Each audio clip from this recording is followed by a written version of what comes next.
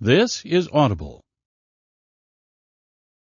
Podium Publishing presents Resonant Son, Book 1 of the Resonant Son series, written by J.N. Chaney and Christopher Hopper, performed by Mark Boyette.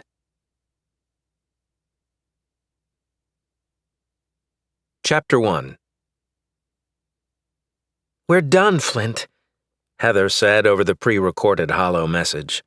Normally, this information would have been private, but thanks to my cheap setup, the audio wouldn't pair with my earcom and instead blared out of the speaker on my wrist unit.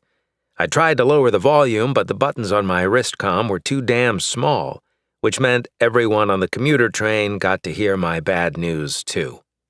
Fantastic. "And if you need me to tell you why," Heather continued, "then you're as oblivious and stubborn as I thought you were." Several people in the seats around me gave me annoyed looks. I struggled to terminate the message, hoping to save it for a more private environment, but it was a small screen and I had a man's fingers. How was I supposed to know this was going to be her farewell letter? I thought it was just my daily "don't forget to let Tiny out when you get home" reminder. Nope, not today. This was the big one, the "I don't want anything to do with you ever again" note. Not to be outdone by, "and I've expedited divorce proceedings and sent them over this encrypted transmission" kind. But I didn't blame her. When a cop gets fired for punching his boss in the face, it doesn't exactly foster pride in your family members, let alone your wife. Nor does the follow-up job as a security guard. To be honest, I was surprised I hadn't gotten this message sooner. Still, it sucked. "And in case you're worried about all your stuff," Heather said, "don't be.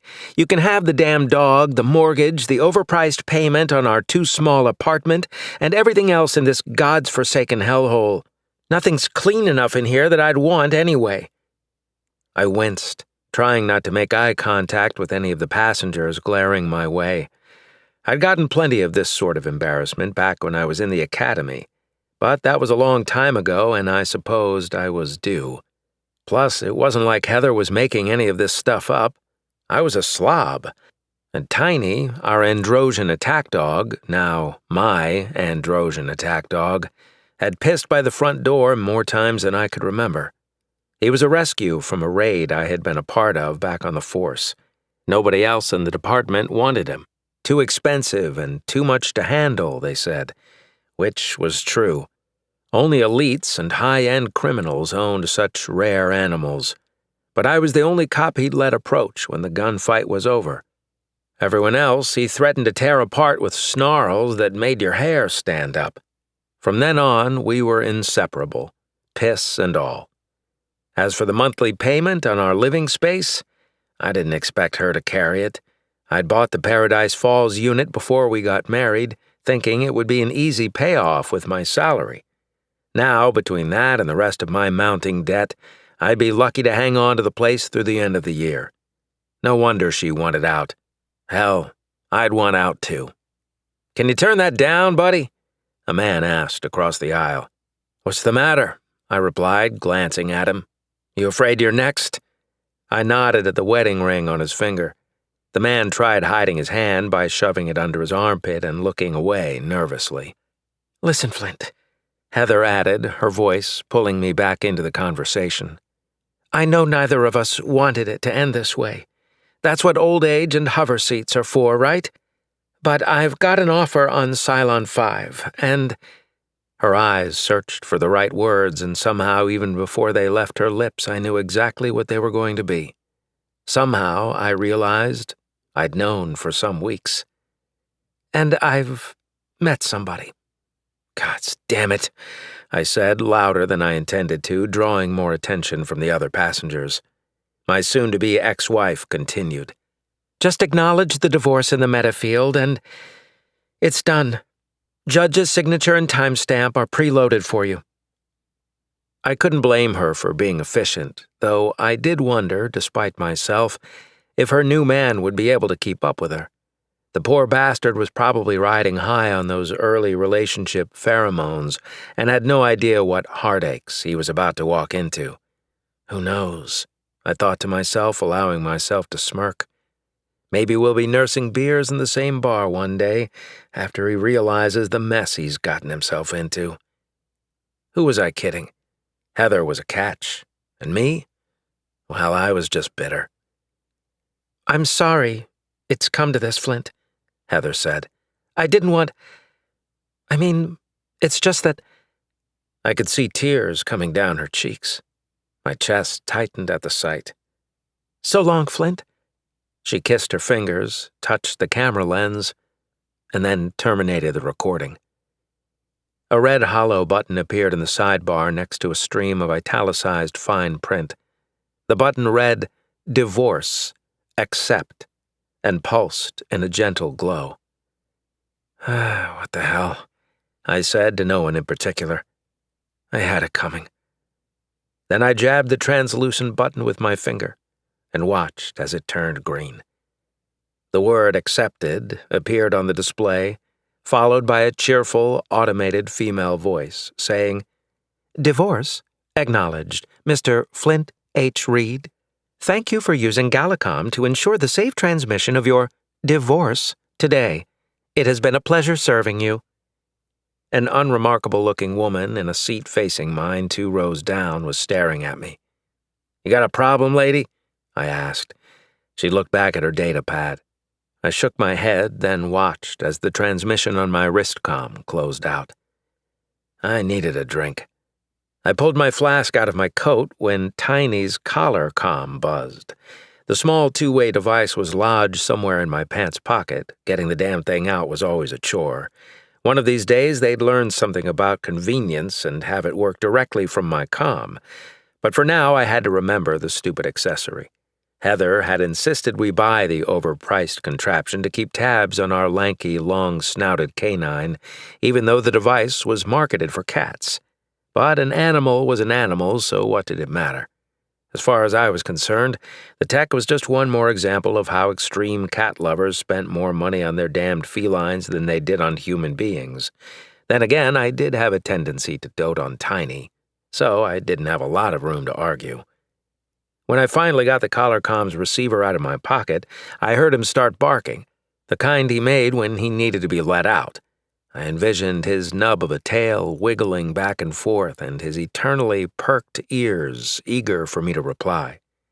But before I could give the voice command for the house's system to open the doggy door, Tiny went silent. I brought the speaker close to my ear, concerned that maybe something had gone wrong. That was when I heard the sound of a small stream of liquid splattering on a hard floor. "Son of a bitch," I said, rubbing a hand over my face. I flicked the collarcom off and shoved it back in my pocket. I sighed, then unscrewed the cap on my flask. I placed the tin on my lips and tipped my head back.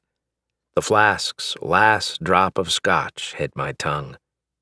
This year could not get any worse. The walk up to Enertron Corporation's Auraga complex never ceased to fascinate me.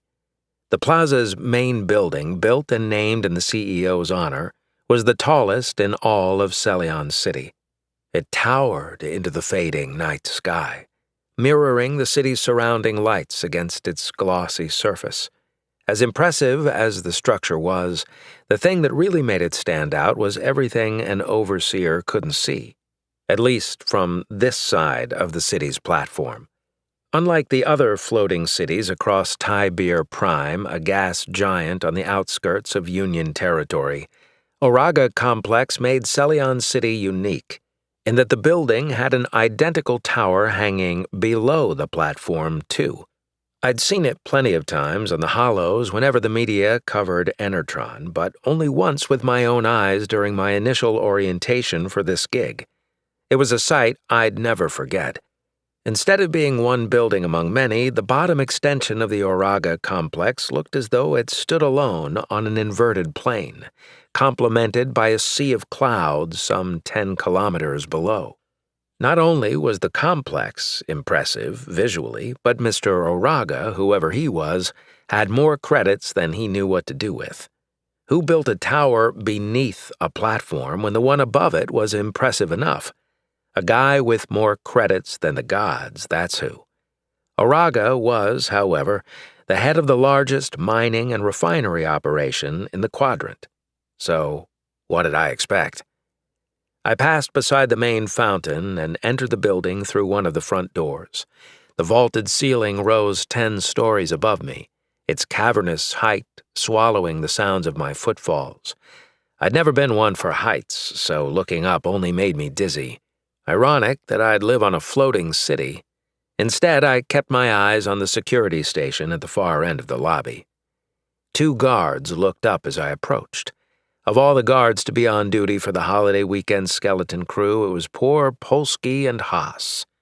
Figured. The kids had no lives. "Forget something, Mr. Reed?" Polsky asked. "I'm just here to clock in, boys," I said, handing them my keycard. Polsky looked between me and my card with a confused look on his face, unsure what to do.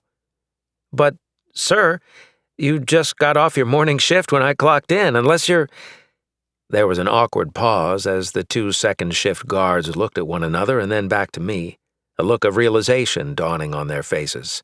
"Swipe my damn card, Polsky," I said. Yes, sir."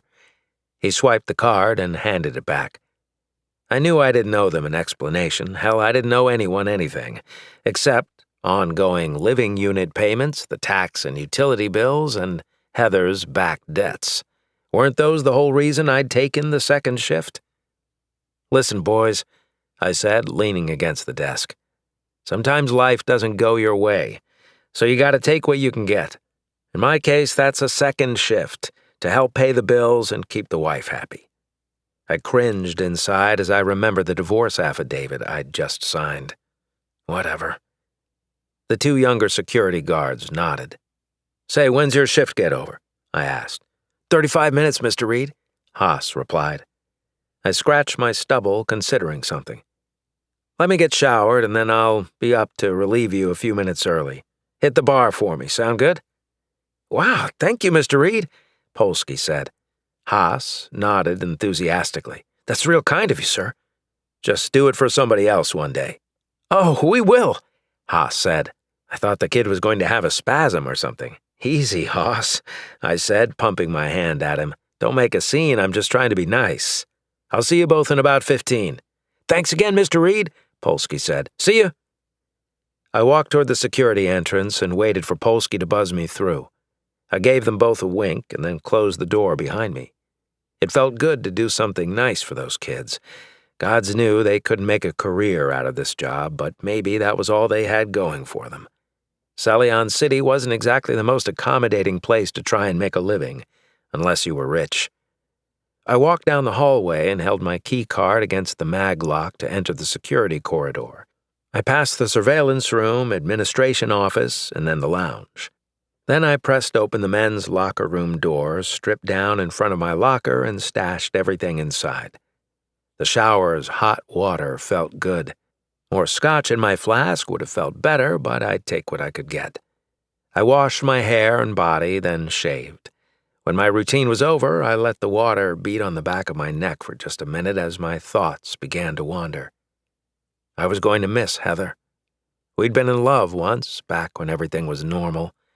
But I suppose it's easy to love when everything is going the way you want it to, before your husband's name is dragged through the mud in the news. The truth was, Heather had endured her own measure of ridicule for my dismissal from the force, too. That couldn't have been easy. Plus, I suspected her complaints about me being emotionally unavailable weren't entirely unfounded. Maybe moving to another system would have helped. That was all she asked for, wasn't it? But I couldn't bring myself to leave Salion City. Call me a creature of habit or just call me stubborn. That was what Heather did. But Salion City was home, and it would take forces larger than a career failure and Heather Reed to get me to leave. Still, a voice in my head told me that Heather should have stuck it out, should have stayed with me for better or worse. Wasn't that how the vows went? But between my reputation and our lack of credits, this was the hand I'd been dealt.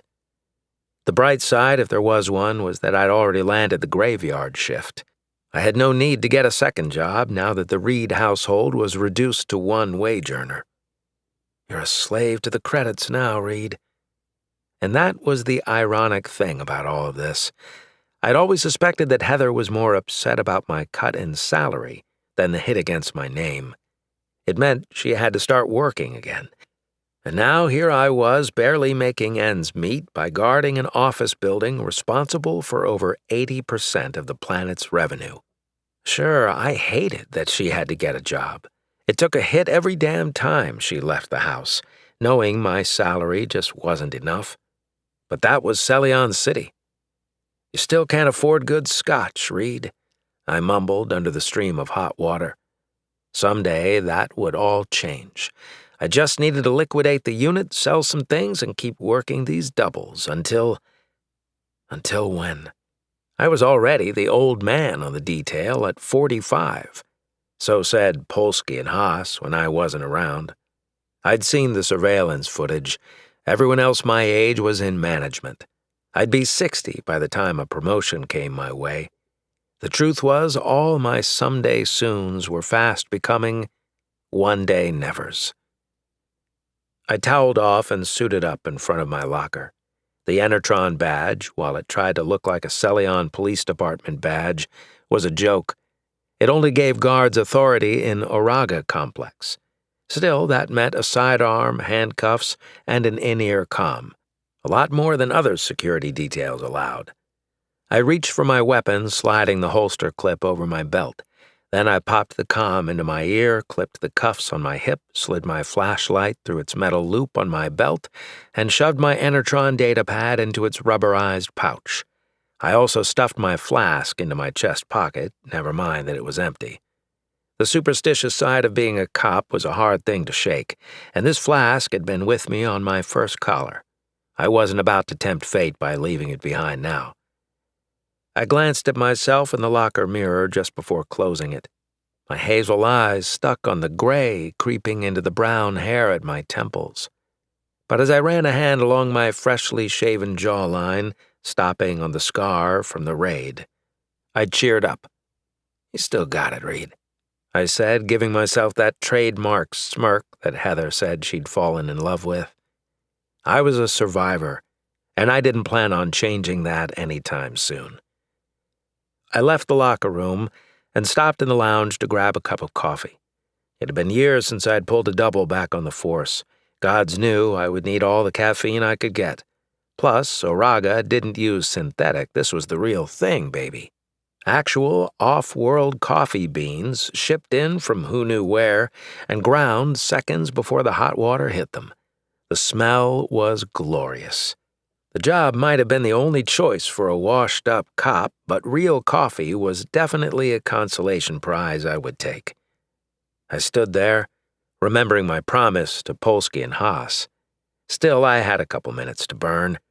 Bored, I flipped through the news feeds on the always-on screen in the lounge's corner, hoping to find something interesting to watch. When that failed, I stepped into the admin office and reviewed the entry logs. I wasn't actually concerned with the information, I just wanted something to do while I finished my coffee. Surprisingly, the log showed a few dozen people still working over the Founders' Day holiday weekend. I looked for any names that I recognized, some of my regulars, but none jumped out at me. Overtime's a hard drug to give up, I said, shaking my head and sipping the last of my coffee. I tossed my cup in the trash, smoothed my uniform, and headed down the corridor. I actually enjoyed the thought of being the only guard on duty. It made for a quiet night. And I didn't mind that, not after the day I'd had. Hell, not after the year I've had. As I approached the lobby door, I heard several voices coming from the other side. Polsky was greeting someone with his irritating as sweaty balls voice. For whatever reason, my police training kicked in, and rather than shove the door open, I peered through a narrow crack instead. The act probably saved my life. I watched as two men removed pistols from their jackets. Before I could even orient and assess the situation, the men fired on my fellow guards. Rounds struck each man in the head, followed by 2 rounds into their chests. Polsky fell onto his datapad, while Haas slumped back into his chair, his head lolling over his shoulder. I drew my pistol, preparing to target the intruders, when the main doors opened and 4 more men entered. Never mind, I thought. This here could get worse. Chapter 2. The men were dressed in high-end business attire, looking as though they definitely belonged in the Auraga complex. It was the assault rifles and sidearms they pulled from their coats that gave them away as being something else. I grabbed for the data pad on my hip. I needed to call this in to Haslow, my director, right away. He'd be sleeping at this hour, but I had an emergency override. I got his contact up and was about to initiate the call when one of the intruders moved behind the security desk, yanked Polsky's body out of his chair, and started typing at the workstation. "What are you up to?" I whispered to myself. In the next few seconds, 2 really important things happened. 2 really bad things. The first was that the emergency lockdown protocol was initiated. How the man at the terminal knew how to do this was beyond me, but he'd done it. "Lockdown initiated," said an automated voice over the building's complex-wide audio system. "Please remain at your designated emergency areas to await further instructions." The voice repeated the alert several more times as red lights replaced the standard ambient lighting. Following the automated alert, a klaxon began to blare. Girders rose from the sidewalks outside to prevent vehicles from crashing into the building, while steel latticework gates dropped from the windowsills and door frames to cover the already bulletproof glass. Then, in a rhythmic chatter that could be heard on every floor in the entire complex, all the doors bolted shut and engaged their maglocks. For all intents and purposes, everyone in the building was trapped, until someone got the override code, and that code came from the head of security or the CEO, both of whom were at home, sleeping, which was a serious problem, since the lockdown protocol also severed all communications transmissions on private and public channels. I held up my datapad and noticed that it had dropped its Galnet connection. I tapped the comm in my ear, initiating a channel scan, but it failed to connect. Nothing was getting in or out of the building without an override code. "Damn it," I said, shoving the pad back into place. The second really bad thing that happened was that the intruder at the desk activated the fire alarm. Until that moment, I'd never considered that the lockdown protocol remained in place even during a fire. But it did. Whoever the engineer was who made that decision needed to be shot. "Warning. There is a fire in the Auraga complex," said the automated voice. "Please proceed in a calm and orderly fashion to the nearest exit." Again, the instructions repeated over the system as a secondary complementary klaxon joined the first. Yellow lights appeared on the floor, directing me to head toward the lobby and out the main doors. "You first," I said in defiance of the computer's recommended course. The 6 armed intruders, terrorists was more like it, spread out. One walked dangerously close to my security door. For a second I thought he'd seen me, but at the last moment he turned aside and, as far as I could tell, stood with his back against the wall. Sure enough, as I looked at the other men, I noticed all the assailants were standing in the shadows, backs against the lobby walls. Suddenly, stairwell doors swung open on both sides of the room. Employees poured into the lobby, each person looking scared but trying their best to remain calm. Several women locked arms while men helped the elderly move more quickly than they were used to. As they headed for the main exit, a sick feeling formed in the pit of my stomach. "Ah, hell no," I whispered, watching as the staff tried to get out. The doors were sealed shut. I had never read the manual on this aspect of the lockdown protocol, but I guessed that not even the fire code made it out of the building. So there'd be no fire department coming to the rescue anytime soon, either. "The doors are locked," someone yelled. "Someone call security," another person ordered. Then a woman shrieked as she noticed Polsky's and Haas's bodies at the security desk. More people screamed, seeing blood dripping down the rear wall. The room reached pandemonium when gunfire erupted, illuminating the vast space with flashes of light. "Everyone have a seat and shut up," one of the enforcers said, "or I shoot this nice lady in the head." He grabbed an older-looking woman in a business suit by the hair and pressed the muzzle of his assault rifle against her temple. She screamed, eyes squeezed shut. "Please, please no," the woman pleaded. "Tell the good people to sit down, then," the enforcer replied. "Everybody, please, sit down." The woman's voice cracked as her captor yanked her head back. Within a few seconds, the hostages found a place on the marble floor. People whimpered, several covering their mouths to keep the sobs at bay. Satisfied, the punk tossed the woman to the floor. "Listen up. For the next 60 minutes, you are our prisoners. There will be no bathroom breaks, no medical needs met, and no negotiating for any reason. If you have to shit in your pants. If you have a heart condition, consider this your final episode. If you say or do anything that we don't like, you will be shot. Sit still, do as you're told, and you'll be free people again in 60 minutes. As soon as the man was finished speaking, a set of double doors on the far side of the lobby opened. 8 more men emerged, 6 of them rolling large cases into the lobby. The hostages stirred at the sight of more assailants. It was the 9th and final adversary, however, who caught my attention. Judging by the confident way he walked and that he was the last to enter, this was the man in charge.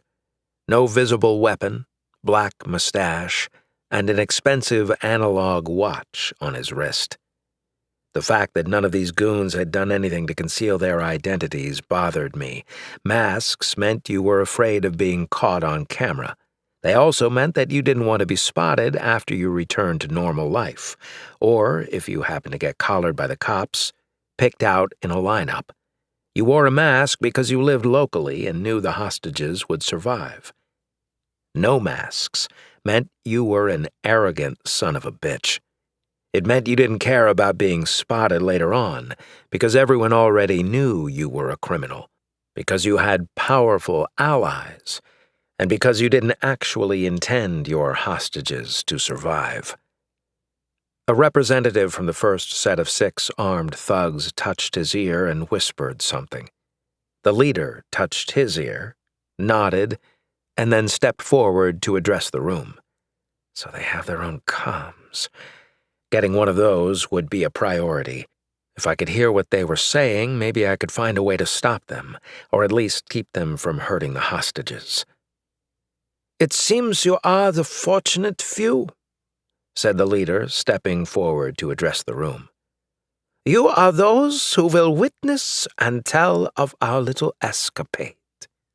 Not to worry, however, we should have you out of here in no time." He checked his watch, then smoothed his mustache with his thumb and forefinger. "My men have already given you the ground rules, so as long as you do what you're told, this should be a relatively enjoyable experience for you, all things considered. You will, I imagine, be the highlight of every future dinner party you ever attend. Sit back, relax, and await further instructions." A hand went up from someone in the crowd. It was a man in his early 30s. Gods, what was he doing? "Hey, Suit," he said. "Got a question for you." By his tone alone, I could tell this one was working the graveyard shift for a reason. Cocky, schmaltzy, and exactly the kind of sales rep you didn't let in your house. The lead criminal did not look enthusiastic about the interruption, giving the hostage a thin smile. "How can I help you, Mr. "Devono," replied the man, standing up. "How can I help you, Mr. Devono?" "Right, well, the thing is, I'm really not sure you know what sort of situation you've gotten yourself into." "What the hell are you doing?" I whispered, willing the man to sit back down. He was going to get himself killed, maybe others as well. "And what sort of situation do you perceive that I've gotten myself into, Mr. Devono?" "Well, judging by your men, your weapons, and whatever you've got in those cases there, you're clearly here to steal something, am I right?" "How incredibly perceptive of you. The leader sounded like he was mocking Devono, but the employee didn't seem to pick up on it. Credits, I'm assuming? Devono asked. Because that's what everyone asks about when they find out where I work. How astute. The truth is, I really was hoping to become obscenely rich from this score. I figured as much. Devono smiled out of the corner of his mouth. I don't blame you either. I'd do the same myself if I had the stones, you know what I'm saying? The leader squinted. Is this going somewhere, Mr. Devono? Right, so this whole theft thing, it's going to be pretty difficult for you to pull off, I hate to say. It is? Absolutely. First off, gaining access to the vault floor is next to impossible.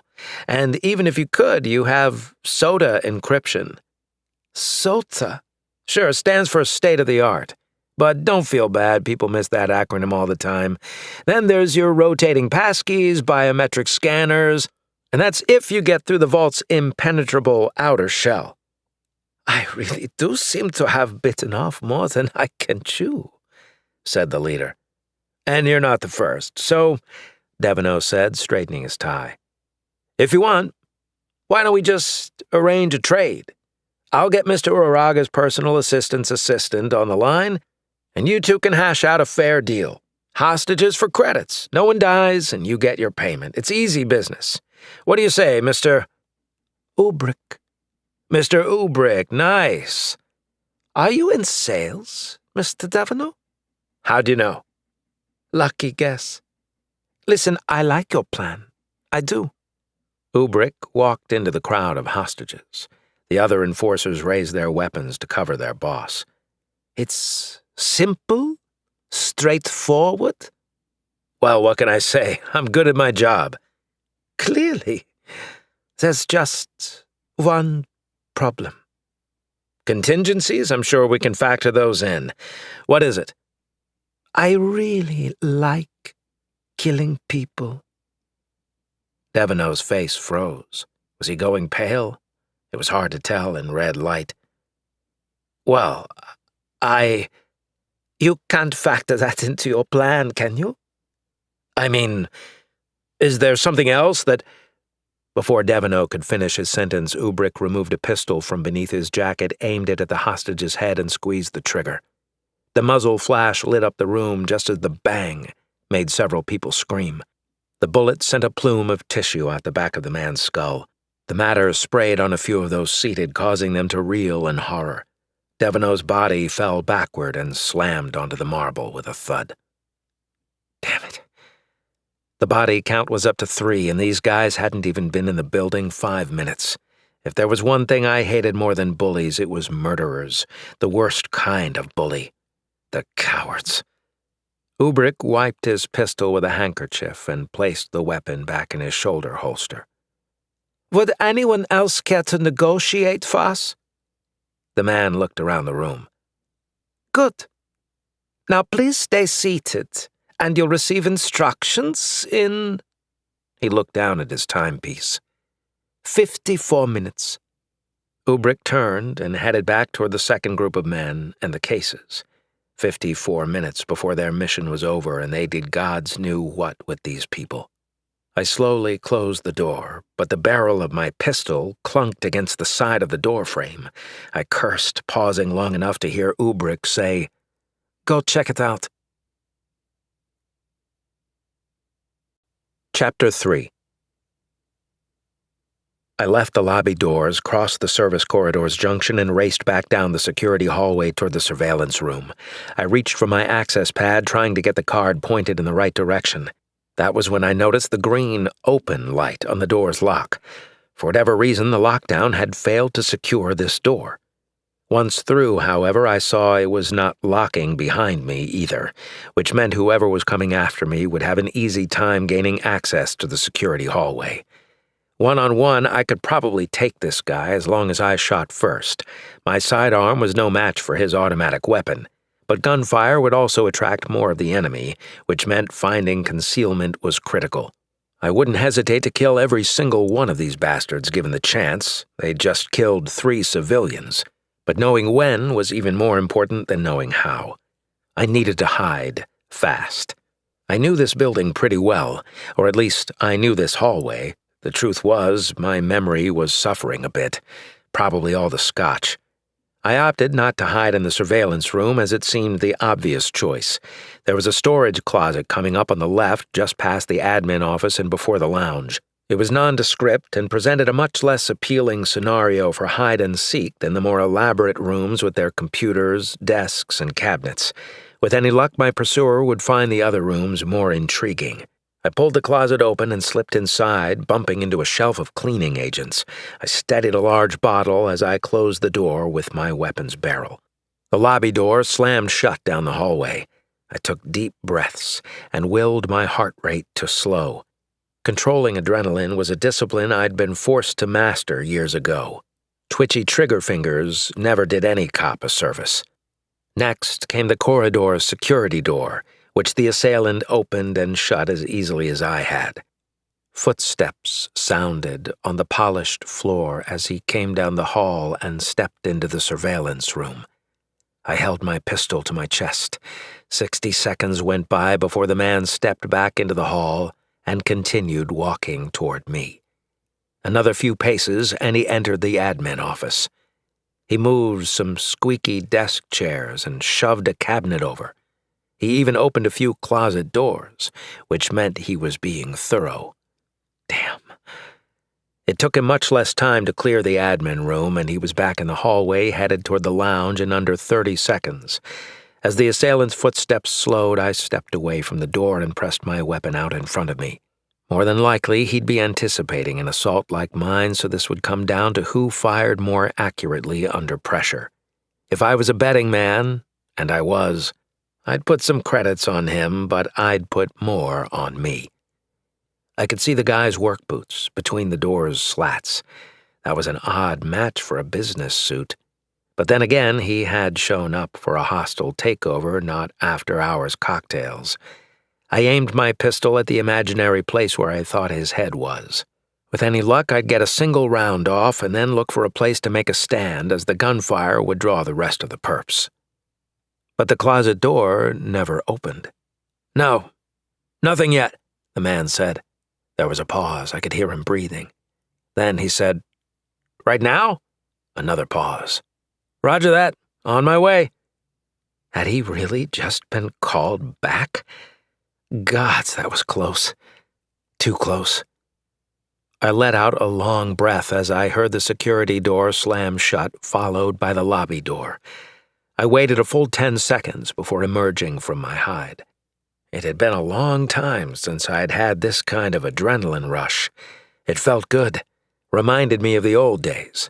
"Keep it together, Reed," I said, admonishing myself. "Think." I crept toward the surveillance room, hoping to gather more intel on who these guys were and what they were up to. Since Ubrick, whoever he was, didn't seem surprised in the least when Devono rattled off his list of vault-related security measures, either Ubrick wasn't after the vault, which didn't seem likely since it was the target to hit if you were here to do something nefarious, or Ubrick already knew about the vault's defenses. I stepped into the surveillance room, eager to monitor the building's security cameras. The only problem was that all the cameras were dead. The entire wall of screens was nothing but static. Had the software engineers really made that a feature of the lockdown protocol too? No way, I thought. Let's just turn off everything useful. Nah, this must have been something new the enemy cooked up. I guessed the only computer terminal that had access to any part of the building now was the one in the lobby. Essentially, that was the new master control. What are you gonna do now, Reed? I asked myself, pacing the room. Come on, pal. Think. Wasn't talking to yourself a sign of mental instability? Possibly, but I was the best company I had at the moment, so bring on the crazy. The vault was located on subfloor 27, that is, 27 decks below Celion City's main platform. While the top side of the Uraga building housed most of the entry and mid-level staff, it was the sub-platform building that held the senior staff and all the major acquisitions. The reason for Mr. Oraga's upside-down tower were many. For one, it was impressive. What else did a man with more money than the gods do with the credit chits he found between his couch cushions?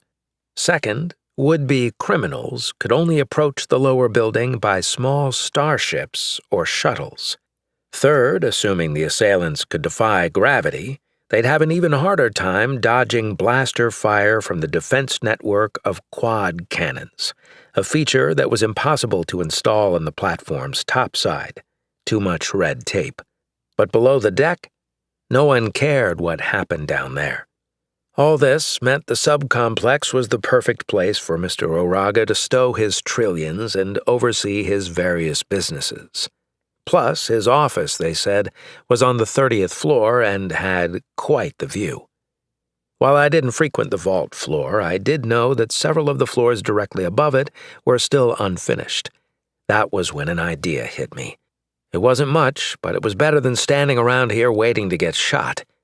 "Looks like we're going to have to do this the old-fashioned way," I said. I crossed over to a bank of filing cabinets where dead pads were archived. Dead pads were offline data pads that stored information its owners wanted to stay in one place, like high-end building schematics. I scanned the categories and found subfloors 26 and 27, pulling open their respective drawers. The wide metal trays slid out not more than 5 centimeters deep.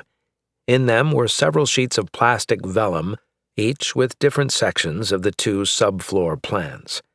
I flipped through 27's first until I found the section with the vault's vestibule on it. I gave it a quick once-over, memorizing as much as I could, then switched to floor 26. Again, I flipped through the vellum until I found the corresponding sheet that lay directly above the vault's vestibule. As I suspected, there was an air vent that ran along the vestibule's spine. With any luck, I'd be able to gain access to that vent from floor 26 and get a visual on the perps. Assuming they were after the vault, I might even be able to formulate a plan. If not, then Plan B. Of course, I had no idea what Plan B was, as I'd barely had time to formulate Plan A. But sometimes the best plans came together on the fly. Today was just going to have to be one of those days, and if it wasn't, well, I wouldn't live long enough to pout about it. Even the worst situations have an upside. You just have to know how to look at them. As I stepped back into the hallway, I heard a sound to my left. I brought my pistol up and trained it on the light leaking out of the lounge's doorway. Had I missed another enforcer? I crept along the opposite wall, hoping to cut off the angle and get the jump on whoever was inside the room, if that was where they were. The sound came again. It definitely came from the lounge. It sounded like someone had skidded a piece of furniture across the floor. My hands gripped my pistol more firmly as I prepared to fire. I saw the staff fridge come into view, then one of the old ratty couches, the far wall's cabinets and coffee maker, and then a woman in a tight black dress crawled out of a cupboard on her hands and knees. God's damn it, what was she doing here? I holstered my pistol and stepped into the room. "Let me help you, ma'am." I'd barely gotten the words out of my mouth when she looked up and let out a small yelp. "Gods, you scared me!" she exclaimed, then placed a hand to her heart. She was trembling, a thin sheen of sweat apparent on her shoulders and chest. "Here," I said, and offered a hand. The other I placed under her arm, helping her to stand. Her body was fit and lean, like she worked out regularly. Of course she'd have to if she was able to wear those shoes, I thought, looking at the pair of stiletto heels whose straps ran through her fingers. Her midnight black hair was loose around her face, but as she pulled it back I could see she had striking brown eyes and delicate nose and lips. Dang, of all the ladies to crawl out of the lounge cupboard. "Are they gone?" she asked, searching my face with interest. "Unfortunately, no." "We're all going to die, aren't we?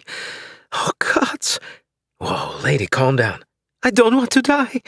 "Listen, just calm." Her lower lip was trembling, and I could see tears welling up in the corner of her eyes. Hey, you don't have to cry." But my words seemed to have zero effect on the waterworks that started up. The next thing I knew, I reached out and pulled her towards me with one arm. She buried her face in my shoulder and sobbed. I'd never been very good at this kind of thing with Heather. She had more damn emotions than I knew what to do with. If it wasn't one thing, it was another, always resulting in some display of tears. I'd learned to let her cry it out, and eventually she was fine. It was just really awkward in the meantime, like it was right now. Normally, having a beauty queen cling to you and cry into your shoulder was the kind of story that got you a free round from the boys at the bar. Plus, her hair smelled so damn good. But this was hardly the time for whatever fantasies were playing out inside my head. I needed to calm this lady down and figure out how to get her to safety fast. "Listen, what's your name?" I asked. Rachel? "Are you asking me if your name is Rachel?" I smiled. She laughed a little and smeared her mascara as she wiped tears away. "No," she said, sniffing. "My name is Rachel. Rachel Fontaine." "Okay, Rachel. My name's Flint." She backed out of my arm a little and offered me her hand. "Nice to meet you, Flint." "How in the world did you get back here, anyway?" "I was coming down the service corridor back down there," she pointed, "when I heard shooting, and then the alarms went off, and then I heard screaming, and then I saw a guy standing at the lobby doorway with a gun, so I... Wait, was that you?" "Yeah, but I wasn't the one shooting." My mind flashed back to Polsky and Haas being gunned down. Those bastards were going to pay for that. "Anyway, I got turned around, and then I panicked, and then I ran in here looking for a place to hide, and then I don't want to die, Flint." More tears started to flow, and she pressed herself into my chest. The poor lady was a wreck. A really hot wreck, but a wreck nonetheless. And if she didn't quiet down, she was going to get us both killed. "Easy, easy," I said, squeezing her arm with my hand and pulling her back up. "You're going to be okay, you hear me? But you have to keep your voice down." She nodded, biting her lower lip. "I'm going to get you out of here," I said. "But for now, we've got to find you a place to hide." "Okay," she said tentatively. "But can't I just go out one of these side emergency exits?" I shook my head. "They've locked the building down." "They have? Who?" "The guys in the lobby." That was when I realized that Rachel hadn't seen what I had. She hadn't seen all her co-workers spill into the lobby at gunpoint. She hadn't witnessed the execution of the salesman. And based on how she was handling the current state of things, I thought it best to keep her in the dark. "I think they're here to rob a safe or something, but security is taking care of it." Rachel looked at my badge. "But your security?" "Like I said, I'm taking care of it." "So what do you want me to do?" she asked, pulling close to me again. Damn, was there a memo that had gone out in the wake of Heather's divorce filing, saying that I was back on the market or something? If only I was so lucky. "What floor do you work on?" I asked. 5, she said. "Accounts receivable." "And you feel like you know that floor well, the layout, I mean?" She nodded, biting her lower lip again. "Good. I want you to think of a good hiding place, a supply closet or a secure office or something. Can you think of something?" She nodded again. "Mr. Reynolds' office is always locked, but I know his passcode." I didn't even want to know why she knew Reynolds' passcode, but at a time like this, I was glad she did. "Good," I said. "I want you to use the service stairwell to get up to the 5th floor." "Not the elevators?" "No, not the elevators. Did she even watch Action Hollows? Never the elevators." "Okay." "Once you're up there, find some water, get a drink, and then be sure to bring some with you. You might be in that office a while." "How long is a while?" she asked. I hesitated. "Half an hour?" I lied. "All right," she replied. "I can do all that." "Good. And then you don't come out for anyone," I added. "Not unless they say they're with the fire department or the police. You got that?" She nodded again. "But can't bad guys impersonate the cops?" "Fair enough. Does Mr. Reynolds' office have a window?" I asked. She nodded. Big ones that look down to the front plaza. We always have a beautiful view of the city from his couch. His couch? Fantastic, I said, probably a little too aggressively. You'll know it's the fire department because you'll see fire trucks. How's that? That makes sense, she said, pushing some strands of hair behind her ear. But aren't you going to come and check in on me? I let out a low chuckle as if to say if only you knew how badly I want to. Instead, I said, I might be busy in other parts of the building, but I will if I can. She hesitated a moment. What's wrong? I asked, but I knew the answer. I'm scared, she said. Are you? Nah, I said, waving her off. Like I said, give me about half an hour. But based on the look in her eyes, I could tell I was doing a terrible job at, what did Heather call it, active listening and empathetic verbal communication or something. But you know what I am afraid of? What's that? She asked, looking as if my answer might cheer her up. Heights. She jerked away for a moment, eyebrows raised. Heights? But you work in the tallest building in the city, and I live on a floating platform above a gas giant. I know, I've heard it all before. But that's pretty bad, so you know? It is, I replied with no attempt to ignore the irony. It's pitiful, actually. Rachel's eyes seemed to brighten at my confession. She wiped the remaining tears away and straightened up. Feeling her body's warmth pull away reminded me just how long it had been since I had felt a woman that close. Heather and I had, well, it had been a while. Longer than I cared to admit. Who knew, maybe I'd ask Rachel out for drinks when this was all over. Didn't they say that people who lived through a shared crisis together were more likely to fall in love or something? Or was that just in the hollows? Shouldn't I be going now? Rachel asked. Her words snapped me out of my daydream. I cleared my throat. Yeah. You ready? Yes, I think so. Okay. Stay low and stay behind me. Copy? She nodded. I unholstered my pistol and turned back for the lounge's doorway. I peered around the corner and saw that the hall was empty. Then I looked back at Rachel and said, Here we go. She came up behind me and clutched my arm with both hands. I'm going to need you to let go, I said, somewhat reluctantly. Oh, sorry. Not a problem, Rachel Fontaine. Gods, I hoped she'd say yes to drinks. Chapter 4. The service stairwell was halfway down the service corridor that ran through the building's center. From there, I could send Rachel on her way up to the 5th floor while I descended into the sub-building. Assuming the corridor was being monitored, however, meant we could only use it when the terrorist in the lobby wasn't looking.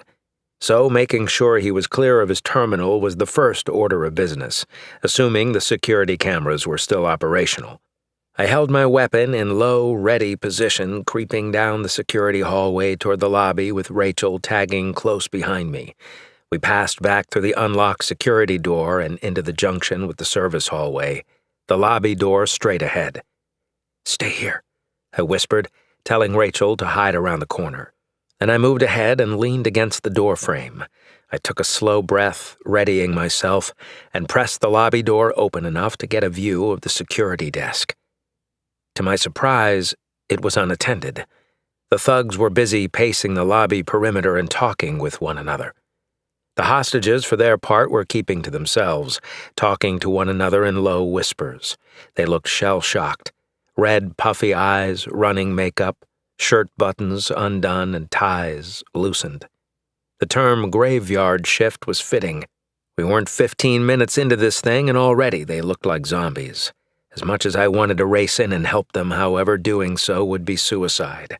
If I really wanted to help them, I had to discover what these perps were up to and find a way to call for backup.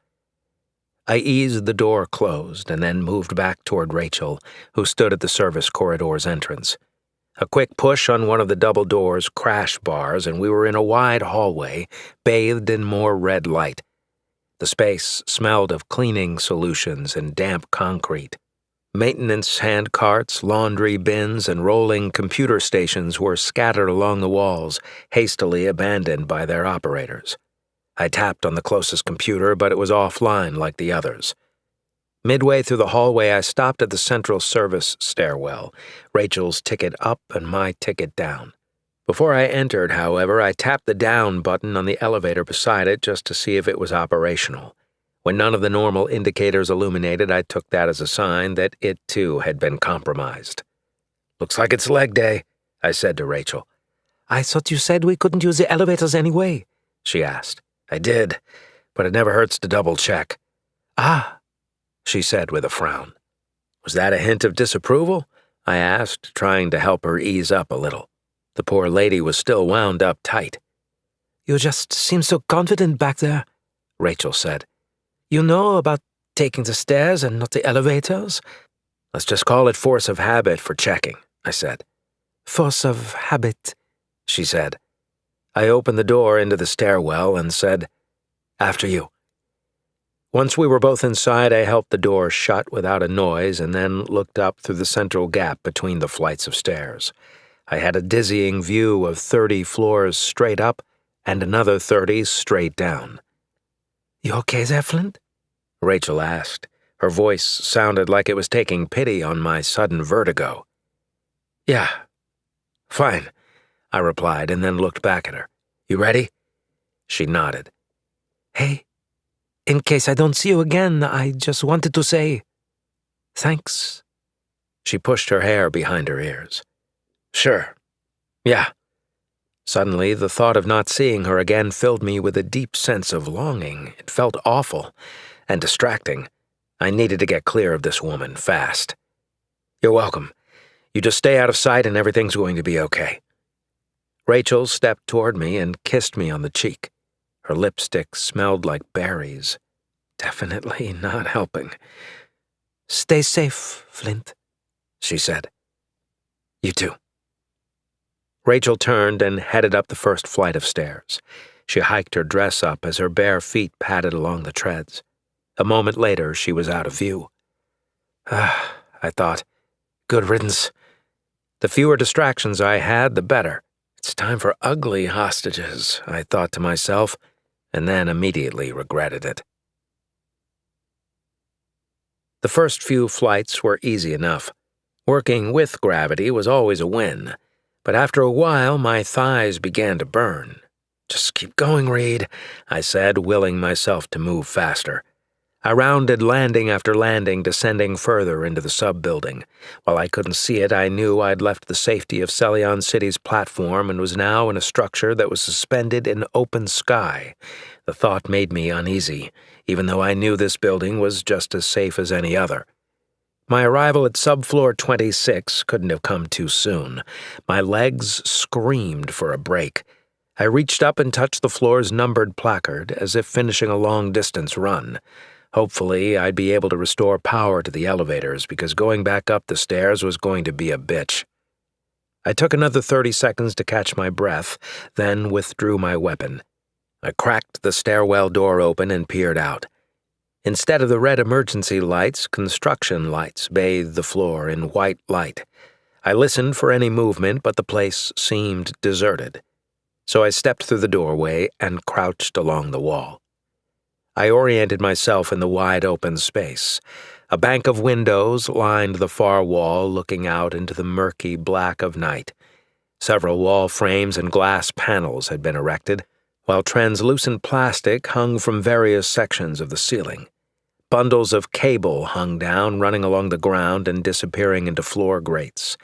The vault's vestibule was to the north, and if my sense of direction was right, I'd come out of the service stairwell facing east, which meant the vestibule was to my left, one floor down. I stepped around some sheets of hanging plastic and found an open access panel that led into the cavity beneath the floor. I removed my flashlight and powered it on. The beam penetrated the space below, revealing a crawl space just large enough for me to fit. I holstered my pistol and crawled into the cavity, inching my way forward on hands and knees. Just ahead, I saw what I'd come for, a metal air duct. Bingo, I said, wiping some drops of sweat from my forehead. I passed my flashlight over the surface looking for an access grate. And there it was, right to the side, about 5 meters down. I'd have to crawl over several bundles of wire, but it wasn't impossible. I struggled for about 30 seconds, laboring through the electronic weeds, but I finally rolled to a stop on my back less than a meter from the access grate. Fortunately, the grate was clipped on, not screwed, and pulling it off was easy. I decided to remove my shoes and everything else hard on my belt. The only thing I chose to keep was my flashlight. I even left my pistol behind, which was probably stupid, but I couldn't risk it bumping into the metal ductwork. I'd be a sitting duck in the ceiling if the perps discovered me, so what good would it do to fire a few rounds back? I opted for stealth over armament. My uniform got caught twice as I tried entering the vent, snagging on a sharp fold in metal. When I jerked the snag free, the metal tore into the skin on my side. I grimaced, fighting the pain with a curse. That was when I heard my expletive bounce down the shaft. "Shut up, Reed," I scolded myself. I touched my side and felt something wet. Blood. I didn't imagine it was a bad cut, but it sure hurt like hell. I ignored the burning sensation in my side and tried to visualize the shaft in relation to the floor below. Left. The vestibule was to the left. So I turned and began to crawl. My movements were awkward at first, as my arms and legs fought against one another. I struggled to keep the flashlight in a usable position as well, but after several seconds I found a rhythm and started moving along the vent easily enough. I did my best to move as quietly as possible, trying not to dent the duct as I went.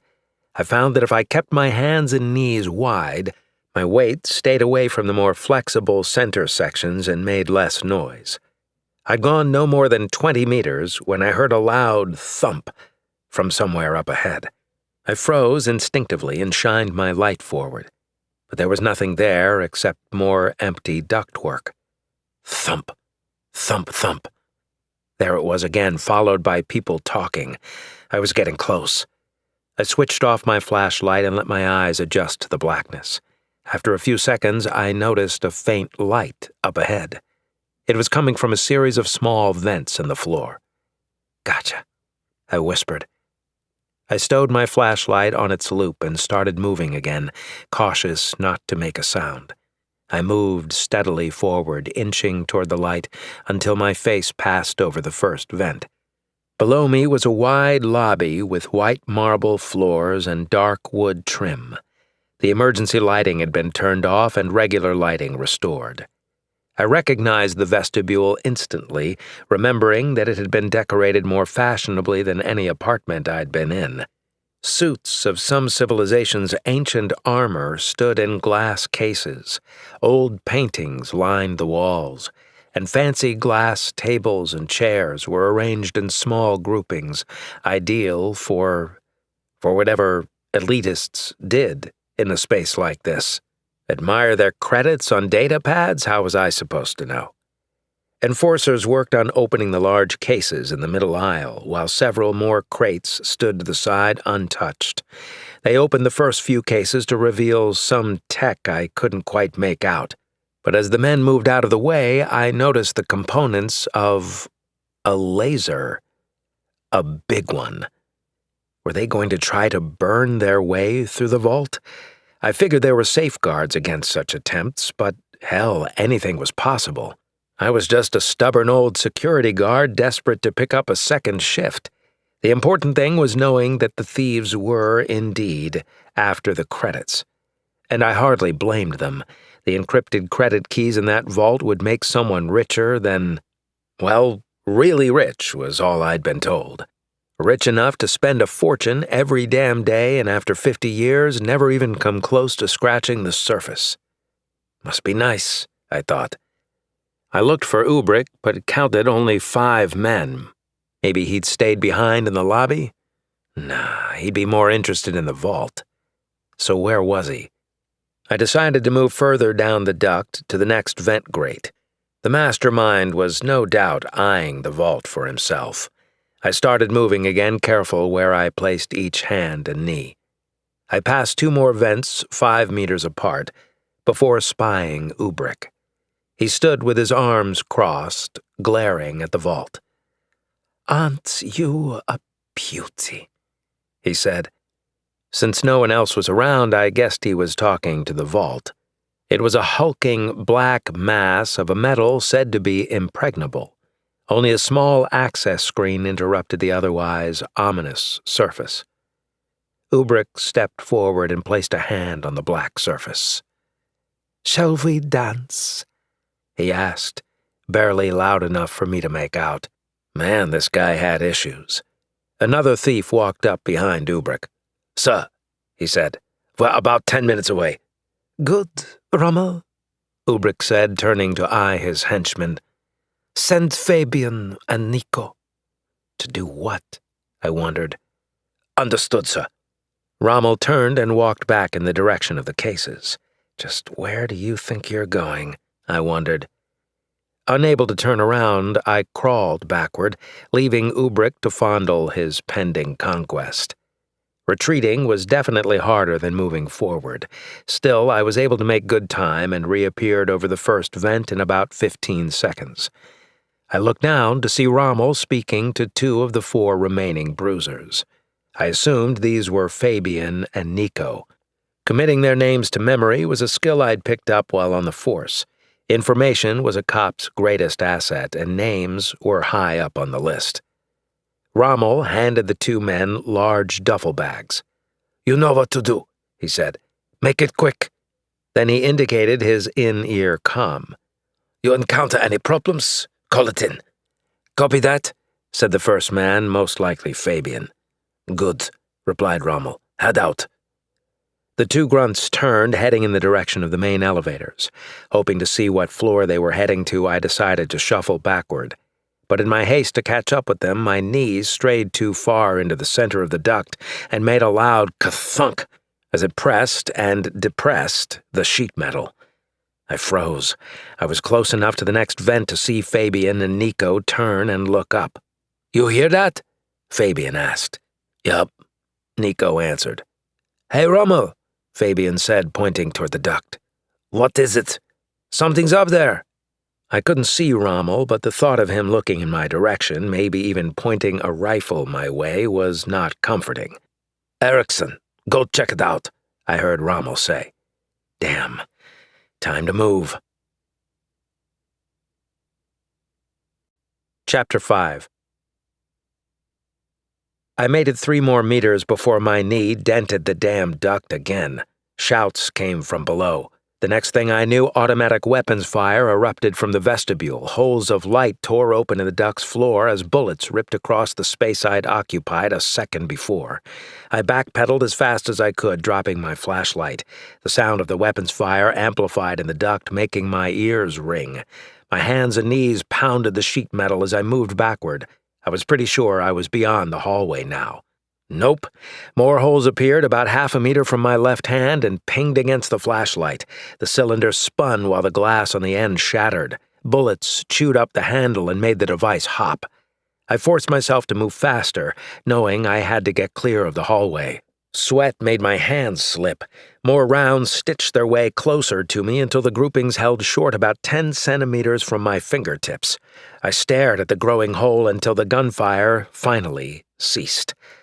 I'd reached the safety of the wall. But there was no time to celebrate. Someone, Erickson, had been sent to investigate, and he'd be on my floor any minute. I pushed myself toward the access grate and then backed out, cutting my calf on the same sharp edge I'd cut my torso on. The pain was intense, the cut probably much deeper than the first. But I suppressed the burn. Right now, flesh wounds were the least of my worries. I only had time to grab my pistol, choosing to leave my shoes and datapad behind, before wrestling my way back through the nest of wires and toward the open panel in the floor.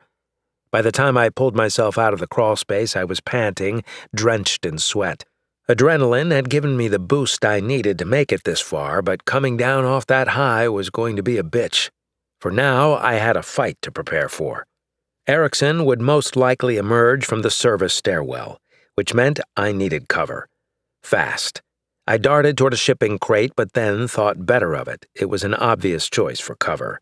Instead, I opted for a collection of construction materials. They provided less protection, but I still had a good line of sight toward the stairwell. No sooner had I lay prone than the service door swung open.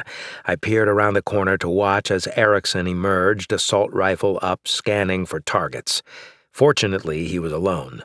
Maybe they figured they'd killed whatever was in the duct and this was just a search for the body. Still, by the look of Erickson, he wasn't taking any chances. The gunman was all business, face stern, body tense. I brought my pistol around and started to sight in on the man. As long as he stayed near the elevators, I had a clear line of fire. But at this distance, I'd be lucky if I nicked him. The best-case scenario was that he moved in my direction, closing the distance and giving me a better shot. As fate had it, he did start moving closer, first to the crates, and then in my direction. He was tracking something on the ground. I followed his eyes and saw a trail of dark fluid. Was that blood? And it led right to me. Son of a bitch. Erickson looked up just as I fired a round toward his chest. The shot didn't faze him as he leveled his assault rifle on me and fired. Bullets whizzed over my head and glanced off the floor beside me. I ducked for cover as more rounds pelted the construction materials, showering me with bits of debris. The sound was deafening as Erickson unloaded half a magazine on me. I needed to move. Across from me was a half-constructed office, probably serving as the foreman's headquarters for this floor. I decided to make a break for it. As Erickson paused to investigate his handiwork, I blindly fired 2 shots in his direction and then took off running. My foot slipped in something wet, causing me to stumble. Erickson was late to his trigger, and his shots narrowly missed me as I tumbled into the office. "Come back here!" Erickson yelled. He sounded pissed. I gained my feet but ducked as more bullets pierced the walls behind me. A glass pane exploded behind me as bits of glass pelted my back, stinging my skin even through my uniform. I dove behind a metal desk and knocked its chair over. Gunfire continued to pound the room, each bullet with my name on it, but none of them found me, at least not yet. I peeked around the corner just as Erickson's body filled the doorway, spraying the room with the remainder of his magazine. I covered my head. As soon as his magazine was expended, I rolled to my feet and charged. Glass cut my feet, sending jolts of pain up my legs, but I ignored it and fired 3 shots at Erickson's chest. Then I lowered my shoulder and drove it into the center of his chest. Erickson and I flew out of the office and onto the floor. I heard him give a loud grunt as the impact knocked the wind out of him, but this fight was far from over. Erickson was a big dude, larger than I'd realized. He began to punch my sides with alternating blows, ribs cracking under the barrage. Then he grabbed me by the hair and yanked my head aside. More pain shot from the top of my head down my spine. My body wrenched sideways as Erickson placed his rifle's muzzle under my chin and pulled the trigger. But in the confusion, he'd failed to reload. The gentle click of the weapon's firing mechanism was my green light to strike. I brought the butt of my pistol down on his forehead as hard as I could and felt the metal carve a divot in his bone. Erickson cried out and then batted my weapon away, landing a punch against my jaw. But I grabbed his throat with both hands and started to squeeze, pressing my thumbs into his trachea. I felt something pop, but Erickson threw my hands off and flipped me over his head with his legs. My back slammed against the ground, stunning me. I blinked, then rolled over to see the bruiser stand. Blood streamed down his face, and he staggered a little. I noticed he was wearing some light armor under his torn dress shirt, but there was blood coming through his suit. Perhaps some of my rounds had hit him after all. Erickson looked for another magazine, but when he couldn't find one, he raised his rifle like a club and charged me. The first chop skimmed my knee as I dove away, sending a burst of pain up my leg. My assailant swung again, this time up and under my head, catching me in the temple. I saw stars as I rolled to a stop. "You'll put up a nice little fight," Erickson said, spitting blood on the floor next to me. I glanced up to see him adjusting his grip on his makeshift club.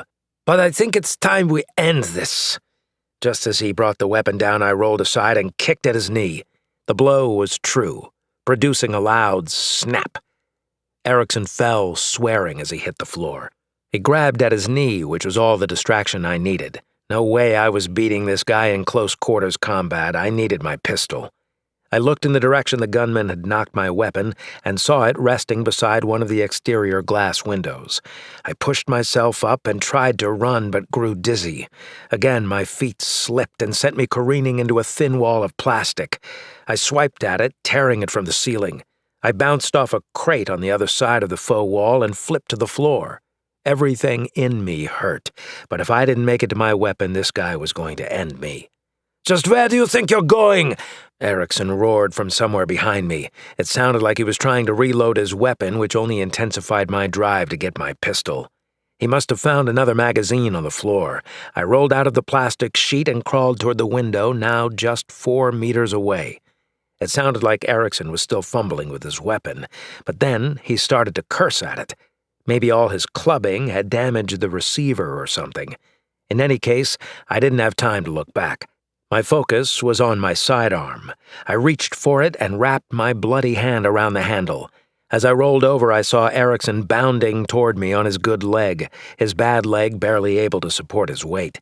The limb looked like it would give out any second. The guy was a beast. He growled as he came, blood squirting between his teeth. I raised my pistol while on my back, aimed center mass, and squeezed the trigger. The weapon barked twice, filling the floor with bright light. The round struck Erickson in the chest. I couldn't miss at this distance. He stumbled and fell toward me. I tried to roll out of the way, but he was coming too fast. His body landed on me hard, causing my head to smack against the floor. Motes of light floated in my vision as I tried to see past the raging pain in my head, hoping Erickson was dead. Despite my latest hits against his body, however, the asshole was still alive and still fighting. He pushed himself off my chest, pulled his fist back, and drove it toward my face. I rolled sideways, causing his hand to strike the ground. Something split in his knuckles, and he swore as he tried to pin me in place with his other hand. "Hold still!" he roared, blood spattering my face. I had to get out from under him, but his legs were straddling me. I thought to fire at him again, but realized I'd dropped my weapon, probably when he fell on me. I drove my knee into his groin as hard as I could. I felt something give. Erickson gasped and fell sideways, holding his genitals. I managed to slide free when I noticed a bundle of data wires pouring from the ceiling to my left. I grabbed a few strands and yanked them free of the bundle, heading toward Erickson. He was on all fours now, recovering from the blow I'd delivered.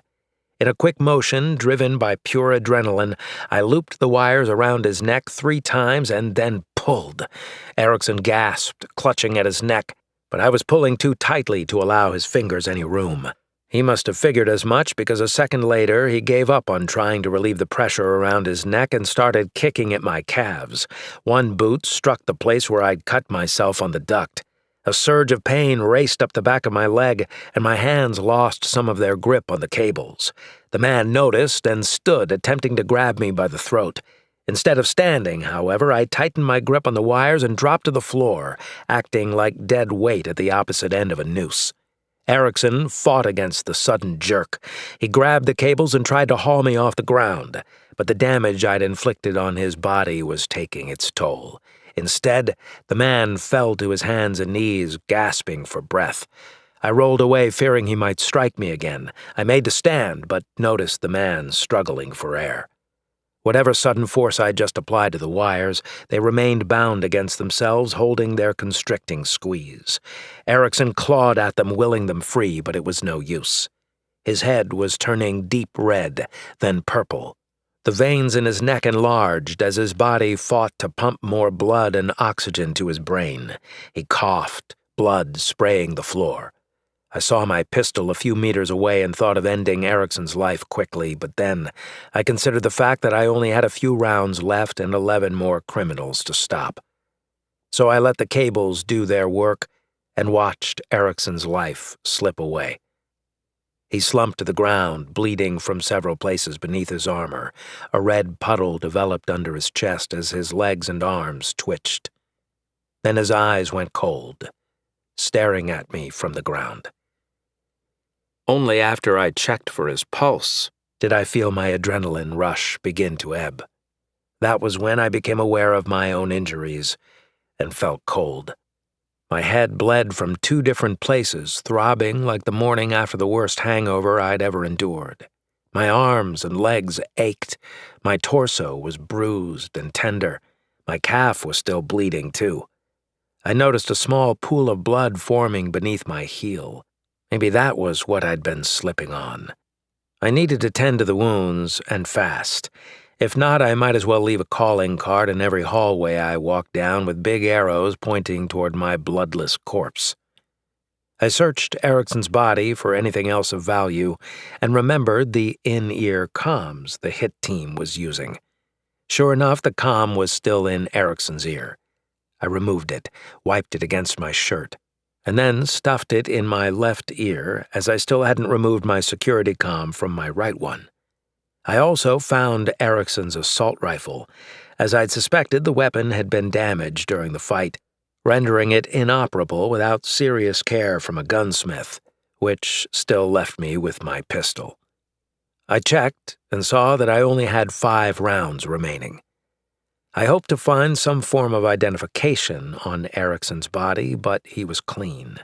The team was professional, and if they all fought this hard, I had a long night ahead of me. That or a very short shift. I needed something to help move the odds in my favor. "Erickson, report!" came a stern voice in my left ear. I blinked, considering what to do. I'd seen plenty of movies where people impersonated the victim and avoided a wave of reinforcements, but that was the movies. Successfully mimicking a total stranger's timbre and accent was next to impossible. The same movies also showed the hero engage in witty banter with the antagonist, but I was neither an action hero nor witty. So I said what I thought was best. Absolutely nothing. As far as I was concerned, the less the enemy knew about me, the better. "Erickson, come in," the voice said again. "What's going on up there?" I considered turning the comm off, but that defeated the purpose of having ears on the enemy. So I let Ubrick call his thug in vain. Until finally he said, "Sterenko, Mir, you're off lobby guard. I want you pulling recon on subfloor 26. We have a suspect on the loose, and Erickson has failed to report in. Eyes open, weapons hot." "Copy, sir," said another voice. "Report back in 5 minutes."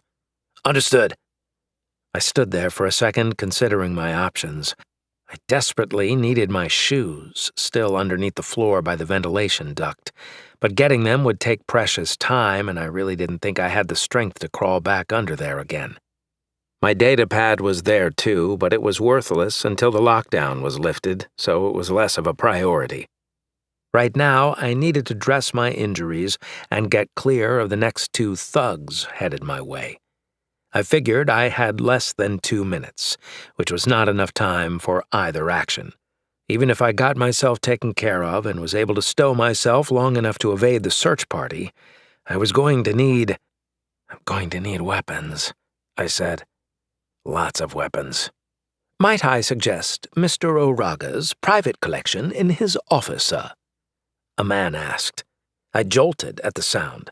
Since the man's voice came from both ears, I knew it wasn't either comm. Someone was on the floor with me. I instinctively ducked my head on a swivel looking for the speaker. But the room was empty, save for Erickson's corpse. "Come out," I said, raising my pistol. "Come on, let's see you." I was in no shape to fight, let alone give orders.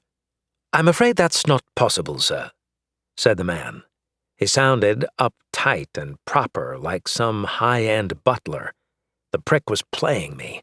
I spun around, scanning the exterior windows with my sight picture. "Where the hell are you?" "The full answer is far too technical. However, given what I perceive are your immediate needs, the salient answer is I'm in your head, sir." "In my head?" I touched the wound at my temple. Maybe I'd been hit harder than I realized. Now a strange voice was talking to me. Great, just great, I thought. I'm finally going insane. To be precise, I am speaking to you through your comms. My comms? The two in-ear devices, located— I know what they are, I replied, suddenly aware that the voice was indeed coming from both miniature speakers. But how are you speaking through both? They're encrypted. That is correct, sir.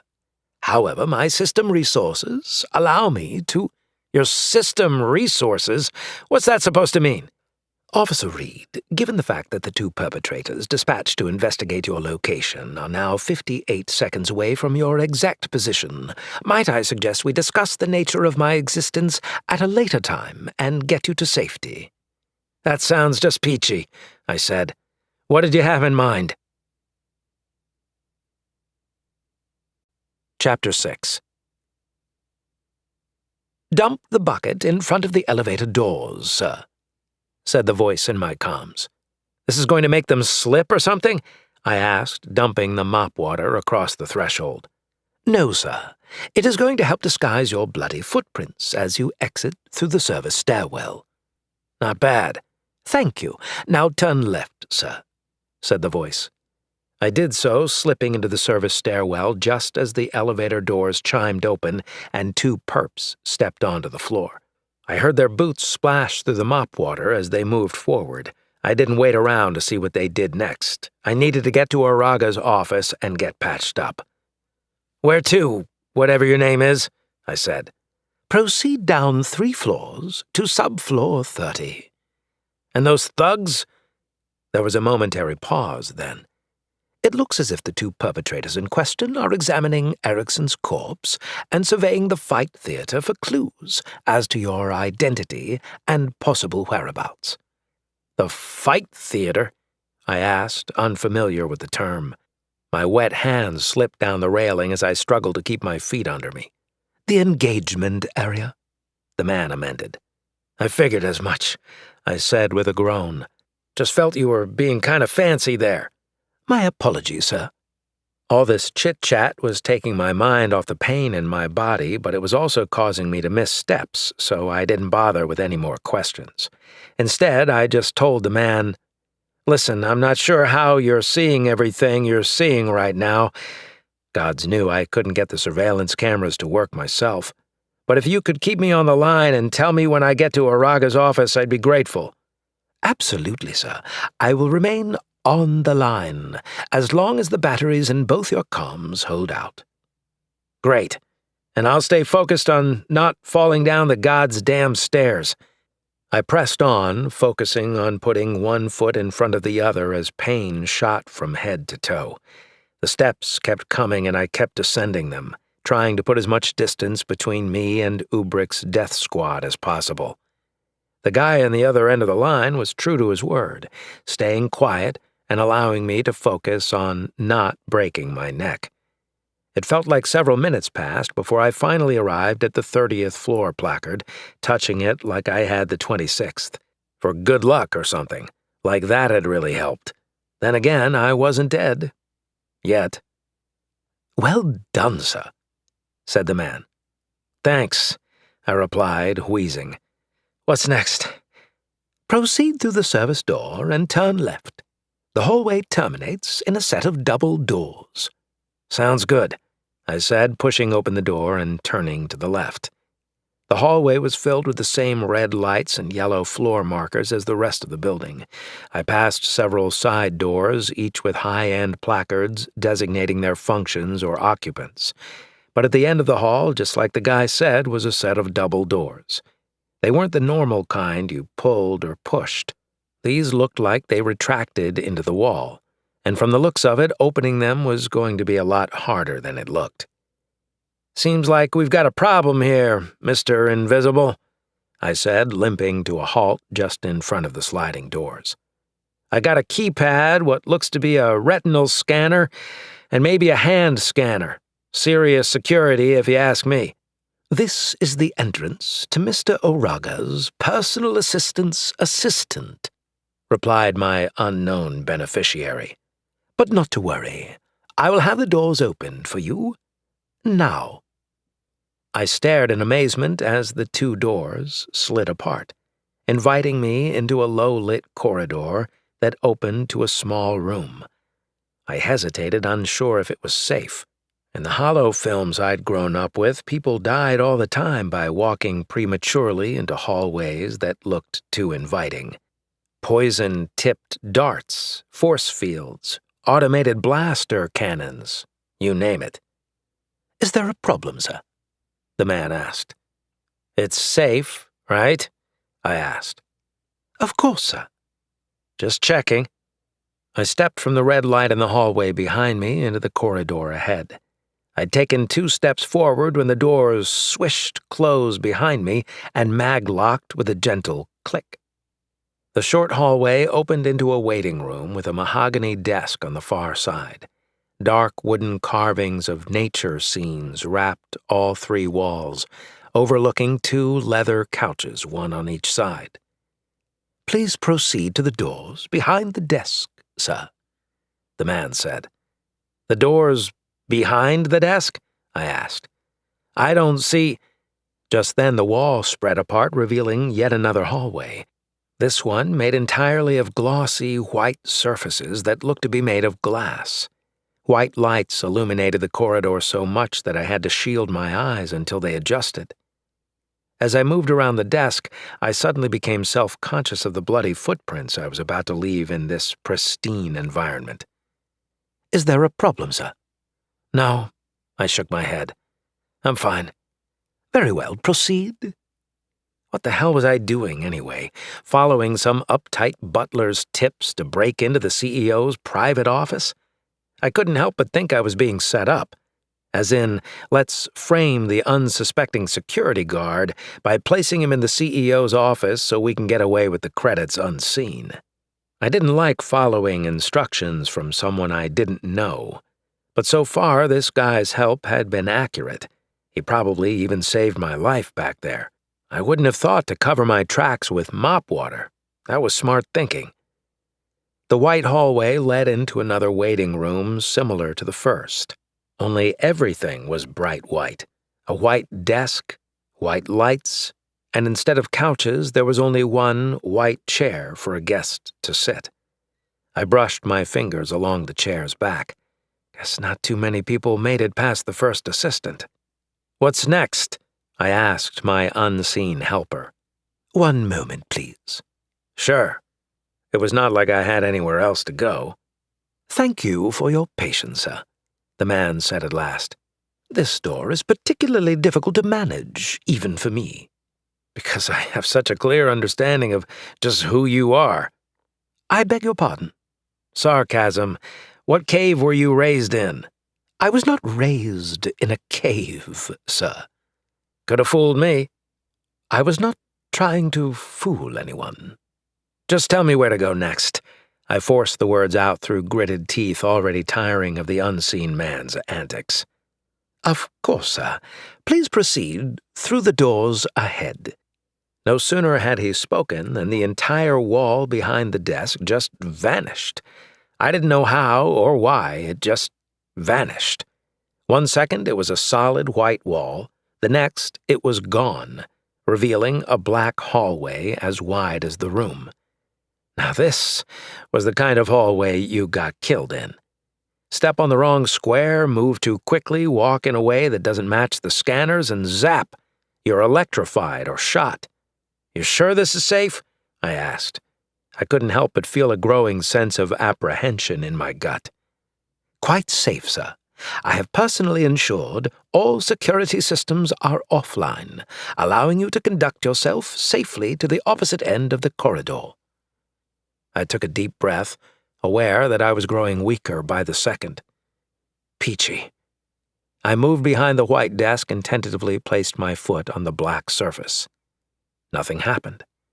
So I placed my second foot down. Again, nothing happened. Your pace is rather slow, sir. Are you finally succumbing to your injuries? Because my sensors still indicated that you— Your sensors? I asked. You've got sensors? What are you, a computer or something? No, sir. I am not a computer. Good, because that would have really freaked me out. I am an artificial intelligence. The hell? An artificial intelligence? That's correct, sir. Care to explain? I shall.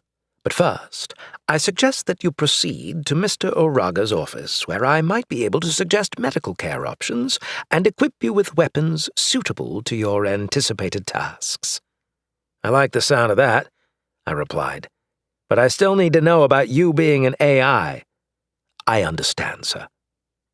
I'd seen, met, whatever, another AI once before. It was in the Celion City Police Department's headquarters. They'd named him some long string of letters and numbers. He was tasked with crunching really hard equations and logic problems in the department's think tank, they called it. All above my pay grade. But they'd given us a tour when I'd first been assigned to the precinct. A few of us were able to ask it questions. I'd been impressed. What did I eat for breakfast? I had asked the department's AI, thinking I'd stump it. While it didn't have a physical form that I could see, it did utilize a voice emulator displayed as sound waves on a large monitor that hung in front of the glass-encased computer room that housed the brain, as they called it.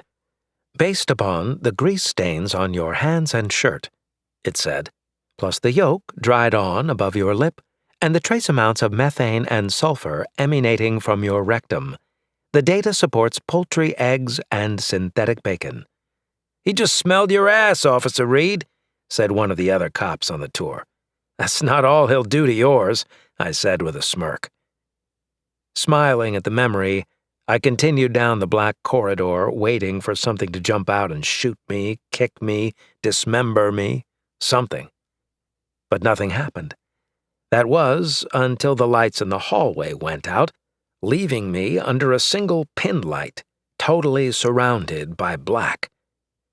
AI person? I asked. You there? The pin light went out. Damn it. My adrenaline kicked in, heart rate increasing. I didn't like this, not one bit. At the exact second I was about to try running back the way I'd come, the lights came on. I stood in the middle of an immense room with black floors and black ceilings nearly 10 meters high. 2 of the walls were floor-to-ceiling glass, looking into open sky with lights shining down to the clouds several kilometers below. I caught my breath, shocked by the view, and not daring to get any closer than I already was. The opposite 2 walls were giant screens, floor-to-ceiling, and displayed a forest scene with a steady waterfall and a meandering stream. It was so clear I swore I was looking at the real thing. I could even feel a damp breeze against my cheek and the smell of decaying leaves, pine needles, and lavender. What was this place? Please sit, said the man. No, the AI. This was getting complicated.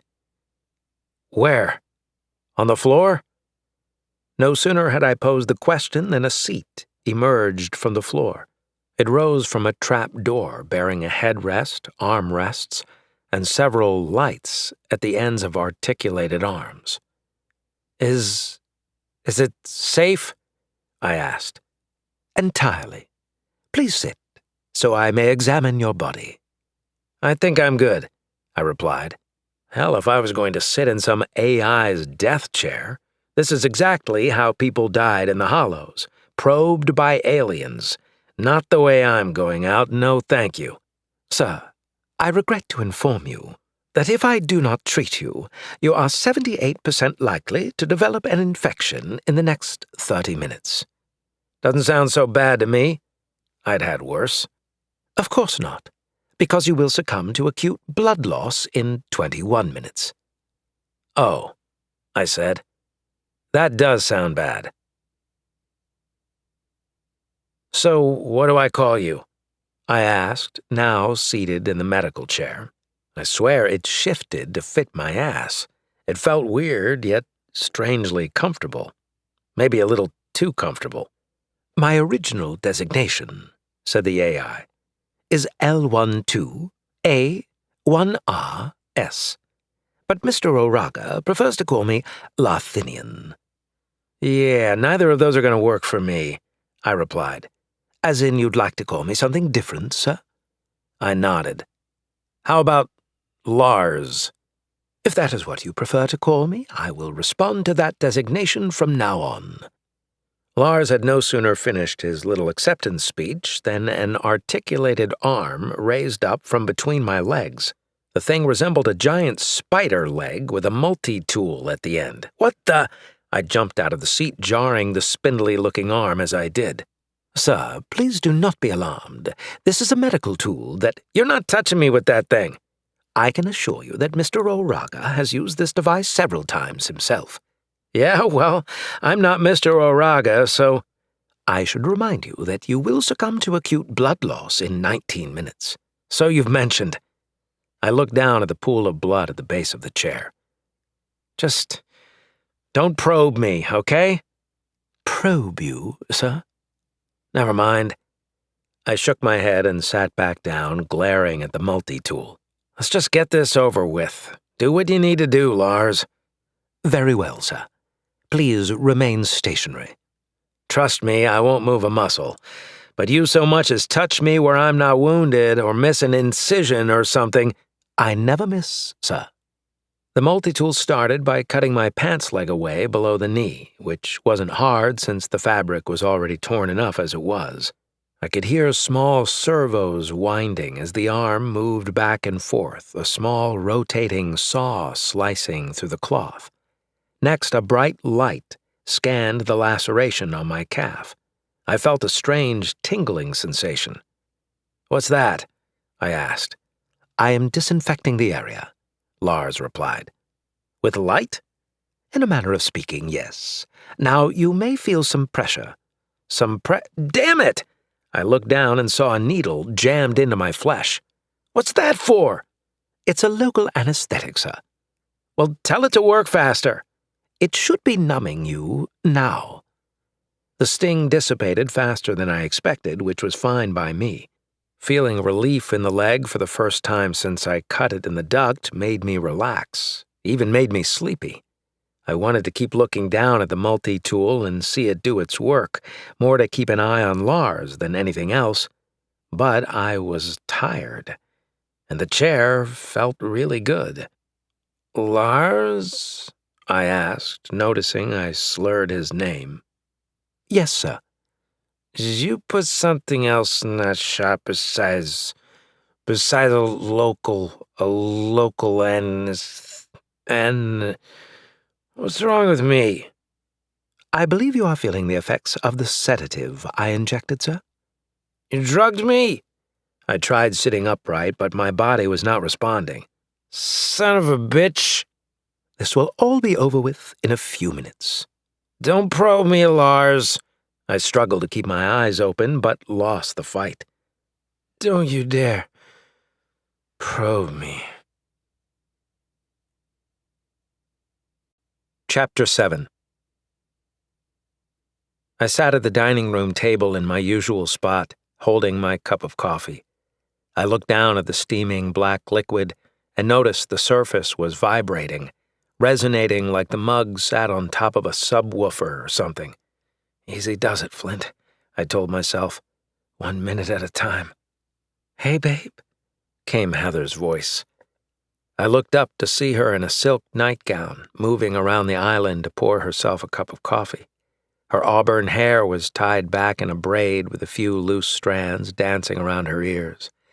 She turned from the coffee maker and headed my way, her bare legs glinting in the sunlight that streamed through the half-opened shades. She set her own mug down on the table, but came around behind me instead of sitting down. Are you feeling as tense as you look? She asked, her fingers starting to massage my shoulders. God, she knew what I liked. I don't know, I said. How tense do I look? Like you're going to pop someone in the mouth if they look at you the wrong way, she replied. So pretty normal then. Heather laughed. Yeah, I guess you're right. I took a sip of the coffee and tried to relax as Heather worked her magic. Her hands had a way of clearing my head, of driving out all the thoughts that didn't belong, and zeroing in on the one or two that did. You know you don't need to be nervous, she said. I'm not nervous. I replied, probably too quickly. Okay, mister, I'm about to take down the city's largest drug operation in history, Heather replied. It's not that big a deal, I insisted. Would you listen to yourself right now? She stopped massaging and slapped my neck. Hey, what was that for? Heather crossed around in front of me and pulled out her chair. Wait, don't stop. I pointed to my shoulders. I'll play nice, just come back, you're not done. Not before we get a few things clear, Heather said. She sure knew how to manipulate me, but I'd never let her know that, of course. Then, shoulders? I asked. Maybe. You're as stubborn as your mother, I said. And you're worse. No one's worse than your mother, I said from inside my coffee mug. I heard that, Flint. She smiled, then took a sip of her own coffee. I know this is a big deal to you. You don't have to act like it's not. Good, because it's not. I'm just doing your job, Heather said, completing what I guessed was my oft-repeated reply to any praise she tried to give me. But it was true. No cop did what they did to be important, to be a hero. Not the good ones, anyway. We did it because it was the job we signed up for, to serve and protect. The exception being that some of us took it more seriously than others. Well, Heather continued, you at least have to admit you're doing a damn good job at doing your job. I raised my shoulders. Flint, please, she said. You're really going to shrug that one off? Heather, listen, you know me. You know I don't care what the mayor thinks or anyone else in the department. That's because you have authority issues. Do not. Oh, right. What was I thinking? You just love taking orders blindly, being another random cog in the system.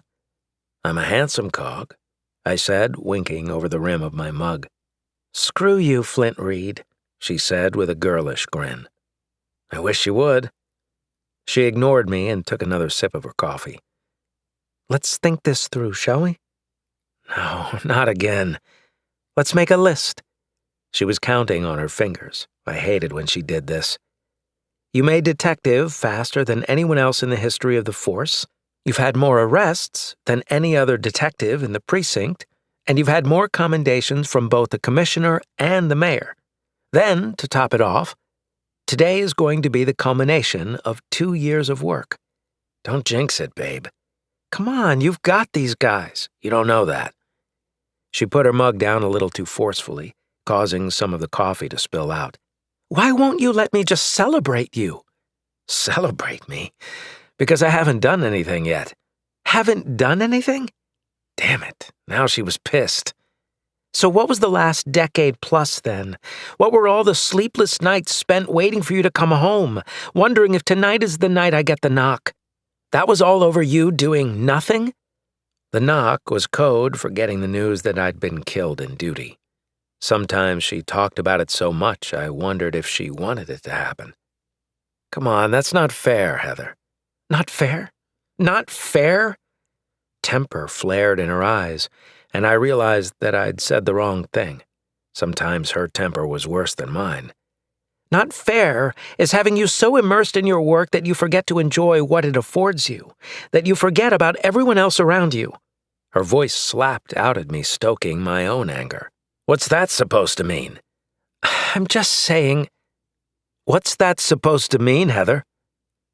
It means that I just wish you'd be more honest about the good you do, and that you would be a little more present with me. Present? She nodded, lips pursed. Gods, Heather, everything I do is for you. The promotions, the bonuses, this house, all of it. No, it's not. Damn it, yes it is. No, it's not. You do it for something else. Oh, yeah? Like what, then? Why do I go out there and risk my life every God's damn day? You hate them. I hesitated. I hate who? Bullies. Bad guys. You hate people who take advantage of others because when you were a kid— Shut up, Heather. Her eyebrows went up. Excuse me? Gods, I said, running a hand over my face. Why do you have to go there? She stood up. Don't you dare tell me to shut up. Sit down, I said, my voice growing softer as hers grew louder. Don't you tell me what to do, Flint Reed. I mustered all the authority I could without raising my voice. "Heather, sit down." She froze. I pointed at the seat, then looked in her eyes. "Maybe you're right," I said, "about not being present for you. And maybe you're right about me hating bullies. But just don't go there." She sighed, taking her seat again. I'm sorry, I shouldn't have. "No, you shouldn't have," I said. "It's just—" She paused, clearly searching for the right words. "If you're going to keep doing this job, I want you to be honest about why you're doing it, and I want you to be here for me, for our marriage." "I'm doing the best I can, Heather." "I know you are," she replied. "But I need you to try harder." Try harder? I was being as present as I could, but apparently that wasn't good enough for her. "Maybe you want more than I'm able to give. Hells, maybe it's more than any man can give." "That's not fair, Flint. I should be allowed to voice my needs, and what you're allowed to do and say anything you want," I replied, cutting her off. "But I can't give you what I can't give you. And if you're not okay with that, then—" "Then what?" "Then maybe this isn't going to work out." Silence filled the space between us. We'd never talked about this before. But we both knew it was coming, didn't we? Hells, the fact that our marriage had lasted as long as it had was nothing short of a miracle. The majority of our friends had already been divorced at least once, some twice. "Don't you talk like that, Flint," she said, staring down into her coffee. "Don't you talk. You want me to be honest, then I'm being honest." She sighed, then clutched her mug. I saw her shoulders shudder. Damn it, was she going to start crying? It wasn't even 7:30 in the morning yet. "Heather, listen. You know who has a great marriage? Devin and Lisa." "Wait, now we're comparing ourselves to other couples?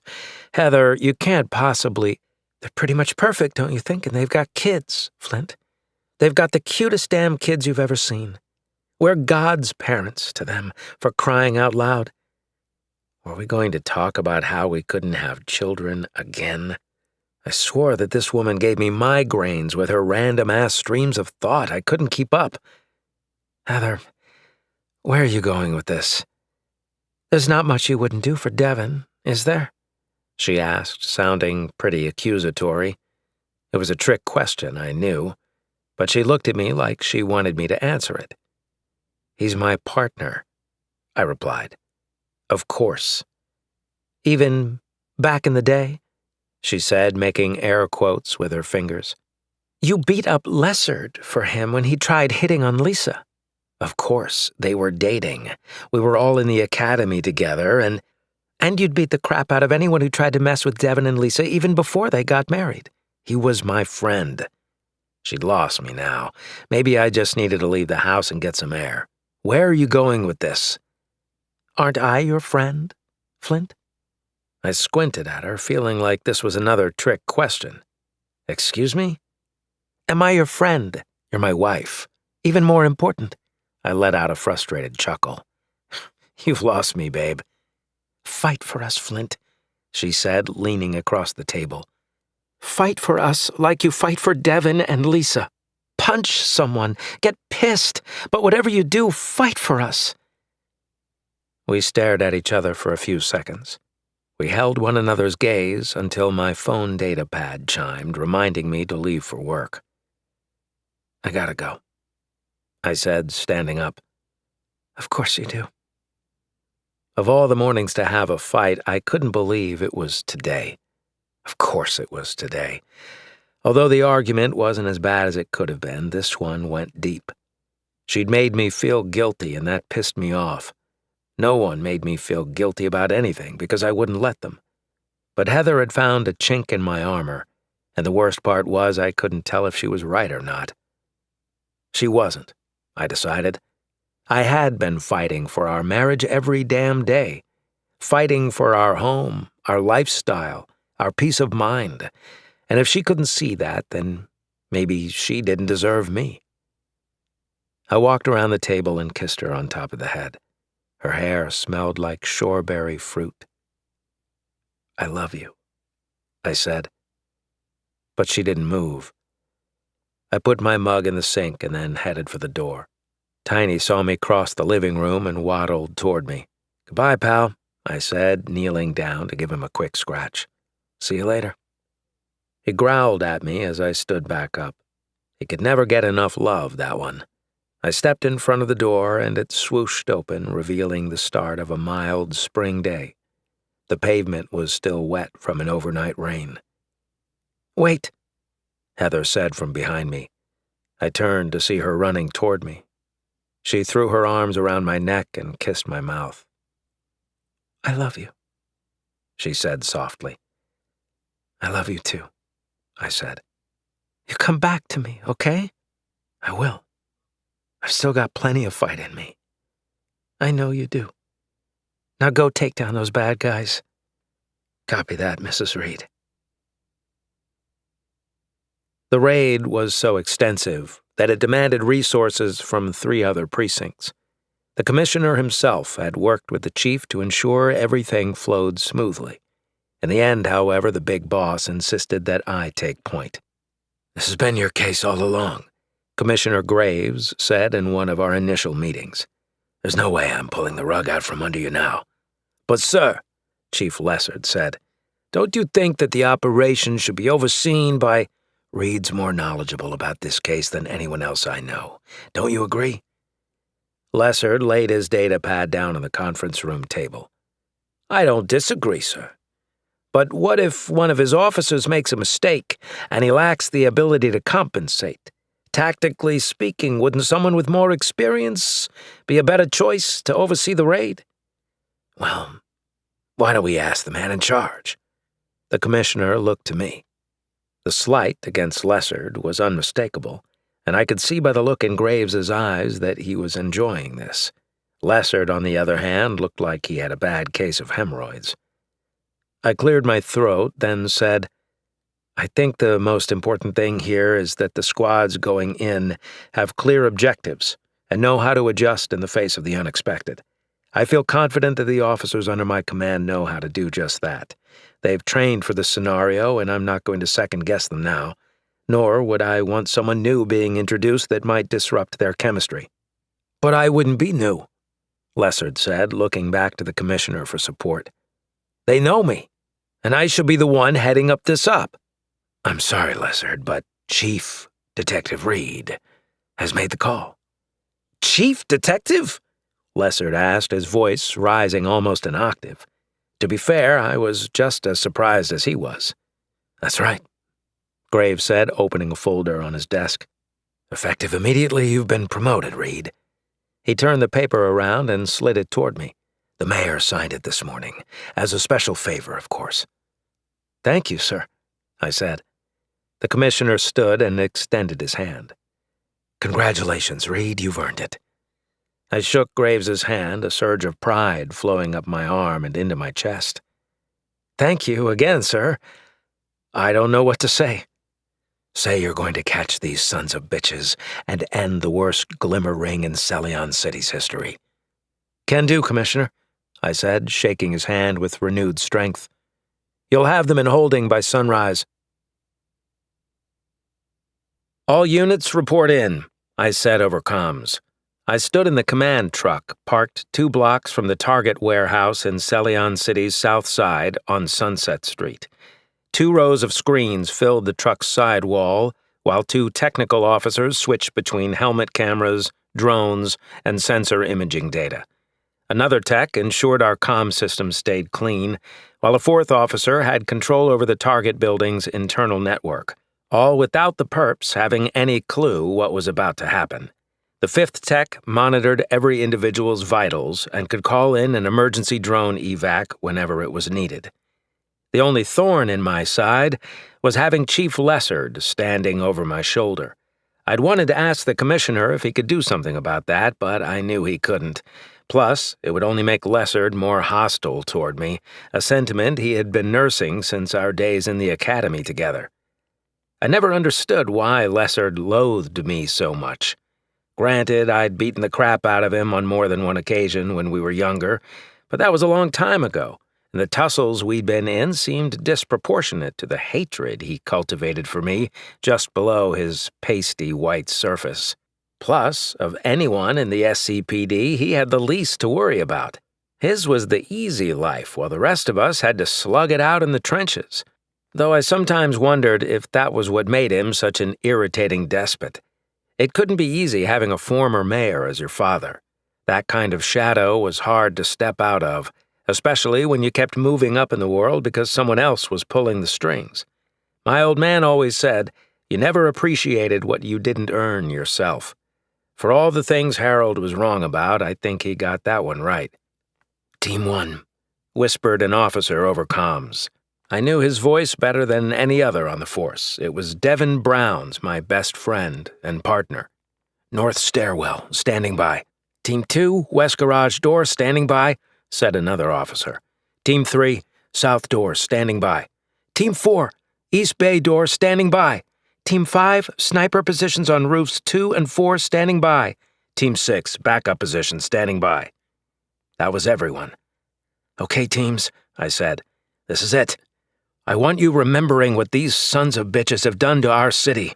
I want you thinking about the kids who've OD'd on Glimmer. You've seen their faces in the morgues. You've had to deliver the news to their parents and guardians. Tonight, you have a chance to do something about it, to drive these assholes off our platform once and for all." Silence filled the radio as I let my words sink in. These officers already knew everything I'd said. Still, a reminder never hurt. We couldn't afford to screw this one up. Too many lives were at stake. "Remember," I added, "slow is smooth and smooth is fast. I want this by the book. Clean takedowns, make the arrests, and give those prosecutors plenty of court-worthy evidence. I don't want a single one of these bastards getting off the hook because one of us got sloppy. And if they don't want to play nice, fight back like your lives depend on it. No one is walking over us tonight." I took a deep breath, then said, "Move out." My eyes started jumping between camera feeds as the 4 ground teams began infiltration, while the snipers provided overwatch. Small blue dots moved over a topographical map as each squad followed their predetermined lines. We had been running simulations for weeks based on 3-dimensional deep scans taken of the buildings. Additional yellow dots represented the perps, spread out on multiple levels throughout the massive warehouse. The yellow dots weren't exact, but they were damn close. The information was derived from thermal imaging data relayed from 3 drones hovering 400 meters off the deck. While no raid was ever a sure bet, the tech we had went a long way to ensuring its success. Suddenly, Devin's voice broke over comms. "SCPD, put your hands where I can see them and step away from—" He was interrupted by gunfire. My stomach tightened as I saw muzzle flashes light up the far side of the second floor. "Take cover!" Devin yelled, stepping behind a metal crate. Bullets could be heard spiraling away in the distance as they glanced off hard surfaces. "Bring up his squad's other helmet cameras," I said to the lead tech, Officer Washburn. "Yes, sir," she said, filling the upper screens with Devin's unit's cams. "This is the SCPD!" Devin yelled again, doing everything by the book.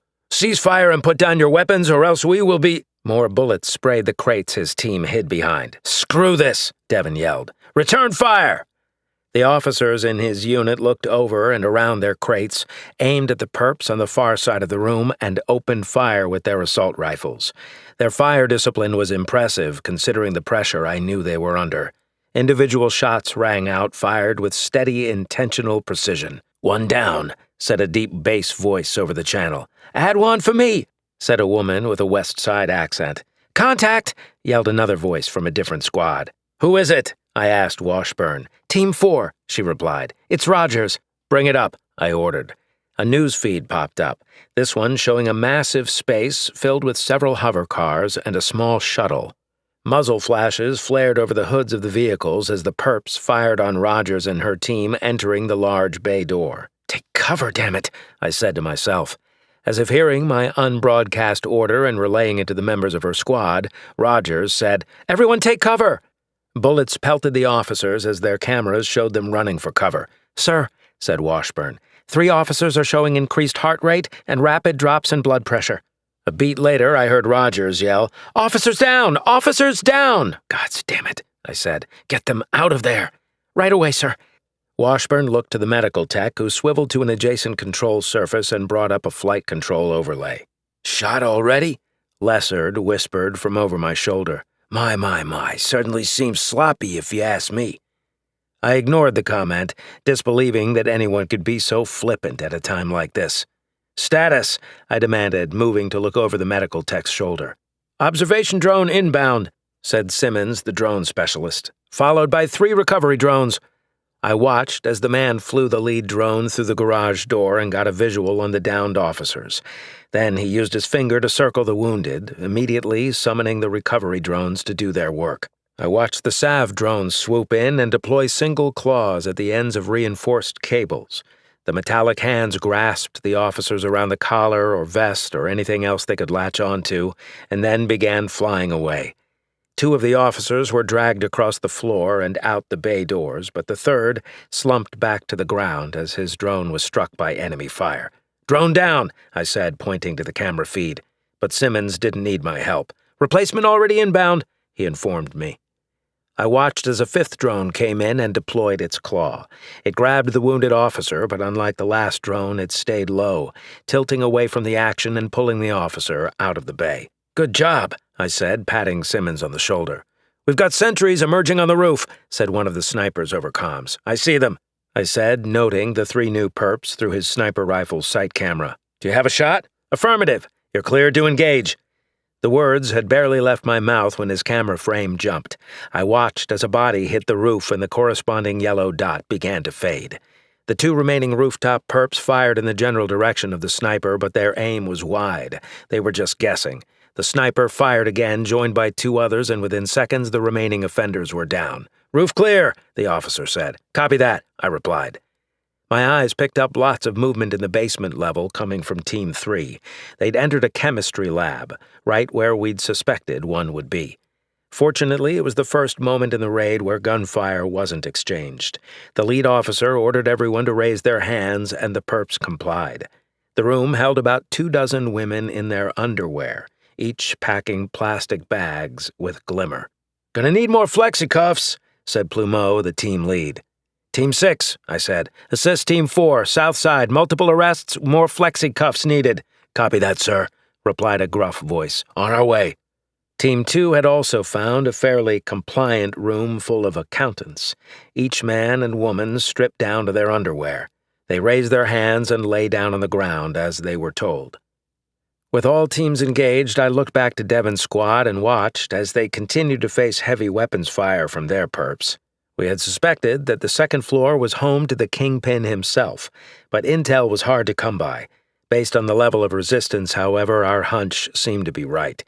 Devon and his squad held their position, but they were taking even more enemy fire from additional thugs coming up from the lower floors.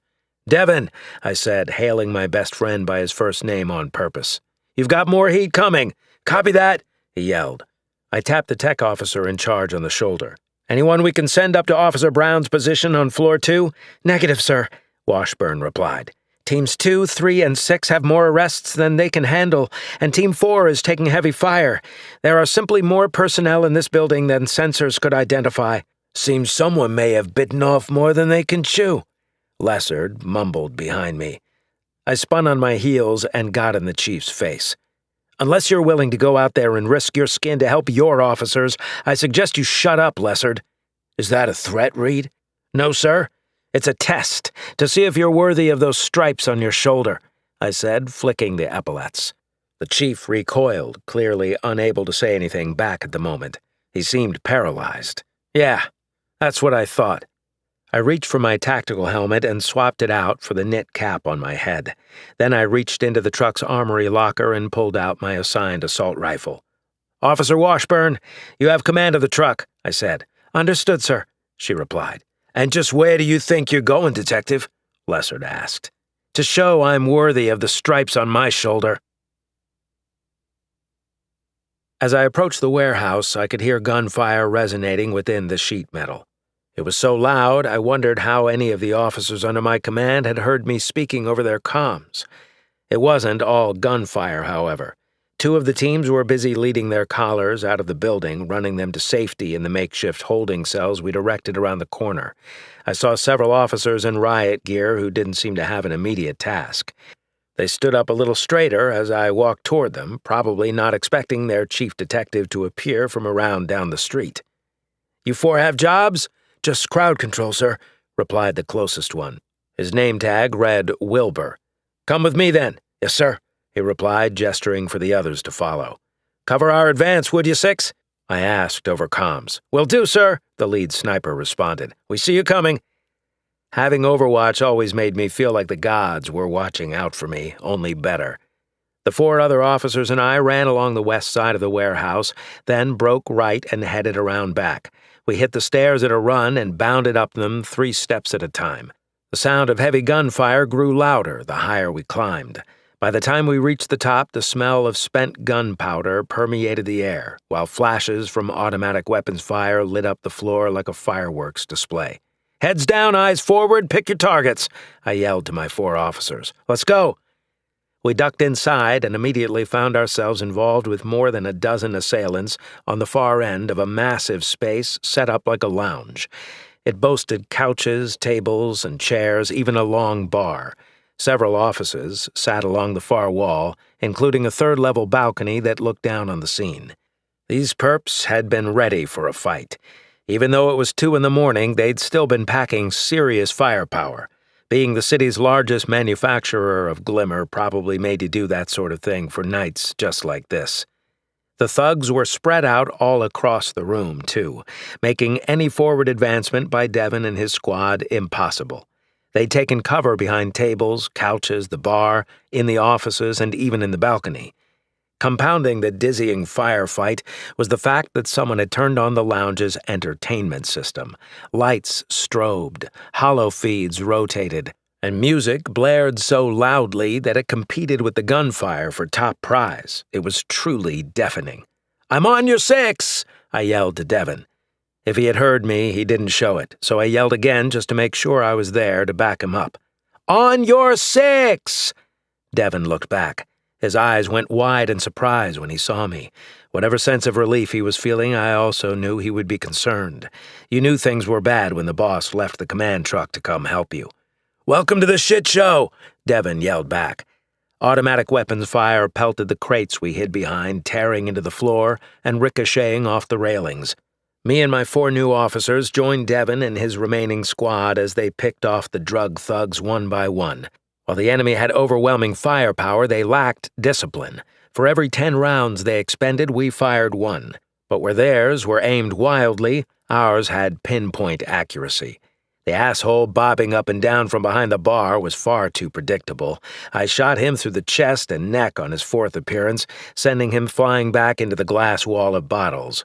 Another thug beside him stood up in a furious attempt to hit us. He sprayed a stream of bullets from a submachine gun, swinging the weapon back and forth, but failed to come close to our cover. I placed a single round in the middle of his head. His body flew backward and brought the entire mirror crashing down on his body. Devon shot a thug behind the couch, who apparently thought the furniture's stuffing would keep 310 rounds from finding him. He was wrong. The man's chest split apart as 2 rounds slammed into him, spinning him sideways. Despite our best efforts, however, these thugs were still a formidable foe. I didn't doubt that they were hopped up on their own product, probably reinforced with a secondary stimulant that made them more aggressive. But as long as we didn't run out of ammunition, something the supply drones were already taking care of, this would be a battle won by attrition. My hopes were high, when suddenly Devon slumped behind his crate. At first I thought he was reloading, but when he failed to eject his magazine, I realized something else was wrong. "Devon!" I yelled. "You good?" He looked around the room, eyes moving groggily. "Devon, buddy! Look at me, man! You hit?" Devon's eyes finally found my face. He blinked. I saw a trickle of blood appear in the corner of his mouth. "Son of a bitch! Washburn! I need a recovery drone!" I yelled over comms. "ASAP! Copy that, sir," she replied. I sprayed a burst of automatic fire downrange and then crossed the aisle to Devon's side. As I ran across the open lane, a stray bullet grazed the side of my jaw. It felt like someone had laid a hot poker on the side of my face. I swore, grabbed the wound, and then rolled into the shadow of the crates. I pulled my hand away to see it covered in blood. But it was just a flesh wound. It could wait. Devon was the one who needed the real help. I got upright and then ran to him. "Talk to me, buddy," I said, kneeling beside him. "Keep Lessard." Devon coughed, spraying my face with blood. "Keep Lessard away from Lisa," he said. "What the hell's you talking about?" "He's had a thing for her since the academy." "Else who hasn't?" "I'm not joking," Devon said, more blood coming from his mouth. "You do it yourself, you asshole. I ain't watching out for her. I have my hands full with Heather." "Promise me," Devon said, grabbing my vest. I made to protest yet again, but his eyes went flat. One moment his soul was there, the next it was gone. Just like that. I'd seen it happen plenty of times, but nothing prepared me for seeing it in the eyes of my best friend. "I want these bastards processed by sunup," I ordered, "and tell the morgue to make space for extra body bags." Knowing that some of those bags were filled with bodies of Celion City's finest was something I'd never be able to reconcile. Worse still, Devon's body would be coming down those stairs any minute. I made a fist and slammed it against the dumpster that sat beside the stairwell's second floor. Technically speaking, the raid had been a success. At least, that was how the news would report it. By all accounts, we'd arrested or killed all the major players and seized the largest glimmer supply in history. By all accounts, save mine. Forensic officers moved in and out of the warehouse as I took several steps away to breathe. I moved toward the mouth of the side alley that immediately disconnected me from much of the cleanup. I unstrapped my helmet and chucked it into the darkness. It clattered to the ground in the shadows. Right now, I didn't care about the drugs or the drug lords or the headlines. I cared about Lisa and her kids.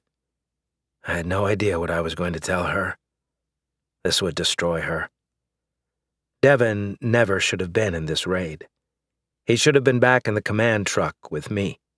Had I been a better commander, I would have insisted on it. I would have fought him harder when he protested, but I'd given in. Because that was what I know I would have wanted him to do with me were the roles reversed. And then it would be my body going in a bag, not his. And he'd have to deal with Heather. God's help him. "You're a son of a bitch, Devon," I said to the night. "What was that?" asked a familiar voice. I turned to see someone walking toward me, their body silhouetted against the police lights. As he neared, I could see it was Lessard, quite literally the last person on the planet that I wanted to talk to. "What do you need, Lessard?" I asked. "I just thought you were talking to someone out here and came to see who it was." "I'm all set, thanks." "Are you, though? Because the guilt you must be feeling right now." "I got things to oversee, Lessard, excuse me." I made to walk by him, but he caught me by the arm. "I just wanted to warn you," the chief said. "Let go of me, Lessard." I jerked my arm away. "I wanted you to hear it from me first, before it comes on the news." "Go irritate someone else," I said, having no desire to hear anything he had to say right now. "Your man there botched the whole raid, you know." I stopped. "What did you say?" "It's so sad, too, because he was a good cop. But he couldn't keep his finger off the trigger." "What in the hells are you talking about, Lessard?" I came back around to face him. "Officer Devon Brown. He failed to conduct himself according to department policies, and not only placed the rest of the unit in jeopardy, but may have undermined the city's ability to prosecute these lawbreakers." "Lessard, if you don't get out of my face right now, I'll—" "You'll what, Chief Detective Reed? Let your temper get the best of you and jeopardize your family and your career by doing something you'd regret?" "You're wrong there," I said, fighting the anger boiling in my chest. "Wrong? I wouldn't regret it. Not for 1 second. Your wife might think otherwise. I bet she leaves you over it." I knew he was just taunting me. He wanted me to snap, wanted me to do something stupid. And to be honest, I was awfully damn close to doing just that. Plus, it was not like anyone could see me knocking him out from here. We were half hidden by the alleyway. In the end, it would be his word against mine, and I already knew where the commissioner stood. "You know what your problem is, Reed? You just—" I saw Lessard's eyes look past me at something moving in the distance. "Hey, stop right where you are!" he yelled over my shoulder. His sidearm was up and pointed down range before the words were barely out of his mouth. I turned and saw someone in the shadows, too. They had something in their hands. I unclipped my sidearm, but kept it holstered. "This is the SCPD," I said, correcting Lessard's improper address. "Get down on the ground and keep your hands where we can see them." The individual turned to make a break for it, but just as I leaned forward to take up pursuit, the chief's pistol exploded in my ear. I stumbled sideways, slamming into some trash cans. I rolled out, gained my feet, and then looked down the alley at the perp. He lay face down, groaning. "What the hell's, Lessard?" I asked, turning back to the chief. The gunshot drew the attention of several other officers who started moving our way. Lessard tilted his head and sucked in a short breath. "Looks like we got another one," he replied. Then he holstered his weapon and secured it with a snap. "You don't know that!" I ran down the alley to inspect the victim. The chief was a damn fool. I came upon a male, late teens, gods damn it. To the chief's credit, the kid was dressed like a thug, even had a G tattooed on the side of his neck. Glimmer. But something didn't feel right. The kid fought against the gunshot wound, sliding his sneakers along the pavement in a desperate attempt to flee. But he wasn't going anywhere. "Why'd you shoot me, man?" he said as I stood over him, patting him down.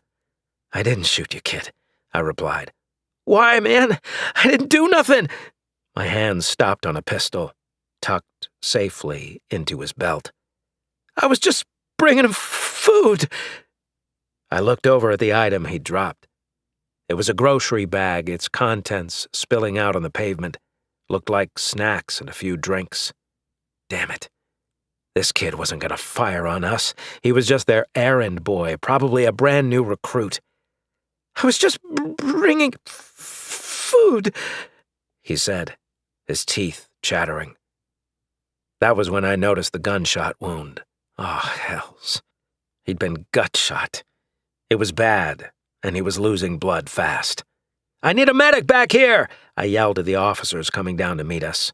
I heard two of them relay calls for a paramedic. Lessard walked up behind me.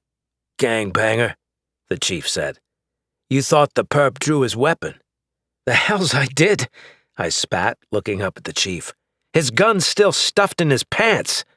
"That's a damn shame," he said. "Someone's son isn't coming home tonight. Too bad it's gonna be on your tab." I stood up slowly. "And just what the hell's is that supposed to mean?" "Well, you're the one who shot him."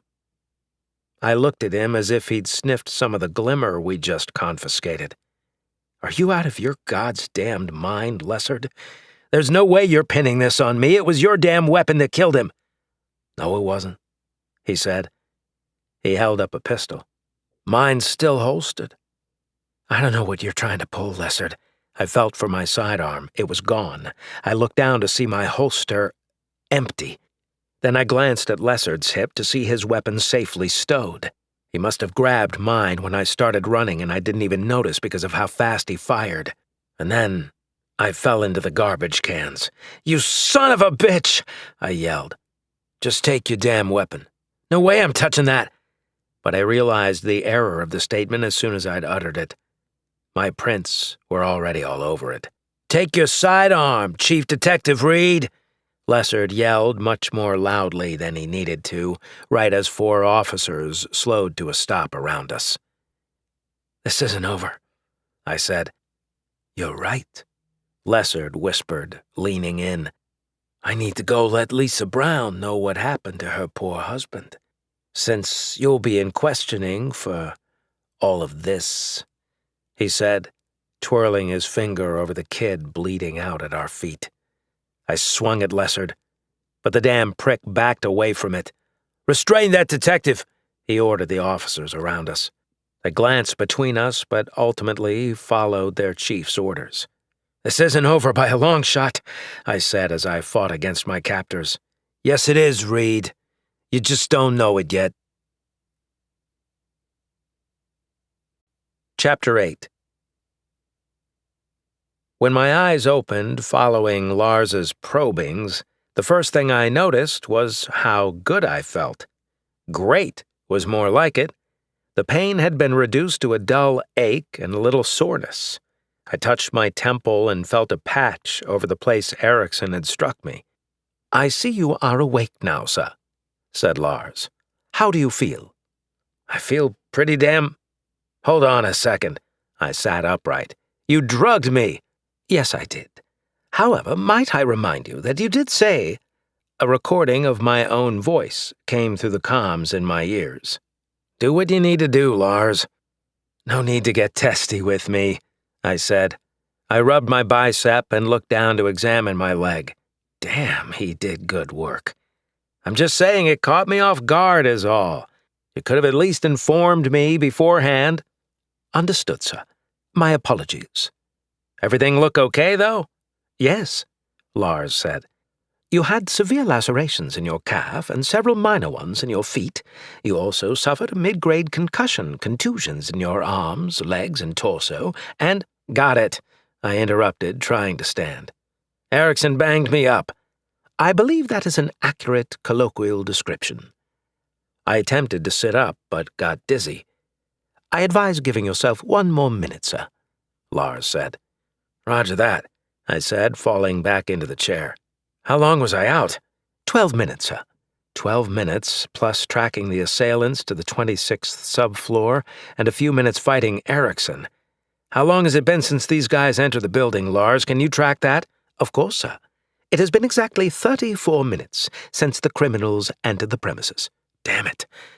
That left 26 minutes before they did whatever they were going to do with the hostages. Not good. Not good at all. I've got to get a move on, Lars. I can't let them murder all those people. "You suspect they will kill the hostages?" Lars asked. I nodded. "Yeah. This isn't going to end well for them." I tried sitting up again, this time without the dizziness, when a thought hit me. "Hold on a second. You're integrated with the building, aren't you? That's how you were able to direct me and let me know how far out Ubrick's men were." "I do have access to some of the building system's infrastructure, that's correct," Lars replied. "Well, that's great. Then all we need to do is have you keep those bastards in the vault and deactivate the lockdown protocol. Then we can call the SCPD and—" "I'm sorry to cut you off, sir, but you're getting ahead of things, as it were." "How do you mean?" "Based upon your assertions, I believe some clarification is needed as to precisely what systems I have access to in the complex." "What systems?" I echoed. "You mean, so what you're saying is, you don't have control over the building? You're not fully integrated?" "Hardly, sir." "Damn. I believe there is a bright side, as you say," replied Lars with a cheerful tone to his voice. "And what's that?" "Were I as integrated as you assume, we would not be talking at present. Moreover, you would be dead." "You're really not going to let me live that down, are you?" "The lockdown protocol would have shut me down until the deactivation code was entered." "So what you're saying is that it's a good thing you're not a part of the building's security system?" "Entirely, sir. Instead, I am an independent entity based here in Mr. O'Rogger's office." "So you have access to the cameras, but not the doors or their locking mechanisms?" I asked. "Correct. Though I have been attempting to break through the security system's firewall since the moment it was activated. I will let you know if and when I am successful in gaining access to any systems." "How about comms? You're obviously speaking over mine. Any chance you can get word to the outside?" "I'm afraid not, sir. While I am able to monitor and broadcast on all frequencies, the lockdown has limited my activity to internal communications only. As for the enemy comm in your left ear—" I am able to broadcast to it without the transmission going to other units. Let's keep it that way. I scratched my stubble, thinking. Lars having eyes around the building was definitely an advantage. I could easily track enemy movements, whereas they couldn't track any of mine. Or could they? Lars? I asked. Yes, sir. Can those guys monitor the security cameras? Yes. However, only from the one terminal in the lobby. Since that is the computer that initiated the lockdown protocol, it is likewise the computer that serves as the hub until such time as the initiative is rescinded. Well, that wasn't ideal, but it was better than them having a Lars on their side. Wait, Lars? They don't have a you, do they? If by you mean an artificial intelligence, no. I am the only advanced computing system in Auraga Complex. Good, I said, savoring the win. And if you would like, it looks like I can manipulate the security feeds they are seeing. You can? Yes. While I cannot shut down the lockdown terminal, I can alter what's being sent to it. Alter? Like how? Well, because of my access to the sensors, I can terminate all data flow to the terminal. Terminate, as in make them go dark? That is correct. Would you like me to execute that action? I thought about it for a second. That will make them suspicious, I said. And right now, I want to use anonymity to my advantage, our advantage, but I scratched the side of my face. Can you, I don't know, loop the feeds or something? Make it look like the cameras are functioning the way they're supposed to, but keep my movements concealed? I can do that for whatever area you are moving through, yes. The rest of the areas will operate normally in order not to raise their suspicions. Lars, I'm already starting to like you. Thank you, sir. So we had eyes and ears, but we still needed more muscle. There was no way I could pick off 11 more well-armed enforcers in less than 25 minutes. We've got to delay them and think of a way to call for backup. Do you have something in mind, sir? Lars asked. Actually, I think I do. We need to make a scene. A scene, sir? Make some noise, get the city's attention. I see. After reviewing your history on file with city records, it seems you have an aptitude for making scenes. Hey, who gave you permission to— You know what, never mind. Let's stay focused on the immediate situation. How may I assist you? Well, we may not have normal means of communication, but we can still do things the old-fashioned way. The old-fashioned way, sir? Yeah, like, I don't know, flashing lights in the building or making a loud noise or— Would an explosion on the roof work? I froze. You have something in mind?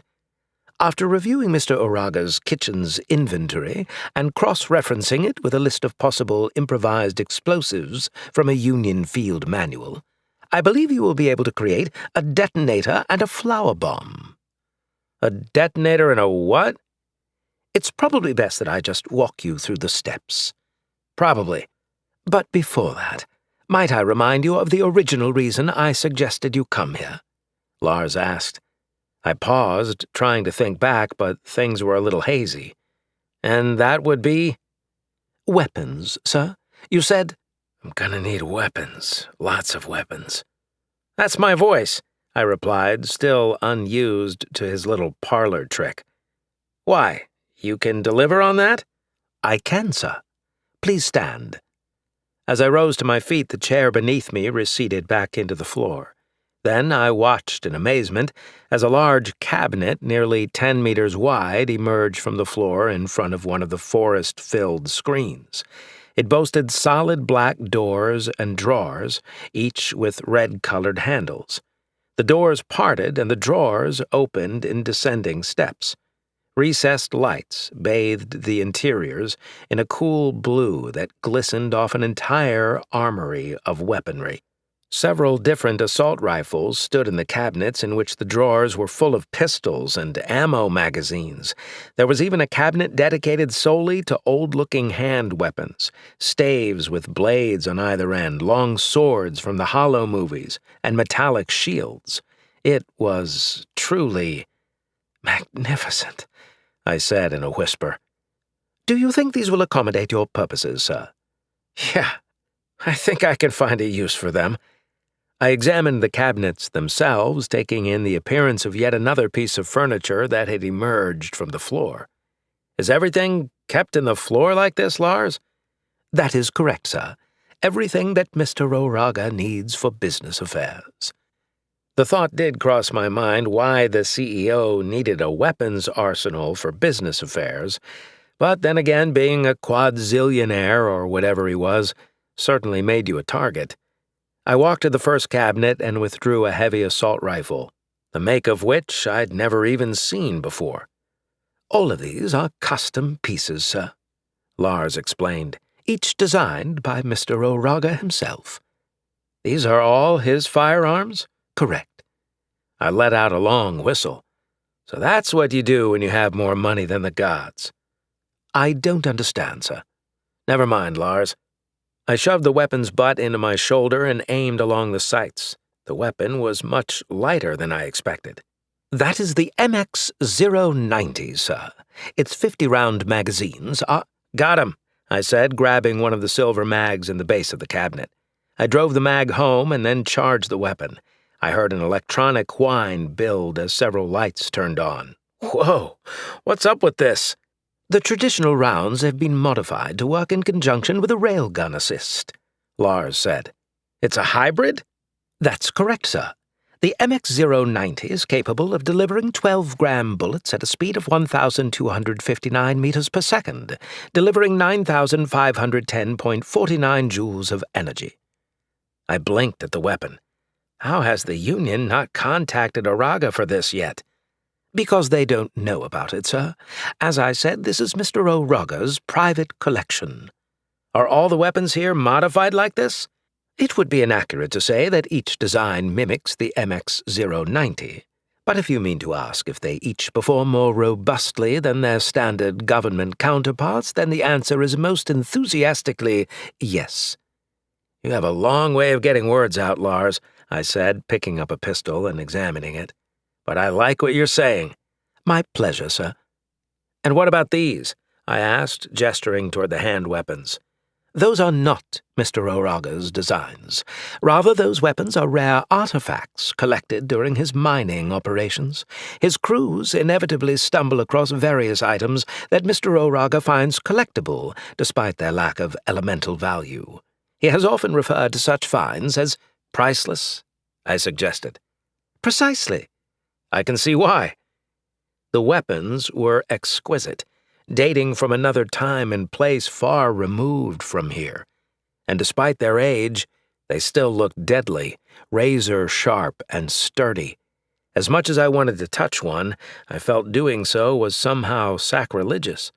Certain weapons in a man's collection you just didn't touch. Lars?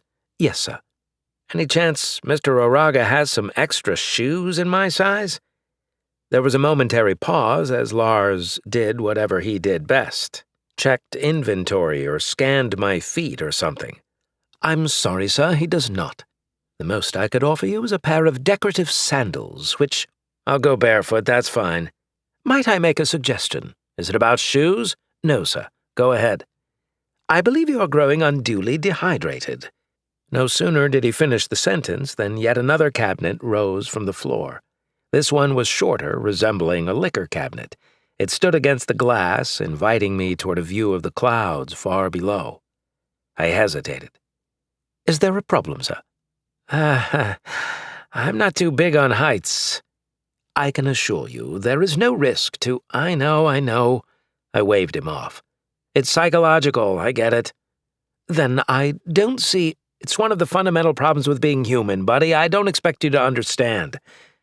There was a pause, as if Lars was considering my phobia. You want to say something, Lars? I asked. If you don't mind. Out with it.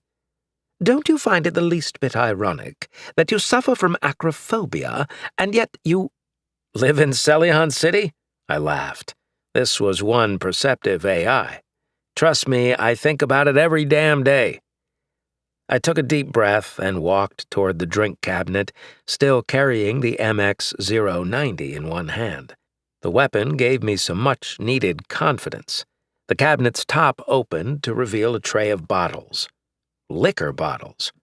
I set the rifle down and grabbed what looked to be a very expensive bottle of scotch.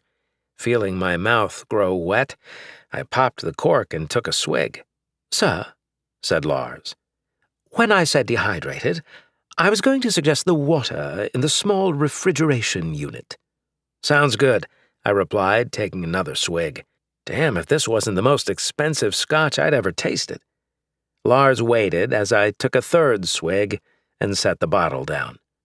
"You do know that's not the water, sir." "Tastes wet to me," I replied. But Lars was right, I did need something besides the malted liquor. I bent over and opened the fridge. Inside were several glass bottles of water. I removed 2, spun their caps off, and downed them. As much as I loved my single malts, the water felt good going down. I tried not to drink too fast, but damn if I wasn't thirsty. "I was beginning to think you didn't know what water was," Lars said.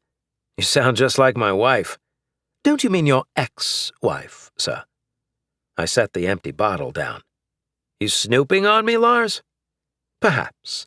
My apologies if I've crossed any sort of personal boundary, but your name did pop up in my last data download before the lockdown was instituted." "Nah," I said, reaching for the bottle of scotch again. "Don't worry about it." A thought hit me then. I touched my chest to find my flask, still in the shirt pocket. I pulled it out and noticed it was dented, but the cap still screwed off. "Think Mr. O'Raga will mind?" I started filling up my flask. "Given the circumstances and the fact that he has several more bottles in storage, not at all." "Good." I topped off the flask, took one more swig from the bottle, and then capped both. "Now," I said, placing the rifle strap around my shoulder. "About that bomb." "The flower bomb?" Lars asked. "Whatever. Let's just go blow something up." Chapter 9. Things were looking up. Sure, I still had a long way to go before I stopped this hostile takeover, but I certainly had some new assets at my disposal. First was the fact that the enemy knew nothing about me, other than that someone had taken out Erickson. Was I one person or many? With any luck, they weren't watching the surveillance feeds when it happened. And more than that, I hoped they didn't have archives of the incident. Remaining anonymous was a luxury I wanted to exploit for as long as possible. The next positive thing was the state of my health. Like the video games of my youth, I'd been given an extra life. Lars's medical treatment, while unorthodox, had patched me up far more effectively than had I treated myself. Hell, who was I kidding? My treatment would have consisted of some spit and bandages. Instead, the injuries that would have disabled me or even killed me, according to Lars, were now minor annoyances. Were I to be injured again and still able to make it to Mr. O'Raga's office, I wondered what wound Lars couldn't heal. Thirdly, I'd been newly outfitted with weaponry so advanced it seemed no one but Mr. O'Raga and his development team knew about them. Fire superiority would go a long way in keeping the enemy at bay. And, if I was lucky, overwhelming them. Last but not least was my newfound accomplice, Lars. While I wasn't sure of everything he could do, he'd already proven himself to be a valuable asset in my mission to thwart the enemy. With his eyes and ears, along with his database of information, I figured we had a fighting chance. "You proceed up the stairwell, sir," Lars said. "Thanks," I replied, pushing out the door and taking the first 2 steps in a bound. I had a sniper rifle strapped to my back while the MX-090 was in my right hand. I'd also replaced my standard-issue pistol with 2 from Mr. O'Raga's drawers. The rest of my belt was full of clip-on magazines that doubled for all 3 weapons platforms, according to Lars. Such a modular setup had a lot of forethought behind it. "Which kitchen am I headed to?" I asked. "Sub-level 10, sir. It accommodates all of the executive suites, including Mr. O'Raga's. If my records are accurate, we should find everything you need to prepare the explosive." "Sounds good to me." I took another flight of stairs and felt my legs start to burn. You wouldn't happen to have some sort of performance enhancer, would you?" Performance enhancer? "Yeah," I said between breaths. "My legs are feeling it right now." Ah, I see. For a moment I thought you were inquiring about medications for improved coitus. "Coitus? The act of—" "I got it, Lars. I meant something for my legs." There was a brief pause. Understood, sir. Unfortunately, I have nothing for that without sending you back to Mr. Oraga's office. "Good to know." I do also have stimulants for coitus at my disposal. "Also good to know," I replied. Not that I had any prospects at present, but hey, now that I was back on the market, you never know. I wiped sweat from my forehead as I continued to charge up one flight after another. I was just about to arrive on floor 27 when Lars stopped me. "Please hold, sir," he instructed. "Now?" I had just taken the landing between 28 and 27, carrying some good momentum into the turn. "Yes, right now. Please hold." I did as I was instructed, pressing myself against the wall to stay out of sight both from the next landing as well as from anyone looking down the center gap. As soon as I did, I heard the door above me swing open. "Don't move," Lars said in a whisper. I nodded, wondering if Lars could see me. I held my breath as I heard footsteps on the landing. If he came down the steps, there would be no hiding from him. I'd have to shoot him, and that would stir up the hornet's nest. "He's heading up," Lars noted. "You're clear. Resume your ascent in 10 seconds for a minimum safe distance threshold." I stepped away from the wall, cautiously at first, and then continued up to floor 27. "You think he's heading to the lobby?" I asked. "I am unsure, sir. Ubrick spoke to him off calm, and then he left. The exchange was rather sudden. I believe his name is Rommel." "Yeah, that's his name," I confirmed, thinking back to when I spied him from the ventilation shaft. "I suspect he is either joining up with Fabian and Nico, or checking in with the men in the lobby." "Gotcha," I said, growing more winded with every flight. "Say, you haven't by any chance been able to regain control over the elevators, have you?" "Unfortunately, no, sir. I am sorry for the inconvenience. Your elevated blood pressure and body temperature do suggest that you are in the 90th percentile of your cardiovascular capacity." "Wow, when you say it like that, it doesn't sound so bad." Lars paused. I waited a few seconds for him to reply. Finally, he said, "I don't see how this voice simulator conveys different information than if I were to employ any other voice." I laughed, hiking the sniper rifle strap higher on my shoulder. "Never mind, Lars." "Very good, sir." I let another few flights pass before thinking to ask a question. "Hey, Lars, can you see if they're making any progress with that laser?" "Yes," he replied. "They have successfully penetrated the first of 3 shell layers before reaching the inner vault door, after which they will need several proprietary credentials to proceed." "How long before they're through the other 2? "About 5 minutes, sir." 5 minutes, I echoed, not liking how little time that gave us. I still had a bad feeling that as soon as these thieves got what they wanted, the hostages were as good as dead. That was all the motivation I needed to keep charging up the flights of stairs. By the time I reached the 10th floor, I was drenched in sweat. "We all clear?" I asked Lars. "You are, sir. Proceed." I pulled open the door and entered a short hallway. The farthest set of double doors were marked Kitchen, Authorized Personnel Only. "Heather always told me to stay out of the kitchen," I noted to Lars as I entered. The entire floor seemed dedicated to the culinary arts.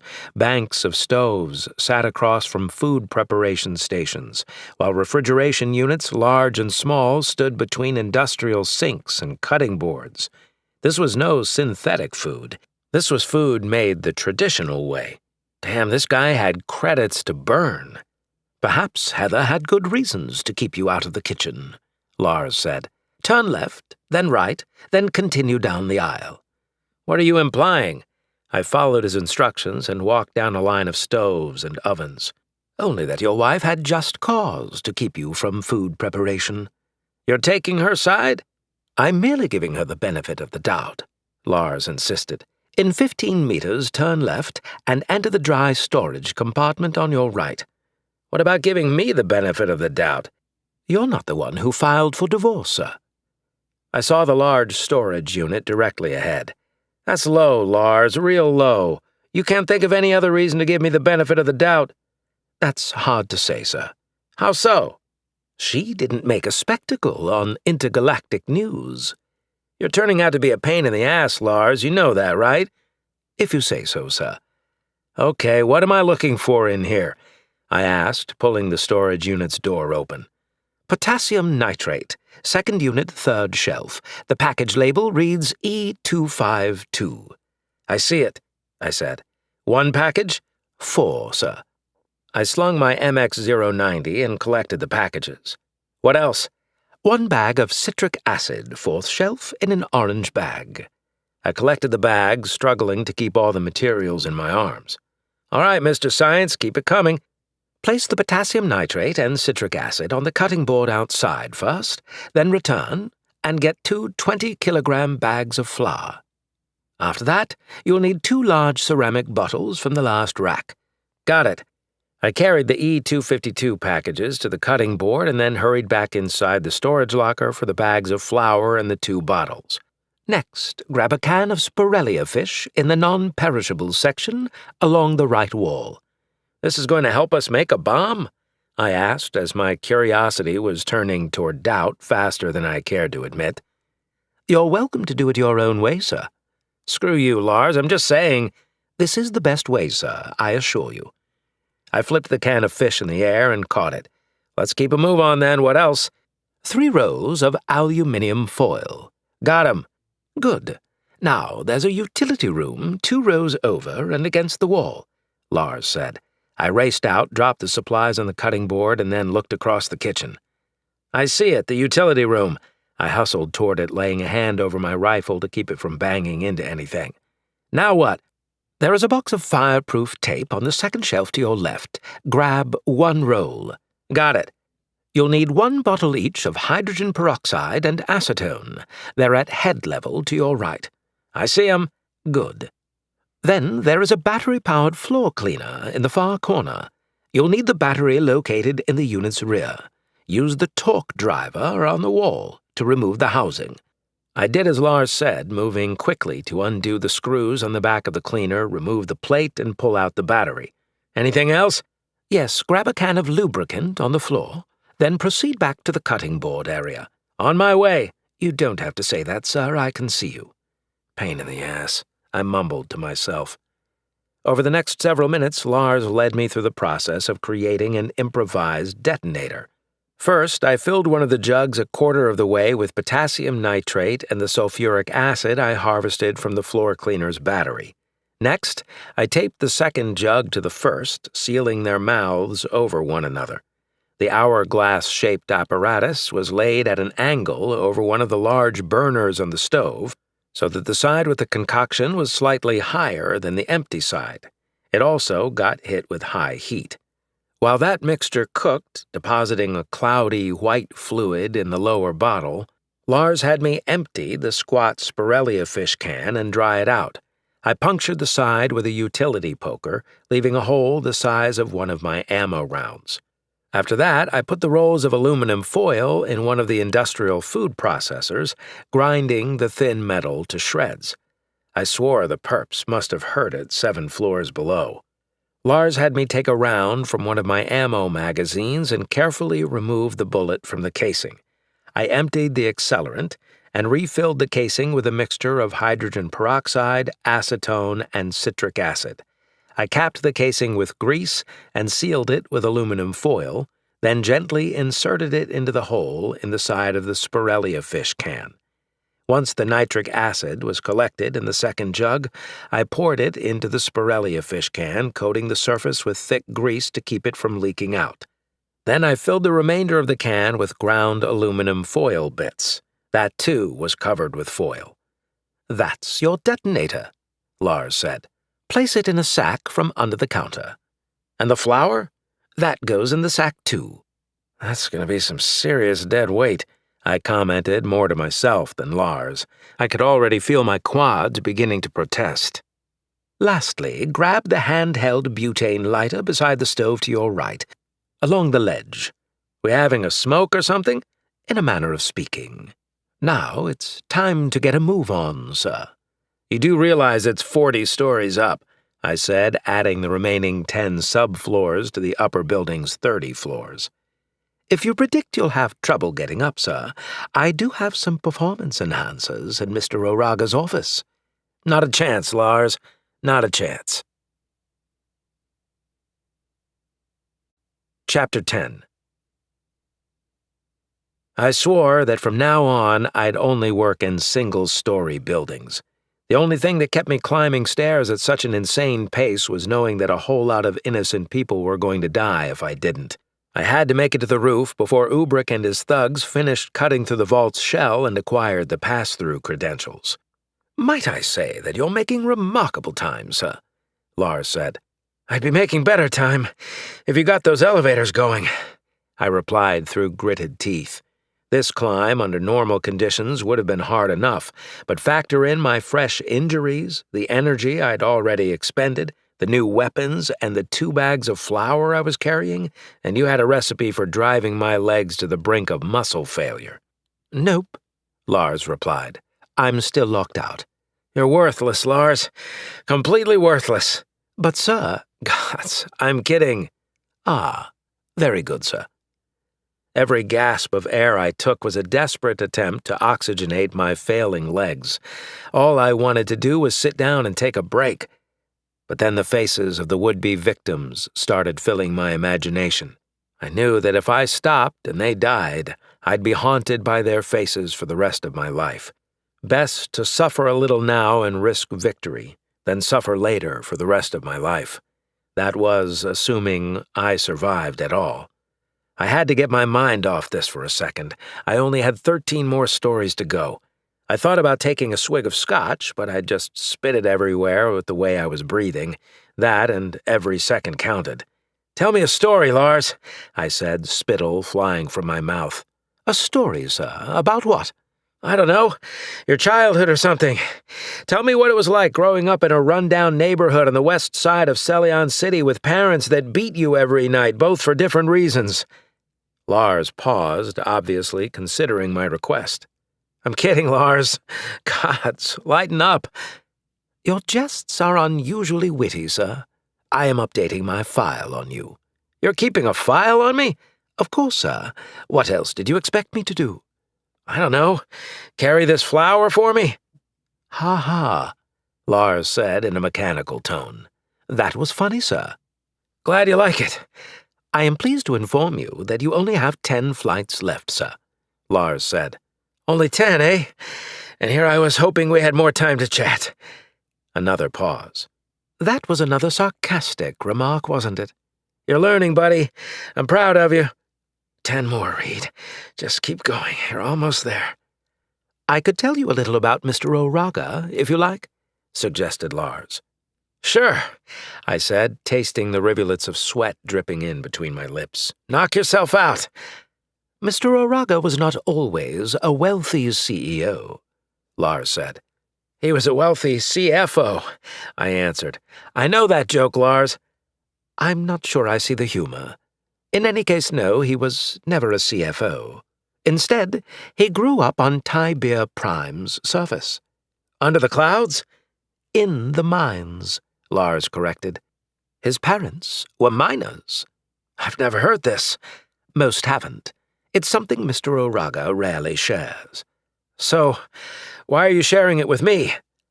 "For one, I have not been told not to." "And for another?" "For another, you have less than a 20% chance of survival, so I figure, what does it matter?" "Gods damn it, Lars. Don't share stats with me like that." "Does that dishearten you?" "In a word, yeah." I was so winded. It was everything I could do not to fall on my knees, but maybe it was a renewed drive to kick Lars in the balls, if he even had a pair, that gave me enough juice for the final push. "You sure do know how to cheer a guy up, buddy." "I've never been told that. However, given the strain in your voice, I suspect you are being sarcastic once again, and therefore I will dismiss the comment as inconsequential." "You do that." I took another few gasps of air. Sweat stung my eyes, causing me to blink wildly. "So how'd Mr. Oraga get from the mines to the office complex?" He swiped some of the product and started a sweet little side gig, Lars said. The comment actually broke my rhythm, and I hesitated. Lars, did you just make a joke? I did, yes, sir. Was it successful? I managed a winded chuckle. Not bad. As for illegally selling minerals on the black market, the answer is no. Mr. O'Raga worked his way to the top by discovering ways to mine more efficiently, eventually increasing the planet's output by over 28% by the time he was 18 years old. From there, he caught the eye of the Union, and it was they who ensured that Mr. O'Raga had access to everything he needed in order to maintain and increase production in the system. He must be quite a guy, I said when Lars was done. He is, though this last year has been hard on him. Oh, did O'Raga lose a few of his vacation homes and bad gambling wagers? No, Mr. O'Raga does not gamble. Of course he doesn't. What kind of a CEO doesn't gamble, I thought. At least he drinks. It seems that the refinery is reducing output, Lars said, and rather unexpectedly. As in, it's going dry? My mouth was clammy. Damn if I didn't need a drink. The research is inconclusive, but that is what the experts are assuming, yes. And that's odd because Enatron Corporation is nowhere near close to depleting the planet's resources. Remind me to send Mr. O'Raga a sympathy card when this is all over, would you? Lars didn't respond right away. Then suddenly he said, I'm beginning to catch on to your sense of humor now, sir. Attaboy, Lars. Thank you, sir. He paused again, then said, Congratulations, sir. You have arrived at the top of the O'Raga complex. Well done. The view from the top of the building was breathtaking. Were it not for the fact that several dozen hostages were moments away from being murdered at the hands of bloodthirsty thieves, I'd have stopped to take in the city lights. All I really noticed was how windy it was and how fresh the air smelled. Where to, Lars? I asked, taking a knee and gasping for air. The generator station, Lars replied. It is the building in the center of the roof. I see it. The structure was maybe 12 meters square and had several conduits and pipes stemming from into other sections of the roof. You want me to set this up in there? You would like maximum effect, to draw as much attention to the building as possible, correct? That's the intent, yes. Then that's where you should place the bomb. I raced across the roof as Lars assured me the door would be unlocked due to the particulars of the lockdown protocol. I tried the latch, but it didn't budge. Huh, that's strange, Lars said. Any more sage advice, all-knowing AI? I never claimed to be all-knowing, sir. That is entirely your... The hell with this. I pulled the MX-090 from under my shoulder, aimed it at the deadbolt, and fired a short burst. Bullets shredded the locking mechanism and pushed the door open. Damn, I liked this weapon. Where to? I asked. Place it in the center of the room. We need maximum aeration of the flour in order to reach an energy level sufficient to destroy this facility. I moved around several bays of equipment before finding the room's center. It was wide open space with a clear view to a glass ceiling above. I knelt and placed the detonator on the ground first, following Lars's instructions. Then I balanced both bags on top and finished by laying the butane lighter beside the improvised blasting cap. I do hope this works, sir, said Lars. I raised my eyebrows in surprise. What do you mean you hope this works? You're the one who came up with the idea. But you're the one who built it. You're a real asshole, you know that? Biologically impossible, but rhetorically probable. Light it? I asked. Tape off the trigger, then set the lighter beneath the blasting cap. Here goes nothing. I flicked the lighter on and then wrapped the depressed trigger with tape. I placed the lighter so that the blue flame was gently caressing the aluminum-wrapped ammo casing, then backed away. How long do I have? About 15 seconds, sir. Damn it! I jumped to my feet, spun around, and started running. I slammed into a stack of pipes, nearly tripped through the blown-apart doorway, and then made for the stairwell. 5 seconds, sir. Please keep your mouth open and cover your ears. My adrenaline was pumping once again. I made it into the stairwell and used the railings to bound down the steps 4 at a time, ignoring Lars's instructions. But by the time I reached the landing on floor 29, there was only silence. I waited, hands covering my ears, mouth slightly agape. I was familiar with the damage that air pressure from large blasts could have on soft tissue. But when the detonation failed to ignite, I took my hands away. Someone screwed up, Lars. Damn you! It wasn't Misa. So you're pointing your finger at me then, are you? Might I remind you that you have no physical— A blast shook the platform and knocked me off my feet. The detonation sound filled the stairwell. I saw starbursts of light dance in my vision as my ears rang, forcing me to blink several times before coming to focus on the orange glow somewhere overhead. As the deafening roar dissipated, I grabbed the railing and pulled myself up. "What the hell, Lars?" I asked, probably louder than I intended. "It seems my bomb was a success," he replied. "Oh, now it's suddenly your bomb, all because it worked?" I started up the steps, careful not to fall again as I regained my balance. I touched my nose and pulled away a bloody index finger. "Absolutely," replied Lars, his voice suddenly taking on a superior air. "Better an explosion too late than one too early." "Ain't that the truth?" I mumbled. As I emerged onto the roof, I noticed smoking debris and small pockets of flame scattered all the way to the building's edges. But more than that, I noticed the building. Or rather, the complete lack of it. "It's gone, Lars." "I see that. I mean, like, completely gone, pal." There was a small crater where the generator station had been. Electricity sparked from several broken conduits, while vapor hissed from mangled pipes. "It was a genius idea, was it not?" "Don't give yourself too much credit there," I said. "You think maybe you overdid it a little?" "I am as surprised as you, sir. The bomb's yield was significantly higher than I intended." "Well, congratulations, Lars. In my world, Heather would say you redid the shit out of that one." "You blow things up often, then?"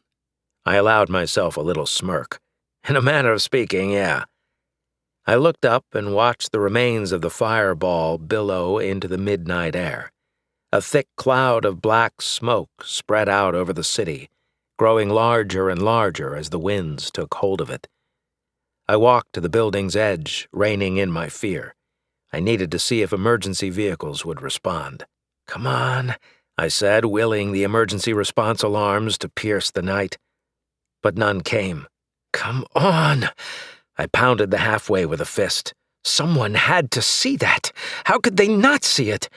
A fireball the size of a small village just erupted from the top of the most important building in the city.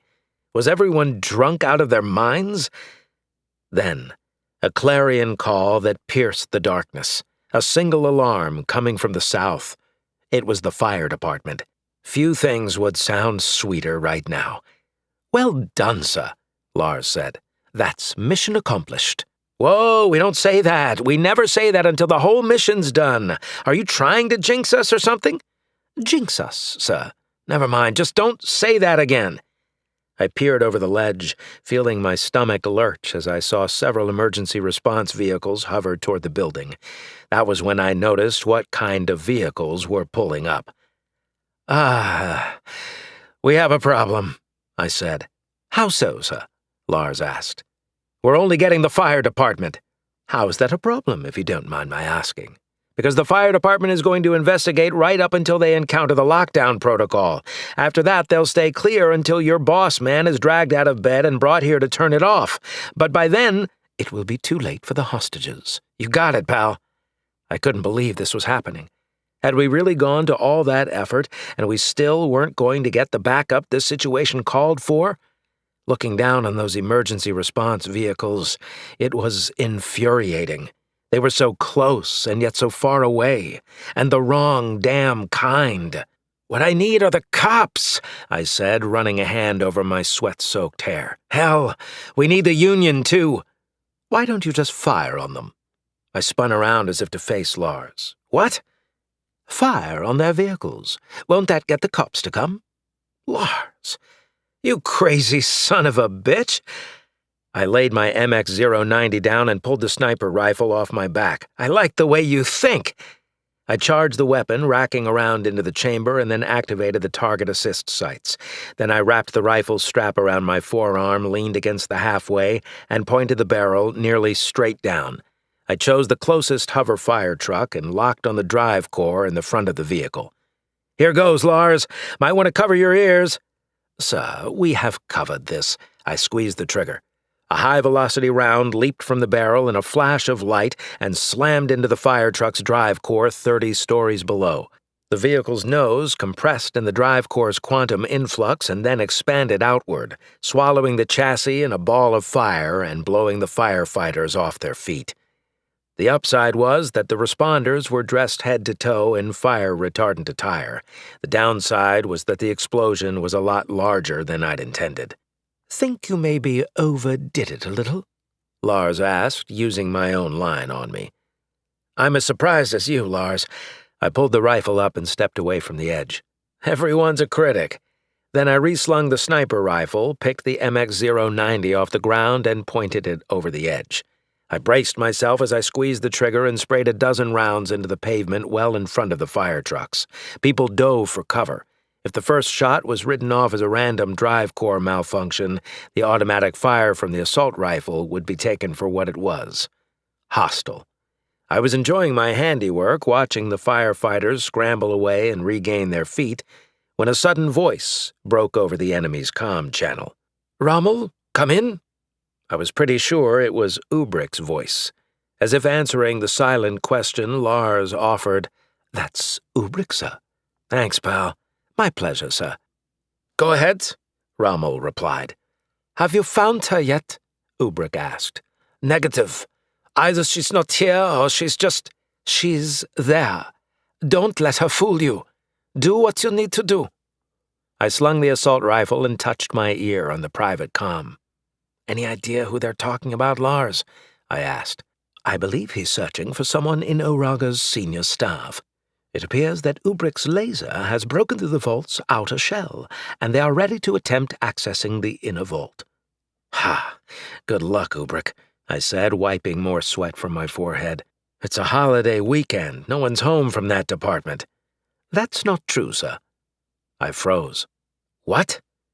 "Mr. Oraga always leaves a senior night administrator in the building." "Why is this the first I'm hearing about this?" "It's need to know, sir." "Gods damn it!" I looked back over the edge to see if any SCPD were arriving yet. "And I suppose now I need to know." "That's correct, sir.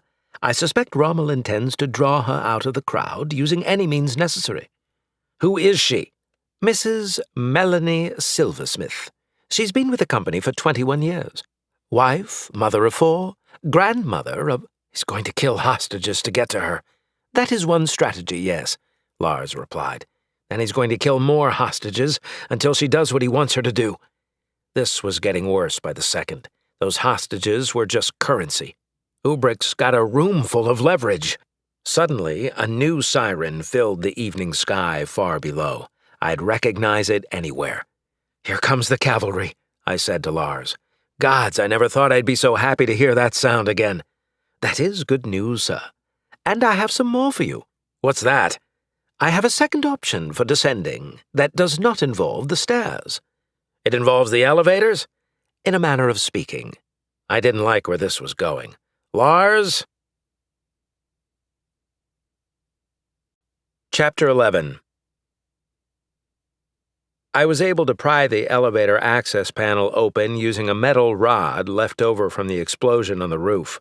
The panel was already partially ripped away due to the blast. All it needed was a little more force to peel it away completely.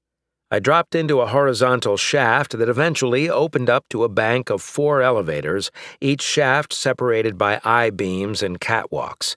As soon as I looked down, I instantly regretted taking Lars up on this plan. "You know," I said, backing away from the yellow metal railing at my waist, "I think the stairs will do just fine. I like stairs. Stairs are my friend." "That's not what you said 15 minutes ago, sir," Lars replied. "Screw what I said 15 minutes ago." "I'll dismiss that as an idiom." Whatever helps you sleep at night." Before he could answer, I added, "And I know you don't sleep, Lars, so let's just stay focused." "Very well. The answer is no, sir. You cannot take the stairs, unless you would like Melanie to die. While you've successfully summoned the police, it seems you have another ticking time bomb to beat, as it were." I rolled my eyes. "We've got to work on your figures of speech." "And we've got to work on your illogical acrophobia." "It's not illogical. Humans don't do well with hitting solid surfaces at high speeds. It's completely logical." "Whatever helps you sleep at night, sir." I threw the MX-090 under my shoulder and examined the cables. "Just tell me what I need to do. We're wasting time." "You should see a set of red descenders slightly above head level on each set of cables." "Rectangular-looking things, about the size of my thigh with clip-on anchors?" I asked. "Precisely, sir. Are you able to reach one?" "That seems like a fairly subjective question." I considered just how far it was between the catwalk and the closest descender, then looked over the railing again. A wave of vertigo swept over me as I pulled away from the edge. "I really hate this plan, Lars." "It's the fastest way down." "So you've said," I swallowed. "And once I'm on?" "You'll secure yourself with a few fingers through one of the carabiner anchors, and then control descent speed with the brake regulator on the mechanism's housing." "I feel like you're just reading instructions from a textbook," I said. "Are you implying that you'd like me to sound more frantic? Or perhaps I should lie and say, 'Don't worry, sir, I've done this several times before.'" "No need to get testy with me, Lars." I moved to my left, feet stepping onto a red-painted grate with the word "Caution" in bright yellow paint. There was no railing on this section, just one step off and a long plummet down. I looked between the gaps in the metal around my toes and saw the black hole disappearing below me. "Does it help if I say, 'Don't look down,' sir?" "No, Lars," I answered. "It definitely doesn't. Just give me some quiet while I make this happen, okay?" "Noted." It was about 2.5 meters to the nearest red descender. There was no doubt I could grab the elevator cables, but latching onto the metal anchor points was going to be a feat I doubted I was capable of. I took several fast breaths, psyching myself up, and swung my arms to find my rhythm. Then, with a loud yell, I leaped into open air, hands extended toward the descender. It was one of those actions where I knew before I'd even fully left the platform that I'd miscalculated.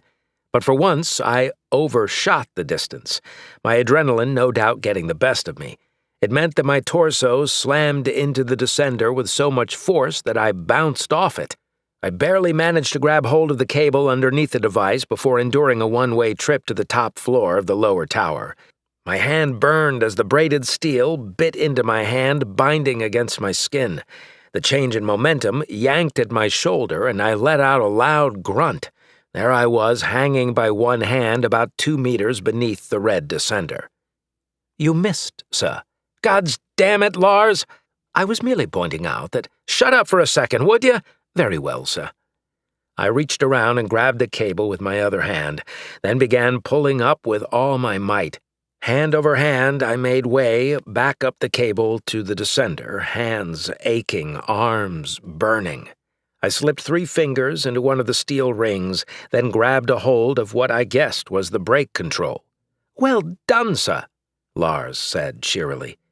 "Let's get moving," I said. "As you wish.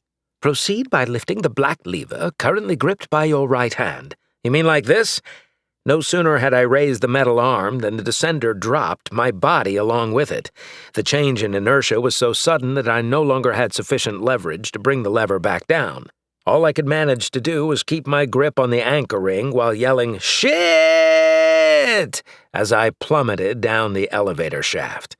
I'm not sure if free fall in an elevator shaft feels faster than falling from an aircraft because of close proximity to an internal structure or because the end of your life is so much sooner.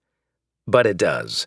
My body was extended laterally while I held to the anchor ring, so I hardly had any authority over the brake lever. But I had a horrible feeling that it was stuck. I struggled with the metal arm, willing it to return to its locked position, but the thing wouldn't budge. I took to slamming the lever with my fist. My first few attempts to strike it missed, but my third hit home. The lever clinked, dropping down.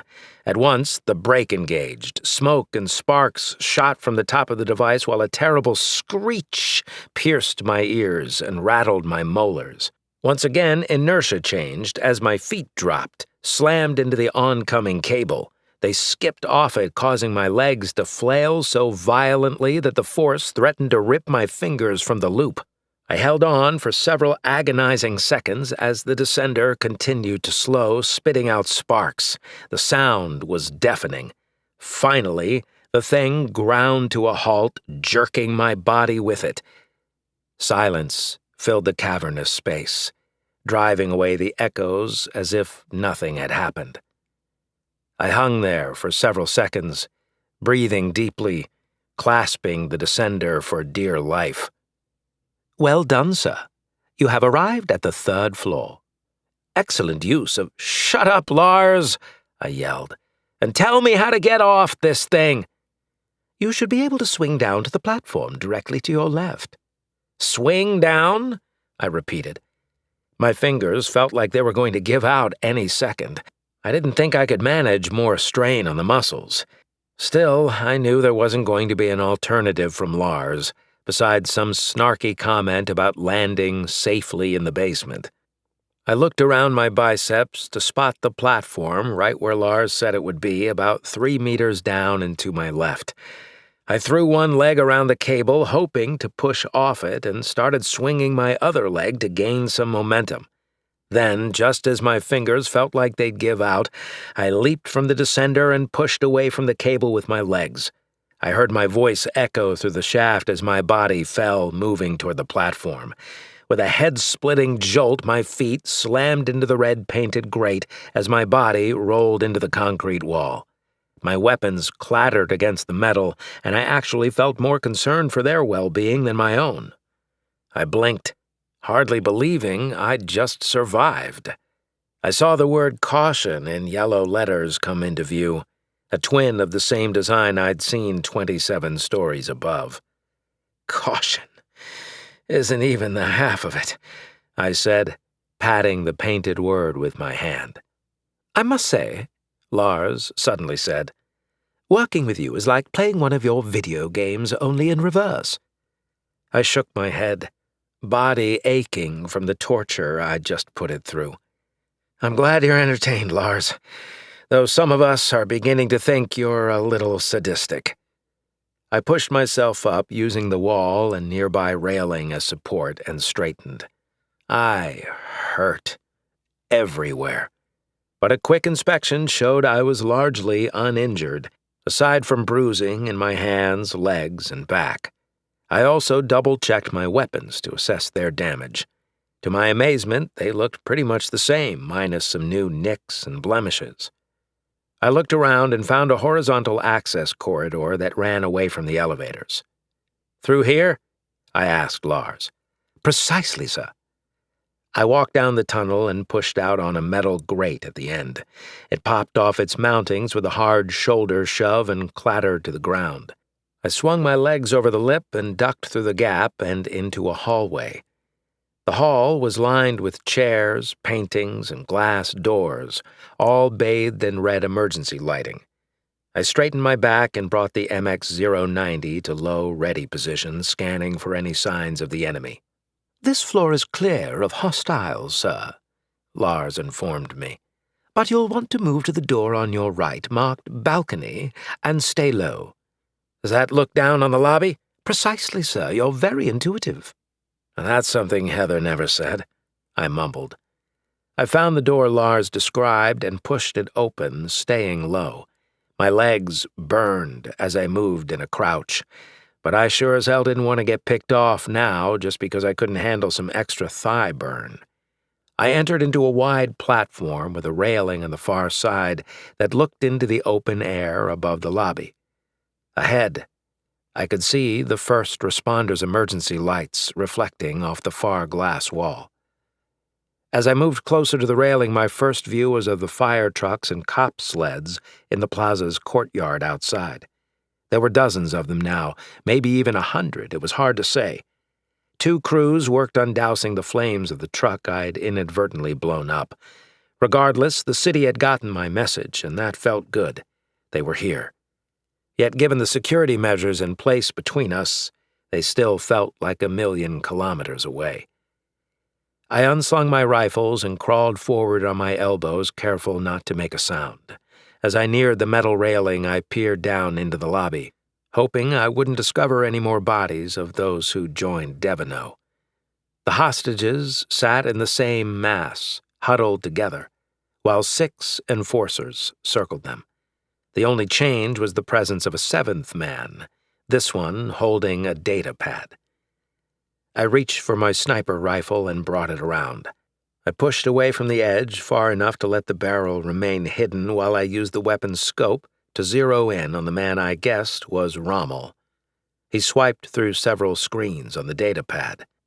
"I know you're here, Mrs. Silversmith," Rommel said. "The security logs say you are, and these logs don't lie." He held up the data pad like it was some evidence in a courtroom, waving it around for everyone to see. "So we're just going to have to do this the hard way."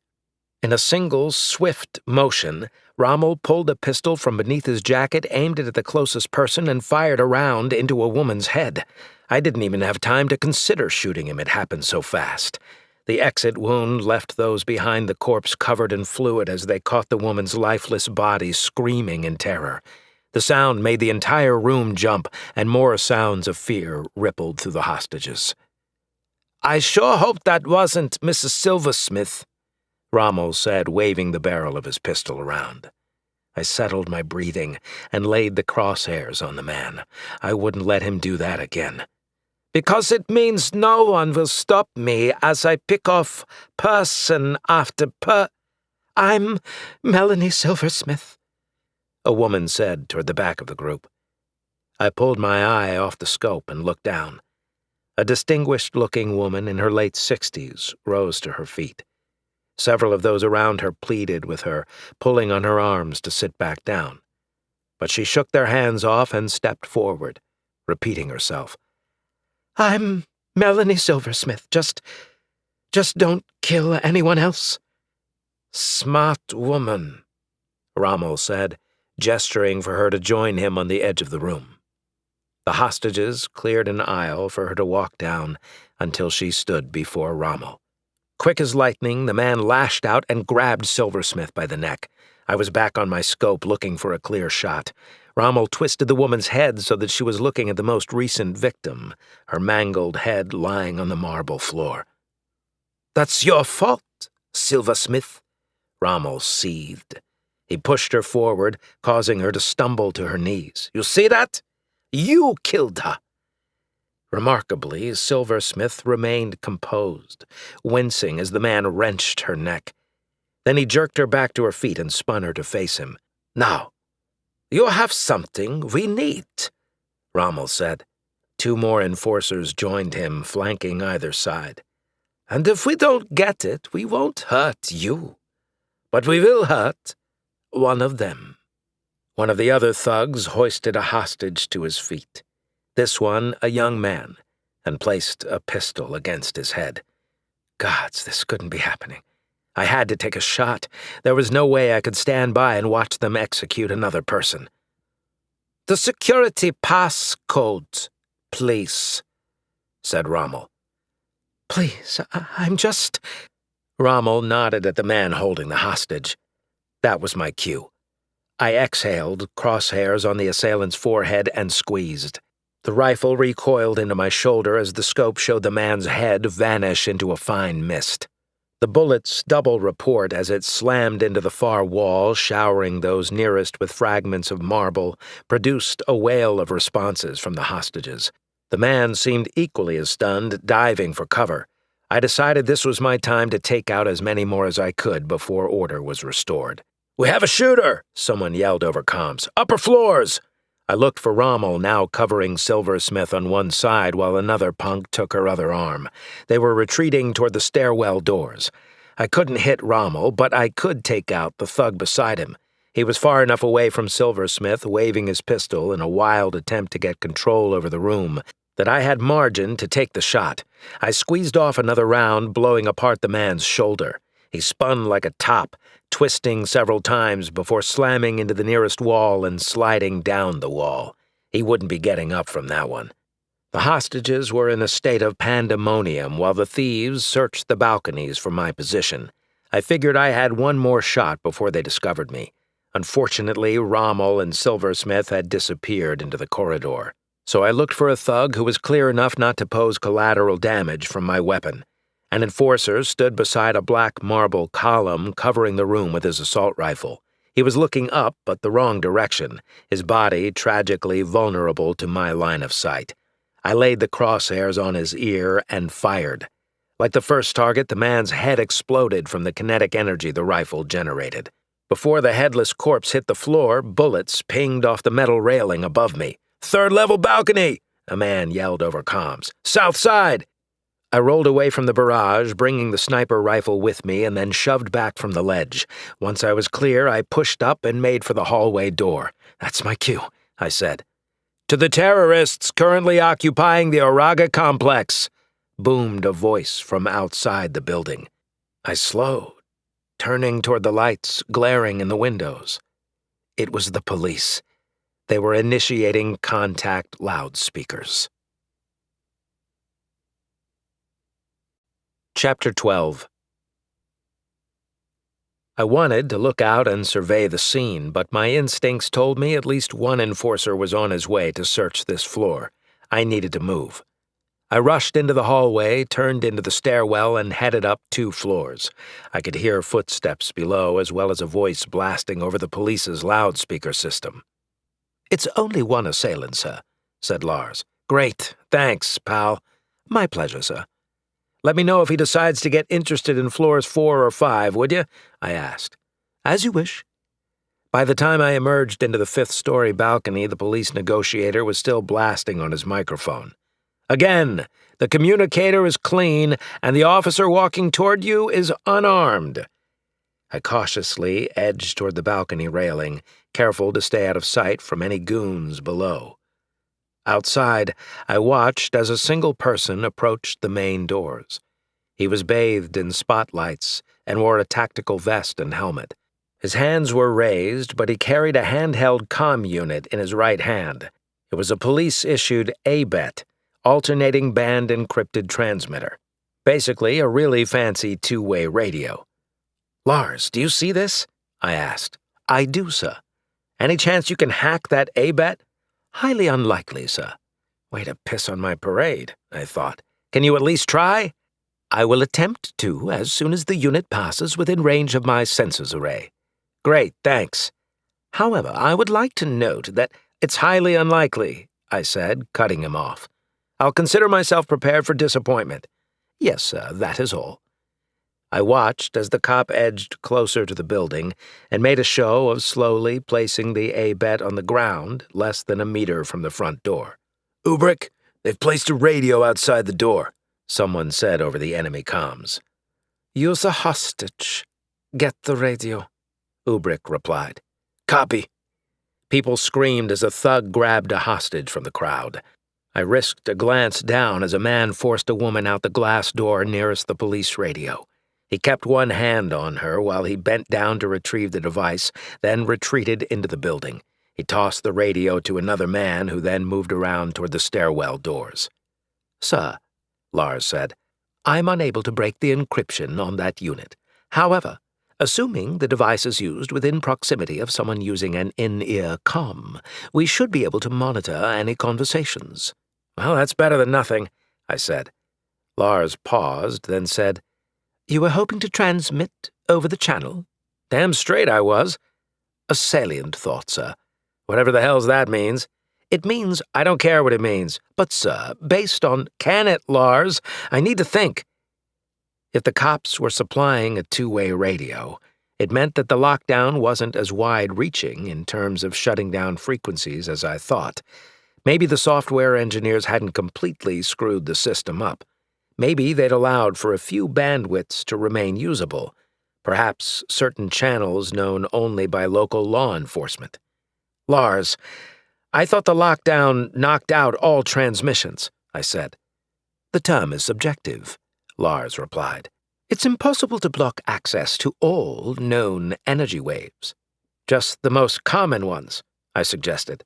The most important ones, Lars corrected. Any chance you have access to more fancy tech that would allow us to communicate with the suits outside? Unfortunately, I don't have any records indicating any such devices in the complex. What about cooking something up like we did in the kitchen? I'm sorry, sir, but I included improvised electronics in my database query. The tolerated frequencies require advanced transmission and reception technology that is not readily available. It was worth checking, I said with a shrug. It was, yes. How about the thug on the 3rd floor? I asked. Staying busy? He is 19% complete with searching the 3rd floor and poses no immediate threat to you. Well, that's a plus. A moment later, Ubrick's voice filled the calm in my left ear. Hello? Is someone there? I froze, momentarily thinking he was addressing me. But then another voice answered, more distant than Ubrick's. Apparently, Ubrick was keeping the line open for the rest of his team to hear the conversation. This is Lieutenant Alvin Sanders with the Sellian City Police Department. Who am I speaking with? Lieutenant Sanders, replied Ubrick. I'm so delighted that you called me. Well, I'm glad we're talking then. How can I help you? How can you help me? This is just what I was hoping would happen. Sir, Lars said softly, appearing only in my opposite ear. Go ahead, I said. I detect traces of sarcasm in Ubrick's voice pattern. A smile formed on my face. I feel like a proud dad right now, Lars. Thank you, sir. That's what I'm here for, Sanders continued. You might not have a lot of people who are going to listen to you right now, but I want you to know that I'm one of them. I want to help you. That really means a lot, Lieutenant Sanders. Ubrick sounded as though he'd just received a free vacation. I'm sure you'll help more than you know. What's your name? You can call me Hal. All right, Hal. So what is it you want? There was a brief pause as Ubrick snickered. Was he actually laughing?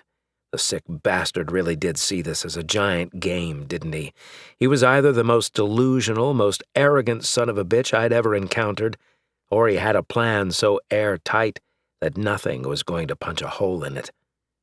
Damn. I'm here for the restoration of rights of all true Tiberians. The restoration of rights? Sanders echoed. By the tone of his voice, it didn't sound like he was expecting that one. What rights? Well, replied Ubrick, clearing his throat. I'm glad you asked. You see, I was born and raised in the mines, 10 kilometers down. I'm sure you've heard of them. Yes, of course, My parents and siblings died, mining protium for Enatron. The bastards. Ubrick released the channel lock, laughing to whoever stood beside him. Probably Rommel. Protium? I asked Lars with no attempt to hide the surprise in my voice, but the AI didn't reply. I'm sorry to hear that, Hal, Sanders interjected. As am I, Ubrick said, composing himself. If you only knew. So what is it you want, then? You said rights. Is that reparations? No, Ubrick's voice turned belligerent. We are here to demand that the Union turn planetary refinery rights over from the Enatron Corporation to the Tiber Liberation Front. There was a brief pause as I pictured the lieutenant covering his mic and ordering his team to start a search on the organization. The Tiber Liberation Front? I asked Lars. Searching, he replied. Interesting. Talk to me, Lars.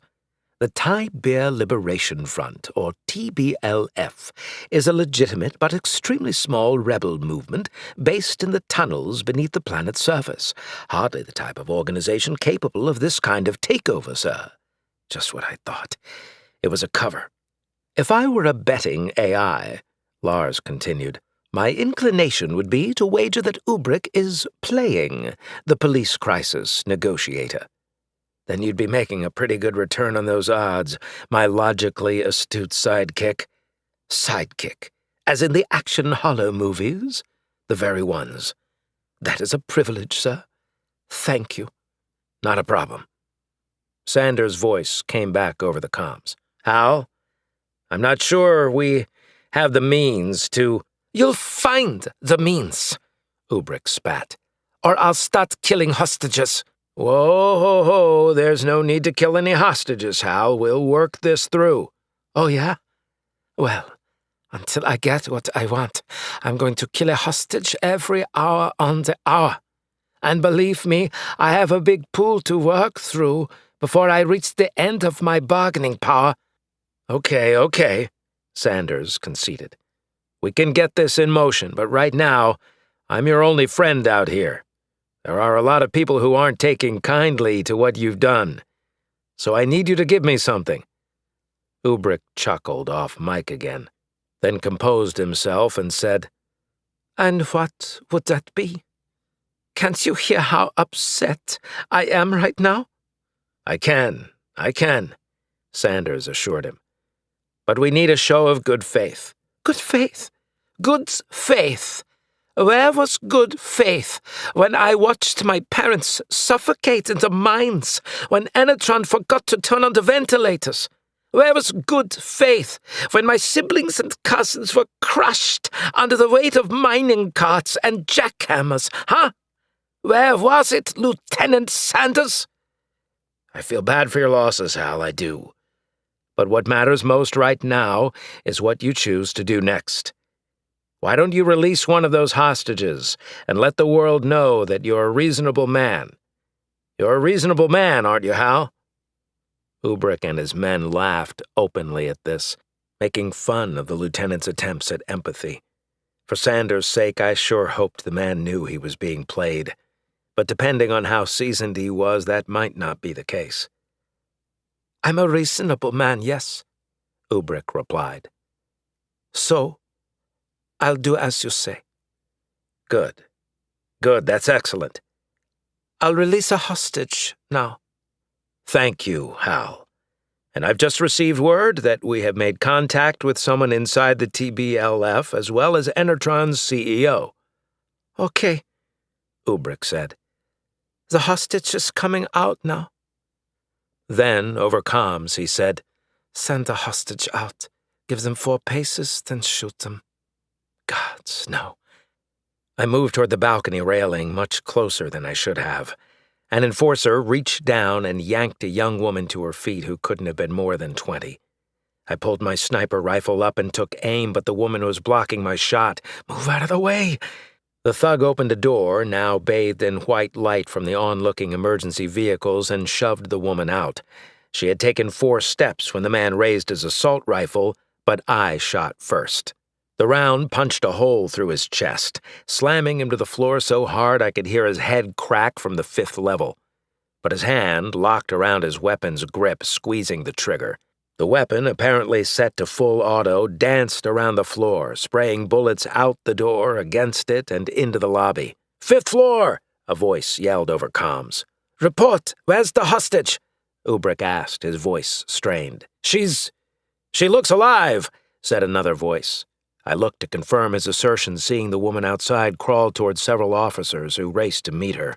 Through my scope, I saw that she'd been shot at least twice in the lower leg, a red trail following her on the concrete. She'll live. You incompetent fools, Ubrick said. What's going on up there? We have a shooter on the 5th floor, sir, said the first voice. Then, in a commanding tone, he said, Travis, Lundgren, back Whitey up. Travis here. Copy that, sir, Travis replied. I had to move. More bullets struck the railing in front of me, forcing me to leap back. I covered my head and headed toward the door into the hallway. I wouldn't use that door, sir, Lars cautioned. An assailant is emerging through the fifth-level doorway, and 2 more have entered the stairwell on the ground floor.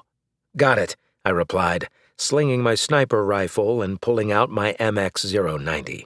I stepped to the side of the door and waited for the assailant to approach, the one named Whitey.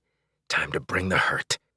When entering a building or a room, most combatants focused on the doorway itself, choosing to ram it or shoot through it in an attempt to catch the enemy off guard.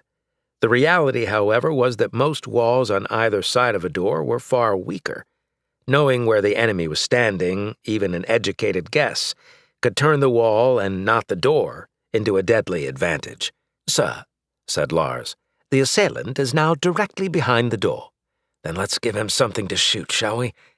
I used my rifle's barrel to tap the door's lever. No sooner had I pulled the weapon away than bullet holes peppered the wood, shooting splinters across the lobby. Gotcha. I turned and aimed at an angle through the wall, imagining the perp's body a meter away from the door. Then I squeezed off 3 rounds, varying their placement by only a few centimeters. "Gods!" Whitey shrieked. I took that as my cue to kick the shredded door in and enter the hall. A man lay on the floor, bleeding from the chest. He struggled to bring his rifle up, eyes wide as he saw the assault rifle in my hands. "Not so fast," I said. I pictured the innocent people this man had already helped murder, aimed at his face, and pulled the trigger. Blood shot across the floor in a wide arc. "The next 2 men are passing the 3rd-floor landing," Lars notified me. "They appear to be heavily armed, wearing body armor, tactical helmets, and carrying riot shields." "Fantastic. I've got to get down to the vault level," I replied. "I understand, sir, but you'll need to get past the assailants named Travis and Lundgren first." "You're sure there's no other way?" "Of course there is," Lars insisted. "There is always the descender on the elevator cable." "Any other way than that?" "No, sir. My apologies." An open firefight with these next 2 guys would be bloody. From the sounds of it, they were both ready for battle.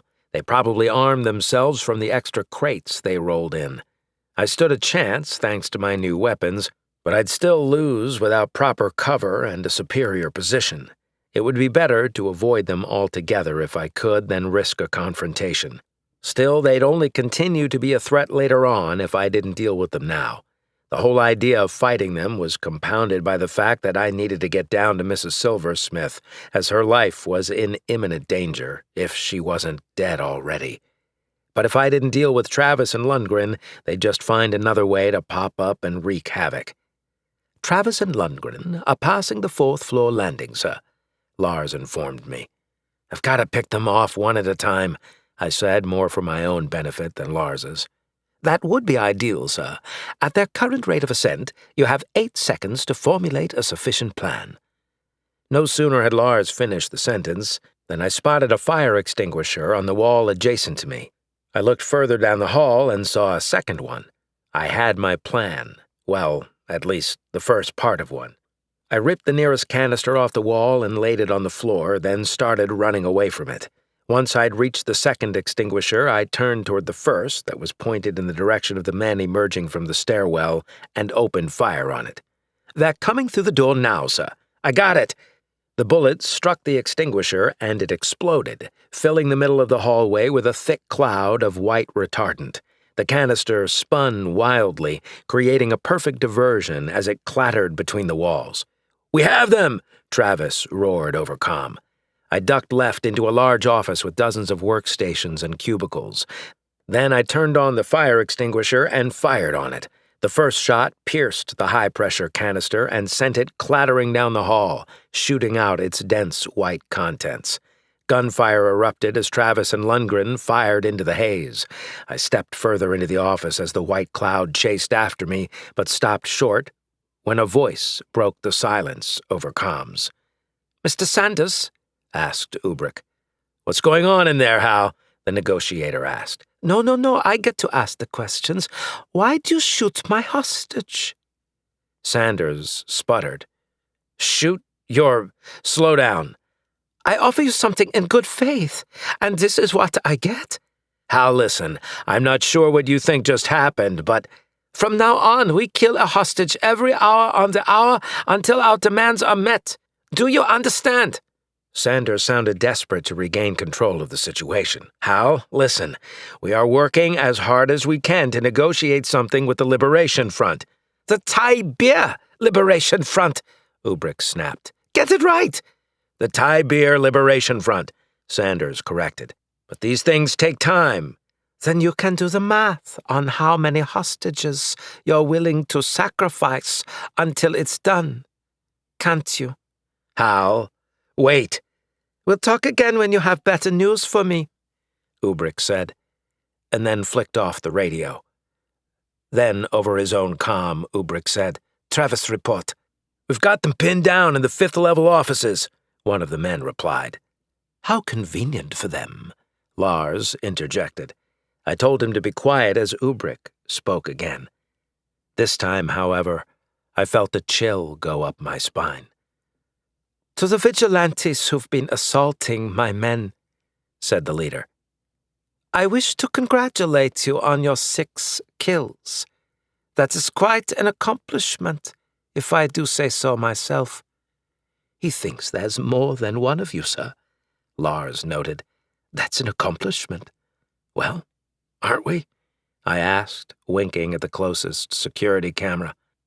I can only assume, Ubrick continued, that you have obtained our communication frequency and have been listening in. Therefore, hear this. I will execute the night administrator in my care in exactly... Ubrick paused, and I imagined him setting his fancy analog watch. 15 minutes. If you wish to save her, you know where to find us. See you soon. The channel went silent as the fire retardant continued to spill into the office. I backed away, trying to think of what to do next. Then, as if the fates smiled on me, something went right for a change. Let's split up, said a voice from down the hall. It was Travis. You go left, I go right. Copy that, replied Lundgren. Big mistake, boys, I thought. Chapter 13. Based on the directions Travis had doled out moments before, the bruiser entering my office wing was Lundgren. He seemed to ignore the dense fire retardant swirling around his helmet's bulletproof visor and kept his automatic weapon up. He was methodical, clearing one aisle of cubicles before moving to the next. This was both good and bad. Good in that he was predictable, bad in that he was being very thorough. Like the man who'd first investigated the security hallway on the first floor, this man was a professional. My hope was that I could take him out with minimal effort in order to put distance between me and the next assailant, Travis. Hopefully Travis was just as busy in his own office wing, and I could put Lundgren down before Travis could back him up. The last thing I wanted right now was facing both of these heavily armed professionals at the same time. I had to act fast, I had to be precise, and I had to be merciless. This boiled down to violence of action and speed, plain and simple. I lay prone beneath a desk in a cubicle 2 rows from Lundgren's current path, holding my pistol in a firm, 2-handed grip. All he needed to do was come around and down the next row. When he walked by the 10-centimeter gap under the cubicle wall that I was spying under, I'd unload on his feet. I slowed my breathing and readied myself for the critical moment, slowly walking my way. Couldn't he hurry it up a little?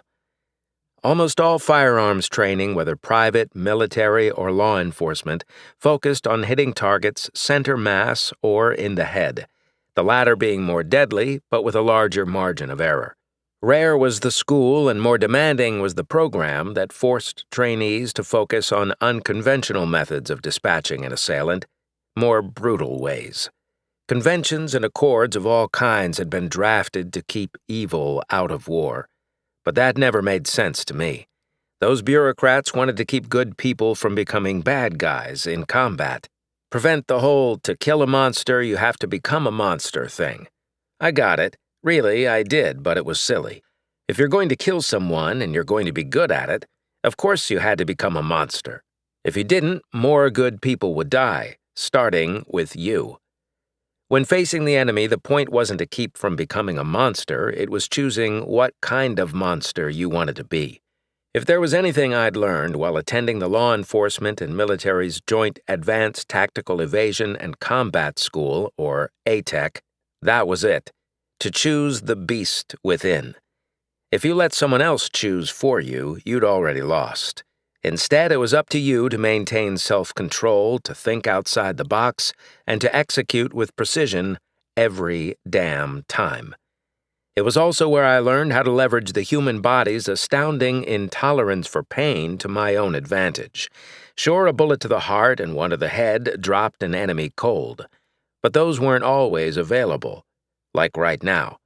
Instead, you had to look for weak spots, for chinks in the proverbial plate armor, or in my case, the body armor and riot gear. So I went with the most underprotected point of the majority of all combatants: their feet. As my own situation proved in spades. To be honest, I always found the lack of armament around operatives' feet surprising, since the rest of the human body counts on those two little extensions of meat and bone to stay upright, a fact I was about to prove yet again. Lundgren had turned down my row and was moving toward me. I repositioned my hands on my pistol and waited. I heard his heavy footfalls louder under the weight of all that riot gear. The toes of his right foot appeared under the cubicle wall, then his whole left foot. I breathed out, placing my sights on his ankle, and squeezed. The weapon's report was deafening from under the desk. The muzzle flash lit up the space like daylight, and the smell of spent gunpowder seared my nostrils. But none of those factors deterred me from looking away as the round blew out the other side of Lundgren's leg. I fired twice more, separating his shin from his foot in a splintered spray of blood and bone. The man screamed, falling to his right knee, and then crashed to the ground.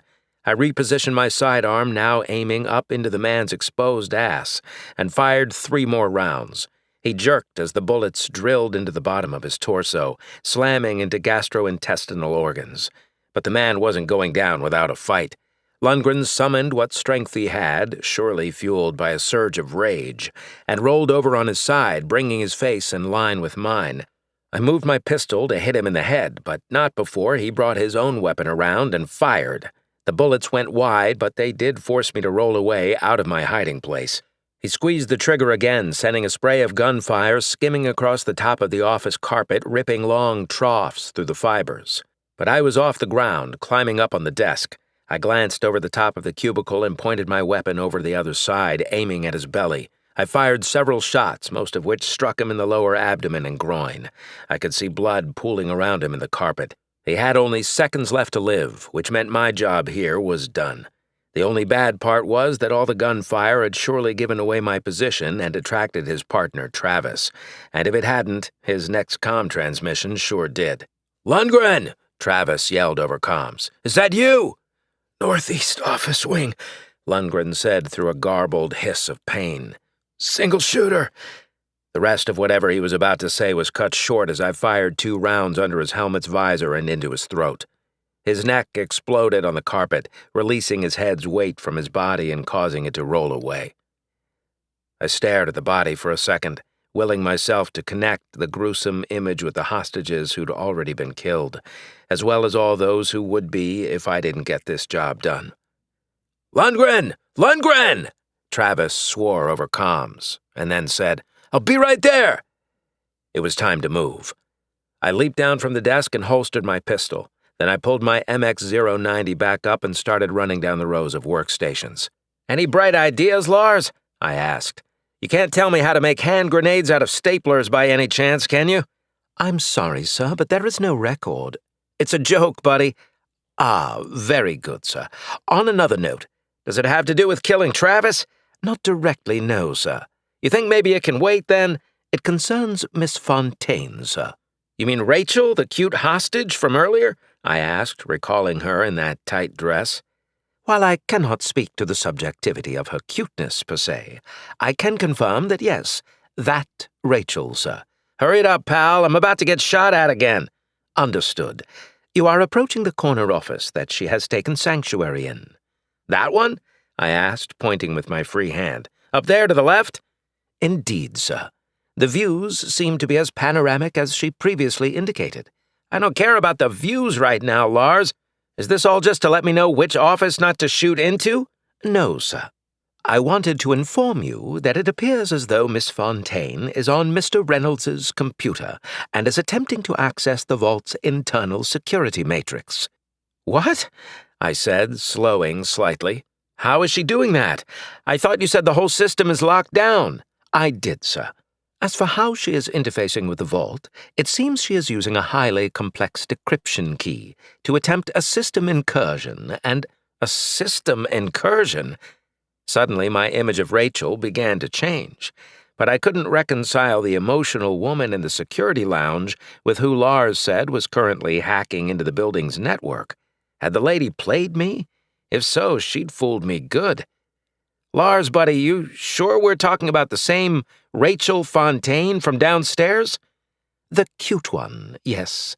And while I can't be entirely certain of her intentions, it appears as though Miss Fontaine is most likely trying to prevent the vault from opening. Prevent? Well, that changed things a little. As in, keep Ubrick out? That is correct, sir. Just then a voice commanded that I stop from far behind me.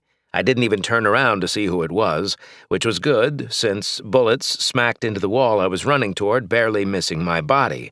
Damn, this guy can shoot, I noted. Who's out there? Asked a woman's voice from behind the corner office door, coming up on my left. Let me guess, I said to Lars. Rachel. Indeed, sir. Just great. The last thing I wanted was for automatic weapons fire to penetrate a door where another hostage was being held, even if that hostage was a computer nerd from accounts receivable doing God's knew what with the network. Hells, I'd take any help I could get right now, but with how fast Travis was gaining on me, I worried that a confrontation outside her door was going to be unavoidable. Rachel, it's me, Flint, I yelled. Flint? She started playing with the lock. No, don't open the door. Why not? She asked. As if to answer her question, a stream of bullets flew past my head and pelted the corner office. Several rounds plunked into her door. Fortunately, the wood looked pretty thick and I couldn't see any light from inside the office. Stay down, I yelled. They're shooting at me, she screamed. No, I said in a corrective tone. They're shooting at me. You stay hidden and shut up.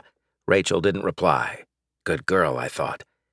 Another spray of gunfire peppered the cubicles as I dove for cover.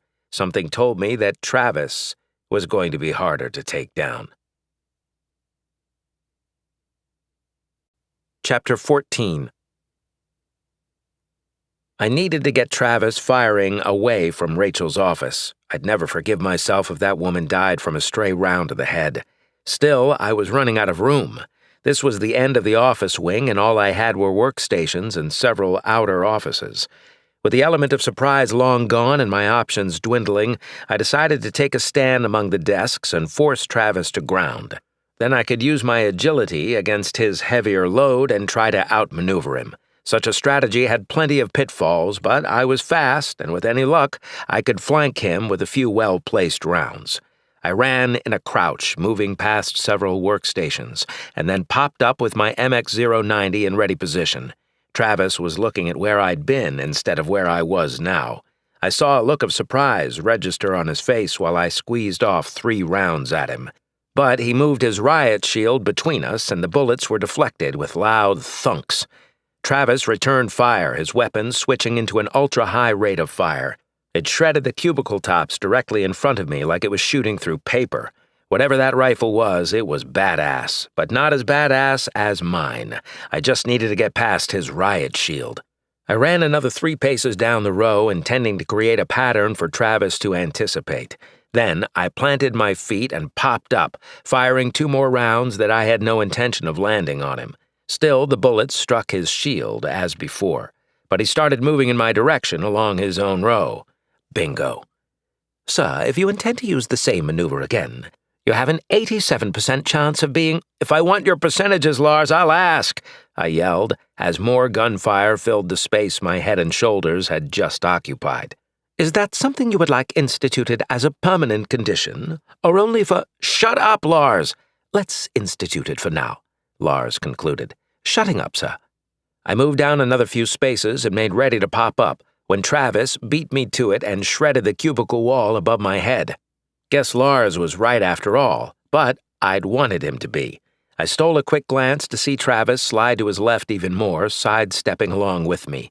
Now was my chance to double back the way I'd come.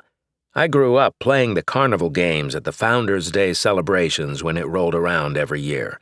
My favorite was Bull Tooth Basher. Only a few of my friends ever figured out the pattern. Everyone else said the damn animals appeared at random, but they didn't. It was an algorithm. You just had to have a fast enough memory to memorize it. And when you did, you could pop the suckers off with the laser gun. Eventually, I'd won so many giant stuffed animals for girls that the fair owners tracked me down and banned me from the game. Within another 2 years, they'd banned me from the entire carnival altogether. But Jennifer Lee kissed me when I gave her that giant Razzo Ripple stuffed animal, and it made it all worth it.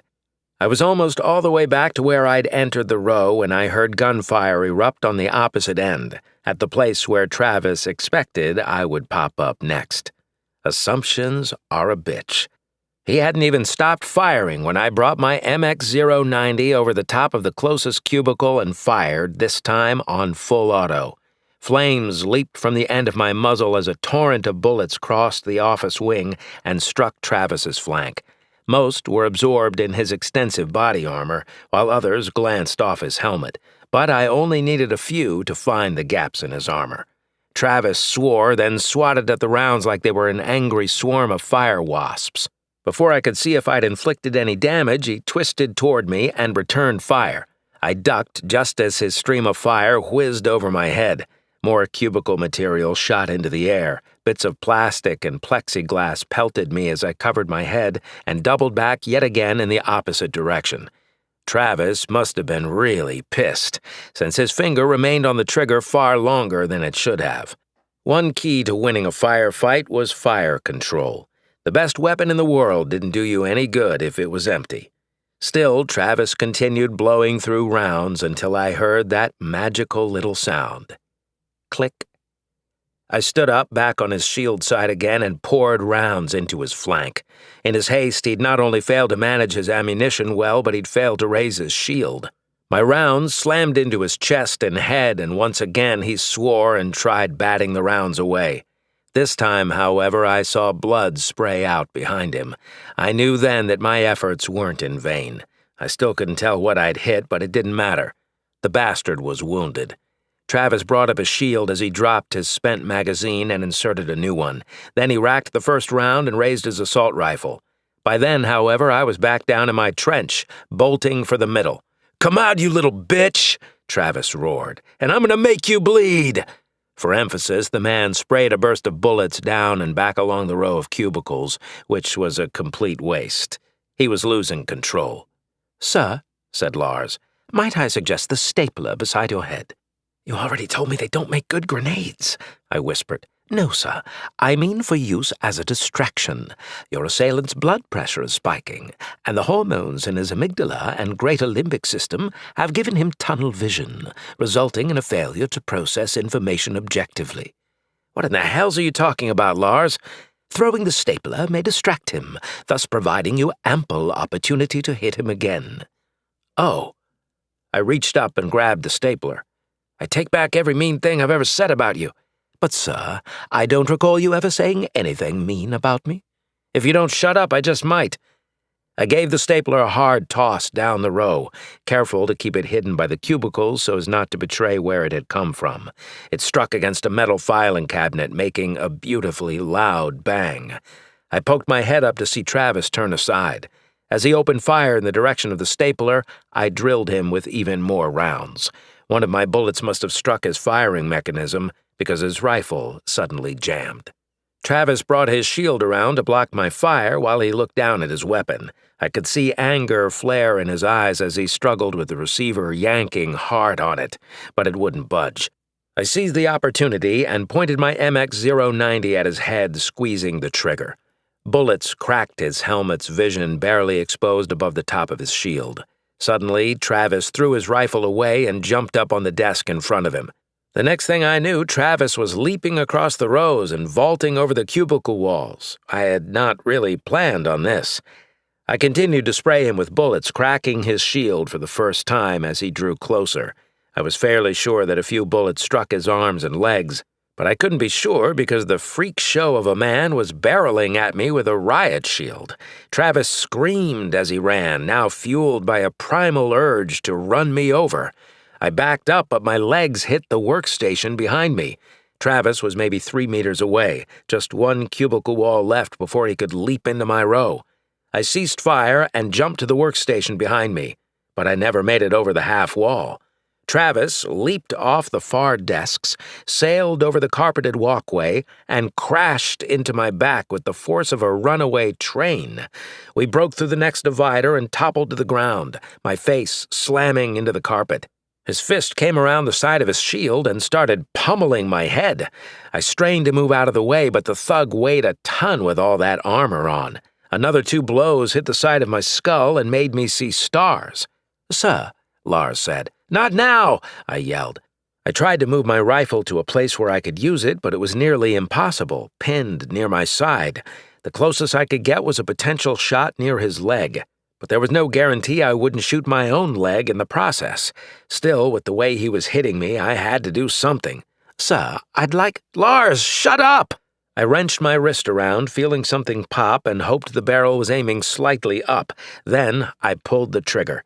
Travis roared as my MX-090 barked. I felt the heat burn my skin through my pants legs as the weapon discharged into the man's shin. His weight shifted, and I was able to wiggle partially free. But not before he brought out a knife, driving the blade into the carpet only a few centimeters from my head. "You've got to be kidding me!" "Is this a better time, sir?" Lars asked. "No!" I attempted to fire again, but Travis pressed his knee onto my weapon. The only round I managed to fire went into the office furniture. Travis pumped the knife again, this time nicking my earlobe. I had to get him off me, and fast. But he was just too damn heavy. A single gunshot fired from somewhere above my right shoulder. At first I thought Travis had produced a pistol. Instead, the man began gurgling, and his hand went limp on the knife. His will to fight drained away. Then, within a matter of seconds, he'd gone limp. Mild claustrophobia flared, and I scrambled to get out from underneath the man. That, and I wanted to figure out what the hell's just happened. As I got to my knees and clear of Travis's corpse, I saw Rachel, standing to my right wearing her stiletto heels. Her right wrist shook nervously, which caused the small silver pistol in her hand to wiggle back and forth. Finally, the weapon fell to the ground in a thud as she put her hands over her mouth and backed away. "Sir," said Lars, "Miss Fontaine has approached you with a pistol and fired on Travis." "You're a little late, Lars," I replied. "But, sir, I was trying—" "We'll talk about this later." I turned to look at Travis and saw a gaping wound at the base of his skull, presumably where Rachel had struck him. The point-blank gunshot into the soft tissue had killed him instantly. "Rachel," I asked, "what are you doing out of the office?" I heard gunshots, and I knew that Mr. Reynolds kept a pistol in his desk, and then I thought you might need help, and then I opened the door, and then I saw you fighting with that man, and then I—" "And then you did a good job," I said, reaching down to pick up the weapon. I stood intending to hold Rachel's biceps and look her in the eyes to make sure she was okay. But as soon as I touched her, she melted into me and threw her arms around my chest. Her body trembled in the aftermath of killing Travis, probably the first life she'd ever taken. To be fair, I'd done 90% of the work, okay, 80, but her last 20% was important and had probably saved me a serious headache. Which reminded me, I touched the side of my head, feeling my hair damp with sweat and blood. I pulled my fingertips away and saw blood. I really needed to get one of Lars's magical chairs. "Listen," I said, "you need to get back inside the office." "But I want to stay with you." Was I really about to refuse a beautiful woman such a simple wish? Of course, Flint, goddammit. "I'm flattered," I told her. "But right now the safest place for you is inside that office." I pushed her away from my chest and began walking her back toward the corner of the office wing. "What are you going to do?" she asked, her voice still shaking with fear. I've got to go check in on... It was probably best not to tell her about Silversmith. For all I knew, she worked for the lady and would have a panic attack, which was the last thing either of us needed right now. To check in on the rest of the hostages and see how they're doing. The good news is that the police are here. I saw that, she said as we stepped back into Reynolds's office. That's good, right? Sure is. They're going to handle this, and you'll be out of here before you know it. She nodded. There is one thing I need to ask you, though, I said. Sure. Anything? I have reason to believe that someone was trying to hack into the vault's security matrix. Someone on this floor. And I'm pretty sure it wasn't Travis back there. She blushed, touching her lips with her finger. That was me, she said with a nervous laugh. Code slicing may kinda be a hobby. I just thought maybe I could help, you know? Being in accounting, I have access to a few different back doors into the vault, but I wasn't trying to hurt anyone, I promise. I know you weren't, I replied. But how did you know they were after the vault? It's the Oraga complex, she said as if I was supposed to assume the rest. What else would they be after? Mr. Oraga's sword collection? How do you know about his sword collection? Is that a hobby of yours too? What? Oh, gods, no. She waved her hands at me. Everyone knows about that. It's on the company brochures. He's very open about... I'm kidding, Rachel, relax. Okay. Phew. You scared me for a second there. So, and I just have to ask this to be sure, you weren't trying to help them steal anything, were you? Help? Steal? Who? The terrorists? No. You think I look like... I just had to ask, Rachel. I'm sorry. I was trying to shut down the security matrix, she said, walking back to Reynolds's computer terminal.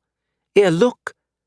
She brought up the holo display and showed me lines of code, as if it was supposed to mean something to me. In reality, it made absolutely no sense whatsoever. It does appear as if she's telling the truth, sir, Lars said in my ear. I nodded, more to Lars than to Rachel. Plus, Rachel continued, I figured if the system was offline, it didn't matter what they tried. There'd be no getting in at all if it's shut down. And? And what? She asked. Can you shut it down? She shook her head. No. A look of genuine disappointment washed over her face. Probably because it's just my hobby. Then the look changed to something more mischievous, something akin to a young teenager plotting an escapade they didn't want their parents to know about. But I hear that the professionals, the ones who operate off-grid, are able to... I don't want to know about it, Rachel. She looked surprised. Oh, I just meant... If you tell me about your illegal fantasies, I may take you in for questioning, and I don't have time for that right now. My growing smile betrayed my humor. Rachel smiled too, then giggled a little. Damn, she was cute. My lips are sealed, she said, pinching her thumb and index fingers and drawing them across her closed lips. Good. Okay, listen. I need you to stay in the office this time. Copy? Copy, she said with a nod. Again, I'm sorry for leaving earlier. I'm not. You probably saved my life back there. You think so? I know so. Thanks. You're welcome. She brushed some hair behind her ear. And here, I said, holding the pistol up and checking to see if there was still a round in the chamber. You might need this again. Oh, I don't want that, she protested. I know you don't, but with the way you handled yourself back there, I wouldn't be afraid to use it. You think I'll need to? You think they'll be back? No, I said. I'll be drawing their attention elsewhere, but it never hurts to have insurance. I placed the weapon on the desk in front of her, pointing the barrel toward me. You can't stay? She asked. Got somewhere else I need to be, I replied. And you have even less time to get there than before, Lars said in my ear. 8 minutes if Ubrick's 15-minute window is to be believed. Well, Rachel replied with no small amount of melancholy in her voice. I do hope I get to see you again. Me too, I said, stepping through the doorway. If I stayed any longer, Mrs. Silversmith would die, and right now my damn testosterone was distracting me. She waved as I pulled the pock-marked door shut. "Bye," she said from the other side of the wood. Chapter 15. I bounded down the stairs, taking them 4 at a time, hands squeaking as they slid along the railings. I didn't know what I was going to do when I got to the vault floor, but I'd think of something. And if I couldn't, Lars would. I couldn't let the night administrator die. "If he really wanted to flush you out," Lars asked as I went, "why threaten you with executing only one hostage, one which you suspect he is going to kill anyway?" "Because," I said between gasps, "I don't think that he thinks I can actually hear him." "You don't, sir?" "Think about it, Lars." I took another deep breath, rounding another landing. "If I don't have a comm and he commits to murdering a hostage every 5 minutes, let's say," I grabbed another breath, "then he's executing his leverage faster than he needs to. So he threatens me with an expendable piece of leverage, a life he's already planning to dispose of. If I show up, he knows I was listening, and if not, well, he hasn't lost anything in the exercise." The AI paused. "So he's created a no-win scenario for you?" "Yeah, pretty much. If I keep myself concealed, I may save the hostages but lose Silversmith. And if you choose to save Silversmith, you risk harming the remaining hostages. It is an elegant game theory scenario." "You study game theory?" I asked, gulping down air. "One might say that I am game theory, sir." He paused. "So what are you planning on doing?" "I haven't figured that out yet." "Very interesting," Lars replied, a clinical tone to his voice. "And how does it make you feel?" "Hey, cut that out," I said. "Cut what out, sir?" "That, the way you're talking, makes it sound like you're studying me or something." "But I am studying you, sir." "Well, cut it out." Suddenly Ubrick's voice came over the comm again. "Why don't we increase the timetable? While your rescuers are busy coming this way, I wonder if you'll provide me with the vault access passphrase." "Lars," I said, slowing for a brief moment. "He's got to be talking to Silversmith, right?" "That is correct. He is pushing her at gunpoint through the gap in the shell and up to the vault door's internal security center." "Damn, he's going to kill her before I get there." "But according to his previous statement, rule number 1 when dealing with terrorists, buddy, don't believe a word they say unless they say they're going to kill someone. That's the only thing they don't lie about." "Noted, sir. Still, I don't see. If she gives up the codes, they'll have no use for her other than to draw me out. As soon as they see me, she's served her purpose. And if she doesn't comply, they'll find another way to get those codes." That was when I realized I wasn't going to be able to rescue Silversmith. My heart sank. Damn you, Ubrick. I hated bullies, and I hated bullies that like to kill people even more. "Sir, you have stopped descending," Lars noted. "May I inquire as to why?" "I can't save her, Lars." My lungs burned, my legs ached, and my feet were swollen. I stood on subfloor 14's landings, hands on my knees. "He's going to have his guys trained on the door, and there's no way they're falling for the vent shaft again." "What would you like to do next?" "Kill him," I said. "Kill 'em all." "Statistically, that is shut up, Bart." "Shutting up, sir." I paced on the landing. I fought to keep my mind off the doomed woman and focus on what to do next. But Ubrick had the damn channel open on purpose. I was convinced. "Those codes," Ubrick said to Silversmith. When she didn't reply, he continued. "Come now, Mrs. Silversmith. This doesn't have to end in tragedy. There is a very real scenario in which you and your fellow hostages walk out of this alive. In that scenario, everyone gets what they want." "Sir," said Lars, "would you like to see the holo feed on your wristcom?" "You can do that?" "Of course, sir." "God damn it, Lars. You gotta let me know about this kind of thing sooner. If you are able to better define the phrase, 'this sort of thing,' I will be sure to—" "Show me the damn feed, Lars." I extended my wrist and waited for the video to appear. When it did, I was looking down on Ubrick and Silversmith from a wide-angle camera placed in a corner. Two figures stood in a sterile white room, their large faces disproportionate to their bodies due to the camera's lens. Still, I could clearly see Ubrick starting to trace Silversmith's jawline with the barrel of his pistol. "Now," Ubrick said, "tell me the codes, or else I'll have a hostage executed." "She's gonna get someone killed," I mumbled. "Are you certain?" Lars asked. "I've seen this kind of thing played out before, pal. When you've seen as many nut jobs as I have, you learn to predict things like this. She's a strong lady, so she's going to call his bluff.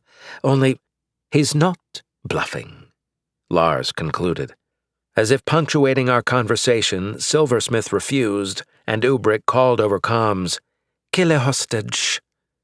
I was about to ask Lars to give a camera from the lobby, but I couldn't get the words out fast enough.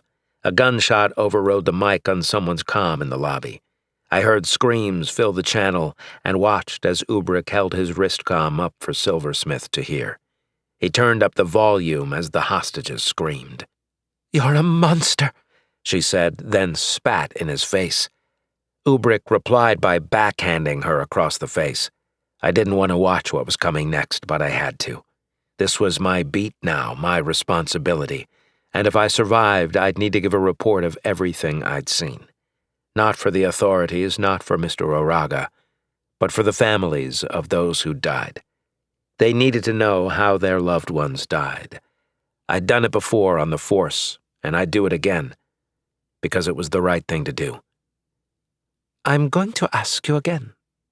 Please know, Mrs. Silversmith, that if you refuse me, I will have another hostage executed as quickly as the first. And, as I'm sure you've noticed, I have plenty of hostages to shoot." Silversmith was trembling. Tears streaked down her cheeks and her lips quivered. "Just give him the codes, lady," I said, willing her to make the right call. With any luck, Ubrick would end her life quickly. "No more hostages killed?" she asked. I could hear the hint of hope underlying her steely resolve. "No more hostages killed," Ubrick repeated, placing a hand over his heart. I really wanted to kill this guy. Silversmith lowered her head and clenched her fists. "The codes, Mrs. Silversmith." "It's just money, lady," I said, practically begging her to give up the information. As if hearing my voice, Silversmith raised her head and strode forward. She raised her fingers toward the security terminal and began typing on a keypad. "Sir," Lars said, "it appears that Mrs. Silversmith is entering the required passphrases." "Thanks, pal. I can see that." Silversmith continued to type a long string of numbers and letters until a green accept icon appeared on the terminal screen, accompanied by a musical chime. "Passphrase accepted," said an automated voice. "Thank you, Mrs. Silversmith." "Don't thank me. Why, whatever for? I'm not giving you the rest." "The rest?" "The biometric scanners." Silversmith shook her head and then straightened her arms. I'm not doing this. I'm not complying with you anymore." It was faint, but I could see tears on her cheeks. I didn't blame her for crying. She'd surely never been threatened like this before. Not many people ever were. "But, Mrs. Silversmith, what about the hostages?" Ubrick came around her and placed his pistol's barrel against her forehead. "How are you going to live with yourself if we have to do this again? You don't want me to order another hostage killed, now do you?" "Just one," she said. Silversmith grabbed Ubrick's pistol grip with both her hands and shoved her thumb inside the trigger guard. Then she pushed against the man's index finger with the 2.26 kilos of pressure needed to fire the weapon. I stared at the hollow feed as Silversmith's head deformed. Her body jerked backward, then fell to the floor.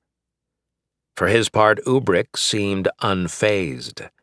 He holstered his sidearm, wiped some blood from his cheek, and then produced a knife from his pocket. The blade sprang out of the handle. I watched in disgust as the man kneeled and began carving the woman's eye out of her head. He pulled the eyeball up and severed the optic nerve. Then he grabbed the woman's wrist and began dragging her toward the terminal. Ubrick wrenched her arm and placed her palm on the biometric scanner pad. A bar of blue light moved from top to bottom, registering a green acceptance icon. Then he took the eyeball and held it up to the scanner at head level. Again, a blue sensor swept over the severed organ, and another accept result chimed. "Access granted," said the automated voice. "Welcome, Mrs. Silversmith." The vault door slid apart. Ubrick tossed the eyeball and clapped his hands together. "Hello, beautiful," he said as he stepped across the threshold. "Sir," Lars said, "my sensors are picking up several more vehicles approaching the complex." "More cops?" I asked. "Negative. They look to be Union forces." "The Union? What in the gods' names are they doing here?" "I have narrowed explanations to a few possible scenarios. Would you like to hear them?" "Knock yourself out, Lars," I replied. There was a momentary hesitation before Lars asked, "My apologies, sir, but are you requesting that I shut myself down?" "Hells no. I mean, tell me your scenarios." Crazy-ass AI. "Very well. It is possible that the Celion City Police Department has requested reinforcements due to the violent nature of this hostage situation." "I highly doubt that," I replied, looking at Silversmith's body. "I've never known the SCPD to back down from a fight. They'd sooner cut off their own balls than ask for backup from the Union." "That seems a little extreme, sir, but I believe I understand your point." "What else you got?" "Given your assertion about my first premise, it is possible that the Union has a vested interest in the complex's safety." "A vested interest?" I asked. I rubbed the back of my neck. The Union isn't much for private enterprise, unless they're taking it over or shutting it down. "While it seems you are employing some amount of hyperbole, I do agree with your premise," Lars replied. I ignored Lars, still trying to think through what the Union's presence meant. There's no way the Union wants Oraga's refinery operations shut down, and this is a hell of a time to take it over. It's too coincidental. "Then what are your potential conclusions, sir?" Lars asked. "And there's something else here besides credits, something that matters to the Union, maybe something they don't want falling into enemy hands." I withdrew the flask from my shirt pocket, unscrewed the cap, and took a swig of the single malt. It felt good going down. I sucked in a quick breath when I was done and bared my teeth as I screwed down the cap. "Lars, is there anything else of value in the rest of the building?" "Can you please define the search parameters more precisely?" "The Oraga complex contains an immense collection of valuable items, ranging from furniture to paintings to—" "I mean, is there something else in here that the largest military in the galaxy would find important? Something besides a vault full of credits? Because I have a hard time believing they're here just to guarantee Mr. Oraga's fortune's safety." I looked at the firearm in my hands. "Maybe his research or weapons." "While not all of Mr. Oraga's designs are in their hands, the Union already contracts with Mr. Oraga on his weapons research," Lars replied. "Further still, without his proprietary understanding of the concepts, any research is rather useless to anyone who obtains it. He is, you might say, the key that undoes the lock when it comes to his technologies." "What about that healing probe of yours? Maybe they want that." "That technology has already been disclosed, but is still years away from Union-wide implementation." I paced the landing. The Union's presence took this situation to another level, one I didn't like. It was one thing to face high-tech bank robbers. It was another to take on what might be a nefarious organization that threatened galactic security. Figuring out why the criminals were here might help stop them, which meant saving lives. Likewise, not figuring it out could spell disaster for the hostages, and depending on what they were after, it might mean saving many more lives. "Lars, what else is in that vault?" I asked. "Excuse me, sir? There's something you're not telling me, and I need to know what it is, now." Chapter 16. "There's more than just credits stored in the vault," Lars said to me. "I knew it," I said, hitting the top of my MX-090 with the heel of my hand. "Like protium?" "Why would you say that, sir?" Lars asked. "Because of what Ubrick said to Sanders. He gave it away. Those are protium mines down there, aren't they? No wonder Oraga is a bajillionaire." "There is a small deposit of protium stored in the vault, yes. However, the bulk of it is in off-site storage facilities." "I knew it!" "Very good, sir." But something still didn't feel right. "Hold on. You said a small deposit. How small is small?" "Perhaps a few grams," Lars replied. "A few grams?" "Indeed, sir." That wasn't right. "Lars, no one's going through this much trouble for a few grams of protium, not when you say there are off-site storage facilities elsewhere." The AI didn't reply. "Lars, buddy, talk to me. What else is in the vault?" "The vault is also home to some of Mr. Oraga's most treasured possessions." "Treasured possessions," I repeated flatly. "That's it?" "Excuse me, sir?" "That's all you're going to tell me? Gods, you're not making this easy on me, pal." "I'm not sure I understand," Lars replied. "What treasured possessions, Lars?" I said, speaking each word deliberately. "I'm sorry, sir, but Mr. Oraga's wishes prevent me from divulging that information." "What the hell's, Lars? I thought we had something good going here." "Something good, sir?" "You know, you and me, sharing secrets, working to kill bad guys, saving people's lives." "Those are all good things, I do see that," he replied. "Well, in case you haven't noticed, we're not done. And the next piece of this puzzle is figuring out what Ubrick is really after, as in, you know what it is, and you need to tell me." "As I said, sir, Mr. Oraga's request parameters prevent you from divulging that information. I get it. I continued to pace the landing and the stairwell, feeling the walls closing in on me.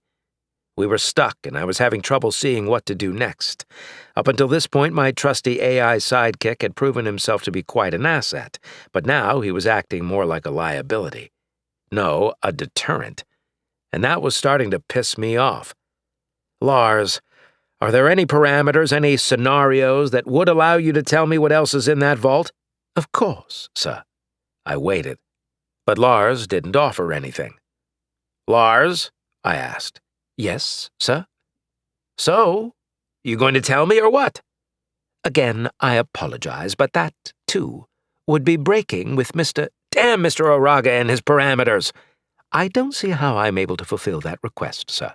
"I swear to gods, Lars," I said with a nervous laugh through clenched teeth. "If I ever meet you face to face, I'm going to wring your scrawny little neck for this." "Duly noted." An awkward silence filled the space between us. Well, awkward for me, I supposed. "So that's it, then?" I asked. "You're not going to tell me what's in the vault?" "Not without Mr. Oraga's expressed permission," Lars replied. "Fine." I took a deep breath, trying to clear my head. For now, I guess all I need to know, all I can know, I glared up at a security camera for added emphasis, is that Oraga keeps something else in his vault that the Union doesn't want discovered and that Ubrick is willing to kill for.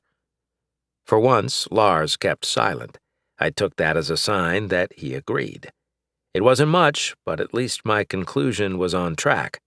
A voice suddenly broke over Ubrick's calm, but it wasn't his and it wasn't Lieutenant Sanders's. It was someone new speaking over the ABET, someone with a deep, raspy voice who oozed authority. "This is Major Simon Cassman of the Galactic Union, hailing the individual called Hal." The Major spoke Ubrick's pseudo-name with enough disgust to imply that he doubted it was a real name. "Please respond." I raised my wrist communicator, which was still displaying the scene in the vault's entryway. Mrs. Silversmith's corpse lay slumped below the security panel, and Ubrick was somewhere inside the vault, out of sight. Suddenly the thug returned to the entryway, bringing Rommel out of the vault with him. He waved two other assailants toward him from the vestibule. "Why, Major Cassman, how good of you to join us," Ubrick said, his voice dripping with sarcasm. "By the order of the Galactic Union, I do hereby order you to release the hostages and exit the building with your hands raised," the Major replied. Ubrick looked at Rommel with raised eyebrows and pouty lips. "Oh, I'm so sorry, dear Major, but that is simply not possible. At least, until my demands are met." "Then I have good news for you, Hal. We have arranged a full transfer of all mining rights to the TBLF, effective immediately." "Have you now?" Ubrick said, a look of feigned surprise crossing his face. "According to your own stipulations, I hereby order you to release the hostages and surrender." "Or what?" Ubrick asked. "Or we will have no other choice than to gain entry to the building and subdue you and your team by any means necessary." Ubrick muted the channel and looked at Rommel. "How much time to get everything out?" 10 minutes, said Rommel. 15 minutes, max. Ubrick nodded, then brought the ABET back up to his mouth. "Major Cassius?" "Cassman," replied the Major. "Very well. I accept." There was a pause before the Major spoke again, probably because the Union officer hadn't foreseen such an easy concession. "That's good news." But before the Major could say anything further, Ubrick added, "We will bring the hostages to subfloor 30. They will be awaiting some of your shuttles in the facility's main hangar.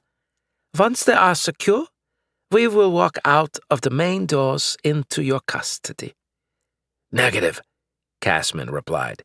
"You will—" Ubrick cut the Major off. "We will see you there in 20 minutes, Major. Good day." There was a small click as Ubrick switched the ABAT off and tossed it into the vault. He looked at Rommel. "Have the men move the prisoners to the hangar. I want everything ready to go in 10. "Understood, sir." Rommel gave Ubrick a curt nod and withdrew to the vestibule. Then Ubrick waved the two remaining men into the vault with him. "Bring the cases," Ubrick said. "We've got work to do." "I don't like this," I said to Lars, pacing again. "Something feels off. Since I am incapable of feeling or full self-awareness, I am unable to empathize with your sentiment, sir," Lars replied. "However, if you are referring to the misleading tactics employed by Ubrick, then I agree. Something is not as it appears. If he really wanted to release the hostages, why not let them all out the front doors?" I asked, more for my own good than for Lars's. "That is the most direct solution, I agree." My heart went cold and I stopped pacing. "Unless you plan on using the hostages as bait for something else." "Bait, sir?" Lars asked. "Lars, do you have any archived footage of where the two men went earlier?" "I might if you'd be more specific." "When I entered the vent shaft over the vault's vestibule, I noticed Ubrick order two men, Fabian and Nico, on an errand. I tried to see what floor they went to, but things got a little completely out of hand, sir," Lars concluded. "Hey, I still had things under control," I replied. "My sensors showed that you avoided catastrophic head injuries by less than 15 centimeters. That is a narrow margin, one which does not seem to fit the categorical norms of under control." Well, maybe if a certain AI who was already talking to me at that point had been able to show me the camera feeds, I wouldn't have needed to climb into a damned ventilation shaft to begin with. "Sir, I was still trying to gain control of certain parts of the system at that point. Had I— So you didn't have things under control at that point either, did you, Mr. Fancy Pants?" "Sir, name-calling is a sign of you'd better tell me whether or not you have archived security footage of those two thugs, or else I'm going to tell Mr. Oraga all about how you didn't help me save his building when you had the chance." "You wouldn't." "Oh," I said with a runaway laugh. "Try me." I held up my wrist communicator and waited. I almost said something more to Lars when footage of two men in an elevator appeared over my arm. "This footage is from 58 minutes ago," Lars said, "when the men named Fabian and Nico left subfloor 27. "See?" I replied. "That wasn't so hard." I watched as the men shifted on their feet. Whatever was in the duffel bags on their shoulders was heavy. "Can we speed things up?" I asked Lars. "I need to know what floor they got off at." "Speeding up, sir." The men's weight shifting sped up, making them look like they were doing a fidgety shuffle dance. Then, just as the elevator doors opened, the footage returned to normal speed and I saw the men step out of view. "Where'd they go?" I asked. "You have another camera?" "Searching. Please stand by." Whatever floor it was, they were on board the lift far too long to have gone to any subfloors beyond level 27. That meant they went up, which meant I needed to get a move on. I cursed to myself as I began up the stairs again, my legs already protesting.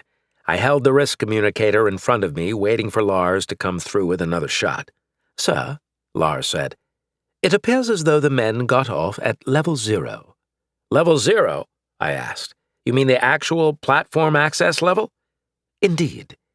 "You're sure?" That level was only a few floors above me. Lars hesitated, then said, "Quite sure, sir.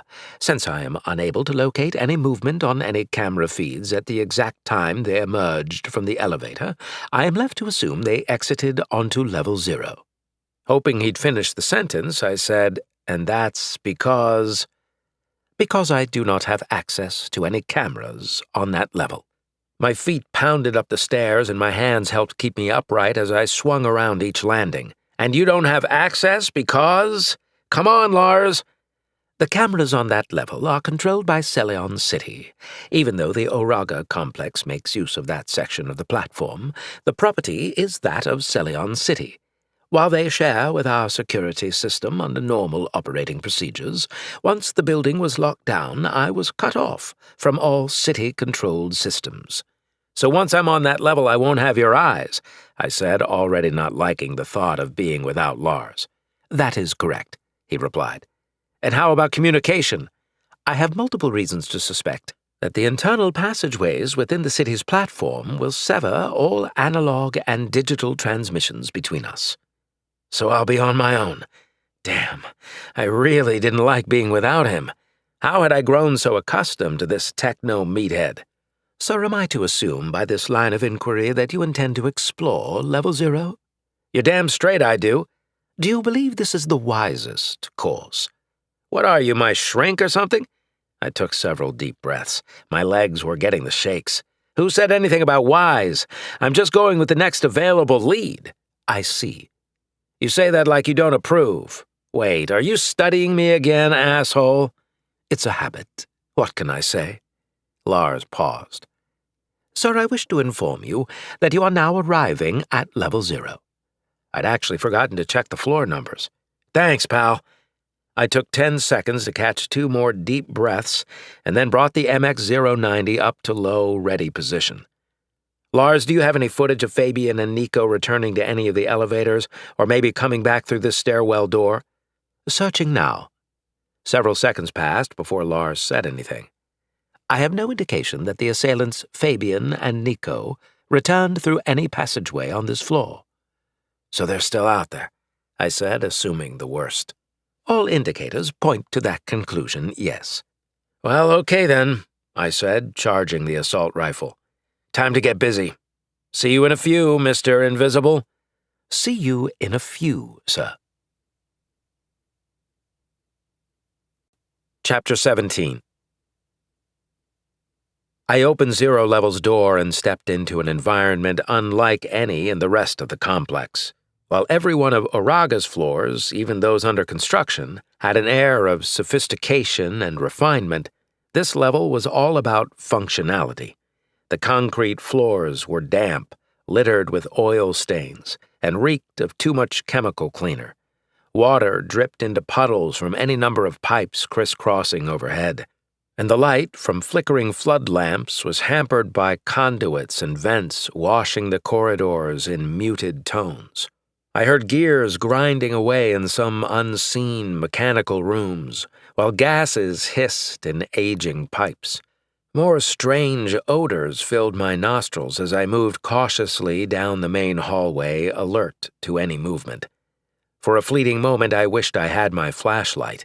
It was hard to make out much in the dim light, but I thought better of it as the light would have been a clarion call pointing out my presence.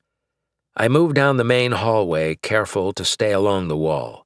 I walked along the undulating surface of wires, control boxes, and maintenance hatches, careful to stay hidden. I had no idea where these thugs might be, and wanted to make sure they could say the same of me. My nerves were winding up in anticipation of contact.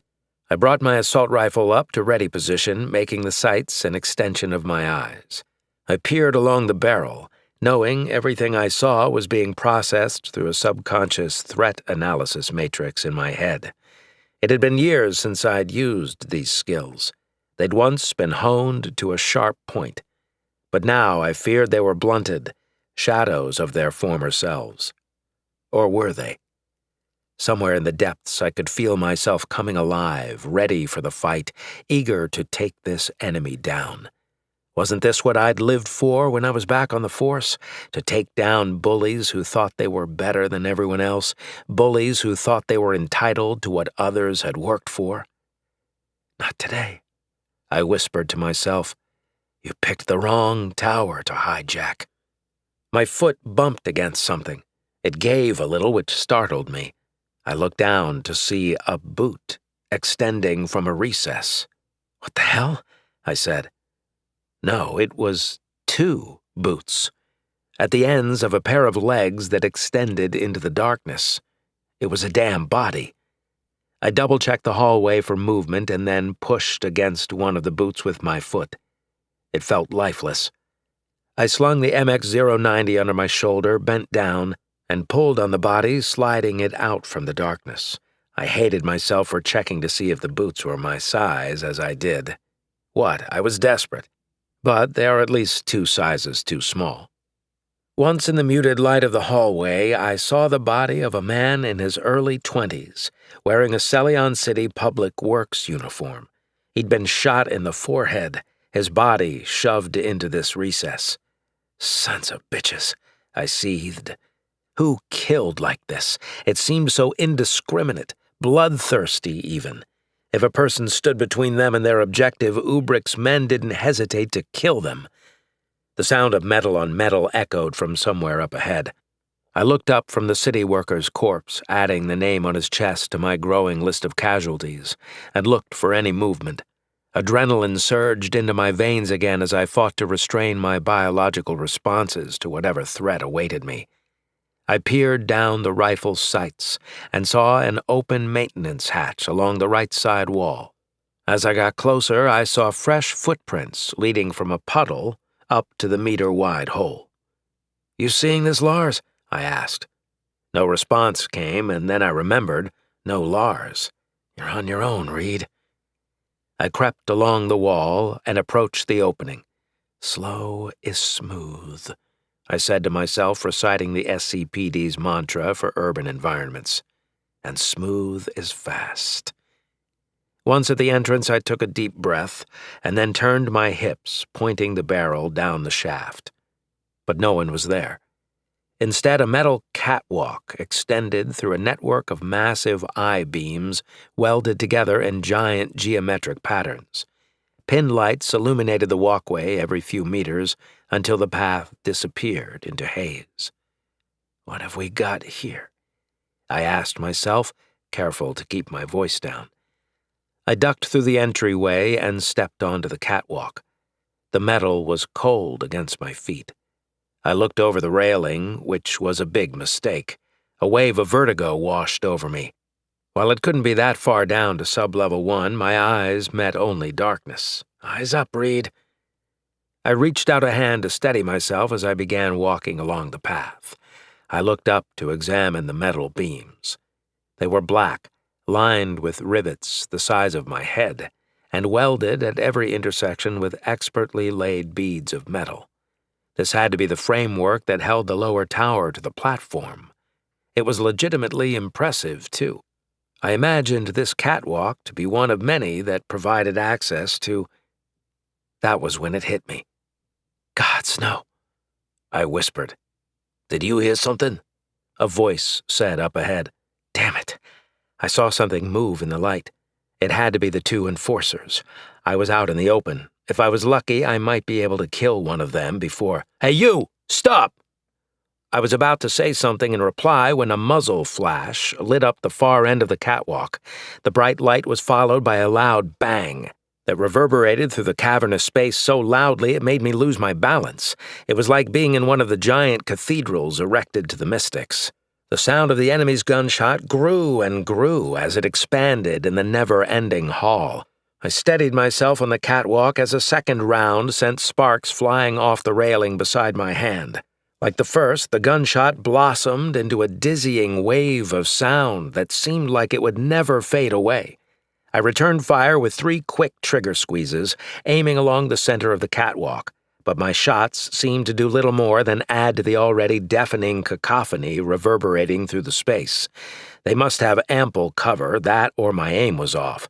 Several bullets flew my way as the men shouted at me. I was exposed, and I needed cover now. I swung myself over the railing, trying my hardest not to fall, and found footing along a horizontal I-beam that ran under the catwalk and extended to my right. I held my arms out and traveled the short distance to a vertical column half hidden in the darkness. Just don't look down, Reed. More bullets struck the catwalk where I'd stood moments before. I held to the vertical support, fighting against the waves of sound like they were ocean currents threatening to rip me from a rocky ledge. As I repositioned my feet to keep them from slipping, my heel bumped against a small protrusion. I glanced down to see what looked like a tiny package stuck to the metal. It had a silver finish with several oblong cylinders that glowed blue. A green light blinked steadily from a small control screen, while a small cloverleaf antenna rotated from the device's center. Even though I'd never seen a neutron bomb in person, it bore all the telltale signs of one. Gods damn it! My suspicions were right. Ubrick wasn't just planning on killing the hostages, he was planning on destroying the entire complex. Just one of these could take out half a city block. So in a confined space like this, several of these would hack the lower tower off the platform like an apple being plucked from a tree. The presence of so many bombs also meant this crisis wasn't about the credits for Ubrick. Just one neutron bomb cost a small fortune. Assuming these thugs had more of these in their duffel bags meant that credits were no object. Ubrick wanted whatever else was in that vault, and he'd pay a high price to acquire it. While I'd need more time to figure out how Ubrick planned to escape with whatever it was he was stealing, I imagined what might happen with the hostages. The Union shuttles would arrive to retrieve the hostages, and that was when Ubrick would detonate the charges. He was going to take everyone down at once. I was about to curse Lars again for not filling me in on Mr. Oraga's secret, when more bullets smacked against the column I held onto. Cutting the angle to my hideout meant the enemy was advancing. Sparks lit up the space around me as more gunfire resonated in the platform's cavernous chamber.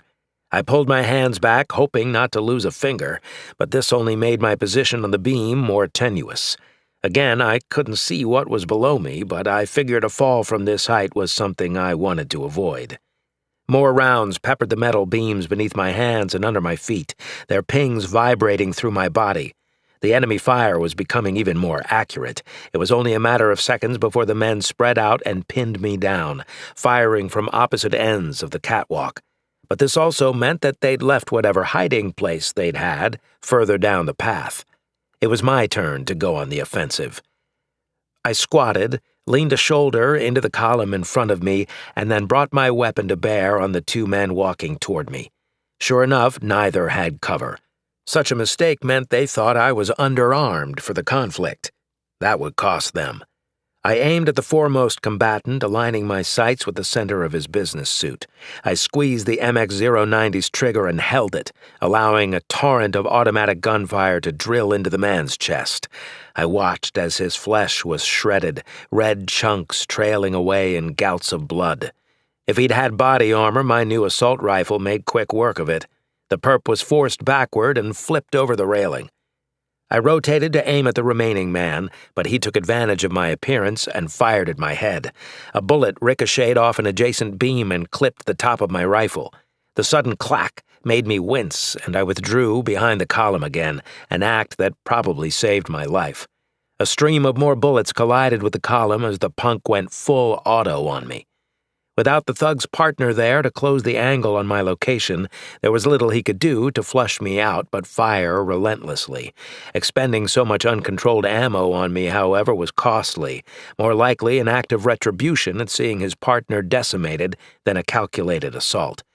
So as soon as I heard the distinct click of his magazine go dry, I leaned out and fired.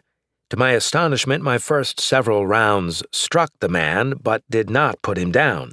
In fact, they didn't even seem to faze him. Instead of the bullets sinking into his flesh or even body armor, they produced a shimmering blue wave that emanated from each impact point. Was that some kind of personal force field? I swore under my breath as the man reloaded and raised his weapon at me again. The barrel of his rifle barked with orange flames as incoming rounds collided with the metal beams. If I survived this, I wondered if I'd ever be able to hear again.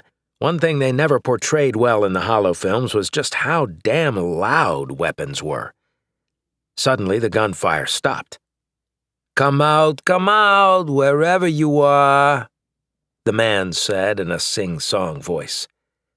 "I'm feeling pretty comfortable right here, thanks very much," I replied, holding my rifle to my chest, back against the column. "I'll make you even more comfortable," the man said. "Give you a sleep you'll never wake up from." "I'll pass. Sleep's overrated." To emphasize my point, I swung my rifle around and squeezed. I followed a few of the bullets as they collided with the energy field that encased the man like a second skin. More blue ripples emanated from each strike. Damn it. The perp answered my fire with a volley of his own, emptying half a magazine on the metal around me. I swore my ears must be leaking blood by now. "I can do this all day," the man said.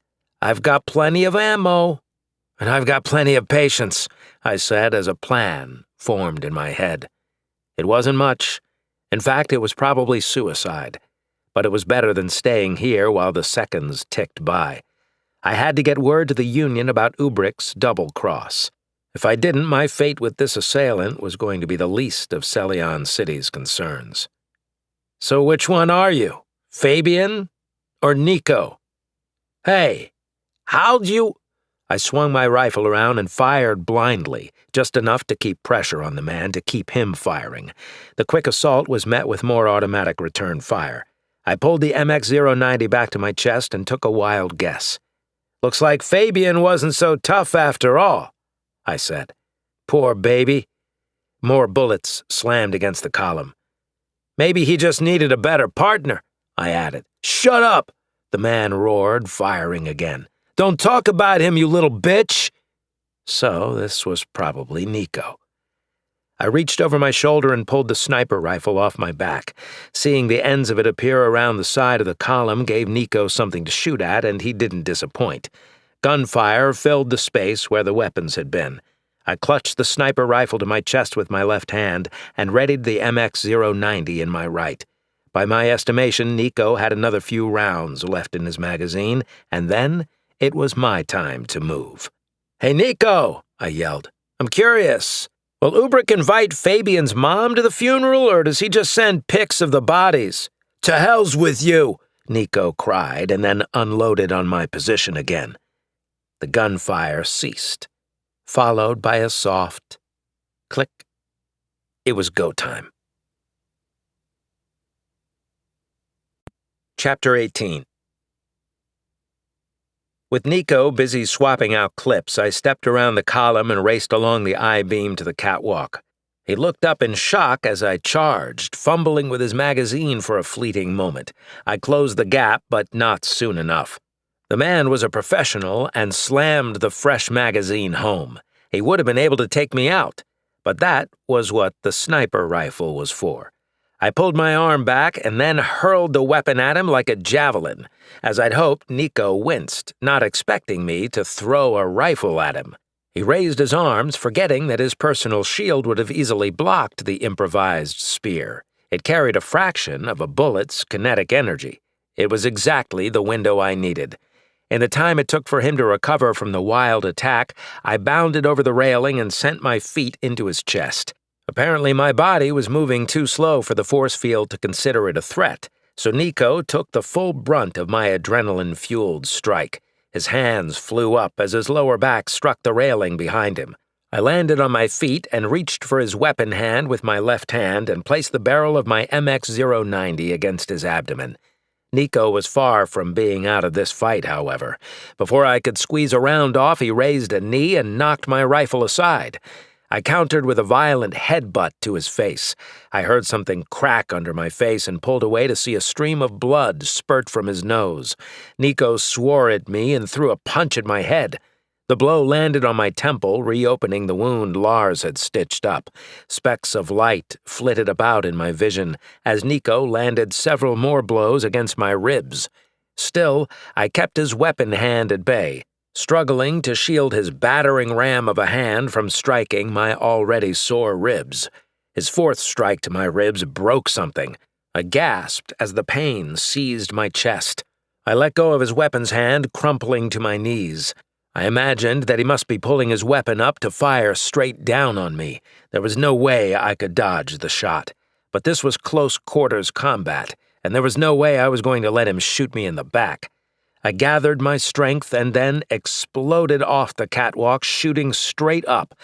My shoulders knocked his weapon aside as it barked out several rounds, while the top of my head slammed into his face. The man cried out as something else cracked in his head. Once airborne, I twisted to bring my MX-090's butt across Nico's head, but the force of my initial impact had thrown it back. Instead of striking his face, the weapon carved a slit across the man's neck. A red gap appeared as a spurt of blood shot from the seam. Nico coughed, grabbing at his neck. Still, he brought his rifle around and tried firing on my side. Again, I pushed it wide and twisted my body inside his arms, pushing him back against the railing. He let go of his neck and brought a hammer fist down onto my shoulder, pounding me relentlessly. I winced as more pain caught my breath. But if I stopped even for a second, I'd be dead, and there were too many lives hanging in the balance for that. I rolled to the left, throwing his arms off me, and then took a step back. The act threw Nico off balance, enough for me to land another kick on his torso. I'd hoped to send him flipping over the railing like Fabian, but no such luck. The man stumbled sideways and fell to the catwalk. He rolled on his side and reached for his neck. I saw blood seeping between his fingers. Without medical attention, he was as good as dead. But until that happened, he still had some fight in him, which meant he could still take me out if I wasn't careful. Nico attempted to raise his rifle with one hand, but I kicked it aside, sending a spray of bullets wide and to my left. Several rounds ricocheted off the railings and skimmed my skin as intense heat flared from the paths they tore through my clothing. As my foot returned to the catwalk, my ankle rolled and I fell forward. My body landed on Nico's, hands and rifle landing over his head. He seized the opportunity to land several more punches on my ribs. Despite his blood loss, he was still immensely strong, no doubt a product of adrenaline. I roared in pain, willing the man to stop.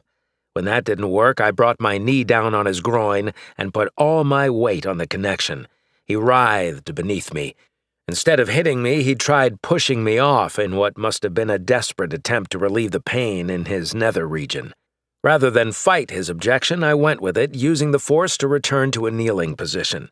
This allowed me to bring my MX-090 down and aim the barrel at his torso. I squeezed the trigger, but his feet knocked the weapon aside. My rounds pinged off the catwalk in a deluge of sparks. How much fight did this man have left? I shoved his legs aside and lunged forward again, intentionally landing on his torso. This time, however, my assault rifle wasn't over his head along the catwalk. It was wedged under his rib cage. Nico felt the barrel dig in, and then looked up at me, eyes wide. "That's right, you son of a bitch," I said.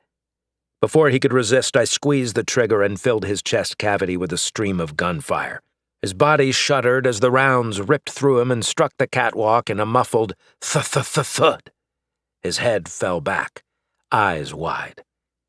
As the echoes of gunfire dissipated, I could hear the steady pitter-patter of blood landing somewhere far below. The smell of gunpowder was sharp and stung my nose and eyes. But the fight was over. I'd won. I pushed myself off Nico's corpse and sat back against the railing, collecting myself. I had several newly broken and rebroken ribs. Hells, at this point, I wondered which ones weren't fractured.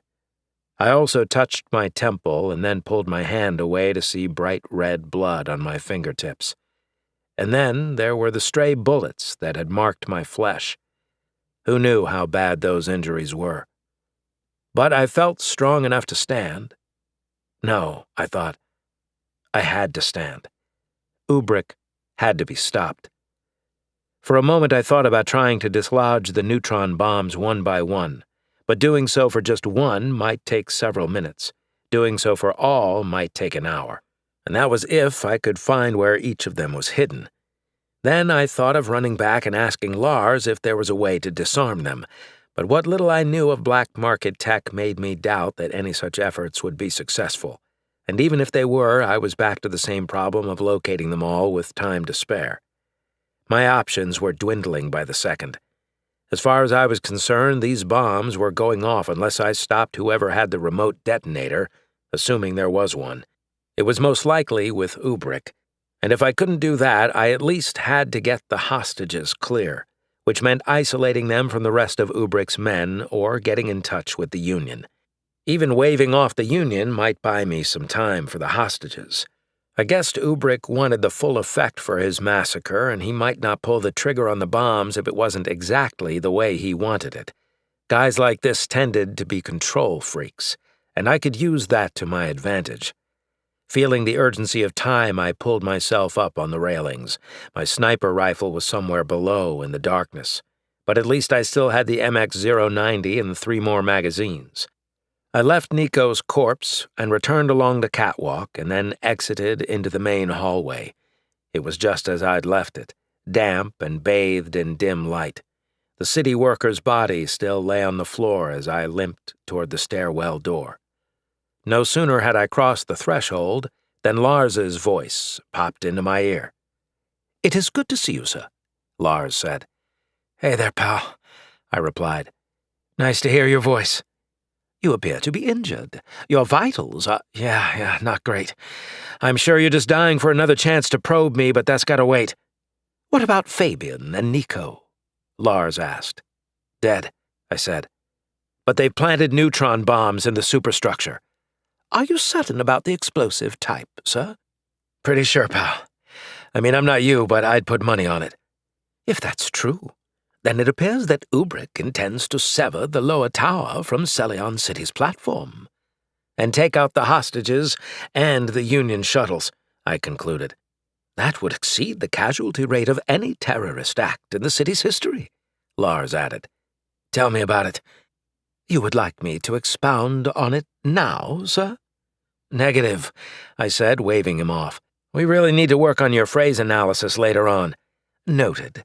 Thank you for your consideration, sir. I do aim to be the most effective—" "Listen, I need ideas on how we could get word to the SCPD or the Union from here. Any chance I could use a communicator out there inside the city's platform?"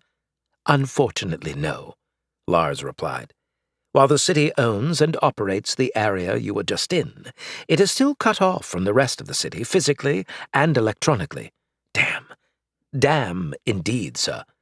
Additionally, you should know that once you departed to confront Fabian and Nico, Ubrick began relocating the hostages to sub-level 30 using the main elevators." "Damn," I replied. "More dams indeed, sir. Any other bright ideas?" "I'm afraid not. My apologies." Something vibrated in my pocket. What the hells? I winced as I looked down, pain shooting across my ribs. Still, I forced a hand into my pocket and dug out Tiny's two-way collar comm. As I held the device up, I heard the dog's stupid-ass whine that told me he needed to take a shit. "Lars?" I asked. "Yes, sir." "How am I getting a signal on this collar comm?" Lars hesitated. "My sensors indicate that the frequency used is a proprietary one, solely owned and managed by Pet Tech Industries, and is, therefore, outside the effective range of the Auraga Complex's lockdown protocol." "A dog collar? Are you kidding me right now?"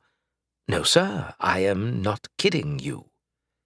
I held the device in my hand, admiring it for, quite possibly, the first time in my life. And to think I should thank all those crazy-ass pet owners who insist their beloved animals be above all possibility of separation. "Sir?" "I have an idea, Lars," I replied. "It's crazy, but it just might work." "Hey, buddy, hey, pal," I said into the collar comm. "Are you talking to me, sir?" Lars asked. "No," I said, turning away from the closest camera. "I'm trying to talk to Tiny." "Tiny, sir?" "My damn dog, he's an androgen boxer." "Ah, because that's very similar to how you address me," Lars said. "And you should think deeply on that point, Lars." Lars didn't reply. I continued to try to hail Tiny. "Can you hear me, buddy?" Tiny barked the same way he did when I was about to take him for a walk. Then he whined. He needed to go out. "You want to go outside?" Tiny barked. "Go outside?" He barked again, his toenails clattering on the hardwood floors as he danced in anticipation of our daily ritual. I could practically see the damn dog slobbering all over himself in excitement. "Okay, then." I changed the tone of my voice. "House, open doggy door." "Doggy door opening, Mr. Reed," said a sensual female voice. It bugged the hells out of Heather. "Let's go outside, Tiny. Let's go, go, go." I heard his feet race across the kitchen floor. Then his fat little body slammed into the small door, wedging himself momentarily in the frame, and burst through the other side. Panting filled the speaker as Tiny trotted over to his poop spot in the backyard. The panting ceased as he held his breath, forcing excrement onto yellowing grass. "What a good boy, Tiny, what a good boy. Now speak, pal, speak." Tiny barked. "Sir," Lars said. "are you feeling okay?" "Shut up, Lars," I replied. "Gladly, sir. However, I'd like to go on record as saying that I am deeply suspicious of whatever you are doing, and likewise don't see how—" "Shut up, Lars." "Shutting up, sir." An inquisitive whine came over the tiny speaker. "Oh, not you, buddy," I said soothingly. "Not you. Now speak, Tiny, speak." The dog liked to make noise, I had to give him that, and for once in my life I wanted him to make as much as he could. Hells, the poor animal was probably having a canine crisis, wondering what had come over his master. This was probably tantamount to telling him he could chew on every piece of furniture in the house. But little did he know that people's lives were on the line. I continued asking him to speak, hoping he didn't lose interest. On and on we went, me pleading for him to make noise and Tiny coming through with one annoying outburst after another. Finally, it happened. "Would you shut up, you damn canine cud chewer?" came an all-too-familiar voice. "Mrs. Vickers!" I yelled. She owned the other half of the rooftop living unit. She also took full advantage of the growing space it afforded her by tending to more flowers and plants than I thought reasonable. The lady had a veritable jungle over there, and one Tiny often found his way into and used as a urinal. There was a brief pause as I heard the old woman mumbling to herself. "Mrs. Vickers, can you hear me?" I asked again. "Tiny? Is that you?" she asked with a strained voice. Then she added more softly, "Deborah, you've really lost your stars now, talking to animals again." "Mrs. Vickers, you're not going crazy. It's me, Flint Reed, your neighbor." The old woman gasped. "Holy shit!" she said in 3 distinct syllables. Heather's turned you into a damn dog. I knew she was a witch. You must have really rumpled her panties. Despite how badly it made my ribs hurt, I couldn't help but laugh. No, Mrs. Vickers, I'm not the dog. I'm speaking to you through Tiny's collar communicator. Collar communicator? Now wait just one comet-shooting second. Ain't no way I'm falling for this prank. Come out, you damn kids. Come out before I call your parents. It's way past your bedtime. Mrs. Vickers, please, I said, putting as much angst into my voice as I could, which, given the pain that racked my body, wasn't difficult. It's me, Flint Reed, and I need your help. It's an emergency. Emergency? And you're sure this isn't a prank? No, ma'am. In fact, if you turn on your holoscreen right now and look at the news, I can prove it isn't a prank. Damn dog's trying to brainwash me, I heard her mutter. Mrs. Vickers, you remember where I work, right? Yes, you shit and piss on my starlight orchids. No, me, Flint Reed. I work at the Auraga complex. Yes, she said. I could hear her fumbling with something in her backyard. I hoped it was her lawn chair hollow unit. Yes, you work for Mr. Auraga. What a dashing man. He makes me warm like a hot summer night. Just turn on the hollow feed, Mrs. Vickers. All right. Don't get your ballsack in a bind. Then to herself, I heard her mutter, Shit-slinging anus mutt. Suddenly I heard a newscaster's voice come over the comm, reporting on the events unfolding at my place of employment. Mrs. Vickers let out a string of expletives so colorful I wondered what space marine wouldn't blush. She sure did have a way with words. Mrs. Vickers? I repeated myself several more times before she replied. You sure you're not talking to me, Tiny? She asked. This is Flint Reed, ma'am. I'm speaking to you from inside the Auraga complex right now, using Billing's two-way collar communicator. Please, listen carefully, as I need you to do something extremely important for me. Okay. But I still think it's wrong that you're trying to impersonate your master, Tiny. That ain't right. Sir, Lars asked. Yeah, Lars. I think we're all going to die. I tried to suppress the chuckles bubbling up from my belly, but it was impossible.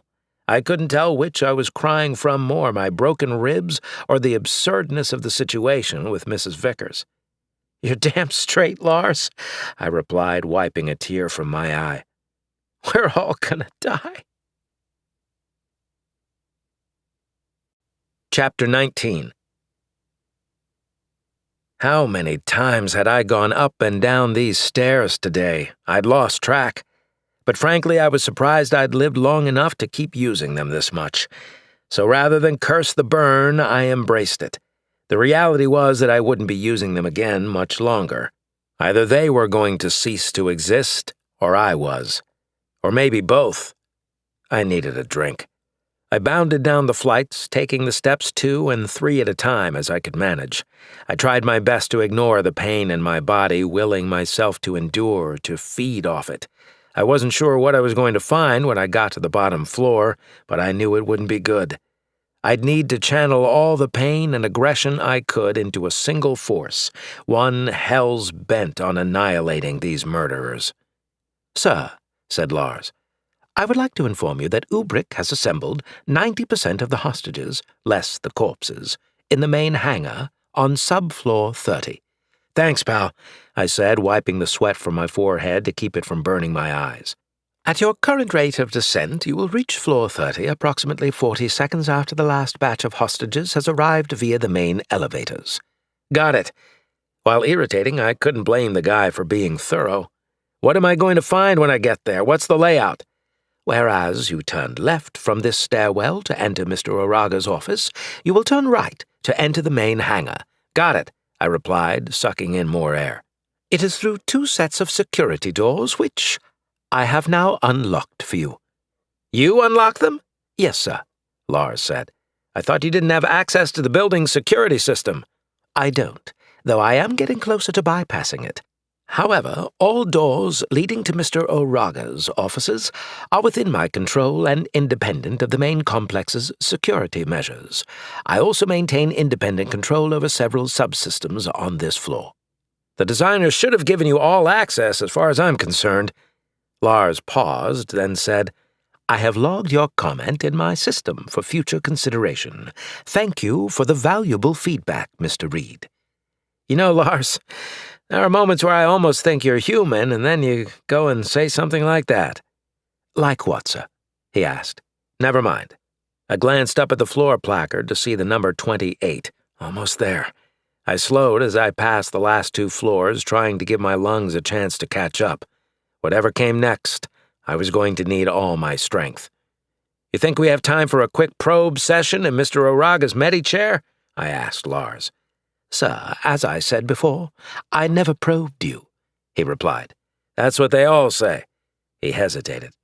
You have been told this by more than one AI? Lars, my friend, you are one of a kind. I am not sure what you mean, sir, or what that has to do with probing, but if it is a compliment, thank you. I chuckled. You're welcome. When I arrived at the 30th floor, I leaned against the wall beside the door and took several deep breaths.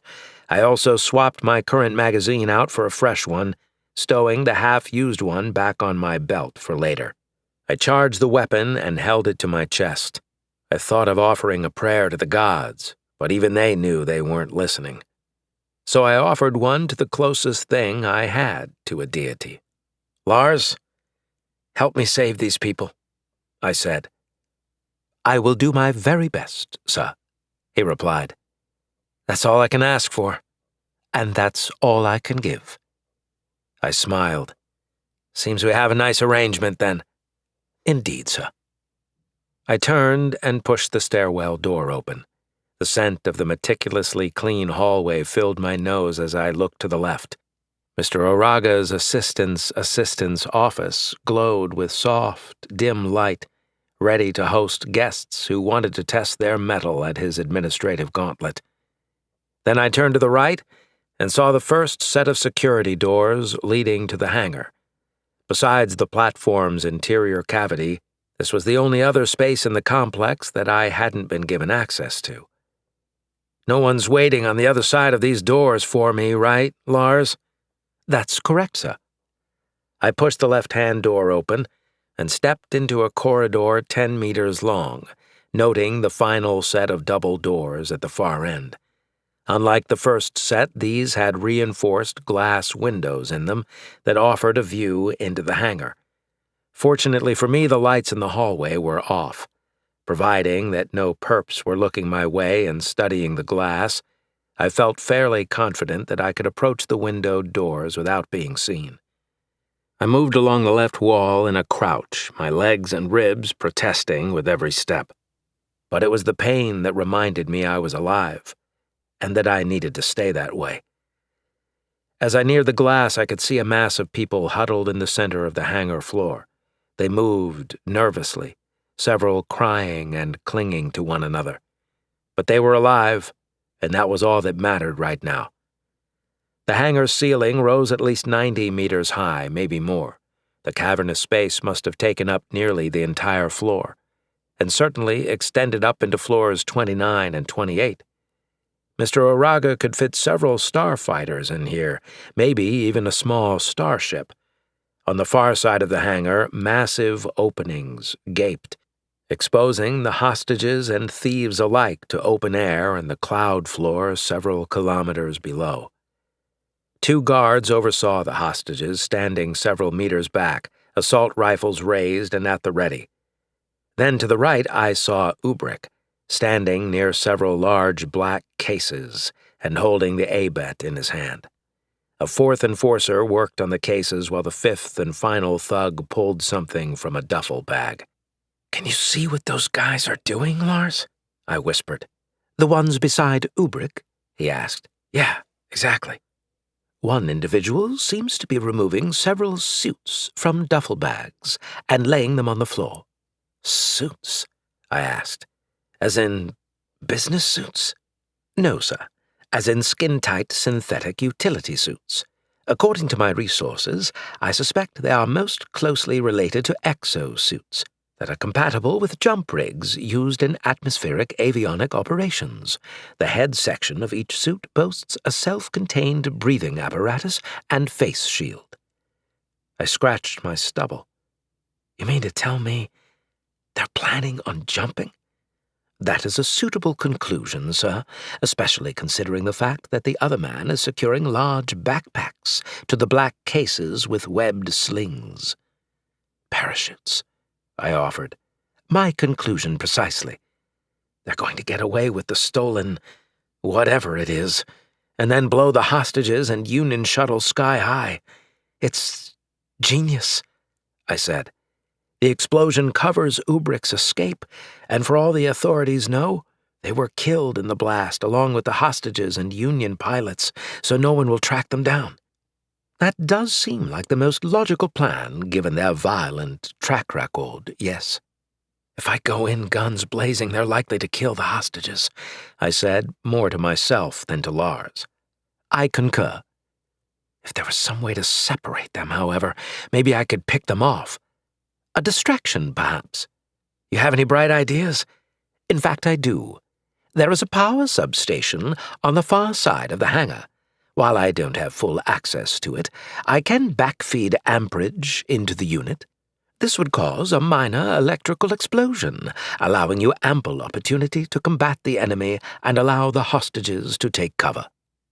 I can work with that, I said. Let's do it. Is there any way you can address the hostages once this goes down?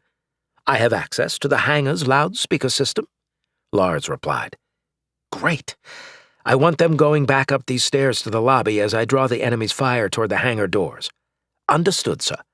I paused, shifting my grip on my MX-090, then asked, You think this will work, Lars? I calculate a 43% chance of success, sir. That's almost half, but still not half. I'm trying to be optimistic, I replied. What are the chances of success if we do nothing? A 0% chance of success, Lars said. Exactly. I'll take 43% all day long. Very good, sir. I psyched myself up, taking several short breaths in rapid succession. Let's do it, Lars. Doing it, sir. A bright electrical explosion shot sparks all over the far side of the hangar. Everyone, including the criminals, ducked. Several of the hostages screamed as Ubrick's men raised their weapons and broke off from their respective duties. That was my cue. I pressed the hangar door open and slipped into the large space. Within a matter of seconds, a hangar bay's light began to flicker. I ran as fast as I could toward the massive openings, hoping to find cover before the firefight began. I spotted several shipping crates.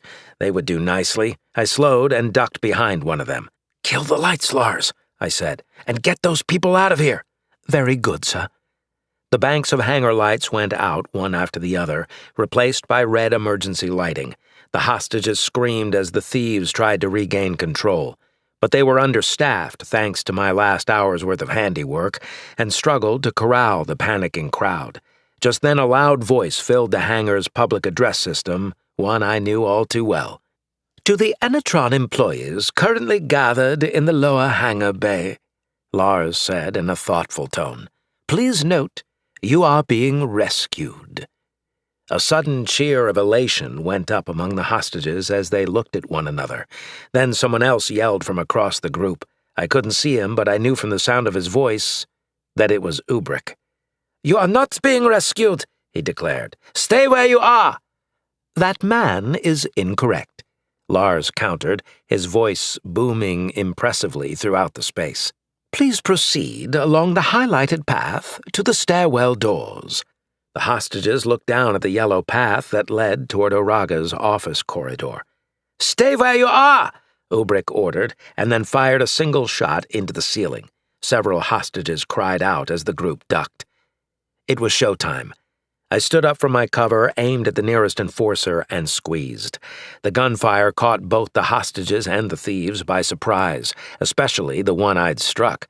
He fell backward from the force of my rounds, weapon clattering to the floor. But as he tried to roll to his feet, I realized he wasn't out of the fight yet. I'd struck his arm and leg, but his body armor had kept the most dangerous shots from hitting vital organs. This man was better outfitted than Fabian and Nico had been. For their part, the hostages wasted no time in following Lars's instructions. Sensing the two-way firefight on the shuttle bay entrance side of the hangar, they set off running for the illuminated double doors. Lars made it as easy as possible for them to see the intended destination.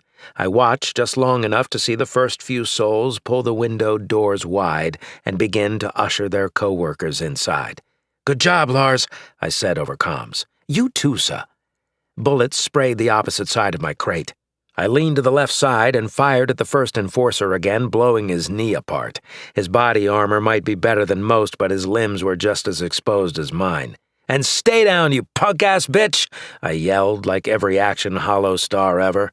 He was back on the ground, crying in agony. The roar of ion engines grew in the sky to my left as two Union transport shuttles came inbound. Either Mrs. Vickers never got through, or they didn't believe her if she did. I knew she was a wild card anyway, but it was worth a try. The Union pilots were skilled, coming toward the hangar at high speed and then flaring violently at the last second to bleed off momentum. Their engine wash blasted my face, whipping my hair around. The assailant closest to the opening, the one I'd shot, slid backward along the hangar floor, scrambling for his weapon. The shuttles were so close I could see their pilots' faces in the cockpits. The one closest to me was a woman in her 30s, maybe, blonde hair. Her skin shimmered in the glow of her instrument panel, and I thought about winking at her. Focus, Reed. I had to get these shuttles out of here. If Ubrick wanted to, he could still take the hostages and the Union ships out right now. But he'd take himself out with them, and something told me he loved his own skin too much to do that. So I did the only thing I could think of. An image of blowing up the hover fire truck came back to me. Damn if I wasn't going to get fired for this. Probably tried, convicted, and executed, too. I brought the MX-090 up and squeezed off a burst of full auto fire. The rounds stitched up the side of the hull and cracked the cockpit window. I watched the pilot's eyes grow wide as she yanked on the control sticks and veered away from my assault. The second shuttle followed her lead and banked away. "Good girl," I said. The gunfire hitting my crate became more intense as the thieves took cover. Whatever element of surprise I'd had was long gone, but so were the hostages. Well, almost. I blindly fired around the crate while watching the last of the people hustled through the doors. It was the first truly good news I'd had all day. My magazine was running low, so I grabbed a fresh one off my belt and reloaded. Then, to ensure that the enemy didn't go after the hostages, I leaned around the right side of my crate and took aim at a punk hiding behind a support beam. My bullets popped and pinged off the metal and electrical conduits, sending sparks up like fireworks. While exposed, I sent several rounds toward Ubrick himself. He was running for cover behind one of his precious cargo crates. I hoped maybe my gunfire might destroy the boxes, but the rounds only appeared to produce small pockmarks in the reinforced containers. "Sir," said Lars over the comms, "the hostages are proceeding well up the stairs. Be advised, however, that I expect their pace to slow, given how fatigued they are already. We're only at sub-level 25, and they've already reduced their average speed by 37%. "Copy that, buddy." I looked around at Ubrick. I needed to keep him from escaping. The moment he was free of the sub-building, he'd blow it up. Or not. The hangar floor lurched as a massive explosion shook the building from somewhere far overhead. Sweet mother of the gods, he's detonated the bombs. Chapter 20. I started to slide toward the hangar opening, along with every item in the hangar that wasn't bolted to the floor. Son of a bitch! I spotted one crate that wasn't strapped down. It was coming up on my left, fast. With my MX-090 slung under my shoulder, I used my hands to create drag against the floor, angling myself toward the crate. Then I pushed off with my legs and slammed against the box with enough force to jar my jaw. I blinked against the spots in my vision and waves of pain and nausea rippling through my body. I watched as the thief-eyed shot left the safety of the hangar and slid into open sky, arms and legs flailing. A trail of blood followed him as he left the floodlights and disappeared beneath the deck into the darkness. More crates followed him, flying out of the hangar. Another violent vibration made every beam in the hangar groan. The hangar floor dropped out from beneath me by a meter and then stopped.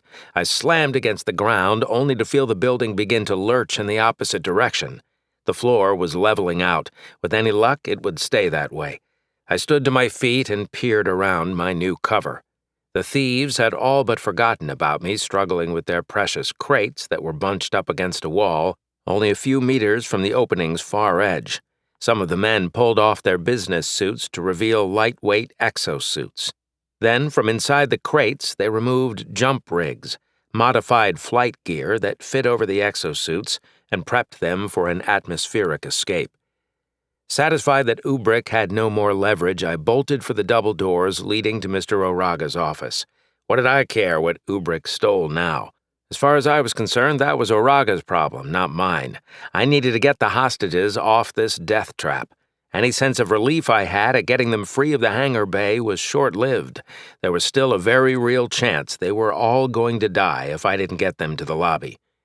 Gunfire erupted from the far side of the hangar, but the bullets went wide. I burst through the doors and ran into the hallway, safe at last. Well, at least from assault rifles. The floor was still trembling beneath me. New emergency klaxons were ringing up the stairwell and emergency light strobed along the hallway. An automated voice blasted from the speakers saying, "Catastrophic building failure. Please evacuate through the nearest illuminated exit immediately." "Lars! Lars, are you there?" I yelled. "I am, sir." "Can you shut that voice off?" "I can. Please stand by."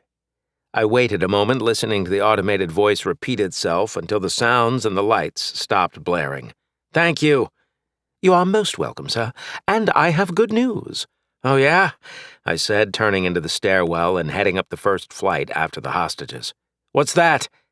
"I have regained complete control over all the building systems," Lars replied. "The lockdown protocol has been overridden by the catastrophic failure procedure." "Well, it's nice to know the engineers had our best interests in mind, isn't it?" I moved my hands around the railing, practically pulling myself up each flight.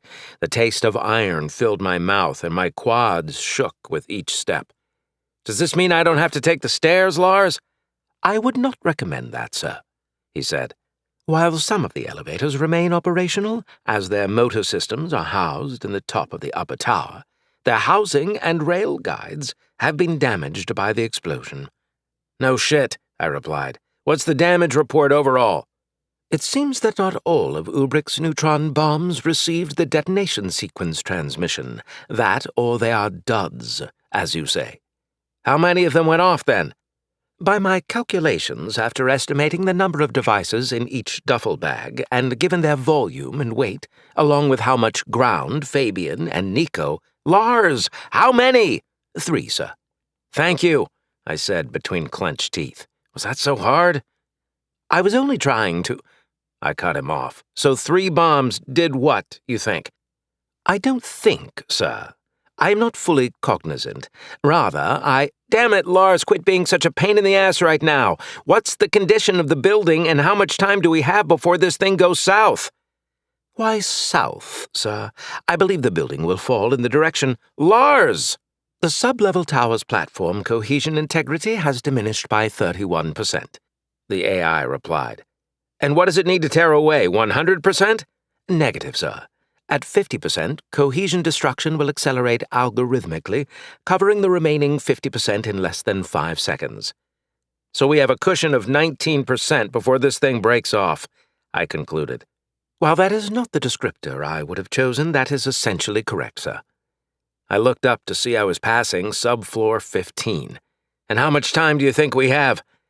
"Given the current strain on the structure, I'd say we have less than 15 minutes, but more than 3. I wiped sweat from my eyes. "Well, that's comforting." "I'm glad I could provide that for you." "Sarcasm, Lars, sarcasm." "Ah, I see, sir. Very good." "Wait." I came to a full stop. If the lockdown protocol is no longer in effect, that means comms are working again. That is correct, sir, Lars replied. Well, damn, buddy, let's call in the cavalry. I already have, sir. Local law enforcement, search and rescue, and the Union have been sent a full brief based upon my observations over the last hour. I can't fault you for being efficient, pal. Thank you, sir. Any way you can patch me through to someone in charge? My pleasure, sir. Please stand by. I resumed my ascent, feeling a wave of relief at the prospect of getting to talk with someone on the outside. Suddenly, an all-too-familiar voice came over my comm. One I swore I never wanted to hear again. "This is Lawrence Lessard, Sellian City Chief of Police," said a man with a raspy tenor voice. "With who am I speaking?" "This is Reed, Enertron Security, badge number—" "Reed? Flint Reed? Is that you?" "It is, Lessard." "Well, I'll be damned." The man laughed. "So you are the one responsible for all this. Because if there's anyone to blame, I'd put credits—" "Listen, I have about 4 dozen employees coming up the North Security stairwell. Most have minor injuries, and there are a few elderly." "North stairwell. Okay, we'll check it out." The chief's voice was surprisingly calm, given how serious this was. "Check it out?" I repeated. "I don't think you understand how bad this is." "And you need to remember who you're talking to, Reed. Put someone else on, would you?" "Someone else?" I repeated the words with no attempt to hide my astonishment. "Damn it, Lessard, there is no one else." "Now don't you get belligerent with me, Reed. I have men reviewing the data sent by Mr. Oraga's computer system as we speak. We'll make sure the fire crew gets to that stairwell after they clear the building." "Sir," I said, trying to compose myself, "if these employees don't get free of this building right now, there won't be anyone to rescue." The chief paused. "What are you saying, Reed?" Gods, does he even know about the explosion? The explosion in the platform caused— "Gas main, we know," Lessard said. "Gas— what? No!" My frustration gave new fuel for my legs to burn as I charged up the stairs afresh. Those were neutron bombs planted by the perps. "Neutron bombs? Come on, Reed. We both know how desperate you were for my office, and if you think for 1 second that this little attempt to grandstand—" "Lessard, no disrespect, but you need to shut up and hand your radio to someone that knows how to lead." "Well done, sir," Lars said. "Lars, switch channels to someone at the SCFD, would you?" "As you wish, sir." Lessard's voice clipped off mid-expletive, and suddenly a new voice came online. It was the chief of the Sellian City Fire Department, Bill Meeks. I'd shared many a beer with the man at our local watering hole. While we didn't have the closeness of men who worked for the same unit, we did share a common bond in keeping the city safe and in downing our share of fermented barley. The boys in yellow and red always seemed to be a little less uptight than those in blue, and I appreciated that. "Bill, it's Flint," I said. "Flint Reed?" the chief asked. "Yeah. Listen, I have about 4 dozen employees coming up the sub-level stairwell north side. They're pretty banged up." "Roger that, Flint. I'll redirect my crews there now." "And be careful," I added. "Those detonations aren't from any gas, like some might be saying." "I could have told you that," Meeks replied. "Gas is destructive, but not that destructive." "Right. They were neutron bombs, and the lower tower is minutes away from separating from the platform." "You sure, Flint?" "I had eyes on the bombs myself." The chief took a deep breath. "Okay, then. We'll do this on the double. One more thing, Bill. There are a few more bombs that didn't go off." Meeks cursed. "How many?" "I'm not sure, but just be careful." "We'll be careful, and you do the same." "Copy that," I said. "Read out." Meeks out. My feet continued to beat up the stairs. It felt good to have Meeks backing me up. Help was on the way, and with any luck, we'd get these people to safety. The thought of the fire department ascending however many floors above me renewed my strength enough to pour a little more speed on. I shrugged aside the searing pain in my ribs and ache in my legs, knowing we'd be free and clear soon enough. In another few moments, I heard the voices of the employees. I rounded another few flights before catching sight of the back of the line. A man heard me coming and turned around. "Stay back!" he yelled. "They found us!" someone else cried. Screams started to travel up and around the stairwell as people reacted to my presence. "Whoa, whoa!" I said, holding my hands up. I didn't have time for a fight with a frenzied gang of former hostages. If I just plowed through them, I might never make it up these stairs. I'm not one of them! Stand back! The first man yelled at me, his fists raised. Hey, at least he was willing to put up a fight. Maybe that was why he let everyone else go first. I'm a security guard with Enertron, I protested. I'm here to help you. The man's body seemed to ease a little, his fists lowering. You are? Yes, I said, approaching him cautiously. My name is Flint Reed, and I work for Mr. Oraga, just like you. Where'd you come from? Right now, that doesn't matter. I stood on the step below him. But what does is getting all of these people to safety. Now I need to get by, to get to the head of the line, but that's going to take too long if I have to press through all these people, and we don't have a lot of time. You're back here because you actively give more of a damn for them than you do for yourself, so they'll listen to you. You think you can help me with this? Spread the word? Yeah, sure, he replied. He turned and cupped his hands around his mouth. Everyone, stand against the wall! Help is coming through! Thanks, I said, watching a path appear around the inside railing. The man repeated the instructions 3 more times as I began up the stairs again, feet slapping against the treads. I tried not to look at the people's faces, knowing they'd just distract me. Many of them gasped as they recognized me, calling me by name. They asked where I'd come from, how badly I was hurt, and most of all, what I was doing. I ignored them mostly, offering a simple thank you as I passed by. Once I was clear of the employees, I asked Lars how things were looking. Platform cohesion is at 33%, sir, he replied. I shook my head. We're going to be cutting this close, pal. Agreed, sir. I estimate that you have less than a... I don't want to hear it. Lars paused. You don't want to hear the information, sir? Sometimes for us humans too much information can be a bad thing. Huh, Lars said in such a human way that it caught me off guard. How peculiar. Duly noted. The stairwell continued to shake in small fits as I completed flight after flight. From now on, I was only interested in buying single-story apartments, and if I couldn't do that, I was installing an elevator. I don't care what it costs. On and on I went, putting distance between me and the mass of people moving my way. I wanted to make sure I got to any obstructions before they did. Just then, another quake shook the building. It was a bad one. The force threw me sideways, and I slammed against the stairwell wall. I heard several people cry out below as they, too, were thrown about. The good news, I concluded to myself, was that one way or another, this would all be over soon. Sir, came Lars's voice, we may have a problem. I righted myself and returned to charging up the stairs, now pitched at an odd angle. What kind of problem? I asked. That last tremor tore part of the stairwell apart, Lars said.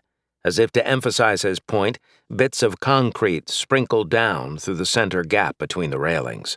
How bad is the tear? I asked, not slowing. The new gap appears to be 1.7 meters wide, Lars replied. 1 point... Are you sure? My sensors were calibrated last Wednesday at... Okay, you're sure. What floor? It is the junction between subfloor 1 and the platform itself, sir. You're almost there. By the time I reached subfloor 3, my feet crunched on debris. I waved the dust away from my face and coughed up white powder. I strained to look up the center gap and noticed plenty of obstructions that didn't belong. I rounded the landing onto sublevel 2 and the debris grew worse. Then, as the stairs leading up from level 1 appeared, I noticed the damage. Sure enough, there was a space almost 2 meters wide between the top of one step and the bottom of the next. I looked further up to the following set of stairs and saw that they had endured the opposite force. Instead of being pulled apart, they'd been mangled together, bunching up in a mound of metal and concrete that would be slow-going for the people coming after me. The entire building must have been twisting away from the platform, wrenching slowly to one side. As I looked down through the gap between the stairs, I could see the employees racing to meet me. Another 3 floors, and the first of them would be here. Lars, are there any more stairwells or elevators you'd recommend? I asked. Negative, sir. The other stairwells are suffering similar stress fractures, and the elevators pose too much of a risk. I can't ensure anyone's safety.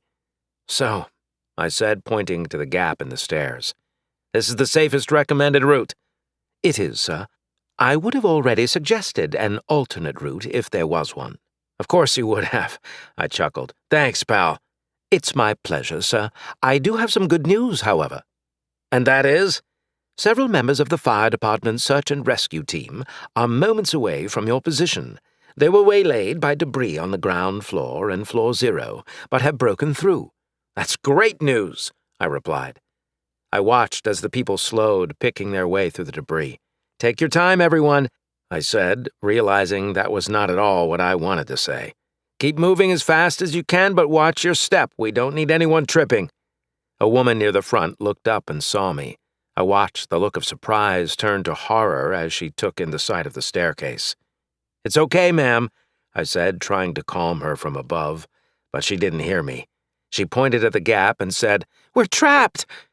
That one sentence traveled like wildfire down through the ranks. Any hope that had appeared when I'd passed by was now dashed at the sight of the tear. "Please, everyone, remain calm," I yelled. "We're going to get through this. Just keep moving up the stairs to me." The woman who'd cried out seconds ago looked up at me.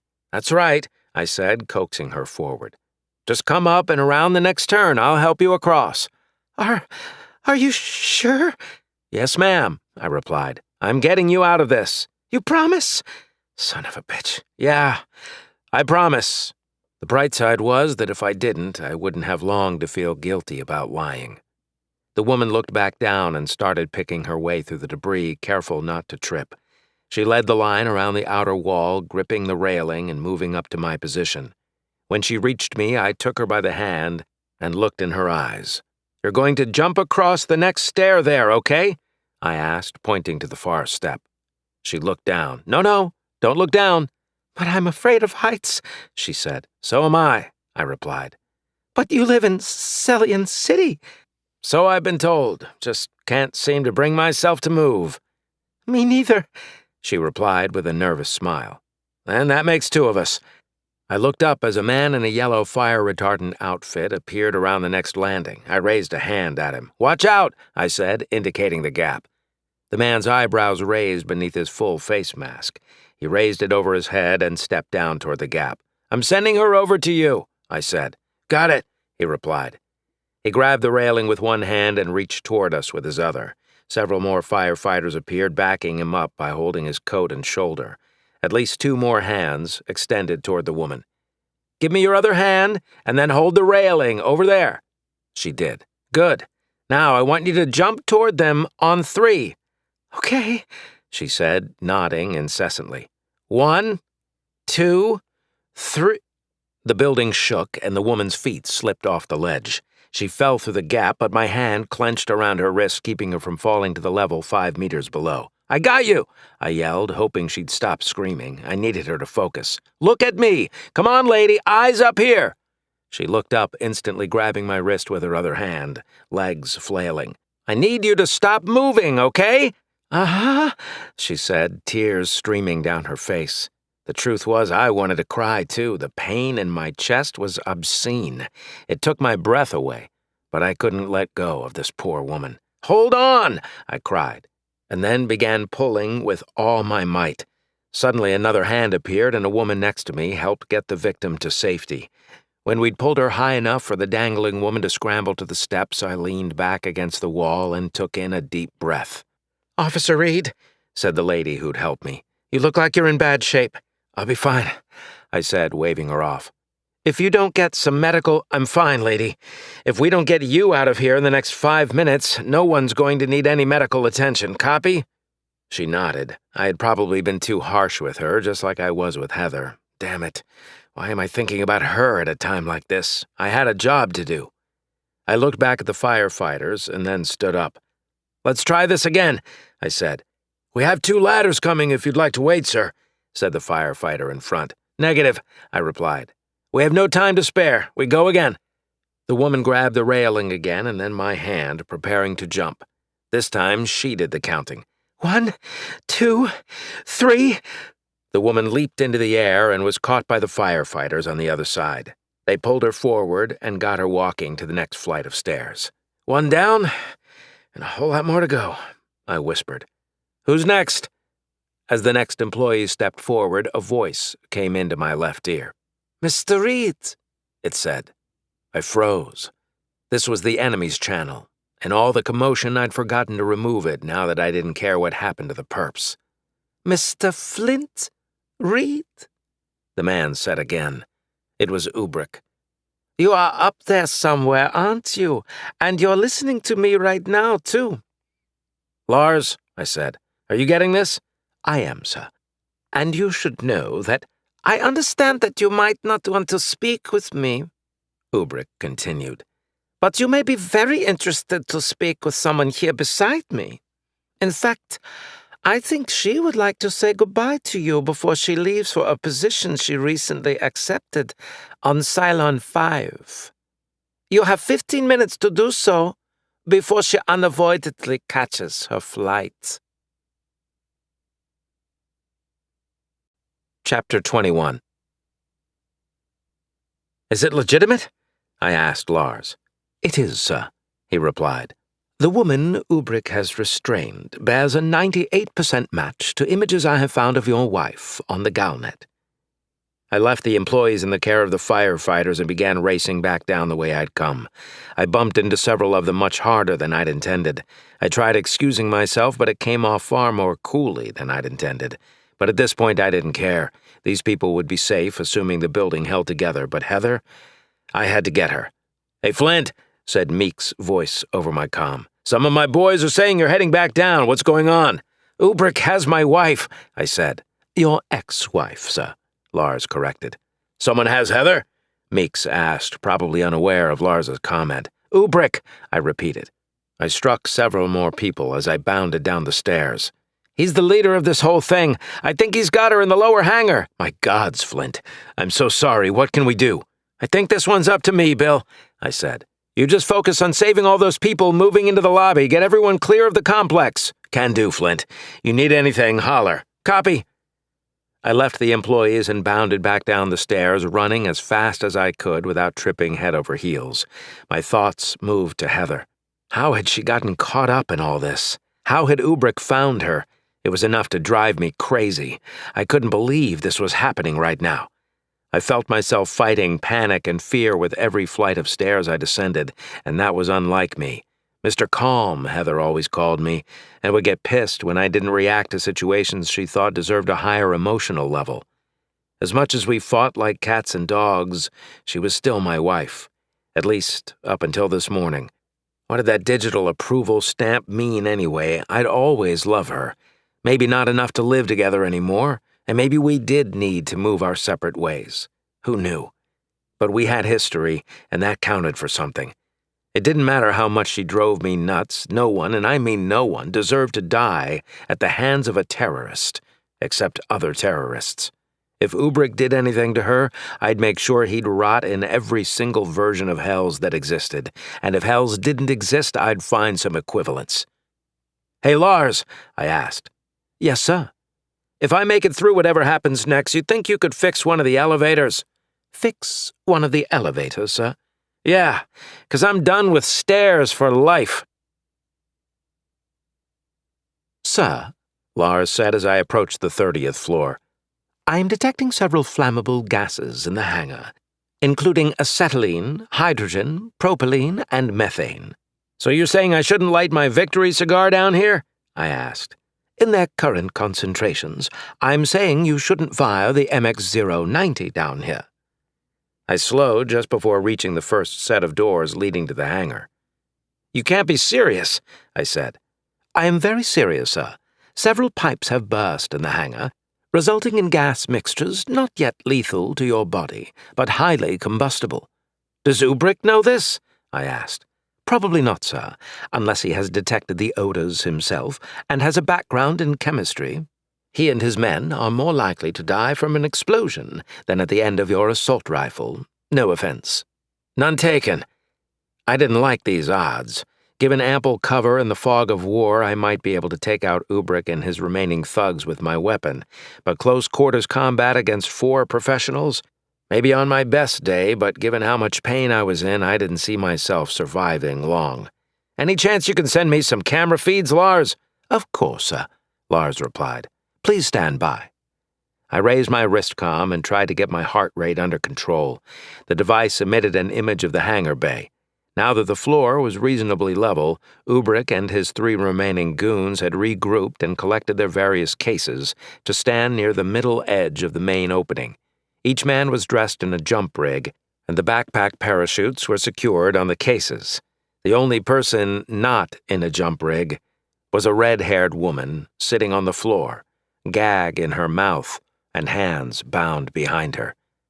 "God, it's her," I whispered. "I'm so sorry, sir," Lars replied. The truth is, we'd be rescuing whoever they still held hostage. It's just that— "You love this hostage, sir?" Shut up, Lars. "Understood." The way they were set up in the open like that didn't leave a whole lot of room for strategy. They still waved their guns around as if someone might break in at any second. That was good. At least in that they were scared of me and whoever else I might bring. That was at least something. But if Lars was to be believed, I had to get them to put their weapons down, which seemed an impossible task. Once that was accomplished, then I had to figure out how to take them out one by one. I clicked off the holo feed and leaned my back against the wall. My heart was still thumping wildly in my chest. That was when I remembered my flask. I pulled it from my pocket and unscrewed the cap.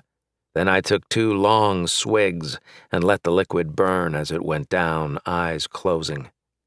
I pictured myself on our back porch swing with a little campfire, feet up, cigar slowly burning, tiny, curled up by my feet. And Heather. I screwed the cap back on and returned the flask to my pocket. "Lars," I said, "those hand weapons in Mr. Oraga's office." "What about them, sir?" "They functional?" "Quite so." "Think he'd mind if I borrowed 1 or 2? "Considering the circumstances, not at all, sir." "Good." I ran a thumb across my lip and sucked off the last drop of scotch. "Do you intend to use them?" Lars asked. "I do. Maybe not well, but well enough." "Very good, sir. I will open the doors and prepare the armory for your inspection." "Thanks," I replied. "Also, you remember that little discussion about performance enhancers, the non-coitus kind?" "I do, yes." "Those still available?" "They are." "Good, then get ready to probe me." "Sir, I hardly think that injections constitute—" "And one more thing, Lars," I said, cutting him off. "Of course." "I need you to prepare a little show for Ubrick. I'll explain as we walk." "A show, sir?" "Yep. One I'm sure will bring down the house." Being back in Oraga's office made me want to sit down in that special chair of his and have Lars work his magic on me. I'd felt so much better after that first session, despite my apprehensions. Right now, I ached even worse than before, and wanted nothing more than to sit back, get put to sleep, and wake up pain-free. But there'd be time for that later, probably at the end of a few empty bottles. For now, I had a fight to prep for. The weapons lockers had already risen up from the floor by the time I arrived, doors open and cool blue lights glowing. I resisted the urge to fondle more of Oraga's automatic weapons and went straight for the last case, which held the hand weapons. I scanned the locker, eyes dazzled by the array of killing tools he'd collected. Tri-bladed short swords, curved long swords, antique shields that looked like they'd seen more than their share of combat. The list of tools went on, and I tried to think what might suit my needs best. In the end, I removed my shirt, strapped a sheath onto my bare back, and then slid a longsword into it. The sheath held the weapon along my spine, hiding the handle behind my head. I replaced my shirt and then selected a knife, which I ran through the belt loops along the small of my back. With any luck, these 2 pieces would remain out of sight as long as possible. Lastly, I took up one of the double-headed spears that stood the length of the locker. I didn't care what people said, size mattered, as did appearances. Getting an enemy to feel like they had the upper hand was as important to winning as gaining the upper hand yourself. "How much time do we have left?" I asked Lars. 3 minutes, 26 seconds, sir," he replied. "Additionally, I have prepared the presentation items you asked for." Lars informed me. Good, buddy. Thanks for that. Now, let's hope this little plan of ours works. Yes, let's do. One final note. Why don't you use Mr. Oraga's private entrance into the hangar? Of course he's got a private entrance, I mumbled. A door-sized section in one of the massive screens went dark. I moved toward it and stood, waiting for Lars to open it. Are you prepared, sir? He asked. Let's do this. Suddenly I felt the urge to say something more. Hey, Lars. Yes. Thanks. For everything. It has been my pleasure serving you, sir. I took 3 deep breaths, rolled my shoulders in spite of the pain, and moved my head back and forth. Let the party begin. Chapter 22. Let's just move, babe, Heather said for at least the 10th time in the last 24 hours. Somewhere far away. We could sell our unit, and I'm sure my parents would help us out. I hear they're offering tax incentives and credits to anyone willing to move into Gladius Station. The Pioneer Colony? Yeah. They say they're only a few years away from finishing terraforming. Just think of it. We could have a totally new life. New place, new jobs, new friends. Friends who have no idea about your husband's professional failures, is that right? Heather blinked a few times. It's not like that, she protested. But we both knew that was exactly what it was like. In the hours since the raid, news about the officers who'd lost their lives had spread like wildfire. Worse still, however, were the unfounded claims that I'd gunned down a kid in cold blood. I knew if I could just get an audience with the commissioner, he'd believe me. But right now, all the evidence, as well as the eyewitnesses, were stacked against me. Heather sat across from me on the couch, curled up with a blanket and a box of tissues. This was the longest she'd gone without crying since I told her about Devon. There's nothing to be ashamed of, she said. Ashamed of? I winced. I'm not ashamed of anything.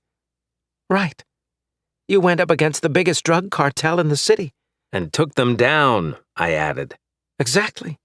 Of course, some men had to die. Wait. Hold on a sec.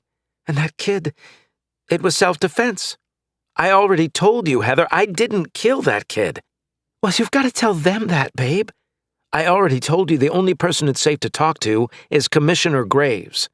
Then call him up. It's not that easy. It is when your face is plastered on every hollow screen in the city. She wasn't wrong about that. Since news of the raid had hit the streets, my face was quite literally everywhere. I was also the subject of every opinion thinkable. Some claimed I was a hero, responsible for single-handedly kicking the enemy off Tibere Prime once and for all. To them, I was tantamount to a deity, and needed a run for chief and commissioner at the same time. Some had even predicted that I'd be the next mayor. The other half, however, said I was evil incarnate and needed to be put down like a rabid animal. I'd violated my oaths as an officer of the law, brought shame on the entire institution, and put the safety of the entire city on the line. The really fanatical said that if I wasn't executed or banished, the gods would send lightning to strike Celian City crashing to the ground. Hells, Heather said, pulling aside the curtains behind our heads.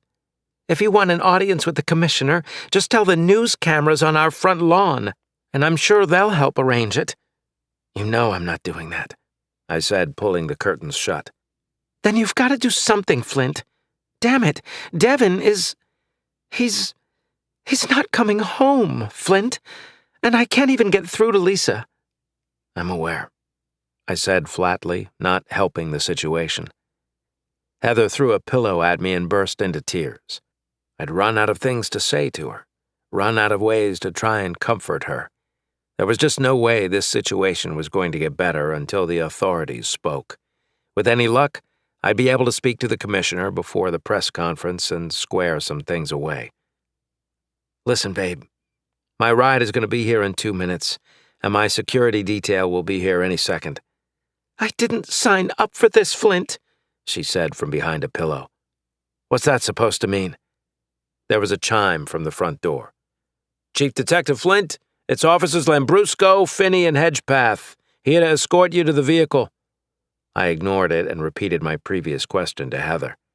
"It means I never wanted any of this," Heather replied. "The attention, the controversy, the pain." "And you think I did?" "Well, you tell me. You're the one who signed up to be a cop," she said. "And you're the one who said you'd stick with me through thick and thin." "Oh, yeah? Well, maybe this is a little too much for any one person to be expected to bear." "I'm sure Lisa will take pity on you then." "Flint Reed!" Heather leaped off the couch and lunged at me. She beat my chest, screaming at me. I took the blows but kept her arms from hitting my face. I was, after all, less than an hour away from standing beside Chief Lessard as he addressed the city on live television. And this was exactly the kind of loving support I needed from my spouse right now.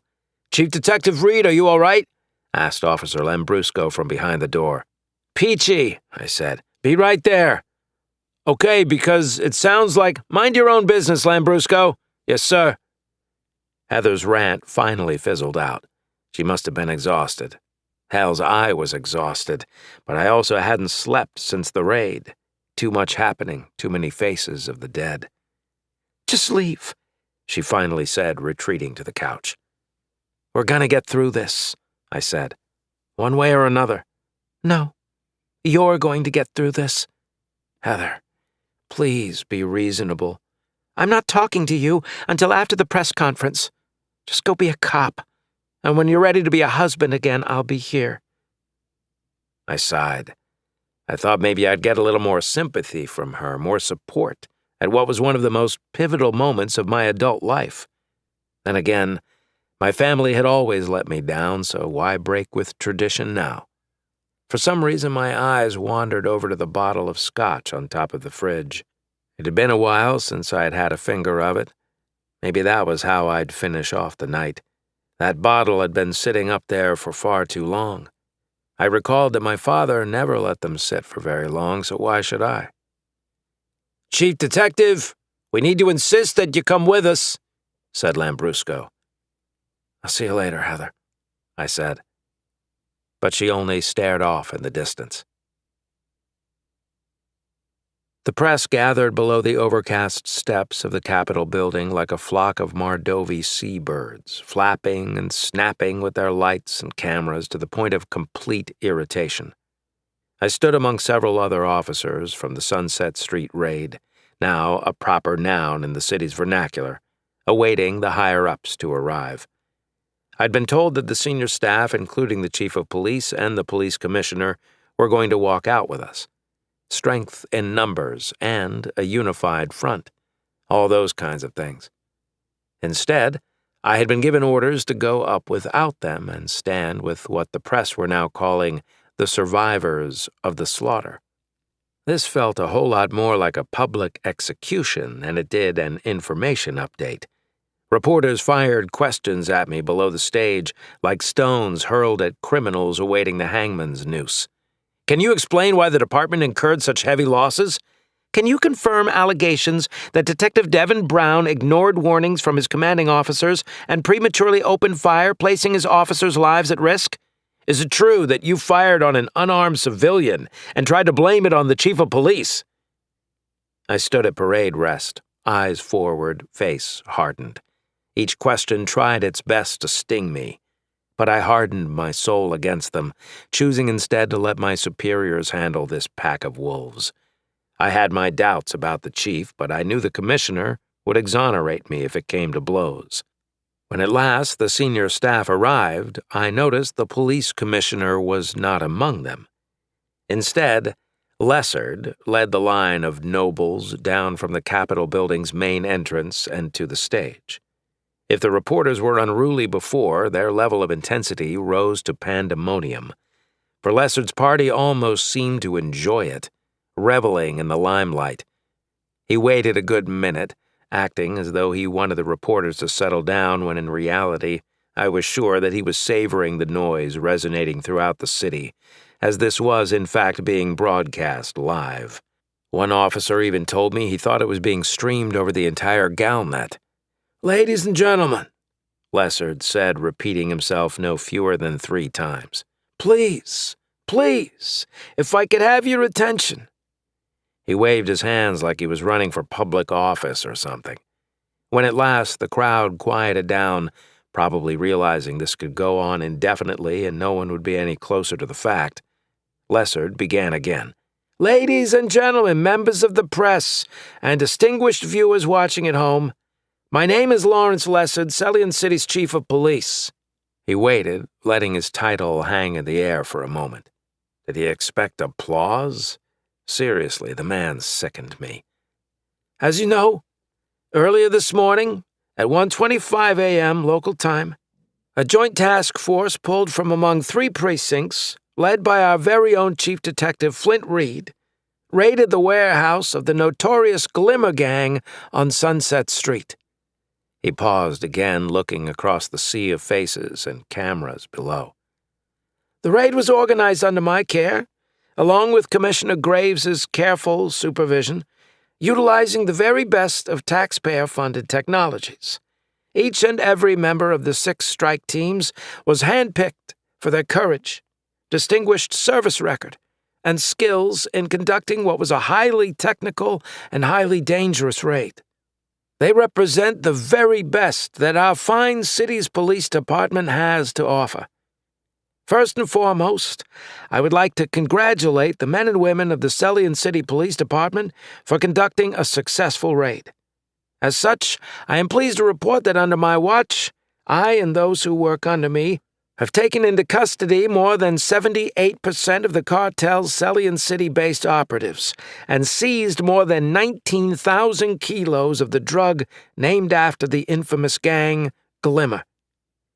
The press went wild at this news, as they should. The raid was a success. The casualties incurred, however, was another topic entirely.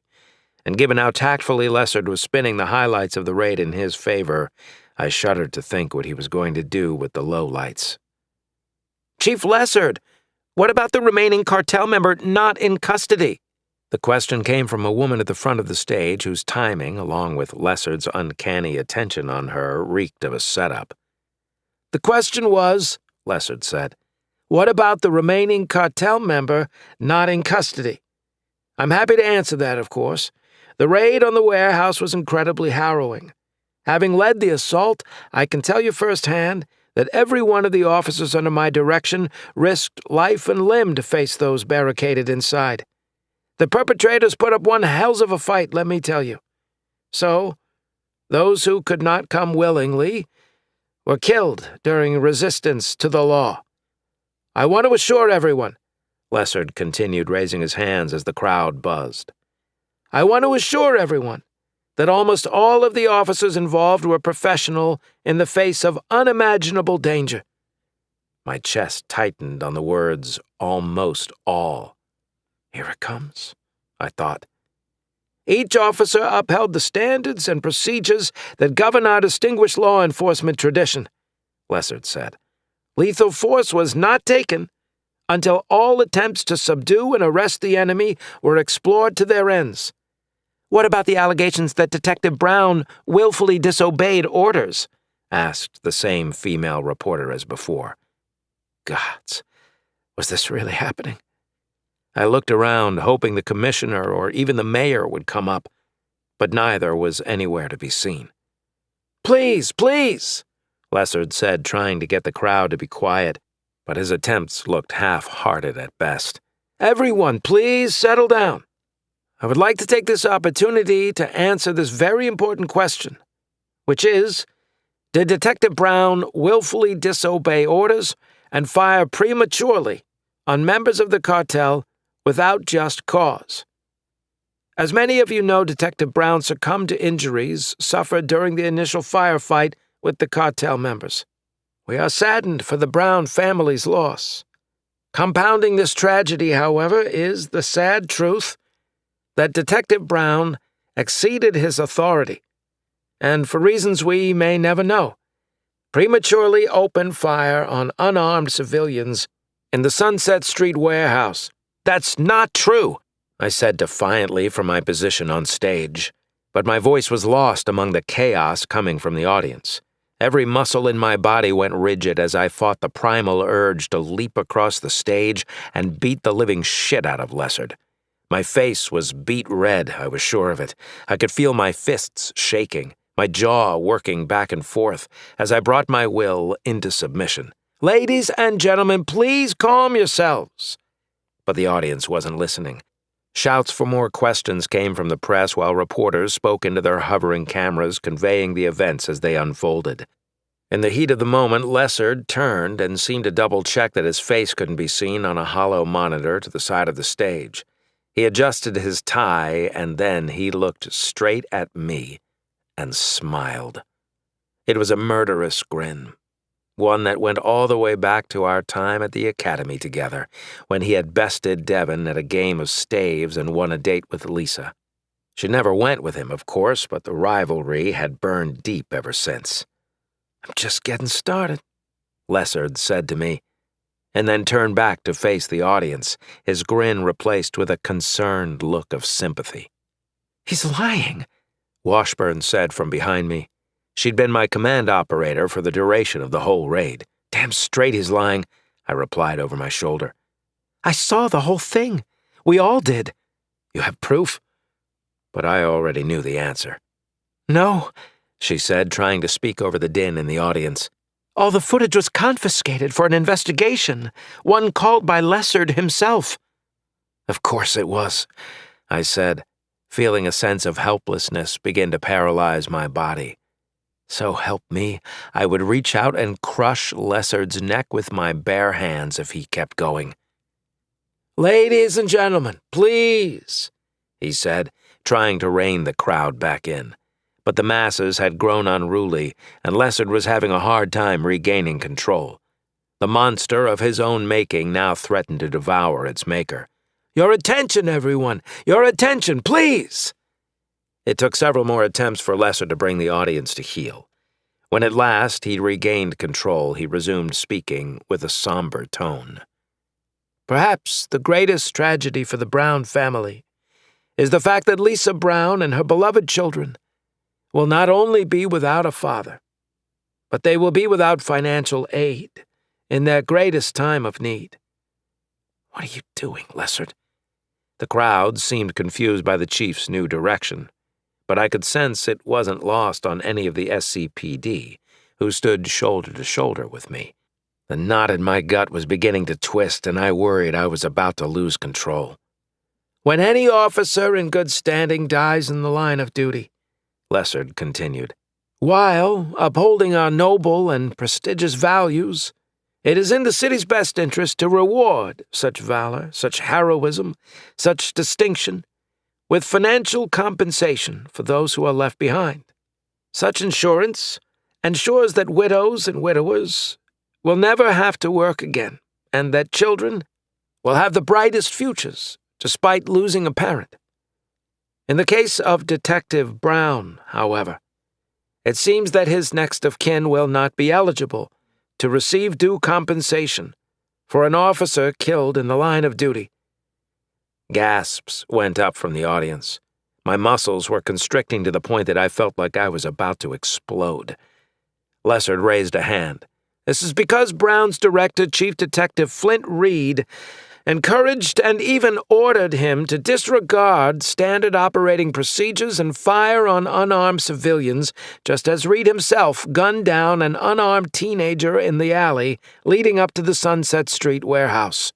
"You son of a bitch!" I yelled. I bolted from my place on stage and lunged at Lessard. The man must have felt me coming because he turned to look at me right as my fist drove into the center of his face, driven in with all my body's momentum. The result was a crack that filled the microphone and resonated out into the crowd through the speakers. Lessard's nose crumpled beneath my knuckles, sending a spray of blood on everyone within a 5-meter radius. Lessard flew backward, back and head slamming against the stage in quick succession, but I was just getting started. My fists started delivering blows one after another like jackhammers, alternating shots to each side of his face as blood splattered across the prickly outdoor carpet. When I watched the replay of the videos from inside the holding cell that night, I realized that I didn't remember hearing people in the audience scream or the press run for cover. Several people thought there was a bomb threat, while others thought I was an assassin sent to take out Lessard.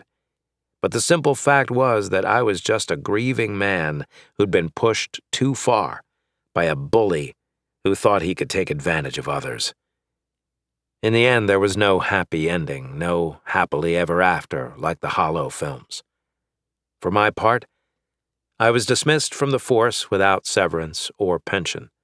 The commissioner called me to say that it had taken an act of the gods to keep me from being prosecuted, something that Lessard had called for. He said my actions on stage were enough to have me fired, but there wasn't enough evidence to fully prove Lessard's statements regarding me or Brown. In the end, however, it didn't matter what evidence came to light or how many officers stood up to defend me or Devon.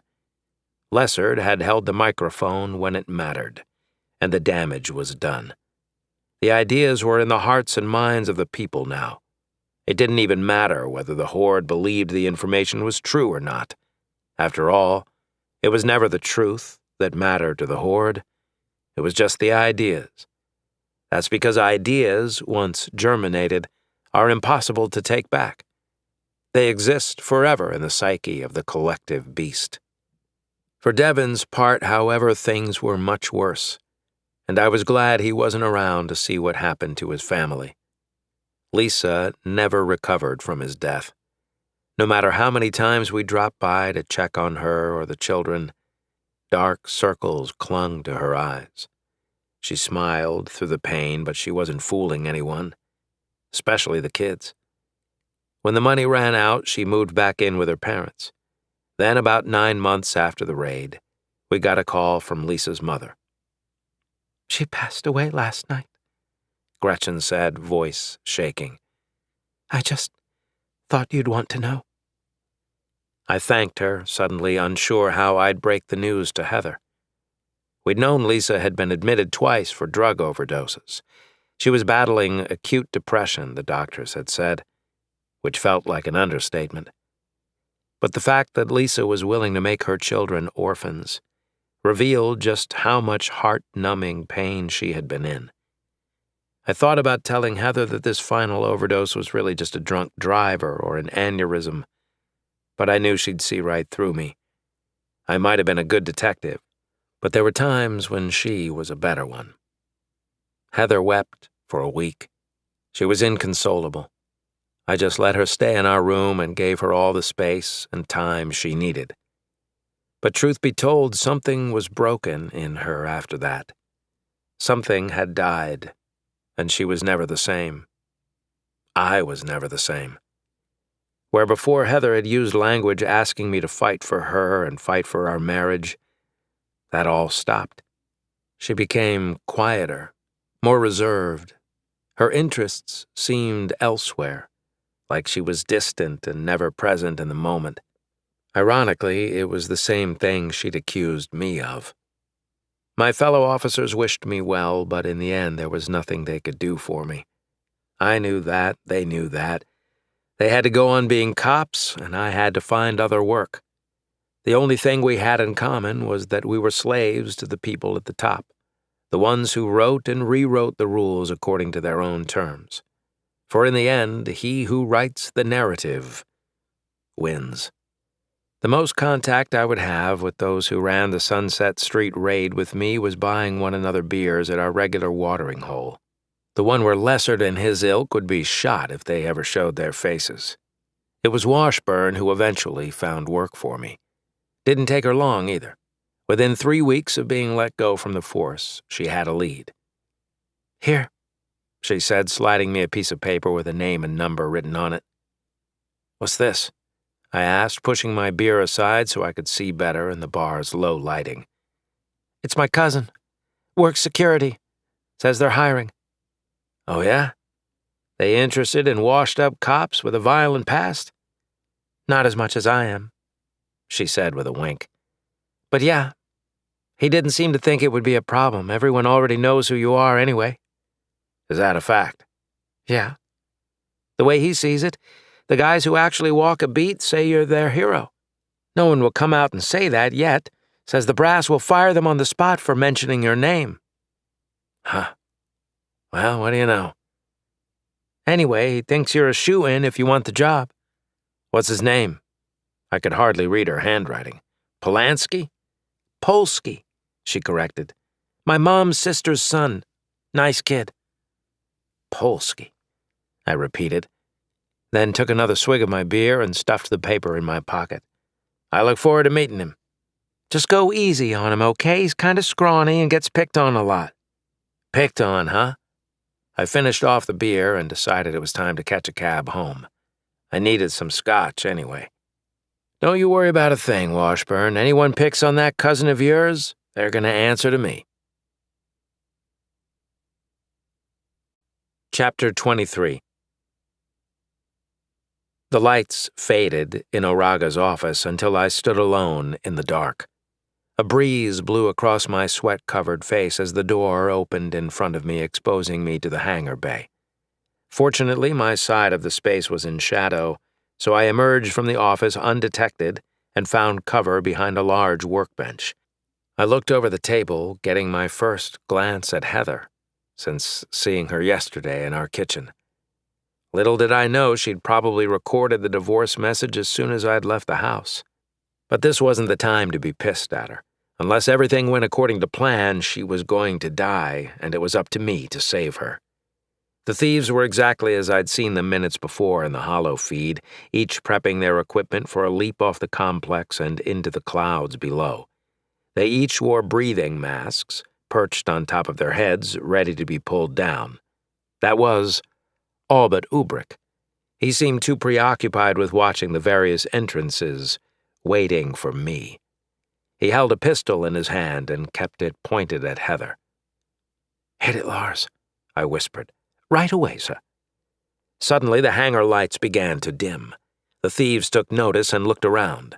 Then a red strobe light began to flash, followed by an extremely annoying klaxon, the likes of which I'd never heard before.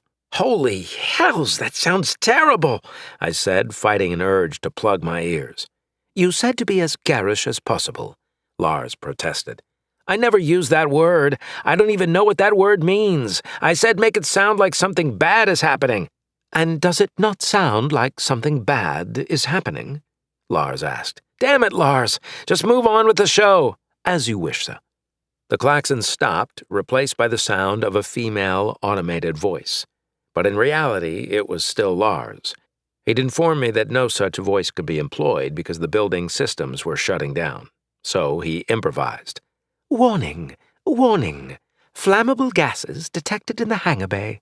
I repeat, flammable gases detected in the hangar bay. All personnel be advised, explosion threat detected."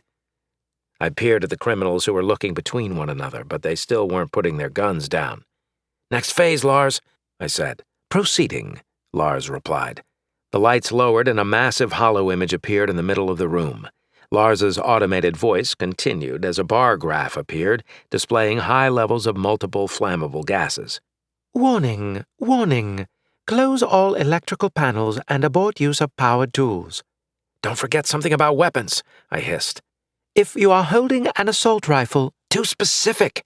"Or any other firearm or open flame, desist immediately. Warning, explosion imminent." "Not imminent. We don't want them jumping yet." "Explosion threat at 100%. I watched as the punks looked at their weapons and then to one another. That was when the lights in the hangar dimmed, save for a circle of light where the men stood. Ubrick was on his feet now, concern written across his face.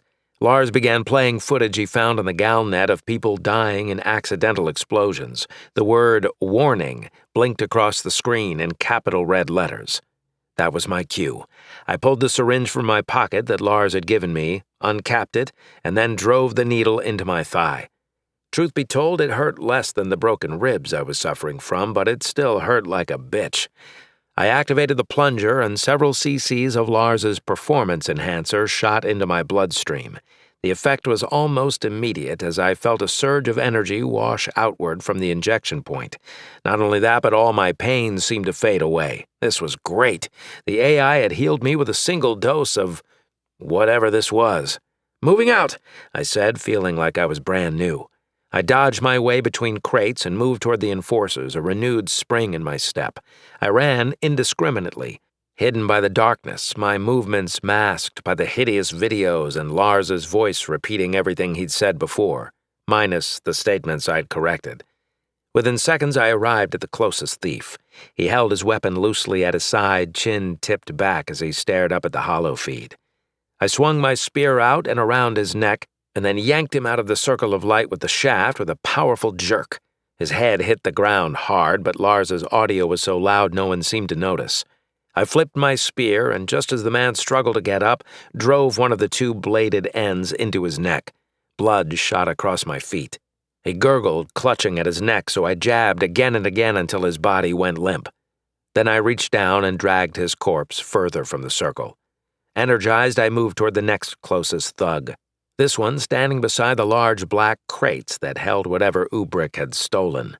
He had let go of his weapon, perhaps convinced by Lars's warnings, and placed it on top of a crate.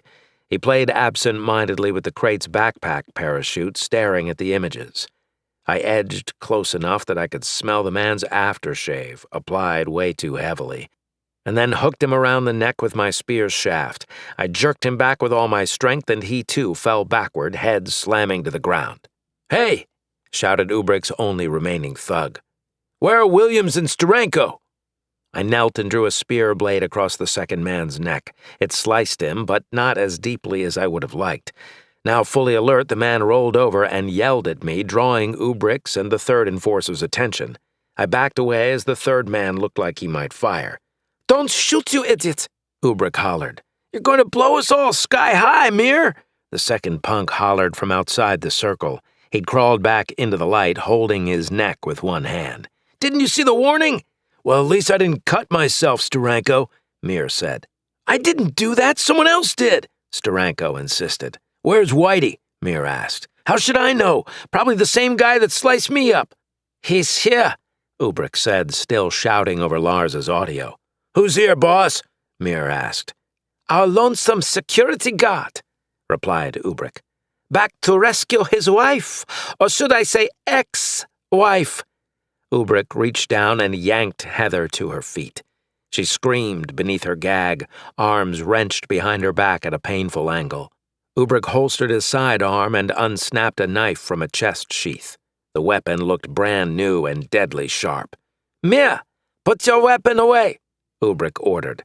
"Knives only." "Copy that, sir." Mir stowed his rifle among their stuff and pulled out his Nova 10 combat knife, spinning it in his hand. Steranko, too, produced a knife and peered into the inky blackness. "Come on out, Mr. Reed," Ubrick yelled. He dragged Heather into the middle of the circle. His eyes searched beyond the perimeter of light. "Come out, or I slit her throat. Your 15 minutes are up anyway, so maybe I should just execute her now." I didn't doubt that Ubrick would kill Heather, but the moment he did, he'd lose his final piece of leverage. No, he'd keep her alive long enough to draw me out, which meant, until then, I was free to deal with his remaining two thugs. Ubrick growled. He reached into a duffel bag on one of the crates and felt for something, never taking his knife away from Heather's neck. The tip accidentally pierced her skin, drawing blood. She screamed and tried to pull away, but he yanked her back and continued searching for something in the duffel bag. Finally, he produced a flashlight and flicked it on.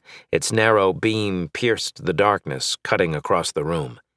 Steranko crossed the circle, holding his neck with one hand and his knife with another. He edged toward me as I crouched beside one of their black cases, waiting to snag him out of the circle. Just one more step. As the perp placed his foot 1/2 meter from my knee, I slashed with my spear, gouging a trough through his throat. Blood flew out in a wide arc as the man dropped his knife and pitched forward. My spear, however, was braced vertically against the ground, and Steranko fell straight into the blade, neck skewered by the blade. I grabbed his head and pulled it down, further impaling him on my weapon. He tried screaming, but only muted gurgles emanated from his mouth, blood leaking down the shaft toward my hand. "Steranko!" Mir yelled, spinning toward the commotion. Ubrick followed with his beam, spotlighting Steranko with a pole arm protruding below his head. I could see Mir making a move toward me. "Lars," I said. "Phase 3. No sooner had I said the words than the room blacked out. Ubrick's flashlight was the only source of light in the hangar for about 3 seconds. Mir closed the gap, knife held high. That was when things got nuts. The loudspeaker blared the most aggressive dance track I'd ever heard. The low-energy frequencies made my intestines vibrate. I swear to gods it made me have to piss. After the song's first 4 beats, lights strobed, making every movement look like it was in slow motion. The pulsing lights were then joined by holovids projected across the room. There were at least 20 of them, each several meters wide and just as tall, twirling and rotating, with scenes depicting everything from wild cats in nature and stars going nova to women in dance clubs and extreme space sports. Had I not been hopped up on whatever Lars had given me, I would have been in a spasm. Instead, my brain seemed to make space for all the sounds and scenes, separating them from one another and drawing me to the 2 remaining men in the circle. Ubrick must have realized his flashlight was utterly worthless. He discarded it and threw his arms around Heather, using her as a shield. He searched the room for me, but I was far too fast, using the chaos as cover, darting around the room under the power of my stimulants. I circled to the opposite side of the circle, seeing Mir move away from Ubrick. Ubrick seemed to be calling for the man, but he was oblivious thanks to Lars's spectacle. It was the last mistake Mir would ever make. He took a final step toward the crate I hid beside, and I lunged, driving my spear into his belly. The performance enhancers had given me far more strength than I'd anticipated. Instead of stabbing him, I impaled him, driving the spear's shaft so deep that my hands slid up to his gut. The man tried to scream, but no sound came out. Instead, his mouth opened and closed like a fish's. His knife fell to the floor as he clutched the shaft in his gut. Ubrick screamed something, but to no effect. Mir was mine. I stood staring the goon in the face and used the spear to drive him toward the hangar's edge. His legs struggled to keep up, so I helped him along. I focused all my strength into the shaft and swung the weapon in a wide arc. The momentum forced Mir off his feet as he lost his footing and started to slide down the shaft away from me. By the time he reached the bloodied end, his hands slipped free and he let go. His body fell free of my weapon and directly into open sky. His arms and legs flailed as the black of night swallowed him whole. When I turned back around, it was only Ubrick and Heather, standing in the middle of the hangar. "Lars," I said, "kill the music." Chapter 24. The music died and the hangar filled with bright white light. Heather winced, but Ubrick kept her from pulling away by pressing his knife into her neck. The blade drew another drop of blood against her skin. She whimpered from beneath the gag. "That's far enough, Mr. Reed," Ubrick said, pulling Heather's chin up with his free hand. The knife blade glistened in the floodlights. "Let her go, Ubrick," I demanded, spear twirling in my hands. "So you know my name?" He tilted his head. "Then you have been listening this whole time, haven't you?" I said let her go. "Now you know I can't do that, Mr. Reed. You, of all people, understand the position I'm in. I've lost most of my leverage, no small thanks to you, and I'm not about to give up my final piece on the chessboard just because you ask me nicely." "Then I'll just have to ask differently," I said, circling slowly to my right. His neatly trimmed mustache annoyed me. It seemed like a perfect target for my spear. Yes, I'm sure you'll try," Ubrick replied. "But I wonder, aren't you curious about how I found you?" I tried not to react to the strangeness of his words, but he must have seen my momentary look of confusion. "Or should I say how I found both of you?" Ubrick tilted Heather's head back even more, far enough that I thought it might snap. How I wanted to kill this man. "Of the 3 security guards on the night roster, only 2 bodies were accounted for. My mind flashed back to Polsky and Haas. They were just kids, and Ubrik had their lives snuffed out. For what? The sick bastard. As if reading my thoughts, he pouted with his lips and added, I'm so sorry about those two young security guards, gunned down in the prime of their lives. Were they close to you? Ubrik, I swear to gods. Stay where you are, Mr. Reed. My knife hand is extremely twitchy, and I wouldn't want anything to happen to your wife's beautiful neck. Would you? This lunatic clearly wasn't just going to let Heather go, and the longer this went on, the more I feared it wasn't going to end well for her. What do you want? I asked. So many things, Ubrik replied wistfully. How does anyone decide on just one? Easy, pick one and run with it.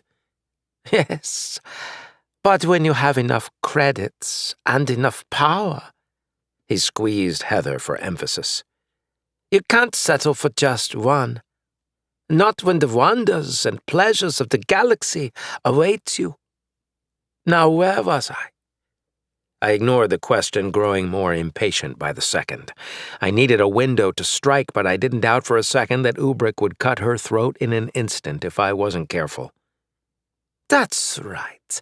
The night roster, Ubrik said with a sniff. Imagine my surprise when I looked more closely at the building's night roster to read the name Mr. Flint Reed. He paused as if expecting a reaction from me, but I gave him the pleasure of none. Oh, who am I kidding? He said in a sudden outburst. I already knew you worked here. Killing two birds with one stone. It was an opportunity I just couldn't pass up. I mean, did you ever consider how easy it was for you to pick up this extra shift? I squinted at him. And did Mrs. Reed ever think to consider just how easy it was for her to get a job transfer to Cylon 5? No, he said, teeth drawn tight. No one ever does. You're saying you're behind our employer's actions, I said, trying to follow this madman's logic. In a manner of speaking, but managing them directly would be too tedious, too messy. Instead, the people I work for, we make things happen, and no one's the wiser. Why should they be? People don't think things through for themselves. They just live their lives, believing each new opportunity is a matter of chance, looking to see how they can take advantage of it for their own gain, and never once considering what it might have cost others in the process. Sounds like you've lost something then, I said, circling back the other way, looking for my moment to strike. I just had to keep him talking. He'd slip up somewhere. Every perp did. Funny you should say that, Mr. Reed, Ubrik said. Or should I say, former detective Reed. I slowed at the sound of my old title. It didn't mean much, of course, as anyone could find my name on the Galnet and do a background check. Hell's the news footage of the famous incident were still easy enough to find. My old partners sent me the clips on my birthday or when they were drunk. But something about the way Ubrik said my name sounded odd, like he had a secret. Why is that funny? I asked. I was willing to play his little game if it kept him talking. All I needed to do was get him off balance. Because the thing I lost is the thing you took, Ubrik replied. It was all your henchmen, wasn't it? I said. Well, that's what you get for hiring your cousins, ugly sons of bitches, too. Ubrik laughed. I see why you got fired now, Detective Reed. Belligerent, independent, problems with authority. Your file had it right. My file? I didn't like how close to home this guy was getting. Maybe he really had done background checks on me and Heather. Hells, he probably did on everyone in the building. He seemed sadistic enough. The man probably enjoyed all his voyeuristic snooping. Your file also said you... How did it go again? Posed a threat to the safety of others when placed in high-intensity situations. Now, why would it say that, Mr. Reed? Who was this son of a bitch? And how in the hells had he gotten a hold of the chief's confidential report on me? You're going to let Heather go now, or else... Mr. Reed. You asked what I lost, and that's a question worth answering. I took a step toward him. I'll slit her throat, Ubrick said, his tone suddenly dark. Just as easily as you shot my son. Your son? I echoed. It was a spring night on April 19th. Ubrick said as if beginning a child's bedtime story. The date stabbed me in the heart. It was the night of the Sunset Street raid, the night that Devon was gunned down. There was a raid. On Sunset Street, I finished. Oh, so you do remember, Ubrick said, glaring at me. Not really. I waved my hand with a dismissive air. We killed plenty of thugs that night. Including a kid who you thought was packing a weapon. But what was he holding? God damn it. He was talking about the kid that Lessard shot in the alley.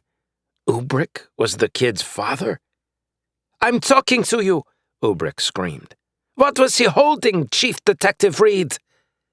Heather writhed as the blade flicked across her skin, drawing blood. I looked between her and Ubrick, both their faces contorted for very different reasons. He was carrying a bag of groceries, I said. Was my wife really about to pay with her life for something that Lessard did? Gods, I despised that man. That's right. Just a bag of groceries. He was the new kid sent on an errand, trying to find his place in the world. I shrugged. He could have found a better place than Sunset Street, I said. Ubrick's face went beet red. What did you say? Why, hello, little nerve. Mind if I pinch you? I said he must not have been the brightest kid in the schoolyard if the place in the world he chose was Sunset Street, I said. Or maybe it was just bad fathering. Ubrick pushed Heather forward a step. You'd best watch your tongue, he seethed. Of course, I said, acting like I was talking to myself. His mother could have been a real bitch, too. Shut up! Shut up! Easy, Ubrick, I said, feeling that I'd regained control of the situation. I don't want anyone else to get hurt. Let me put my weapon down. The man's eyes were wide with rage, and the veins on his neck engorged. The guy really needed a therapist. I knelt, slowly, making a grand gesture of laying my spear on the hangar bay floor. I repeated my last sentence again, placing special emphasis on the fact that I was laying my weapon down. Neuro-linguistic programming was more real than the general public cared to admit. I stood up slowly and placed my hands behind my head. When I did so, however, my fingers wrapped around the handle of the sword lying down my spine. Back! Back! Ubrick said, nodding his head toward the edge of the hangar's opening. I began walking backward, and Ubrick followed with Heather. The wind outside had picked up and whipped at my hair. I almost chanced a glance over the edge, but thought better of it. The last thing I needed right now was a sudden bout of vertigo. But I am on Lars's special juice, I thought to myself, and wondered if it would make a difference. This must be really satisfying for you, I said. Getting to kill the cop who gunned down your son while stealing stuff from Mr. Oraga? Seems you have everything you want. Don't forget about killing your wife, Ubrick said, strengthening his grip on Heather. He pushed her closer to me. Just one more step, I thought. We can add that in too, sure, I said. Ubrick looked puzzled, tilting his head slightly. You seem calm for a man who's about to lose everything, the man said. Lose everything? I let out a short laugh. I thought you'd have already guessed it by now. Guessed what, Detective Reed? I'm a divorced security guard working the graveyard. And? I have nothing to lose. My hands tightened around the sword's handle. I pulled it over my head, unsheathing it, and brought it down on Ubrick's head in a single motion. The man raised his knife and barely parried my blow, but the sword's edge still managed to graze his skull and produced a spout of blood. Ubrick cursed and released Heather. To her credit, she dropped to the ground and let her knee slam into Ubrick's foot, definitely on purpose. She'd done that to me once during a tussle, and I'd limped for a week. Ubrick backhanded her and she fell to the side. The blow made my blood boil, but at least Heather was clear. I swung again, stepping away from the open air, and pressed Ubrick back. He blocked a blow to his left and another one to his right. While he had the quicker weapon, I had the longer one. I pushed him back toward the crates where we had started, hoping to make him stumble among the items. Instead, he stepped clear of my thrust and spun down to the floor, retrieving my spear. Well, that sucks.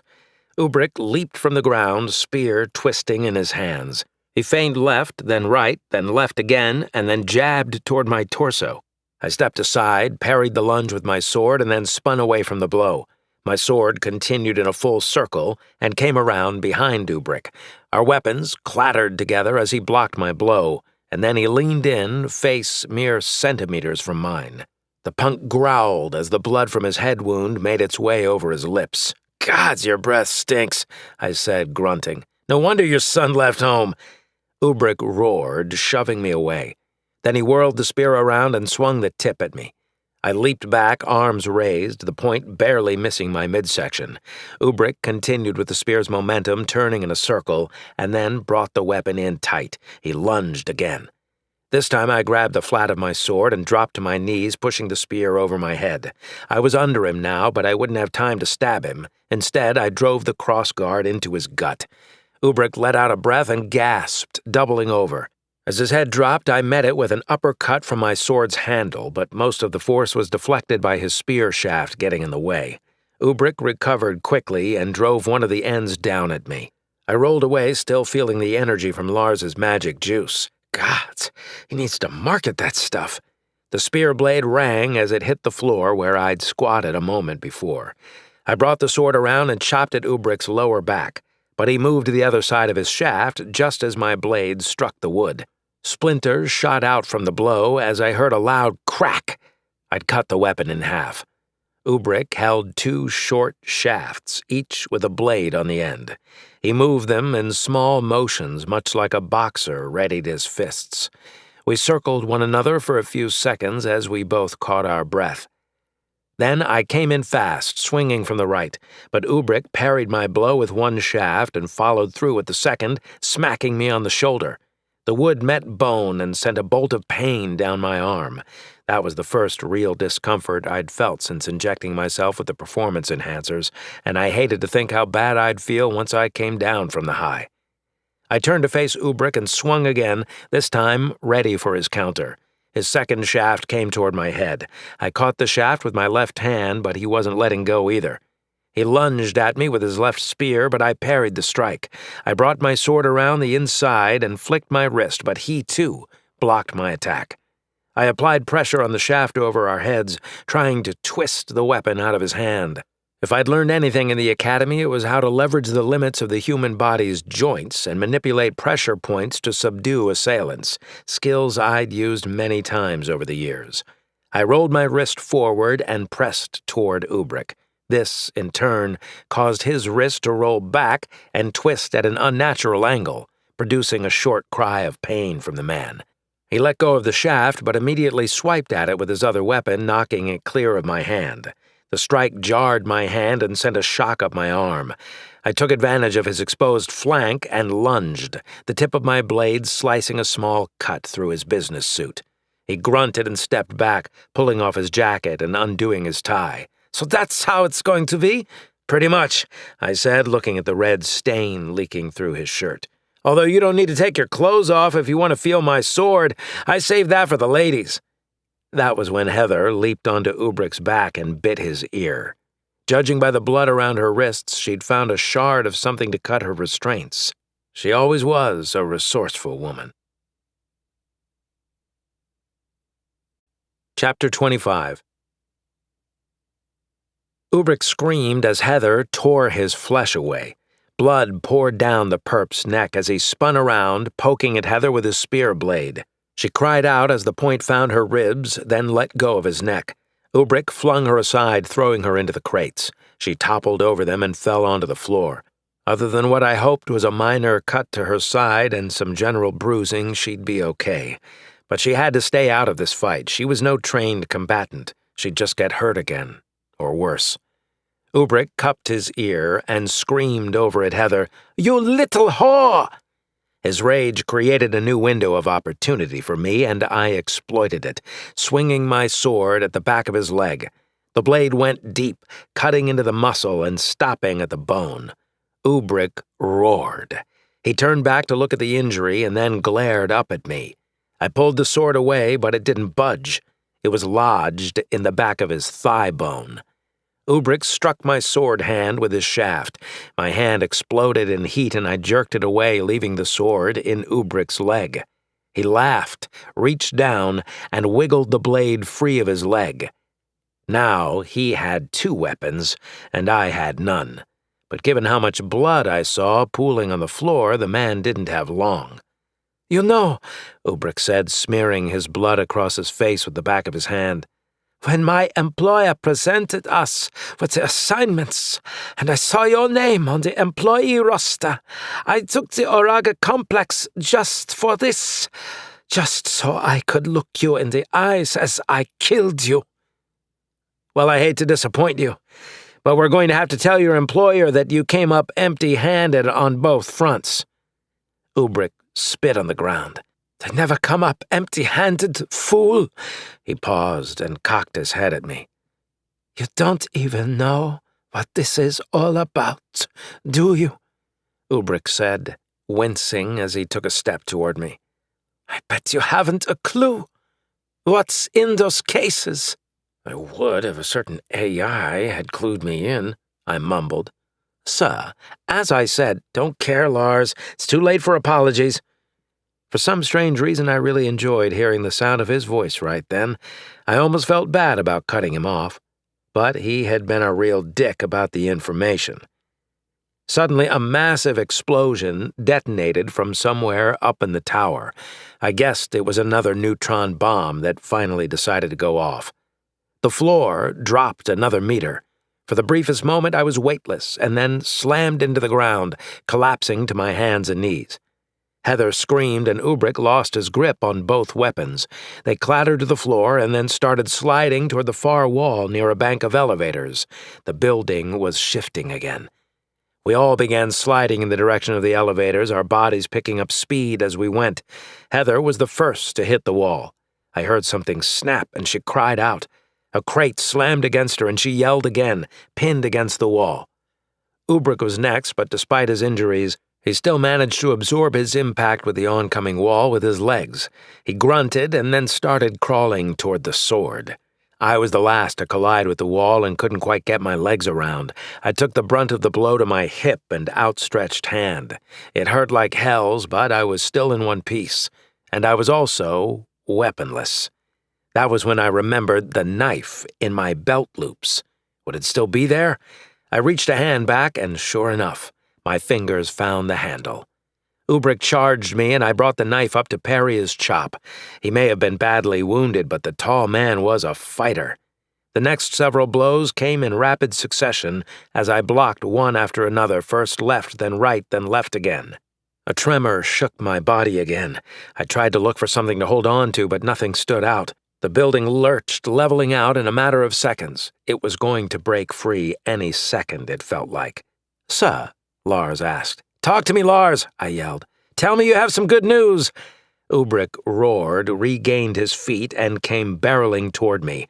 I parried his thrust with my knife, but barely. Somehow I was beginning to feel weak, and a resurgence of pain was beginning to spread throughout my body. The drug is wearing off, I realized. Not now, not now. It's the opposite, sir, Lars said. Platform cohesion is now at 48%. 48! Ubrick swung again and I backed away, narrowly missing a sword tip in my gut. Where my strength was failing, Ubrick's seemed to be ramping up. But why wouldn't he be? His adrenaline was kicking in as his body was most likely minutes away from death, whereas my adrenaline had been pumping for the last hour almost non-stop. My reserves were low, and I wasn't sure how much longer I could stay in this fight. I looked to Heather, but she was pinned against the elevator wall by the crates. Also, sir, said Lars, please be advised that someone else has come down the stairs and is about to enter the hangar. What do you mean, someone else? I asked, not hiding my frustration with his lack of detail. She has managed to stay mostly outside of all the camera's fields of view, but it appears to be one of the former hostages, Lars said. A female. A female? I blocked another thrust from Ubrick and looked back toward the double doors. A woman burst out, one I recognized, but she looked different. Gone were the stiletto heels and girlish demeanor. Her midnight black hair was pulled back into a ponytail, and she'd torn off her form-fitting dress above the knee. Now she held 3 small blades in her left hand and was running toward me. It was Rachel Fontaine. Rachel? I asked no one in particular. What was she doing here? I suddenly felt like I'd been duped. Hiding in the security hallway, hacking in Reynolds's office. She was one of them, and she'd gotten me good with her good looks and giant tears. I'd fallen for it. Damn, had I fallen for it. Now the lady looked deadly. Real deadly. Then again, she had ended Travis with a gunshot wound to the base of the skull. She wouldn't kill one of her own, would she? Unless, of course, she was some sort of rogue assassin, a grifter with a penchant to kill. Is she one of them? I asked Lars. I don't know, sir. What do you mean you don't know? It appears now that her company record only dates back 3 weeks. 3 weeks? You've got to be joking. I'm not joking, sir.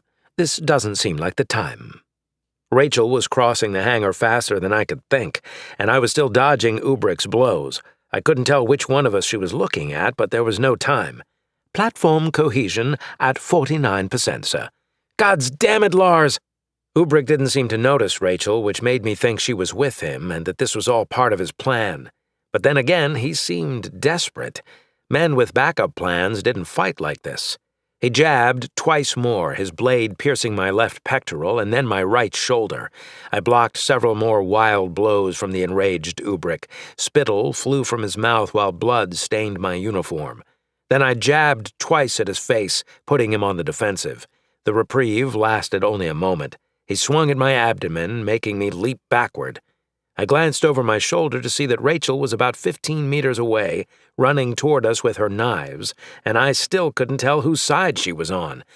Ubrick shoved me back, causing me to trip over my feet. I was so focused on not falling that I failed to block his final jab. The sword point flew at my chest. Clank! I looked down and saw the sword tip embedded in my flask. When I looked back up, Ubrick's eyes went wide. He was as shocked as I was, because a knife protruded from the side of his shoulder. A second one appeared beside it, followed by a third in his abdomen. Ubrick reared back, screaming like a wild animal. I watched as Rachel leaped onto Ubrick, pulled one of her knives from his side, and began slashing at his face. Ubrick tried blocking her blows with his arms, but the woman was far too skilled. He screamed as she sliced him to ribbons. Gods! Who was she? Sensing that Ubrick wouldn't recover from Rachel's assault, I raced toward Heather and helped her out from behind the crates. She was groggy, but didn't look to be too badly injured. Sir, Lars said, platform integrity. Lars, can you disconnect the elevator cable from its base? Yes, sir, but Open the elevator doors! Opening, sir. However, the elevator is currently in the upper building and will take... I don't give a damn! I ran Heather toward the opening doors and saw the cable about 2 meters out. Disconnect it on my mark, Lars! As you wish, sir. Hold on, babe, I said to Heather. I pulled her into my chest with my left arm and then leaped into the air, reaching toward the cable with my right. My hand snagged the line and I squeezed. The braided weave pinched into my flesh as our combined weight made my hand slide down the cable. I thought I might lose my grip, but I hadn't come this far just for my right hand to give out. "Platform cohesion at 50% and rising, sir," Lars said. An ear-splitting groan ripped down the elevator shaft. For a split second, I thought the elevator car had broken loose and was headed our way. But a quick glance up showed nothing there. Instead, I realized that the building was coming free. "Platform cohesion at 76... Arrgh! I yelled as I struggled to keep Heather and me on the cable. I was about to order Lars to disconnect the cable when out of the corner of my eye I saw a figure leap into the elevator shaft. I caught a glimpse of Ubrick's shredded face like something out of a horror holo. He grabbed onto my shoulder. When his full weight hit me, it ripped my hand off the cable, sending Heather and me into a free fall. We only fell for a second, rotating as we went before landing in the elevator shaft's basement. My body exploded in pain as my knees, hips, and spine buckled in agony. I was on my chest and tried to cry out, but no sound came. Instead, I found Ubrick underneath me, glaring up with wild, bloodshot eyes. Heather screamed out my name to my right on the other side of the cable. She was still alive, struggling to hold on to the cable's yellow base plate. The elevator shaft's floor began to tremble. The cable strained, and a deep twang resonated up into the darkness. Then it went slack again as the structure lurched and released pressure on it. The whole thing was about to come down. Ubrick pulled one of Rachel's remaining knives from his shoulder and cut me along the cheek. I held my left arm up to resist him, but still he fought, the blade's edge moving toward my eye. "Disconnected, Lars! Disconnect!" "Cable plate separation confirmed, sir." I felt the plate wiggle free of the lower housing, biting into my armpit. The AI had done it. "Platform cohesion at 99%. It has been a pleasure serving you, sir. Goodbye." "This is for my son!" Ubrick yelled, pressing the blade within centimeters of my eye. "And this," I said, holding his arm back, "is for all the hostages you killed, you son of a bitch!" I wrapped my right arm around the cable plate and grabbed Heather's wrist on the other side. At the same moment, the elevator's basement pulled away in a deafening groan of metal on metal. A blast of wind beat my face as the shaft filled with air displaced from a 30-story building, giving up on its long fight with gravity. "Toodle fucking loo, bitch!" I said. Ubrick's mouth opened as he pulled away from me, but his voice was lost in the torrent of air swirling around us. As the opening to the hangar passed, I saw another body leap into the elevator shaft. It was Rachel. Her body was suspended in midair for the briefest moment, sailing toward the cable as the entire structure fell away. At the last second, her arms wrapped around my knees, and her body swung all of us out to the side. The additional weight yanked my arm out of its socket. I groaned in agony. Still, I kept my handhold on Heather and managed to throw my left arm over the other side of the cable's base plate. Rachel struggled to hold on too, but her grip slackened. She slid down to my ankles. I looked down and yelled, "Hold on! I'm trying!" The elevator shaft raced beside me. Floor after floor went by as the walls accelerated faster and faster. The chamber went by in a flurry of wind and sound. Electrical connections burst, shooting sparks across our three bodies. Metal plates and vent grates bounced between the walls, and bits of concrete struck my head and arms, threatening to knock me from my perch. But I wasn't going down easy. Not today. I looked up and saw the mouth of the elevator shaft on fire. The flaming hole raced toward us at breakneck speed. More debris came with it, clattering down through the shaft. "Hold on!" I yelled. The fiery mouth was the last thing to race past us, flames whipping in a torrent as the building fell away. The tower kept groaning as it went, metal tearing, windows exploding, I-beams buckling. The monstrosity rotated as if in slow motion, plummeting toward the planet's surface, until it disappeared beneath the moonlit cloud floor.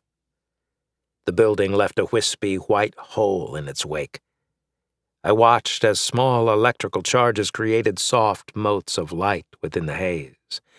The sounds were distant now, mere whispers of what they had been. Suddenly a massive orange glow erupted from the planet's surface, a mix of unspent neutron bombs, gases, and electrical current, coalescing into a giant inferno that shook the sky. A black plume emerged, pushing aside the white billowing clouds.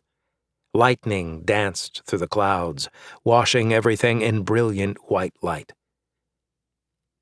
"Lars," I said, looking high over my head. "Care to—" I grunted, my arm on fire. "Care to call us a ride?" I fought to keep my hand on Heather, but her white-knuckled grip around the cable in its base plate let me know she wasn't going anywhere. I glanced down at Rachel. She clung to me like a cat who had no intention of wasting her 9 lives on this one fall.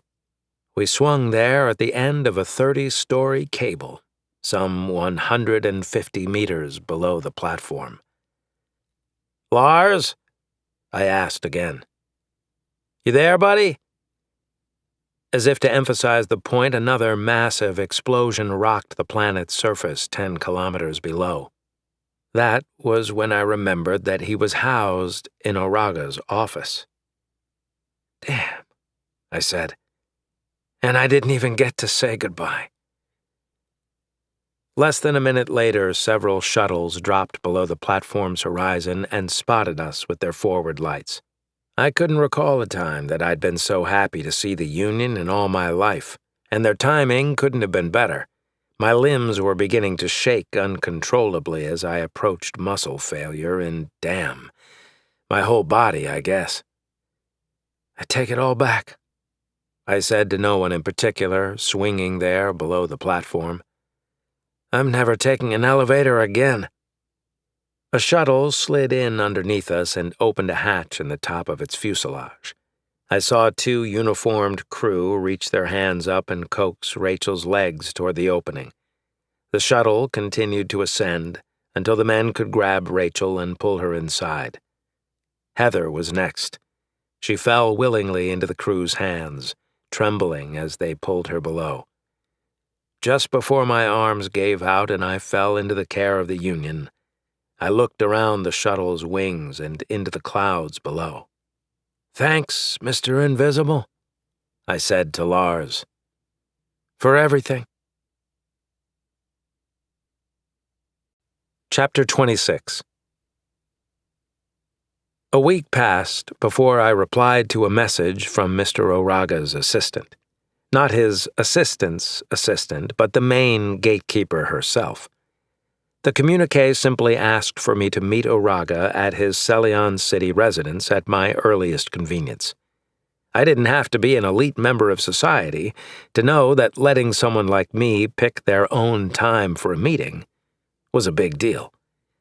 My delay was understandable, however, as I'd spent most of the week in the hospital, getting poked, prodded, and probed, yes, probed, by every manner of medical device ever invented, it seemed. The medical staff treated me like royalty, word spreading quickly throughout the floor that I was that guy that saved all the hostages.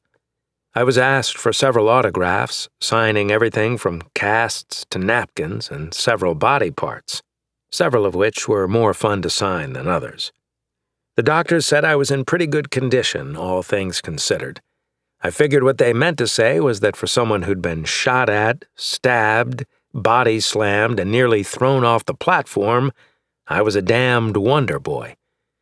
Still, they did things by the book and took their time patching me up. Being a minor celebrity had its perks, and I intended to run with them as long as they lasted. The funny thing about fame is that it's fleeting. I bet imaginary credits against myself that the whole planet would forget my first name by next week, and my last name in less than 2 months. And in 6 months, someone on the street might recognize my face, but they'd snap their fingers as they tried to place me. For now, I was enjoying the attention. It felt kinda nice, though I could have done without all the nurses always turning the holo feed on in my recovery room.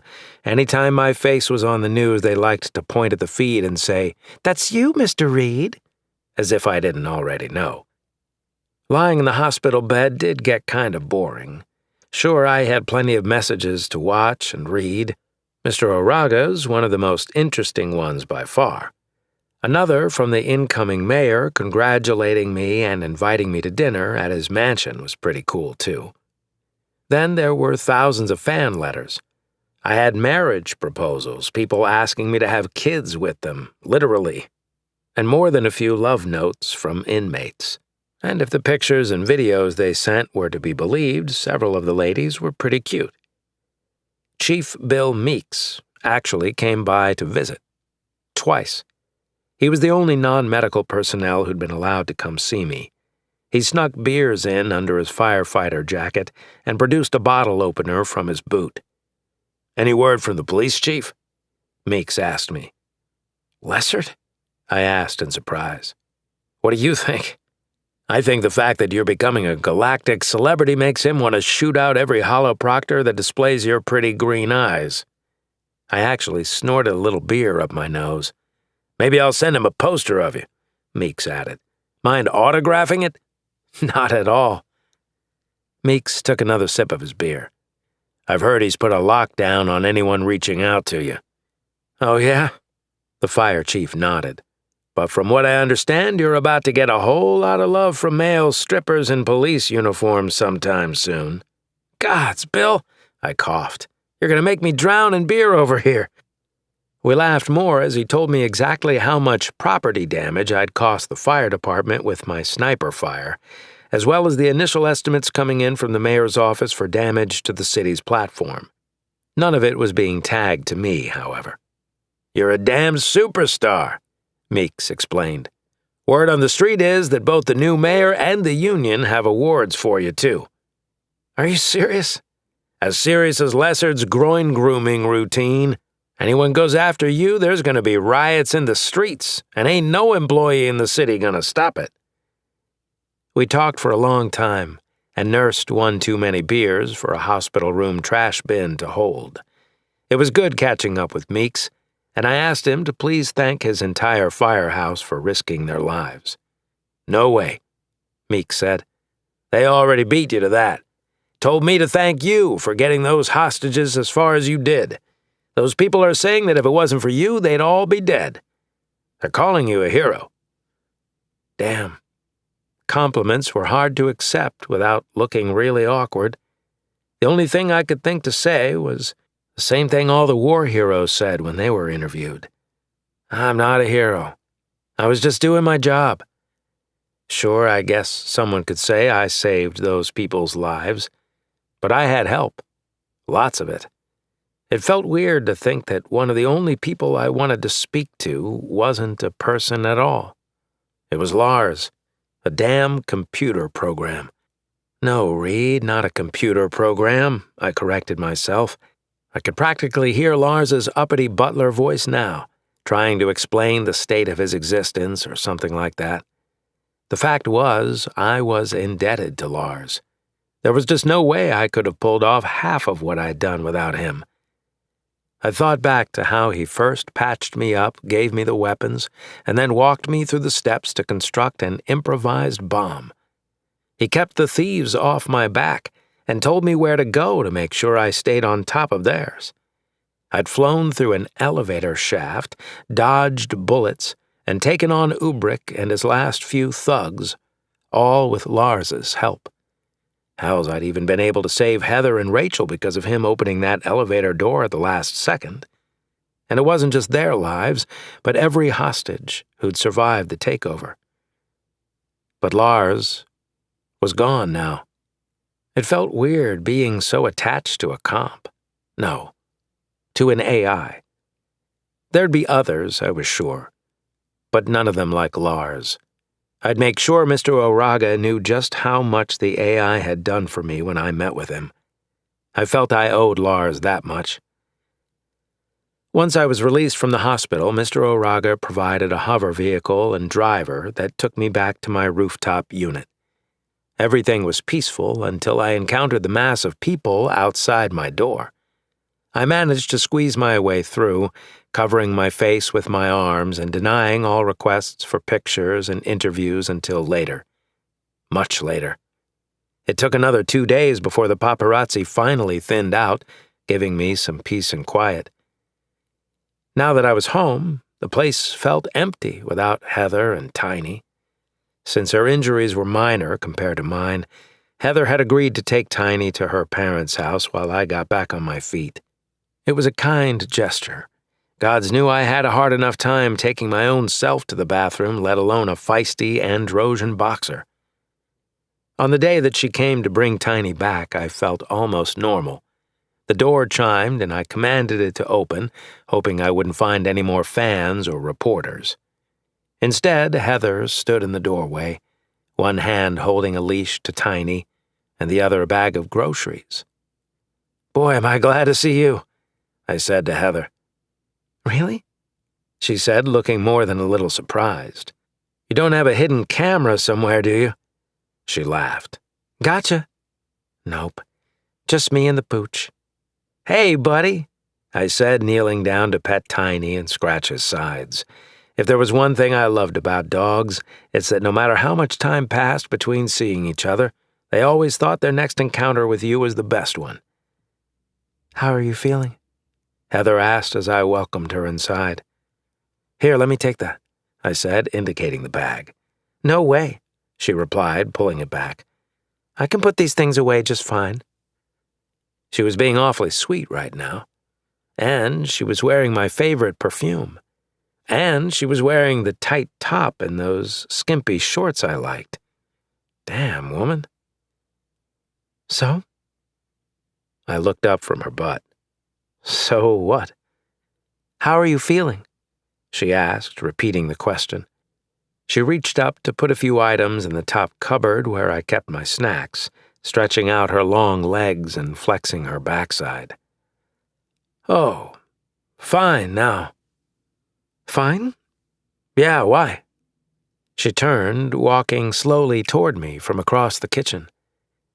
"You just single-handedly took on 15 armed terrorists and saved almost 50 hostages. And all you can say is that you're fine?" She placed her hands on my chest and went up on her tiptoes. "If you want," she said, whispering in my ear, "I can be the judge of just how fine you are." Then she pulled her head back around and kissed me. For all the bad memories that we had, and we did have some bad ones, we still had plenty of good. This kiss reminded me of all those, of all the history, and as the kiss wore on, it also reminded me of how bitter the marriage had become.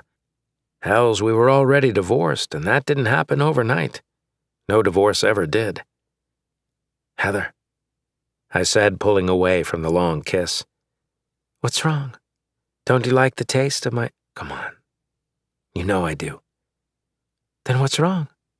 she said, putting her fists on her hips and cocking an eyebrow at me. "You're not still mad about that message I sent you, are you?" "You filed for divorce, Heather." "I can pay to have it rescinded, you know that." I shook my head. "No, it's more than that.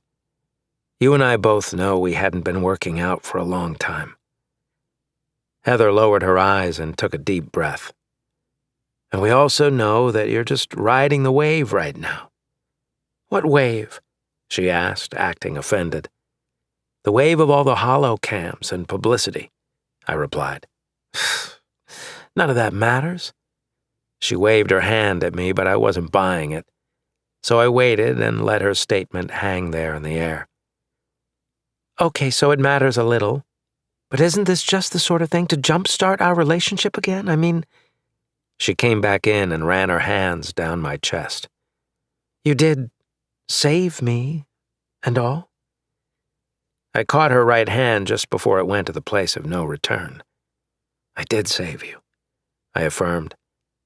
"And I'll never regret that.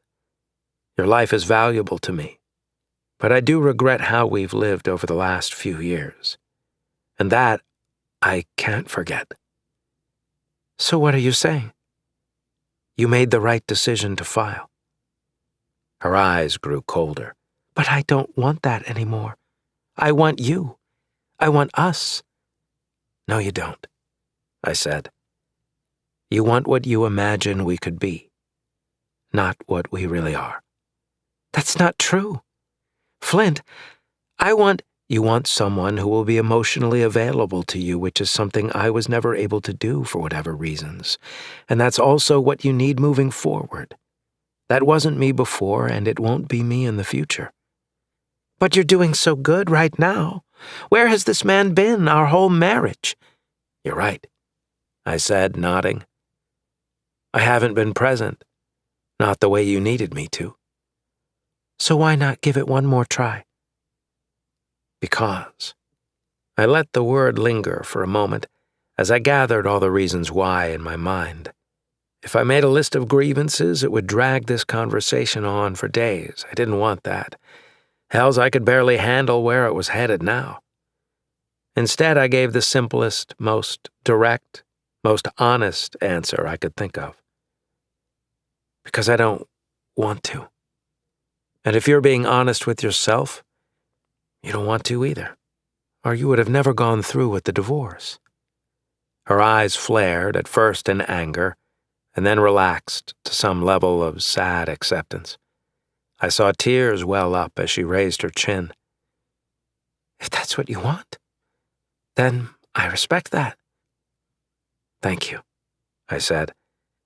"And I respect your wishes, too. That's the whole reason I pressed accept on the filing." Standing there in her cute outfit, she looked so small. I took her by the shoulders and pulled her into an embrace. I held her there as she cried, letting all the emotions of the last week rise to the surface. Hells, this was probably the most genuine moment we'd had together in years. It felt good, but it was also time to let go. "Thank you for saving my life," Heather said at last, her words muffled in my shirt. "It was the one I cared most about saving," I replied.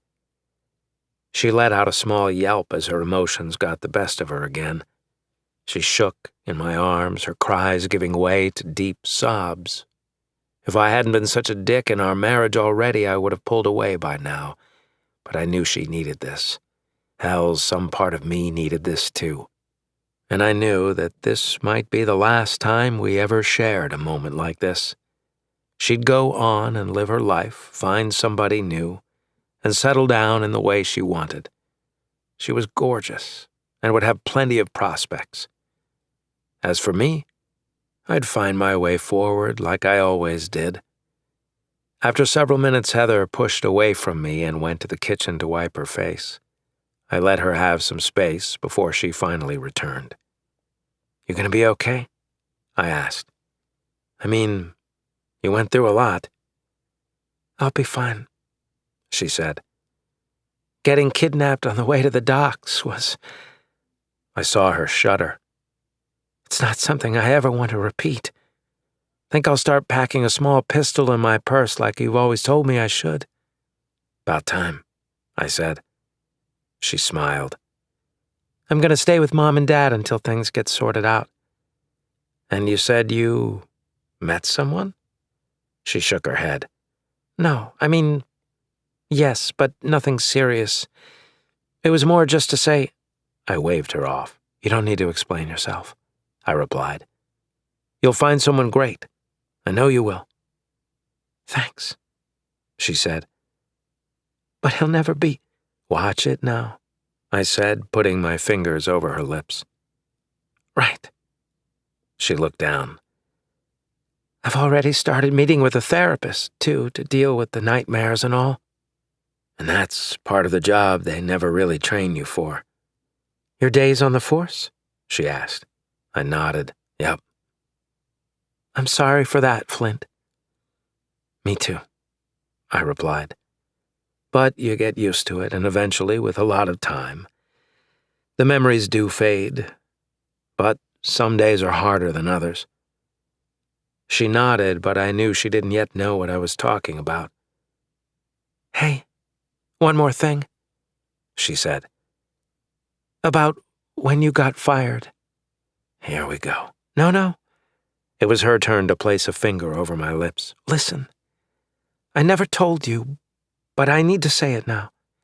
Heather, please. I might not get another chance, okay? I just want you to know that you did the right thing. I honestly didn't know what to say. I just stared at her, eyes unblinking. Sure, it was an admission 2 years too late, but it was an admission nonetheless.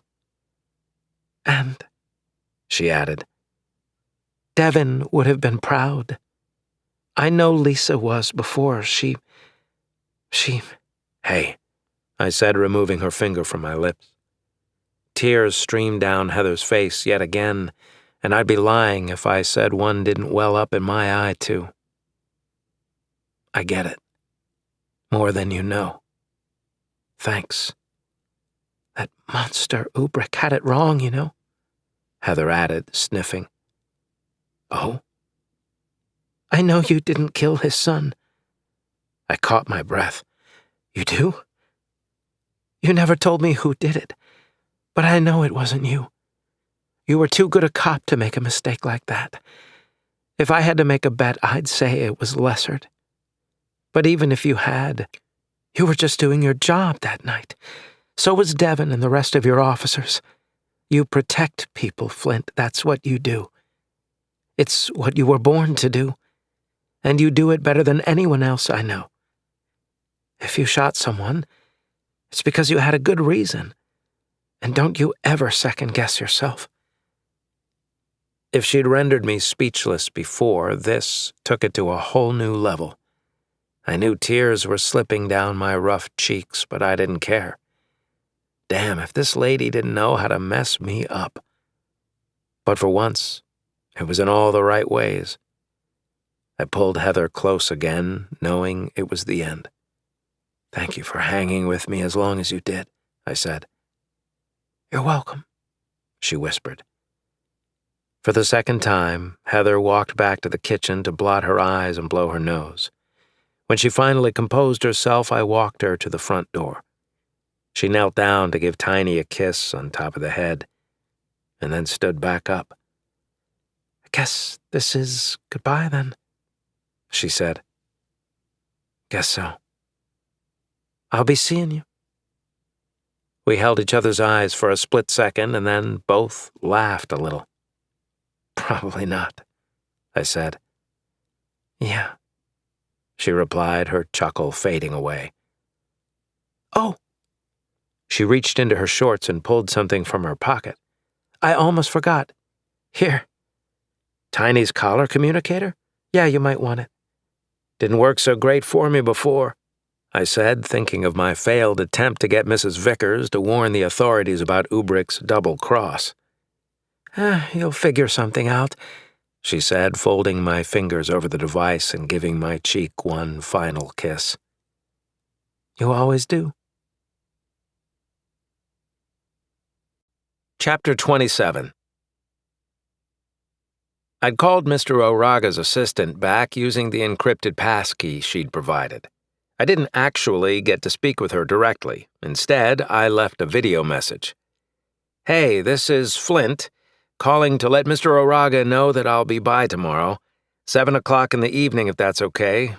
So, yeah, that's it then. Bye.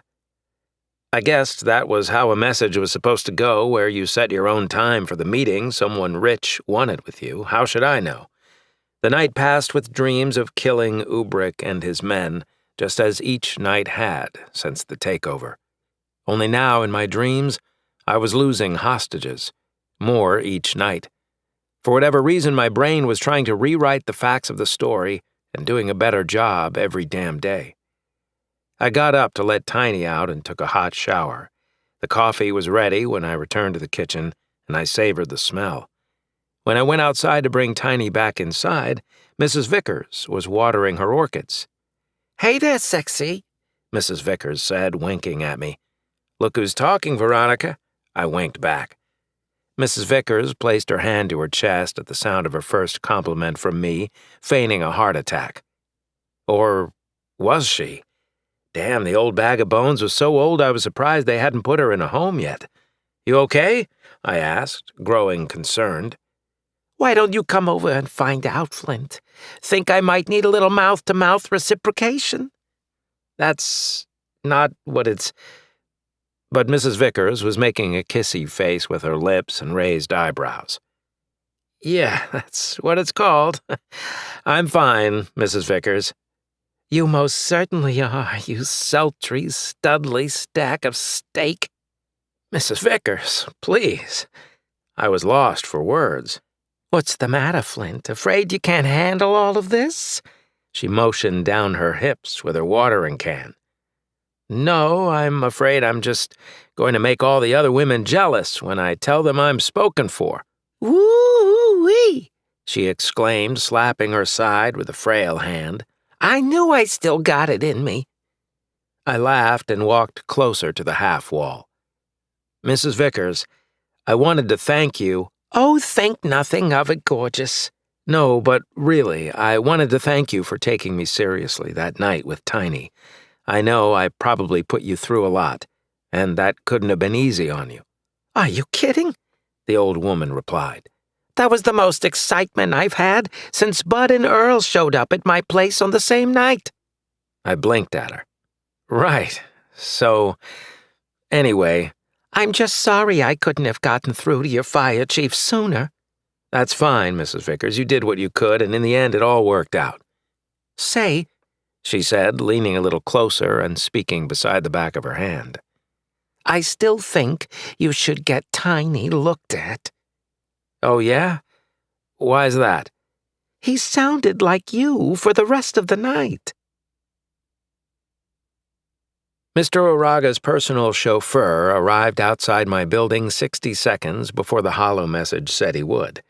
I supposed elitists didn't become wealthy by being lazy. The driver opened my door and even offered an expensive-looking bottle of water. I declined, but thought better of it after a few minutes of traversing through the city. Since most of my commutes were via hover train, careening through the inner workings of the platform, I rarely enjoyed such picturesque scenes of the city. Even more rare was the chance to see how the top 1% lives. Oraga lived in the Sterling Heights corridor, known for its impressive views of the western horizon during sunset. The homes weren't stacked on one another like in the rest of the city. Instead, they were single-unit spaces that retained the entire area of their property for themselves. Homes of various kinds stood at all different heights, made from all different materials. Some looked like futuristic starships ready to launch into orbit. Hells, maybe some of them actually were starships. Others were made of organic materials that looked as though they belonged along rocky outcroppings or in dense jungle forests. The driver pulled up to Oraga's front gate, which gave way to a dark glass tower not unlike the complex buildings. He pulled up to the main doors, came around to let me out, and left me in the care of Oraga's butler. Mr. Reed? "Yeah," I replied, offering him my hand. "Pleased to meet you." The man looked at my outstretched hand as if unsure what to do with it. He pinched my palm with his thumb and forefinger, then wiped them off with a white handkerchief. It's a pleasure to make your acquaintance, sir. There was something familiar about the way he spoke, but I couldn't place it. "And you are..." The butler, sir. Damn, if this guy didn't need to loosen up. "Okay, then. Where to?" Mr. Oraga has requested you join him at the pool. The butler pointed a finger straight up. "The pool?" I echoed, looking up. I guessed it was on the roof. Fan-fucking-tastic. Yes, sir. Is there a problem? Aside from the fact that I wasn't looking forward to being in another skyscraper again, even if it was a smaller one, I wasn't exactly dressed for a swim. I turned from the tower's summit and looked down at my street clothes. "You think he's cool with skinny dipping?" Skinny what, sir? "You know what? Never mind. The pool it is. Right this way." The butler led me through Araga's home, which really was more like a small corporate building than a residence, and guided me down a glass-lined hallway to a spacious elevator. "Mind if I take the stairs?" I asked. The butler turned to look at me, his brow furrowed. "That is an unusual request, but not at all. This way, sir." The man led me a few meters further along the hall to a stairwell. He indicated that we ascend, and I started marching up the stairs, one at a time. Images of my encounters with the thieves flooded back. This stairwell was a lot like that one, only in miniature. At least this time I wasn't carrying automatic weapons, several kilos of flour, or an improvised detonator that could blow my legs off. We rose steadily, in no particular hurry, passing the numeric placards indicating each of Araga's mini tower floors. What anyone needed with so much space was beyond me. But then again, if you were an eccentric billionaire, I guess you needed creative ways to spend your fortune. Gods knew I'd probably build a house too big for myself if I were him. The butler and I didn't talk much. He didn't seem the chatty type, which was fine with me. After so many questions for everyone who met me in the last 2 weeks, it was nice to not have to be on. And guessing by the people this man spent his work life around, he was probably grateful for the quiet, too. That, or he just thought I was a blue-collar security guard who made in 1 year what he made in a week. I'd have asked, but, again, he wasn't the chatty type. By the time we made it to the top floor, beads of sweat had formed along my forehead. I was nowhere near as winded as I'd been in the complex buildings, but my legs still burned. The stairwell door opened to a large glass foyer that looked out over a sunken pool, though I hesitate to call it a pool. At least it wasn't like any that I'd seen. First, the water was surrounded by ornate landscaping, which included clusters of palm trees, gardens, and at least 2 gazebos that I could count. The pool itself had several sections, including 3 main bodies of water fed by waterfalls flowing from smaller raised pools that were staggered around the roof. "What is this? Paradise?" I asked the butler. "Something like that, sir." I looked at him. "So I'd just go out there?" "Indeed. You will find Mr. Oraga on the gazebo overlooking the city's edge." "Great, thanks." I was about to open the glass doors when I stopped to look back at the man. "Hey, I never did get your name." "That's because I didn't offer it, sir." "Do I need to ask more politely or something if I want it?" "No, sir. I did not offer it because in my line of work, well, most people really don't care." "Maybe you're in the wrong line of work, then," I suggested. I could have sworn the man smirked a little. "It's Larthinian, sir. Charles W. Larthinian. But you can just call me Lars." I stood staring at the man for a moment. If I'd been a weaker man, I might have shed a tear. "Nice to meet you. Lars?" "And you, sir. If you need anything further, please do let me know. I hope you enjoy your stay." "Thanks," I replied, and then watched as the man disappeared back down the stairwell. Seemed he wasn't the only one who didn't want to use the elevator. I pushed open the doors and was met by warm evening air. Somehow it seemed fresher this far out on the rim.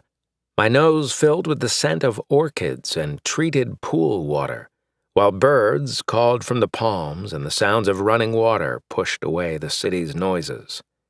I made my way along manicured stone paths, moving under palm fronds and passing along wooden bridges. I saw the roof of the farthest gazebo as I crested a small rise. As I got closer, I noticed several dozen people standing within it. Music was playing, and everyone seemed to be having a festive time, drinking from champagne glasses and eating small plates of food.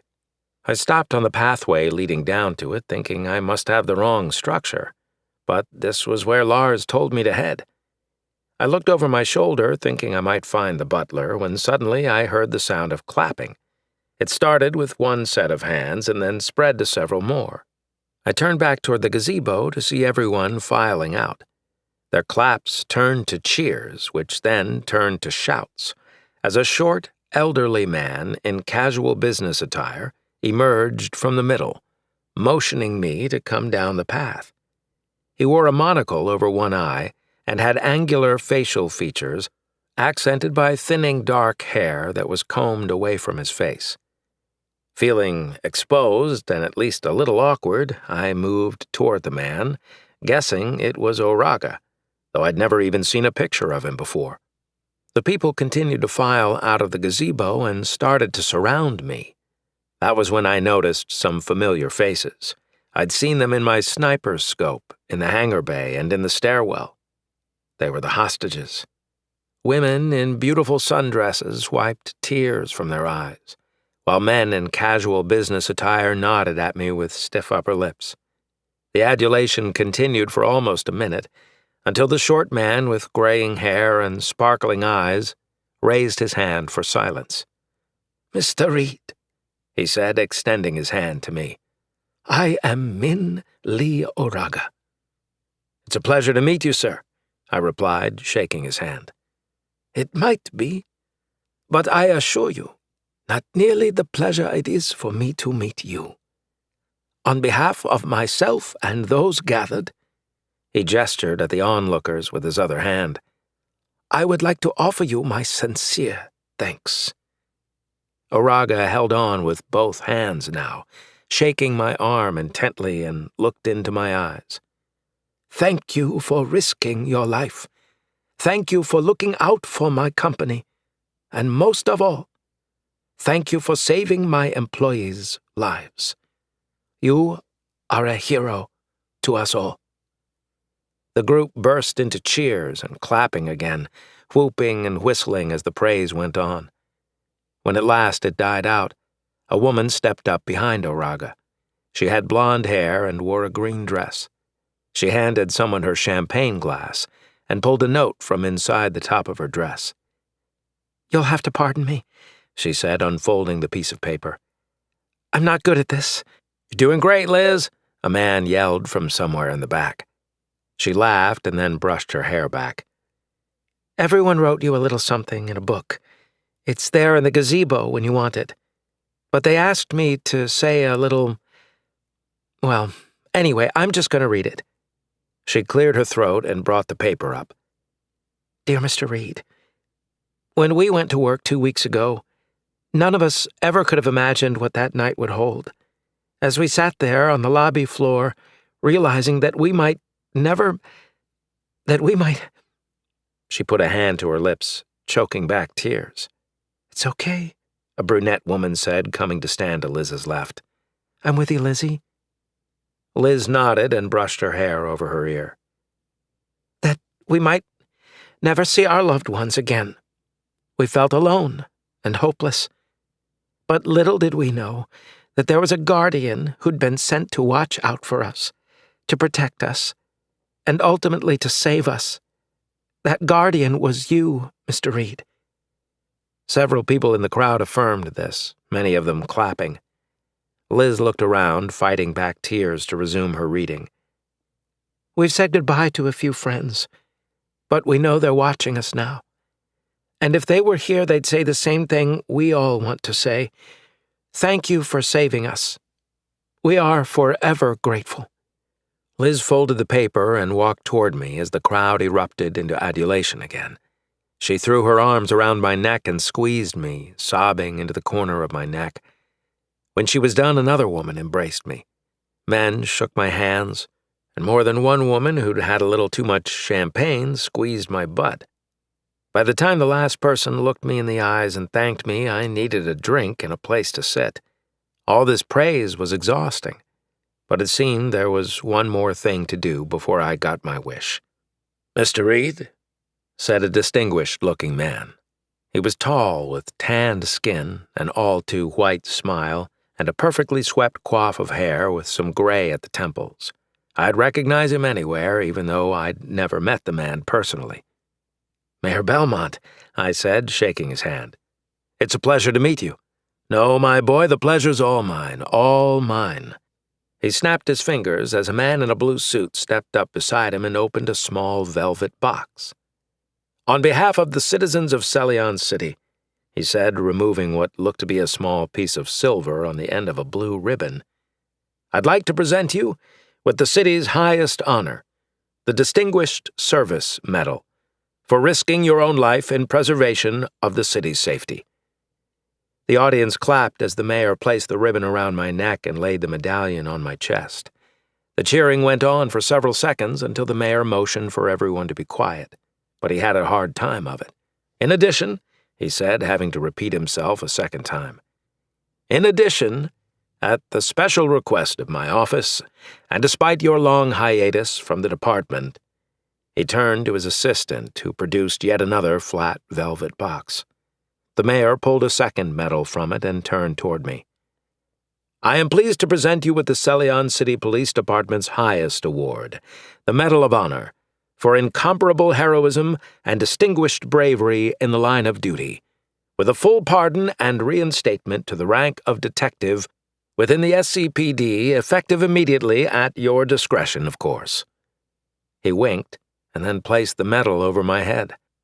The praise that erupted from the employees was near pandemonium, complete with back slaps and kisses on the cheek. The whole thing felt like a dream, if I was being honest.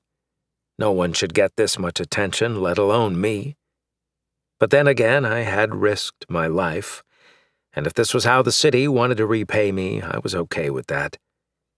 Mayor Belmont leaned in after a minute while the people were forming some cheer out of the words Flint and Reed and yelled in my ear, "If there's ever anything else I can do for you, just let me know. I mean it." "Actually, there is one thing," I said right away. The mayor pulled away in surprise, then leaned in again for me to go on. "Any chance we can arrange for a new chief of police?" Belmont laughed and grabbed my arms. "I've been wanting to get rid of him for years, son. This might be just the leverage I've been looking for." Chapter 28. When the last guest finally left the rooftop, Araga invited me to follow him to a second gazebo, one slightly higher up a raised knoll, boasting a spectacular view of the setting sun.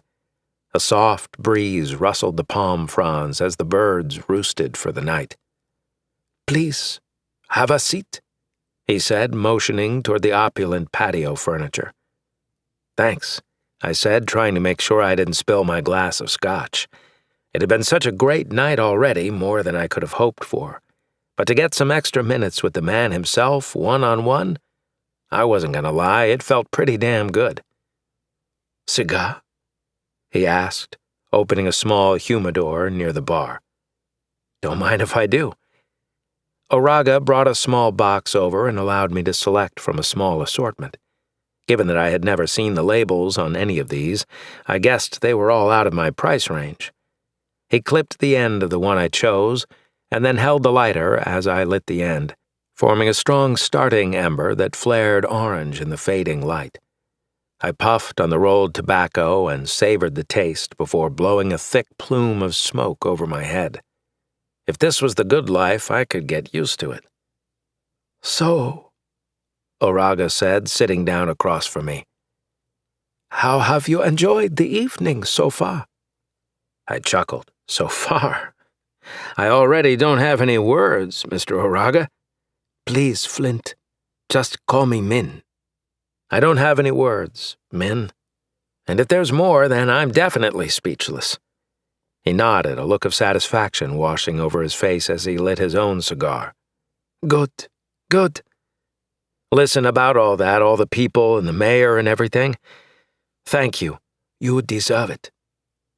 You still went to all the trouble to put it together, and I think it really meant a lot to your employees, and I know it meant a lot to me.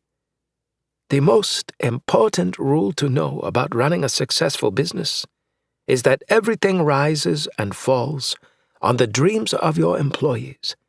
If you help them aspire to be everything they dream of, then there is no telling how far you will go." I stared at the man for a moment, admiring him as he blew out a steady stream of white smoke. The funny thing was, I believed him. By that, I mean, I believed that he believed what he was saying was true. It was not like I had any experience running a company or anything, but the conviction in his tone made me think this guy wasn't just about the credits and profit margins. There was something more to him, something a lot more human and a lot less cutthroat than I had expected. "If I ever lead something, I'll keep that in mind," I said, taking a drag on my cigar and following it with a sip of scotch. "How about a starship?" I coughed on the liqueur. "Excuse me?" "I want to hire you, Flint." "You already have, sir." "As a security guard, yes, I know. But a man of your aptitude and experience, your time is misplaced." He adjusted his monocle and looked at his cigar, rolling the tobacco around in his fingertips. "You know, I personally reviewed your file when HR hired you." I guessed that was unusual for a man of his power, so I raised my eyebrows and frowned as if to express a small measure of gratitude mixed with being impressed. "You don't get many former SCPD detectives applying for positions, you know." "I can imagine," I said. "But after what you did for me, after everything I saw on the hollow feeds—" "You watched it all?" "Every second, Flint." I didn't know whether to feel honored or annoyed, but what the hells, it was his company. He could do whatever he damned well pleased. "Let me ask you, do you know what Ubrick was after?" "Sir?" "In the vault. Do you know what he was trying to steal?" I took a sip of scotch and swallowed. "Not really, sir." "Ha! Marvelous," Oraga said, tilting his head back. "I just know it wasn't credits." "And how did you conclude that?" "Because the guy spent a small fortune just to pull the job.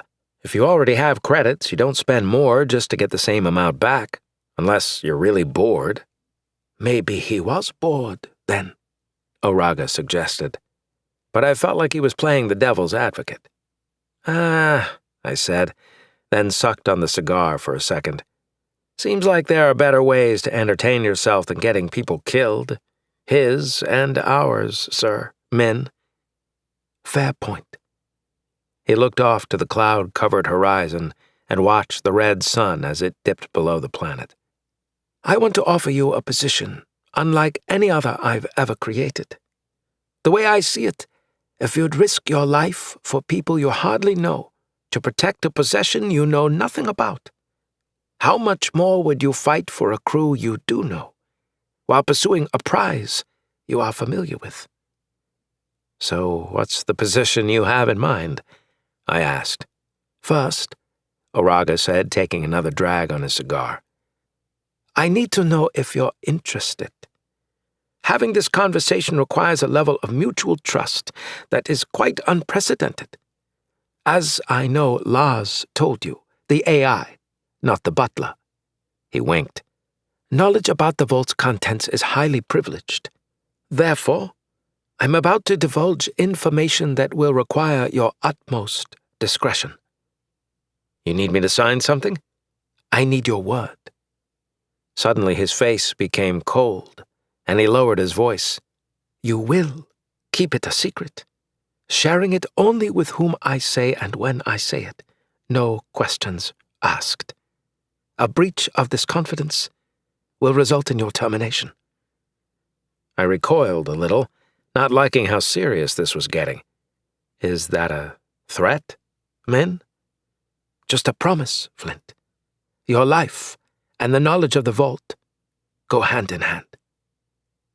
"I mean no disrespect, sir, men, but no amount of stuff stored in a vault is worth a human life." "You're right," he said, acting completely unfazed by my statement. "It's worth billions of lives." "Billions? I'm not following."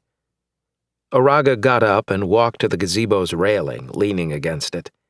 Then he looked back at me and said, "If I told you that tomorrow the Celion city, the entire platform, was going to plummet into a gas giant of a planet, but could be saved by securing one small thing in a vault somewhere, would you retrieve it?" "All things being equal, of course." Because you're a rational man who's concerned with the welfare of a few million people.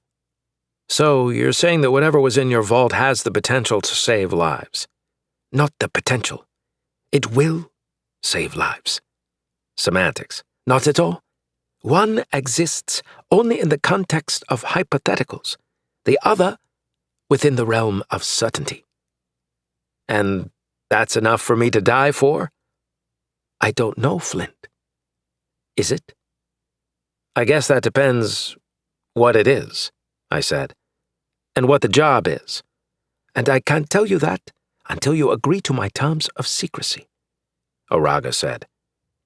You know, it sounds like you're making this out to be a pretty big deal. I stood and moved to join him at the railing. He turned back toward the sunset and took another draw on his cigar. It's the biggest deal, he said. And the enemy knows it, too. The enemy? Ubrick and his men were just the beginning. The beginning? Of what? When Oraga didn't respond, I said, Right. The agreement. Oraga nodded, but didn't look at me. I took a long breath, staring at the remains of my scotch in the glass. Listen, I said. I'm honored you've done all this for me, really, I am. But I'm not sure I'm ready to hitch a long-term ride on your hover cart right now. I've been a free agent for 2 years, and I kind of like it. Oraga nodded. Yes, your file said you had a problem submitting to authority. I don't have a problem submitting to authority. Oraga raised an eyebrow at me in silent protest. Damn it. I'm offering you a position off the books. You'll be your own boss. You can build your own team. However, you will be a slave to the knowledge you gain, and divulging it will cost you your life. In fact, I dare say it's in jeopardy already. Wait, my life is in jeopardy? I asked, getting the feeling that I was being pushed into a corner. So you are threatening me? Oh, it's not me, Oraga said. Trust me when I say that I will always be the least of your worries. In point of fact, I hope to be your greatest benefactor. Instead, you'd best look to the stars. Excuse me? They're coming, Flint. They want what is in my vault enough to kill for it.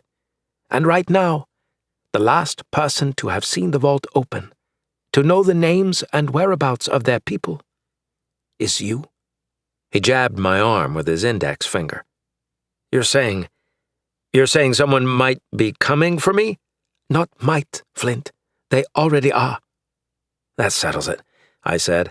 This guy was a lunatic. I swirled the scotch in my glass, then tossed the rest to the back of my throat. Listen, thanks for the offer, but I don't like being threatened, and I'm not too keen on all this conspiracy stuff. A little too loose and fast, if you ask me. I'm looking to settle down, the quiet life. Because that's exactly what you dream about at night, when you drift off to sleep, Oraga said, smiling as he puffed his cigar. Hey, I said, hearing the anger rise in my voice.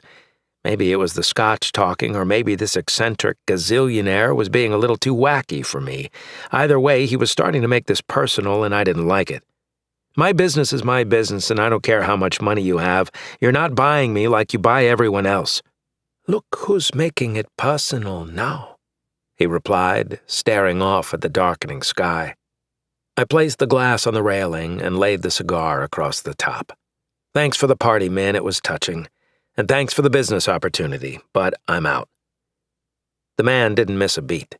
There will be a substantial insurance settlement deposited in your bank account at the top of the week, Oraga said as calmly as if he were telling someone the weather forecast. Likewise, you will be compensated for every month of work that Enatron is unable to employ you due to reconstruction efforts. Should you wish to return to us as an employee, your place is secured. Should you wish to resign, a generous severance package will be arranged for you. He took a long drag on his cigar. If you play your hand right, I suspect you will never have to work again a day in your life. Enjoy your life, Flint. You've earned it. I stared at him for a long moment, but his eyes were fixed on the horizon, and for a fleeting moment I thought he looked sad, like somewhere deep inside he was watching the world burn down and couldn't do a damn thing about it. A chill went down my spine and I felt the flesh on my arms prickle. "Thanks, men," I said. Lars will see you out. I turned around and saw the butler standing behind us. The man extended his arm to the side, indicating the pathway leading back to the roof's elevator vestibule. As I left the gazebo and thought about walking all the way back down the stairs with the metals clanking around my neck, I couldn't help but feel like I was walking away from the opportunity of a lifetime. All because you're a stubborn-ass son of a bitch, Reed. Chapter 29. I typed in the entry pass key on my front door and stepped over the threshold into my apartment. My first clue that something was wrong was that Tiny failed to greet me. "Lights on," I said to the unit's automated system. "Welcome, Mr. Reed," it replied. The lights came up in a gentle glow, complementing the night environment outside. Maybe Tiny was already asleep. I walked to the kitchen and checked his cot, but it was empty. "Tiny?" I said, now wondering if I'd left the doggy door open to the backyard. I reached down and checked the miniature door, but it was locked. So I opened the back door and looked into the small lawn. "Tiny, where you at?" The night air was quiet, save for the crickets. After I closed the door, I turned around to check my room, but someone was standing in the shadow of my bedroom doorway. I reached for a knife from the cutting block and held it up. "Come out!" I demanded, ready to charge whoever it was if they didn't start moving right away. Fortunately for them, they walked forward until a body emerged in the kitchen's light. "Rachel?" I asked, with no attempt to hide my surprise. She wore a sleeveless white top and white dress pants. Her black hair was pulled back in a braid, showing off her high cheekbones and large, dark eyes. "Hi, Flint," she said, gently stroking the top of Tiny's head. The dog leaned against her side, his eyes struggling to stay open. A beautiful woman rubbing his head. The damn dog was in paradise. "What the hell's, Rachel?"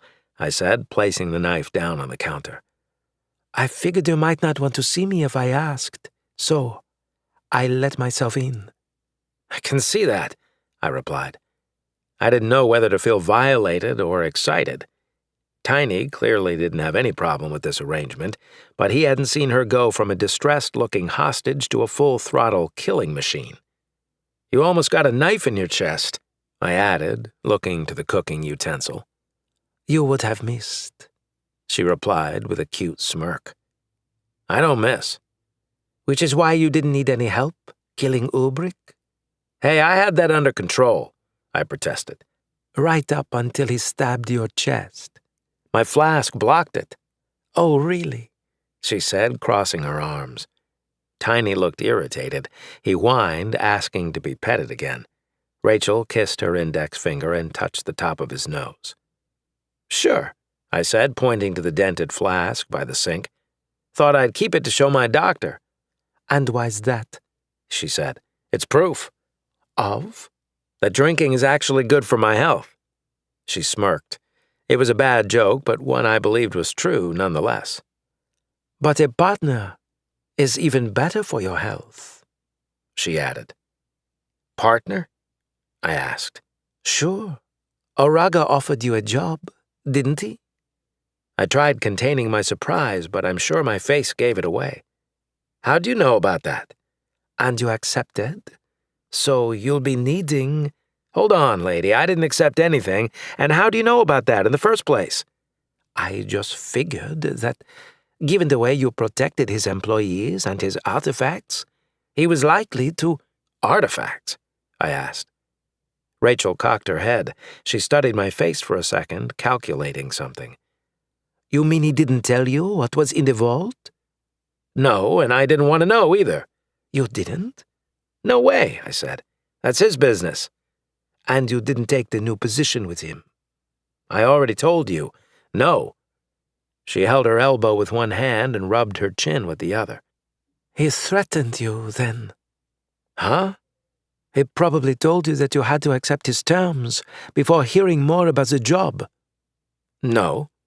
And because you're a stubborn ass, you refused him. I cocked an eyebrow at her. What, do you work for him or something? She laughed. Oraga? No way. When I didn't say anything more, she added, That hostage bit was just a ruse. I kind of figured. Was my acting that bad? Ha! I chuckled. The acting was superb. It was your knife throwing at the end that gave it away. Though at first I couldn't tell whose side you were on. I will say, however, that your aim needs improvement. My aim? She asked. Sure. Had you stuck him in the head and not the shoulder, we would have had an easier time escaping in the elevator shaft. She scrunched her lips to one side. I'll be sure to make a note of that for next time. You do that. So you're going to tell me why you broke into my apartment? I already did. I was here to see if you wanted a partner for your next mission. And I already told you, lady. Wait. Next mission? Gods, are you always this slow? She asked, taking the stool on the opposite side of the counter. Hey, my finger was up and pointing at her face. I'm not slow, I'm just content with where I'm at and don't need Oraga or anyone else telling me what I should or shouldn't be doing. Easy, she said, holding her palms up. So defensive. I'm not being defensive. I just don't want to play games with billionaires. The guy's got a few screws loose, if you ask me. I won't argue with you there, she said. Every one of them I've ever worked with has been a little eccentric. You've worked with more than one? Billionaires? Yeah. You might say it's my market. Your market is working for billionaires? Plural? Working with, she corrected. I only work for myself. But I thought you said you needed a partner. No, you need a partner. I was just going to offer my services. But doesn't that make you a partner too? Not if I don't claim to be one. I chuckled. Look who's stubborn now. She shrugged. What can I say? At least I own it. Careful, lady. What? It's true, isn't it? Something tells me you're actually dying for the next adventure. You're just scared of commitment. I'm not scared of commitment, I said defiantly. Rachel studied my face from across the counter. She seemed to buy it, because it's true. Then you're scared of getting burned. Okay, now that was just low, but I couldn't think of something snappy to say back, damn it. I'm not scared of anything, I said at last.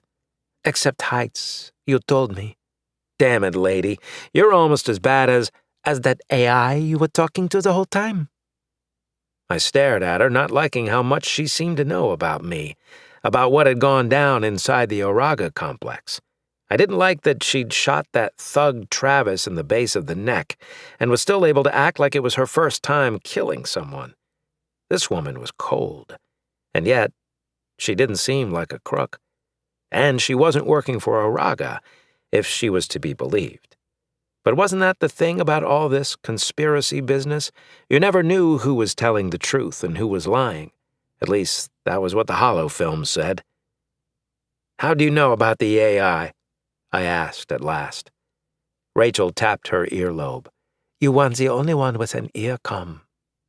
You were listening the entire time? Most of it, yeah. Once I decrypted the right channels. Like you were trying to decrypt the vault all the way from Reynolds' office? Yeah, pretty much, she said with a shrug. So you could help Ubrick break in. I already told you I wasn't there with Ubrick. I was there for a job. And if I couldn't get to whatever it was first, you'd settle for Plan B, which was preventing Ubrick from getting the goods for himself. When she didn't reply, I said, Gods, lady, you're creeping me out. Your name's probably not even Rachel then, is it? No, that much is true. I raised an eyebrow at her. It is, really, she insisted.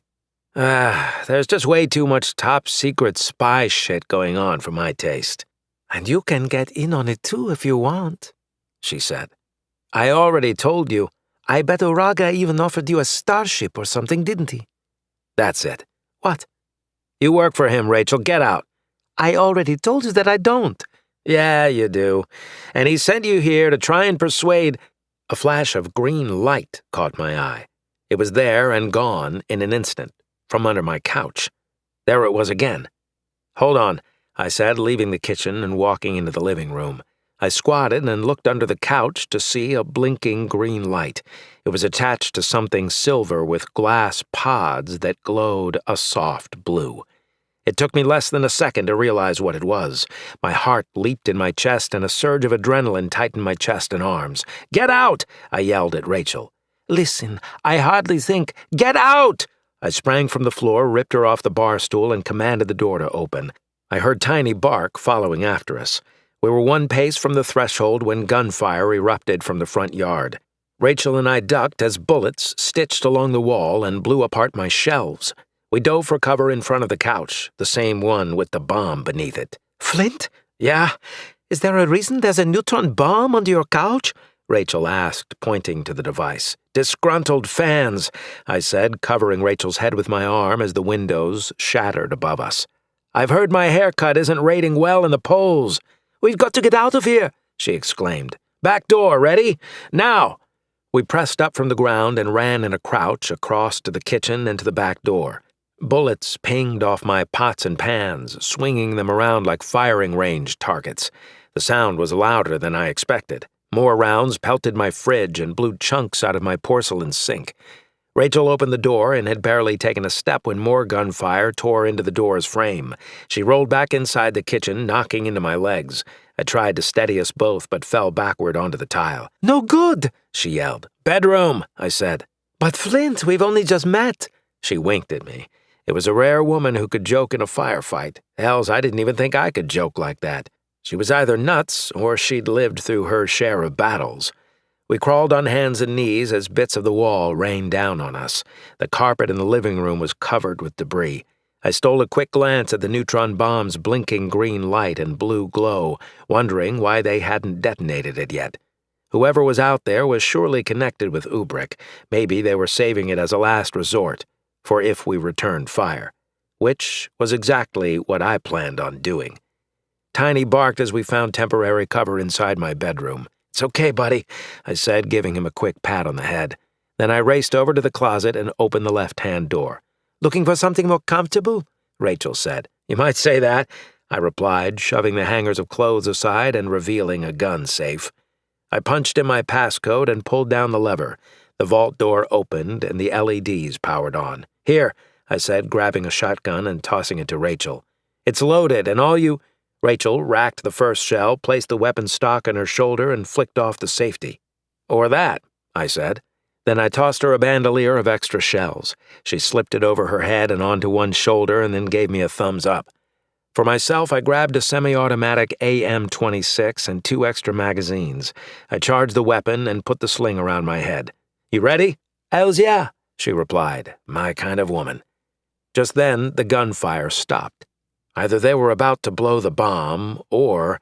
They're coming in to clear the house, she said. My thoughts exactly.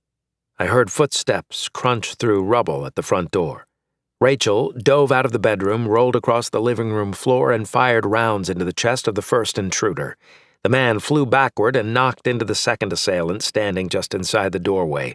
The two fell backward, but not before a third combatant stepped past both of them and aimed at Rachel. She'd racked a third round but wasn't going to make it in time. I stepped in front of the third man, my barrel pointed at his chest. His eyes widened in surprise as I fired 4 rounds into him, jerking him backward with each hit. Tiny charged forward as the man's body hit the ground and tore into the man's throat, ripping and snarling. The second man recovered from being struck by the first and raised his weapon at me. I trained my sights on him when Rachel fired point-blank into the right side of his face. Not much remained of his head, but she still fired a second round. Damn, lady. With 3 assailants down, I wondered how many more might be out there. That was when the back door crashed open and boots crunched through glass and concrete. Rachel dove behind the dining room table and flipped it over, while Tiny and I took cover behind a hallway leading into the bathroom. Bullets chewed into the railing over my head while more rounds splintered Rachel's table. When the barrage ceased, Rachel and I popped up in unison. 2 men faced us, but both were changing out their magazines at the same time. Rookie mistake, one they'd never make again. I fired at the man on the left, drilling his upper chest and neck with a half-dozen rounds, while Rachel blew the man on the right into the fridge and then the counter. Blood splattered on the white subway tile backsplash. That was going to be a pain to get out. We waited for a 3 count while Tiny investigated the bodies. When no one else came in, we moved back into the living room and toward the front door. "We've got to make a run for the stairs," I said. "I thought you swore you'd never take another flight again." "Very funny. Let me guess, it's elevators you hate now?" Damn, she was good. "Let's just get the hells—" A huge hole exploded in the wall between us. We dropped to the floor, covering our heads. I glanced up at the hole. "Sniper!" I yelled. "Infrared," Rachel added. Based on the shot's perfect placement in between the combined mass of our bodies, I'd say she was spot on. "Kitchen!" I yelled. We moved as one, Tiny's nails skittering along the floor, and rounded back into the kitchen just as another massive round tore through the front wall and split the dining room table in half. Bits of wood peppered us as we made for the back door yet again. Only this time, no more shots prevented us from exiting. "Now what?" Rachel asked, searching the foliage for any more uninvited guests. "We can go around and break into Mrs. Vickers' back—" Gunshots came from Mrs. Vickers' residence. I saw numerous flashes of light explode through the first-floor windows. "Son of a bitch!" I yelled, fearing the worst for the poor old woman.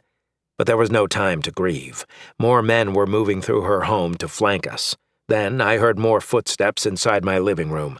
I reached my rifle around inside the doorway and fired 3 rounds in an attempt to force the enemy to the ground. They responded with shots of their own, penetrating my fridge and blowing ice out the top. Someone is gonna pay for that.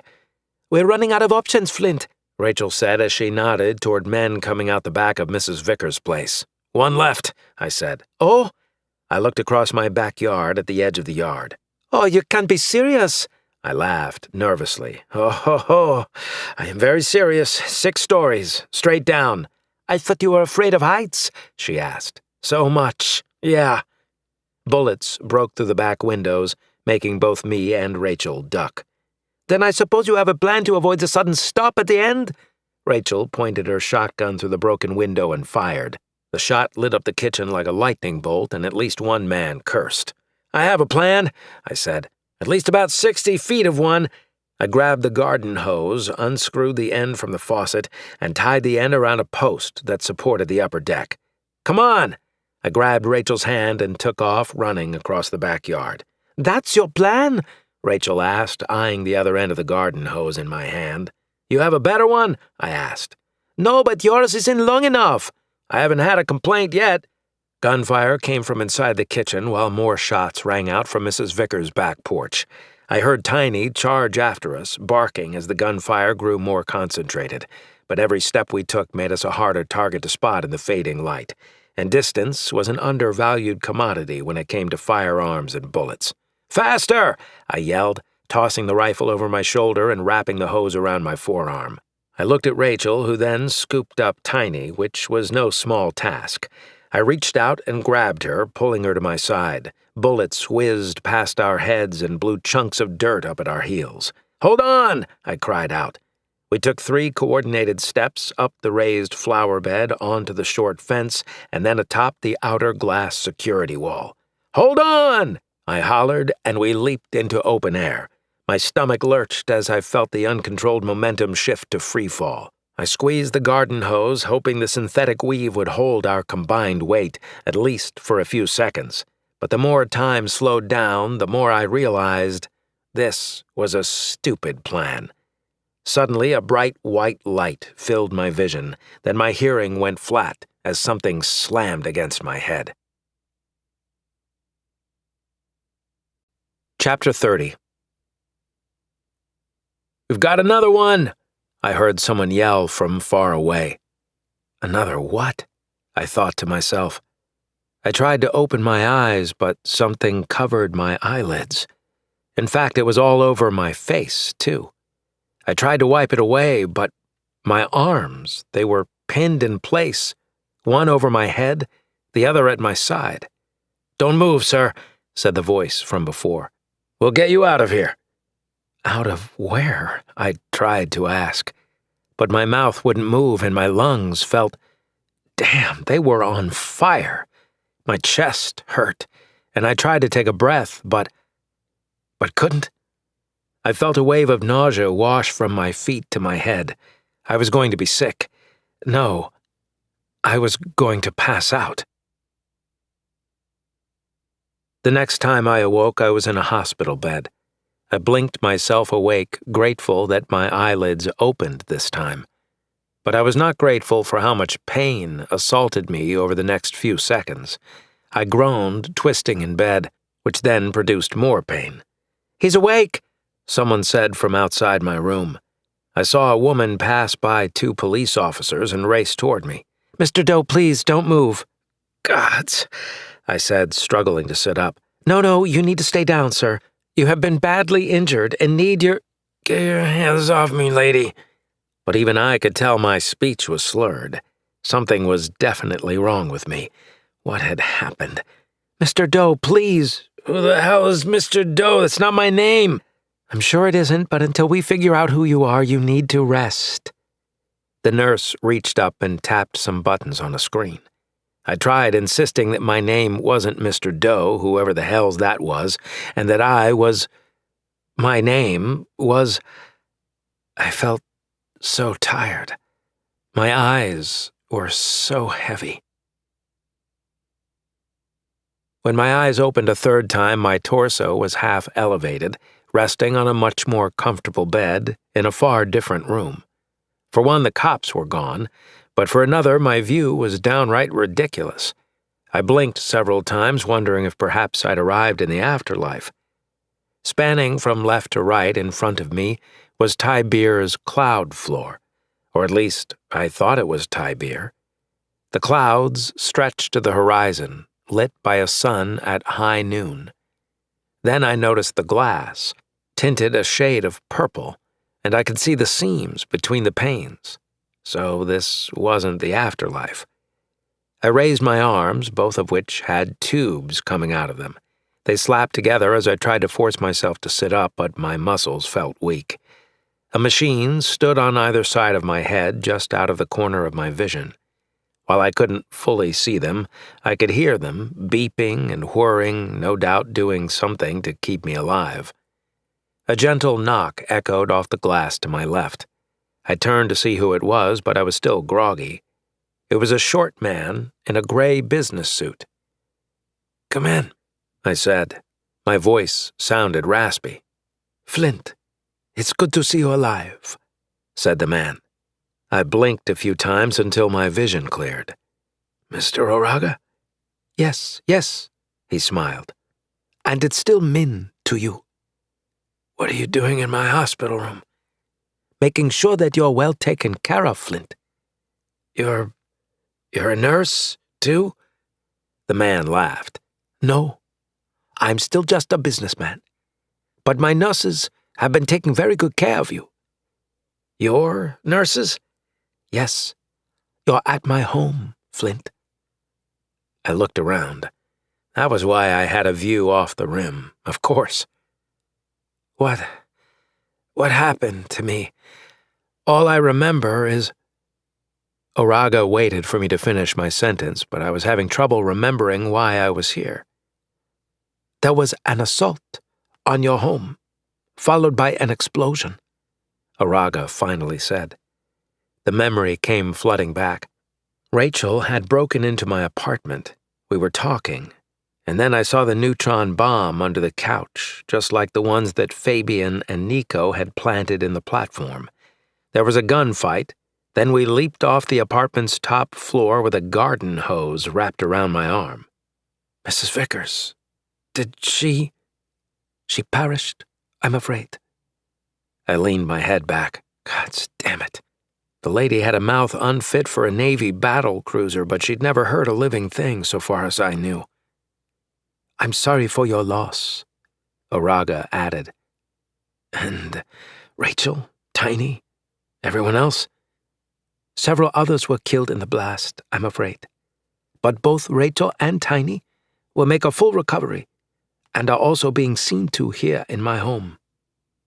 A sense of relief mixed with remorse as I struggled to parse the emotions that conflicted with one another in my chest. On one hand, I was elated that my dog had lived, and while I hardly knew her, I was glad that Rachel had survived too. On the other hand, however, more innocent lives had died in the blast, from a bomb clearly meant for me. "It was under my damn couch," I said after a minute. "The bomb?" Oraga asked. I nodded. "It was just like the ones the thieves used in your building. Some sort of customized neutron bomb." "That would explain the amount of damage, then," he replied, touching his chin with a finger. "Did you happen to get a good look at any of your assailants?" "Not really," I said, shaking my head but then thinking better of the movement. "They were big, with high-end weapons dressed in black."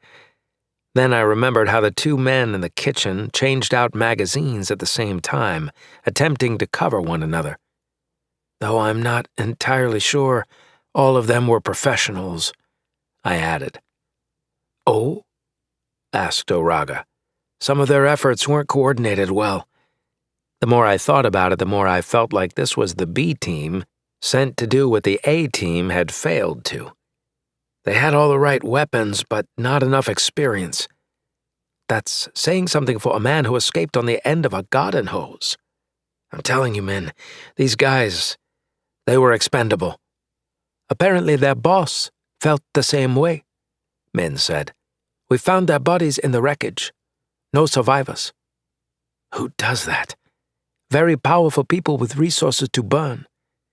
Then Oraga pulled his hand down and looked at me. "Rest, Flint. We'll talk more when you've got your strength back." "No," I said, reaching out and grabbing his forearm, but my grip was hardly as strong as I'd wanted it to be. "We talk now.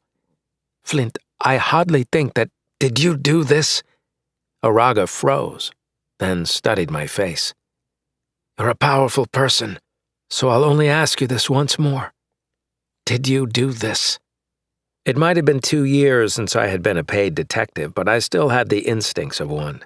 Those would never leave. Somehow I sensed both Oraga and I knew that the way he answered this question of mine would determine how the rest of the conversation went. "No," he said. "That wasn't me, and that will never be me." That was all he said, but somehow I believed him. "And who was it?" I asked. "The people who you alluded to? The ones you said were coming?" Oraga sighed. "I'm afraid so. And I'm sorry this happened to you, Flint. However, I can assure you it will never happen again." "How can you be so sure?" "Because, Flint," he said, placing a hand on my arm, "you're dead." "I'm what?" I tried sitting up, confusion washing through my brain. "As far as Celion City is concerned, as well as the hospital, and every member of the populace, you died in a tragic explosion that ripped your building apart." I did. I was still unable to follow his line of thinking. Whatever medication I was on, it was strong, and I wasn't complaining, I just wanted to be able to think more clearly. Then I remembered the nurse in the hospital room, the one before this one. Is that why the nurse called me Mr. Doe? "John Doe," Oraga said with a nod. "Yes." "But why?" "To keep you safe. And from now on, you will be." "Safe?" "If the enemy thinks they killed you, then they have no reason to come after you or your family ever again." "So, you killed me." "In a word, yes." The short man smiled jovially, clearly proud of his own handiwork. I wasn't sure I felt so elated. "You can thank me later." "I'm not so sure I want to thank you at all." "That's fine too." Just then a splitting pain ripped through my head, causing me to shut my eyes. Gods! When I finally opened them, I saw Oraga typing something on a screen. A moment later, I heard a soft chime and something cool went up my left arm. In seconds, the pain in my head subsided. "Did you do that?" I asked. He nodded. "My medical technology is, as you know from my office, far more advanced than anything the hospitals have. Though we are working on getting them up to date. So much red tape." Oraga wrinkled his nose. "It's almost like the administrators want the patients to suffer more. I will never understand it." The man seemed genuinely interested in my care, and I appreciated that. But I still didn't know if I could trust him. It feels like you're just trying to get me to accept your offer. Oraga laughed so loudly it shocked me. "My good man," he exclaimed. "For one thing, I would never go to such deplorable lengths to convince someone of something I wanted them to do. But furthermore, you already gave me your answer, and the will of others is one thing I will never violate." "So you didn't try blowing me up?" "If you ask me that again, I'm going to have you sedated." He smiled. No, I said, waving him off. I'm good. "Very well." "Then you don't want me to take the job?" "Flint, of course I want you to accept my invitation. But as I said, you already gave me your reply. What I have done now is merely ensure that no matter what you choose to do next, you will be able to do so in relative anonymity. I might suggest leaving Celion City, unless you don't mind facial reconstructive surgery. But other than that, I will make sure you have a new identity. The only thing you have to worry about is not angering your neighbors or getting in too many bar fights." There is a tendency for that, yeah. And Tiny doesn't exactly know how to control his piss either. My heart panged as I thought of Mrs. Vickers and her orchids. "Well, if that is all, I'll leave you be." But I couldn't get Mrs. Vickers out of my head. She'd probably died in her sleep and never felt a thing, but that didn't matter. She'd been murdered. Several tenants had been, from the sounds of it. And then there were all the hostages who hadn't made it out of the complex alive. "Wait," I said to Oraga, grabbing his wrist. "These people, whoever's behind all this, they've killed before for whatever it is that's inside your vault? Was inside your vault?" Oraga nodded solemnly. "And they're going to kill again because there are more of whatever it is you have out there?" Again, Oraga nodded. "Then deal me in," I said. "I just have 2 small requests." If Oraga was surprised, he didn't show it. His face remained as even as I imagined it might during a high-end business deal. "Name them," he replied, "and they will be done." Chapter 31. It took 3 more weeks before I felt fully recovered from the injuries I sustained during the bomb blast. But I could hardly complain. I had unlimited access to Oraga's skyscraper home, including his pools, spa, game center, and all the food I could eat. Literally, no one I knew was there. For the first time in my life, I truly had no obligations to anyone, save, of course, to Mr. Oraga, who was counting on me to fly off into the stars and kick some serious ass. And I was cool with that. The weirdest thing about my recovery in his home was watching the live broadcast of my own damn funeral. I almost cried. Almost. Heather's eulogy was extremely touching, and judging by the looks of the guy sitting on the front row next to her empty seat, she'd already moved on. That was fast. I was also touched by the words shared by the city's new chief of police, one Gerald Isaacson.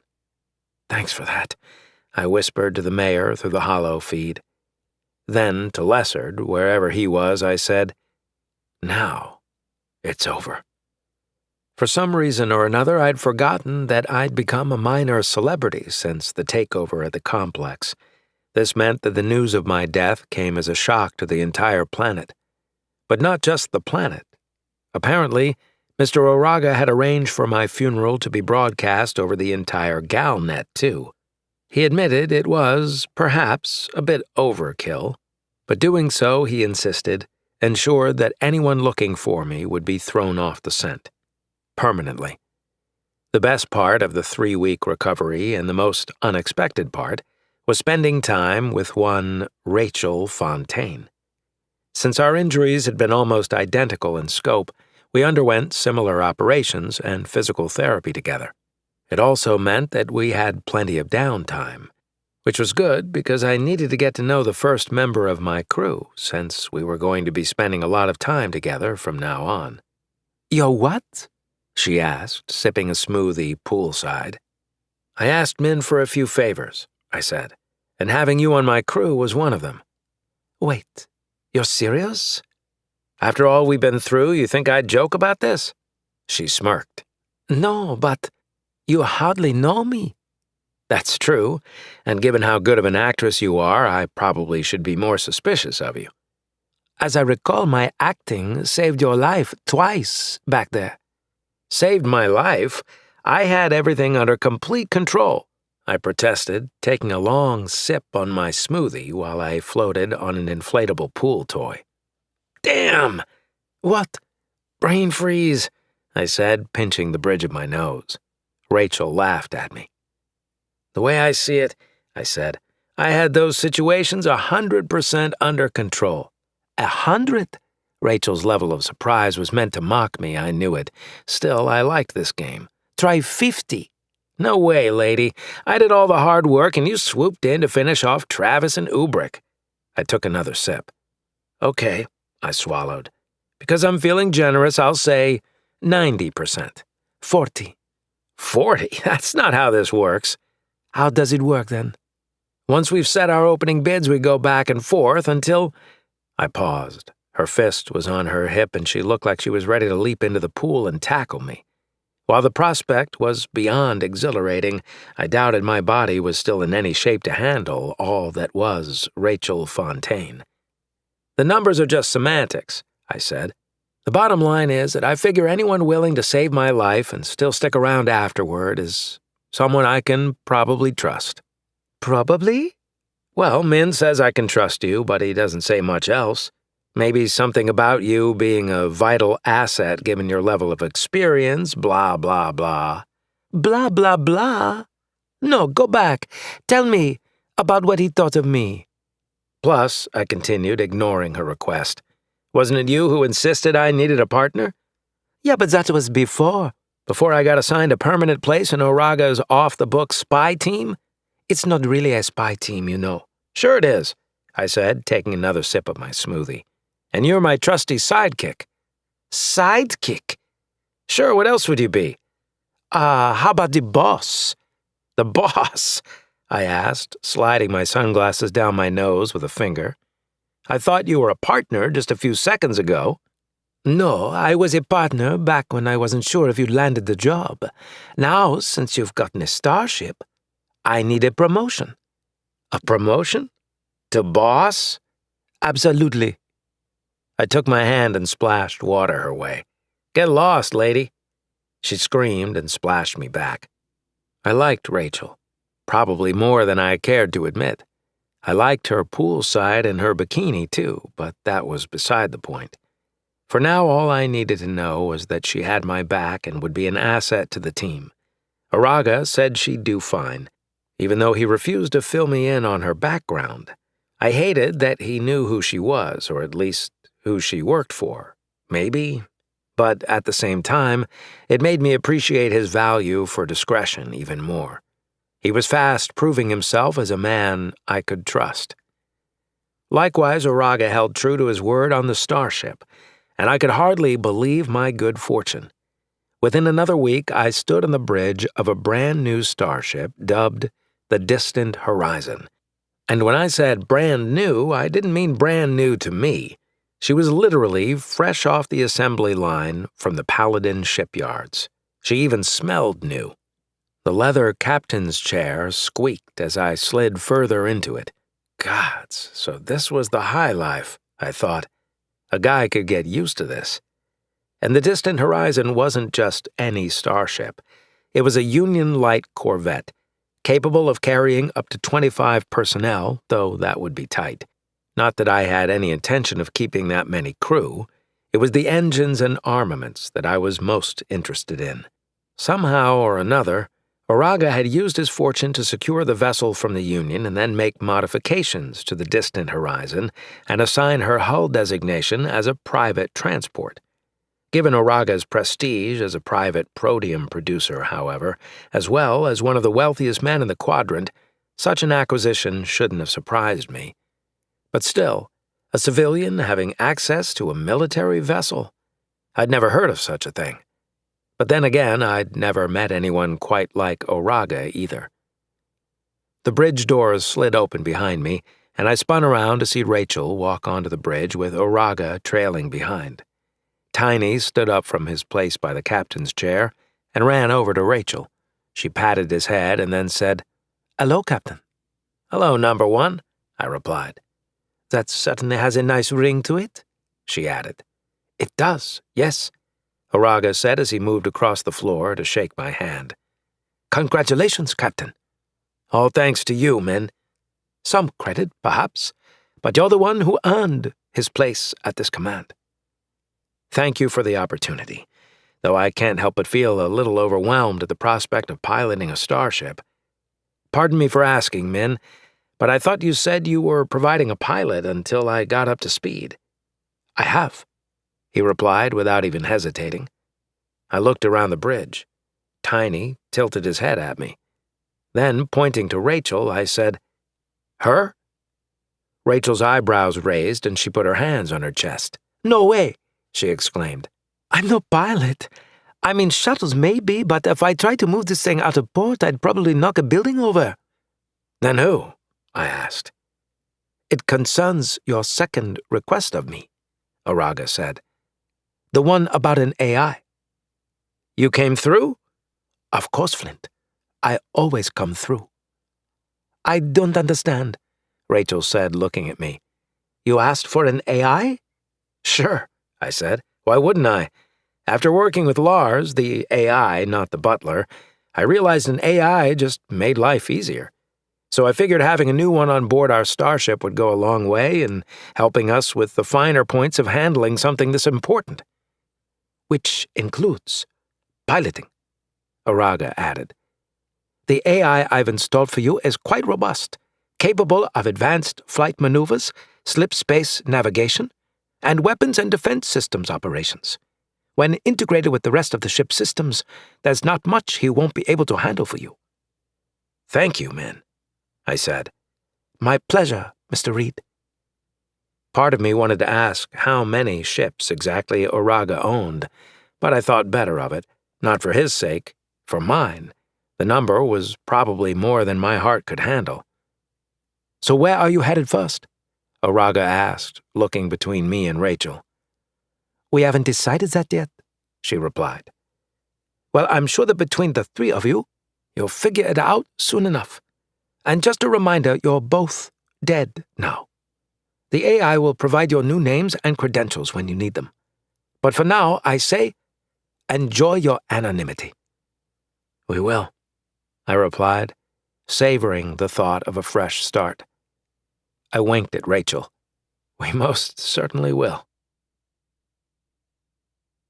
Rachel and I stood over the navigation desk, staring at all the glowing panels and shiny screens.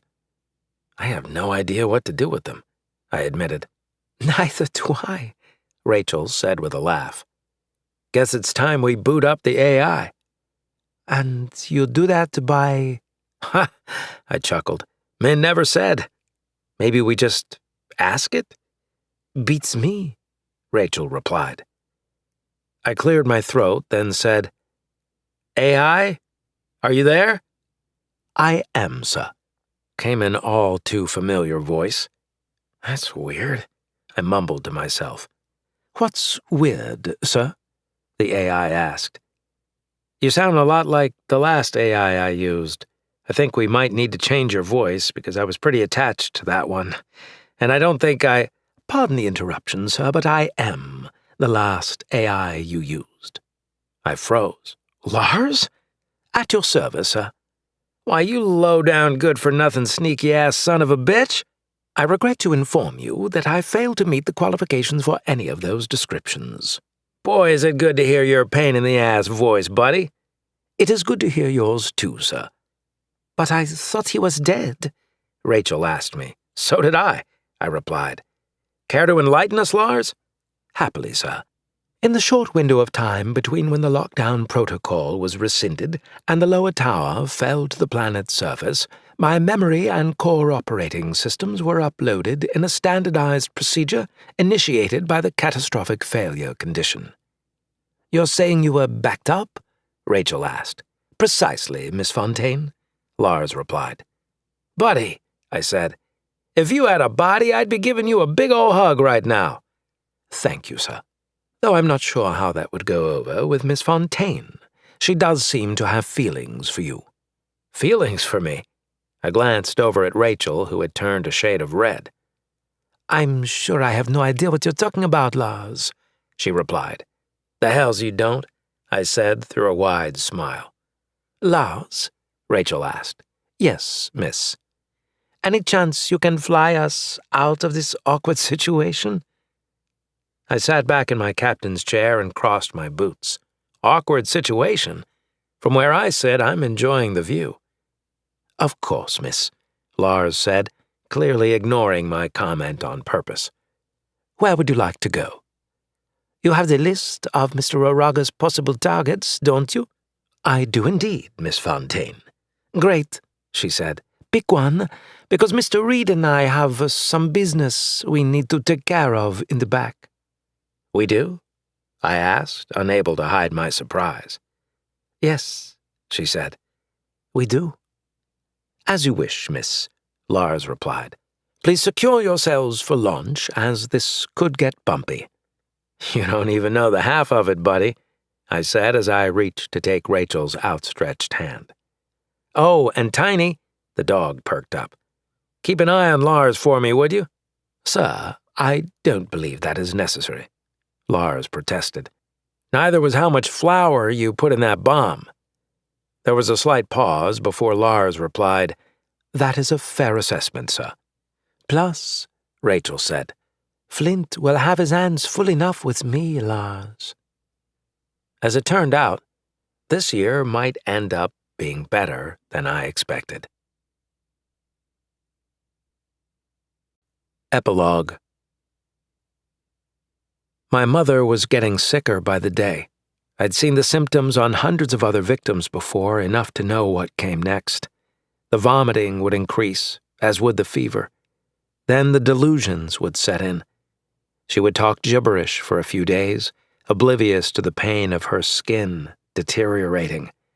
Then she'd come back into her right mind, and the full force of her body's decomposition would hit her. That was when the screaming usually started, and I wasn't sure if I could handle that. Not from my mother. Some victims screamed for days. A few lasted for weeks. I couldn't imagine killing anyone myself, but at least I understood why families put their loved ones out of their misery. In the end, what did it matter?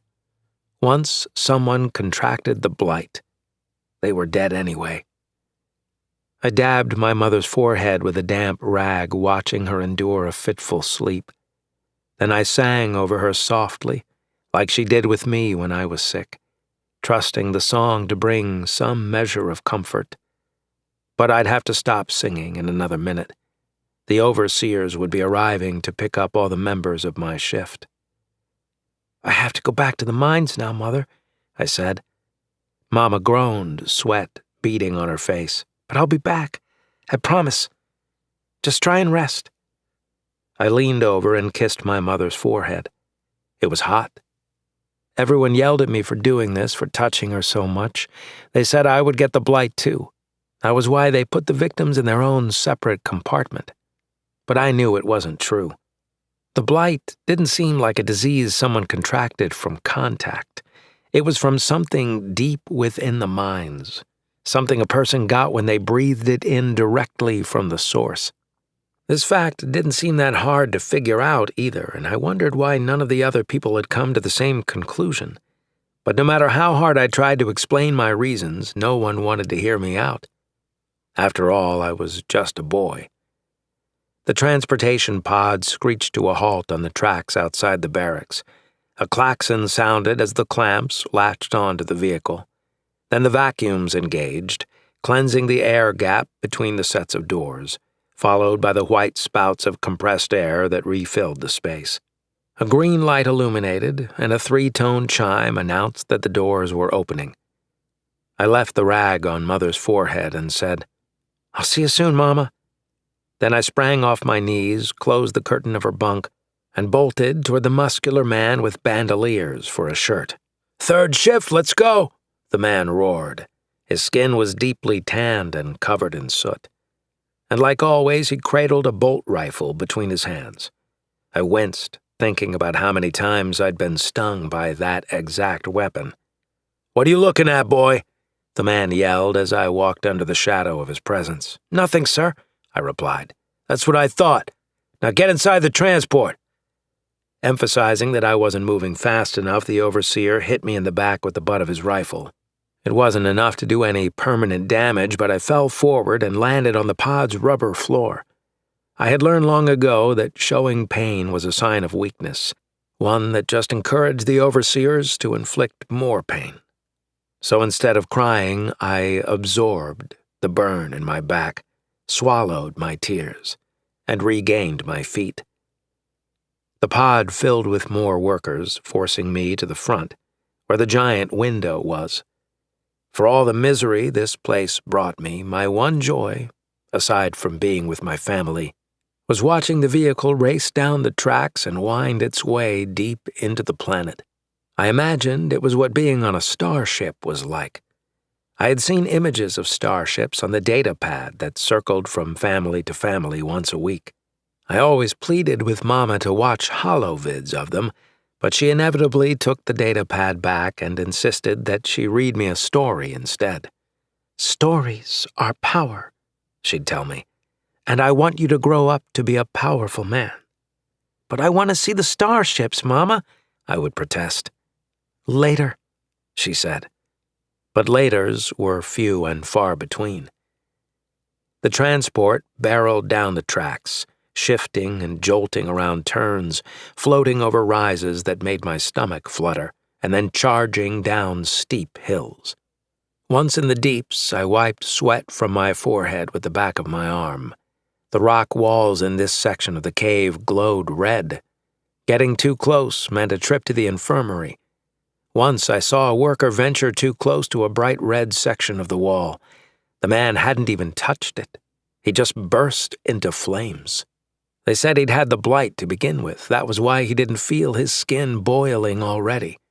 Others said he didn't have the blight, that he was just tired of mining. Either way, it seemed like a horrible way to die. I braced myself as the pod came to a halt. Adults bumped up against me, pushing my head into the glass. Then they filed out quietly, their boots shuffling along the rubber floor. I was one of the last to exit and braced myself for the overseer's blow. If the burly man hit me on the way in, 9 times out of 10 he'd hit me on the way out. "Find us something nice tonight, rat, and you get a free ticket out," said the man. "Yes, sir," I replied. It was a mistake to talk to the overseer, and it was a mistake not to. "What was that?" I said, "Yes, sir." "Don't you yell at me, boy." The rifle's butt struck me again. But instead of a rubberized floor, I crashed onto a grated steel deck. My knees tore open, and I winced, knowing the wounds were bad. Fortunately, I had extra bandages wrapped around my wrists that I could use to stop the bleeding, but not until I was alone. The overseer laughed as he walked back into the transport. The doors irised shut behind him, expending their gases, and then the vehicle lurched away, grinding along the racks. "Are you okay?" said a woman's voice above me. I nodded, then rolled over and sat on the floor to examine my knees. "Oh my," said the woman. It was Mrs. Anders. Her family's bunks were a block down from ours. But it was only her in the beds now, and the overseers had already started filling the empty spots with new people. What have we here, Talmont? I fell, I said. I can see that. She started patting her body in search of something. How about these? I unwrapped the first bandage from my left wrist and showed it to her. She seemed pleased and sad all at the same time. Those will do nicely, she said. Here, let me help you. I supplied the material while she wrapped my knees, confining the ripped flesh to the safety of the badges until the blood stopped seeping down my shins. Then she stood and offered to help me up. Thank you, Mrs. Anders, I said, rising. It's my pleasure, Talmont. She paused as if considering something about me, and then asked, Tell me, how is your mother? She's in the first phase, but she'll be in the second by the weekend, I think. Mrs. Anders sighed. She looked so sad. I wished there was something I could do to cheer her up. It's okay, Mrs. Anders, I said, grabbing her hand. She has me, and if I were in her place, having her put rags on my head and sing to me would be all that I wanted anyway. I watched as tears welled up inside Mrs. Anders' eyes. I didn't mean to make her cry. If anything, I thought what I said would make her happy. Then again, maybe these were those happy tears that Mama told me adults sometimes cried. That still confused me, but I hoped that was what Mrs. Anders had a case of. The woman wiped her face with a dirty hand and then straightened her shirt. We'd better get going, she said. I nodded and walked with her down the corridor, still holding her hand. The oxygen mask they gave me smelled like vomit. A puker, everyone called it. It was like losing the lottery, only worse. Having a puker stuck on your face for a 14-hour shift sucked, because you had to fight not puking in it yourself, which only made the smell even more foul. It was an endless cycle of horribleness that you couldn't wait to get away from. I stood in the bucket beside two other men holding to the sides and looking down. "Gods, kid," said one man, Mr. Jensen, I think his name was. "How can you even do that?" Do what? I asked, watching the lava flow meander along the floor a kilometer below. "Look down like that. Don't you feel like, I don't know, like you'll fall out or something?" I turned to face the man. He was clutching the cables with both hands, his white knuckles shining through some grease stains. No, I said. Plus, that's illogical. Illogical? It doesn't make sense, I said another way for him. Mama said I had to be careful how I talked. She said most people wouldn't understand me, insisting it was their fault, not mine. Still, I had to be careful not to stand out too much. So I tried to say things another way whenever someone questioned what I'd said. "What do you mean it doesn't make sense?" Mr. Jensen asked. I mean, why would looking down make me fall out of the bucket? The man shrugged, his shoulders sliding up beside his mask. "I don't know, just thought maybe you had a fear of heights like the rest of us." That phrase, "like the rest of us," was one people had been using more and more around me lately, as if somehow I wasn't like them. But I was exactly like them. I was trapped like them, a slave like them, whipped and zapped like them, and I was destined to die like them. What did that phrase even mean?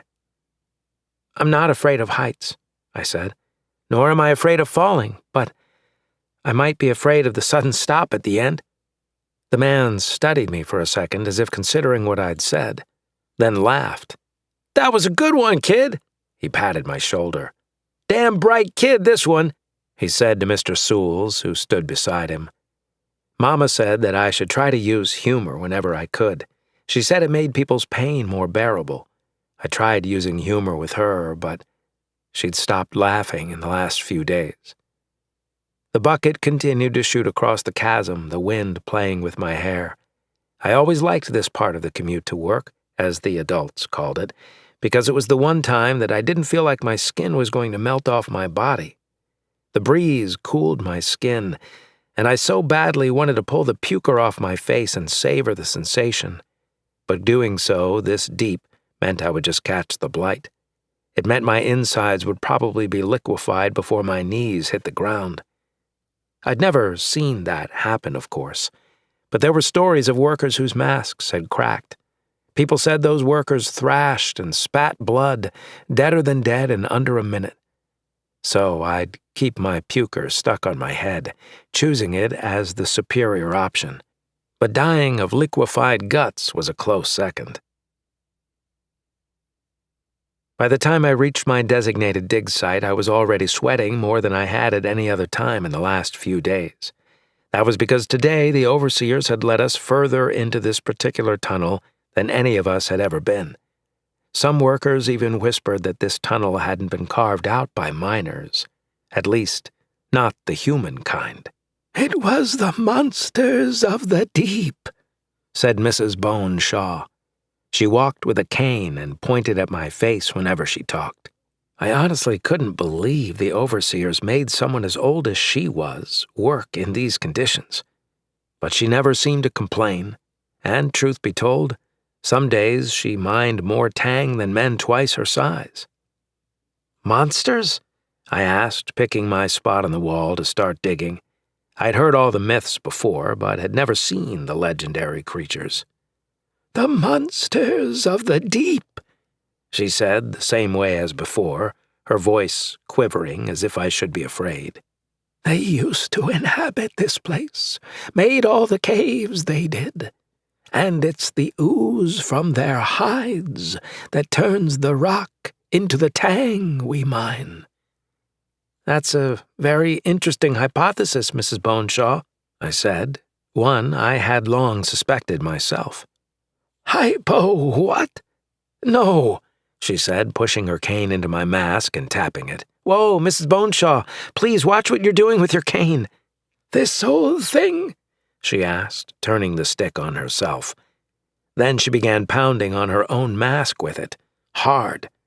"These masks are almost impossible to break, sonny.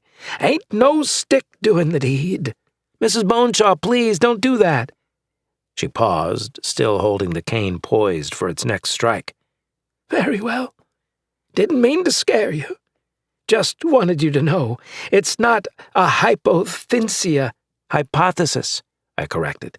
It's not one of those. It's true." I pulled my head back as her cane stopped short 2 centimeters from my mask. Okay, I protested, pushing her cane aside. "I believe you, just please don't poke me again." Mrs. Boneshaw studied my face again, moving to look at me from one side and then the other. "You're more irritable today than normal," she said. "Didn't draw yourself one of those pukers from the wall now, did you?" "You can tell that?" "Just like I can tell the monsters of the deep once crawled through here." I rolled my eyes. "Fair enough, Mrs. Boneshaw." As the woman hobbled back to her place along the wall and prepared to start mining, I added, "If your hammer breaks down again, just yell." "What?" "Never mind," I said under my breath. I needed a break from fixing everyone's gear anyway. I thought about her premise as I prepped my pneumatic hammer for work.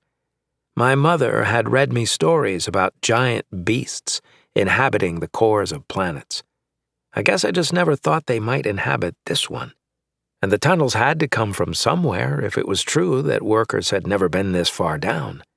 I just always thought they were abandoned lava flow chutes. But the more I thought about the patterned ridges and the concentrations of tang that ran around the circumference of the tunnel, the more I thought crazy old Mrs. Boneshaw might be onto something. I'd been pummeling the rock for several hours when I struck something that sounded odd. I pulled another long sip from my water line and then pulled my hammer away from the wall. My arms and back ached desperately in need of a break. So I took advantage of the strange sound. Resting the hammer on the debris-covered ground, I pulled my flashlight from my toolkit and clicked it on. The beam cut through the soupy haze, reminding me just how contaminated the air was down here, and shined on a variation in the wall's composition. I reached forward and touched the surface with my fingertips. It was hard metal and cool to the touch, which, given how everything was hot down here, surprised me. I thought about calling it in, but realized I still hadn't actually found anything worth noting. So I decided to pick the hammer back up and keep digging through it. The hammer had a hard time breaking into the material at first. I let the diamond-tipped tool vibrate against the metallic surface, but I was fairly certain the instrument was doing more damage to me than the substrate. Suddenly, the hammer gave a little, and I noticed a deep gouge in the material. I exploited the tool's progress and increased the speed, moving the tool in wide circles to carve away at the wall. The hammer struck layer after layer of metallic barriers until finally the tool's head punched through into an open space. I switched off the hammer and withdrew it from the cavity. Then I squatted and peered into the hole, noting that the opening was large enough that I could almost fit my entire head in. I withdrew, ran back through my day's work, and then looked up and down the main corridor to make sure no one was coming. If overseers caught me without my jaw hammer on, I'd be beaten. Likewise, if other workers found I'd discovered a prize, they wouldn't think twice about killing me to take it for themselves. When I saw the coast was clear, I darted back to the hole again and got down on my hands and knees. After wiggling as deep as I could, I shined the flashlight through the far opening to see a small space about the size of a utility cabinet. But unlike the rest of the caverns, this space was lined with metal, much like its outside wall had been. I retreated just enough to pull more stones away with my hands. I hoped to make more room for my body to slide deeper into the fissure I'd bored. Satisfied that the opening was sufficient, I paused to listen for any approaching footfalls. But the main corridor remained clear. I climbed back in, moving even farther this time. I put the flashlight over my head, pushed through the far opening, and then peered around. Some sort of seam bordered the far wall, as if the panel might push out somewhere, like there was more to this space than just this space. But what startled me the most was a strange-looking object on the floor. It was gray and maybe 10 centimeters square. It bore all sorts of strange markings along its surface, like someone had carved intricate designs in another language on it. I stared at the box for a moment, considering what I should do with it. I had never seen anything like it before and desperately wanted to touch it. But was it safe? With all this metal, maybe it was connected to an energy generator, and I was sticking my hand inside a reactor of some kind. The more I thought about it, however, the more I realized the object seemed fairly benign. In fact, the thick layer of dust on it made me believe it had been here for a very, very long time. That, and the air smelled stale and lacked any of the electrical charge odors that I'd grown up with in the mines. I kept my flashlight on the object and took a deep breath. Then very slowly I moved my hand toward the box. The shadow of my fingers twitched on the far wall, so I clenched my fist and then opened it again, forcing my hand to stop shaking from excitement. I reached out and touched the object. Nothing happened. The box was as cold as the exterior wall had been. But unlike the wall, the object wasn't attached to anything. I picked it up, surprised at how light it was in my hand, and then pulled it out through the hole I'd made. I shimmied back into my larger tunnel and rested against the wall. I listened for footsteps again, but all I could hear were the sounds of other workers' jackhammers pounding away in the distance. I blew the dust off the box, and then rolled it this way and that, wondering what it was, what purpose it served, and how it got all the way down here in its thick-walled metal container. I let my fingers glide along the troughs of the designs. The items seemed to have been made with great care, and the container had done an amazing job at preserving it. Normally, items found in Meldorn's caves were corroded from all the toxicity in the air. So finding something in this condition meant, "I'm going to be set free," I whispered. I stared at the item, realizing it was my ticket out of here. This was surely enough to buy my freedom from the Overlord, and maybe even my mother's. With the credits left over, I might even be able to get Mama the medicine she needed to get better. My heart was thumping so loudly in my chest that I swore someone would hear it over the beating of the jackhammers. It was time to call an overseer before someone else stole my treasure. He says he's got something for you, boss, the overseer said into a camera mounted on the wall. He was another big man wearing a stained shirt with no sleeves and black cargo pants.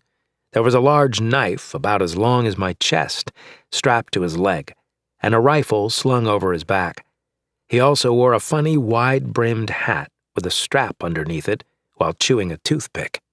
"And," said a deep voice over the rusty speaker. "How the hell should I know, boss? The kid's holding a box. Definitely not something I've seen before." "A box?" "Yeah. Here." The overseer snatched the object from my hands and held it up to the camera. "Send him up," said the voice. The overseer shoved me into an elevator car all by myself and then pounded a button with his fist. A buzzer sounded and then stopped. As the doors closed, the man said, "Looks like today's your lucky day, kid. Enjoy the relief." I didn't say anything in reply. I just watched the doors shut and breathed a sigh of relief when I was alone. His knife had been huge. The car jolted up, startling me at first, but then it smoothed out. I rode in silence, savoring the solitude, but grimacing at the smell. Urine and cigarettes pooled in one of the corners, and I tried to stay as far away from that spot as possible. The hum of the elevator was soothing, though, and I realized I might fall asleep if I wasn't careful. I had worked 13 of my 14 hours and felt like I was ready to collapse. Yet another part of me felt wired, fueled by the thought that I was about to be given the greatest gift in the world. I had to stay awake, or I'd miss it. The rusty carriage jolted to a halt, and I heard footsteps approach from outside. Then something struck the wall, and a buzzer blatted. The doors parted, and fresh air filled the lift. In front of me stood yet another large man dressed in a business suit. I'd never seen one in person before. The datapad had a few pictures of them, though.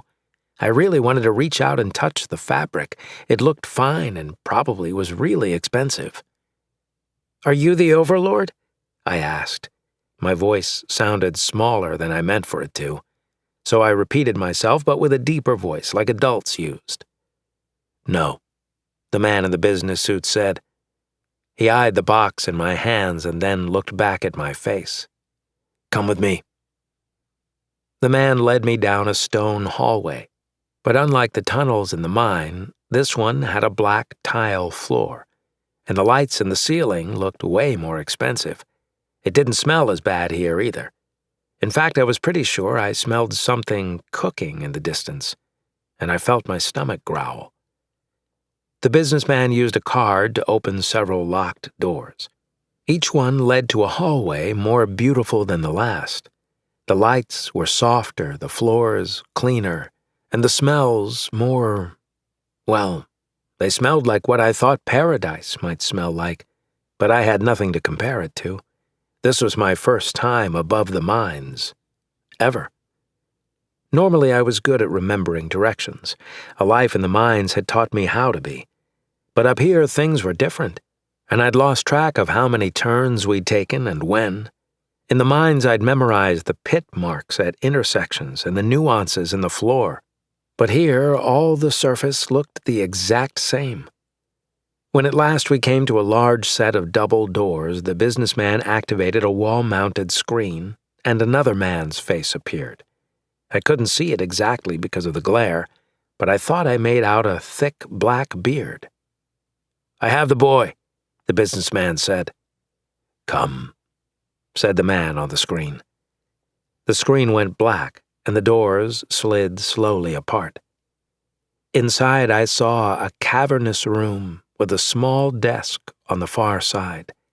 There were no windows, no other doors, just me walking with the businessman heading toward the desk. A single lamp sat on the desk and cast a small triangle of light. I looked for the man I saw on the screen, but he was nowhere to be seen. "Leave us," said a booming voice that reverberated into the space above my head. The businessman bowed and then turned back toward the door. I watched him leave and then saw the doors close. I was alone in this room, with a man I could not see. Suddenly a face appeared behind the desk as a black chair swiveled around. It was the face from the screen. His blocky, bald head had a thick black beard that hung off it like moss hanging from a tree in one of my stories.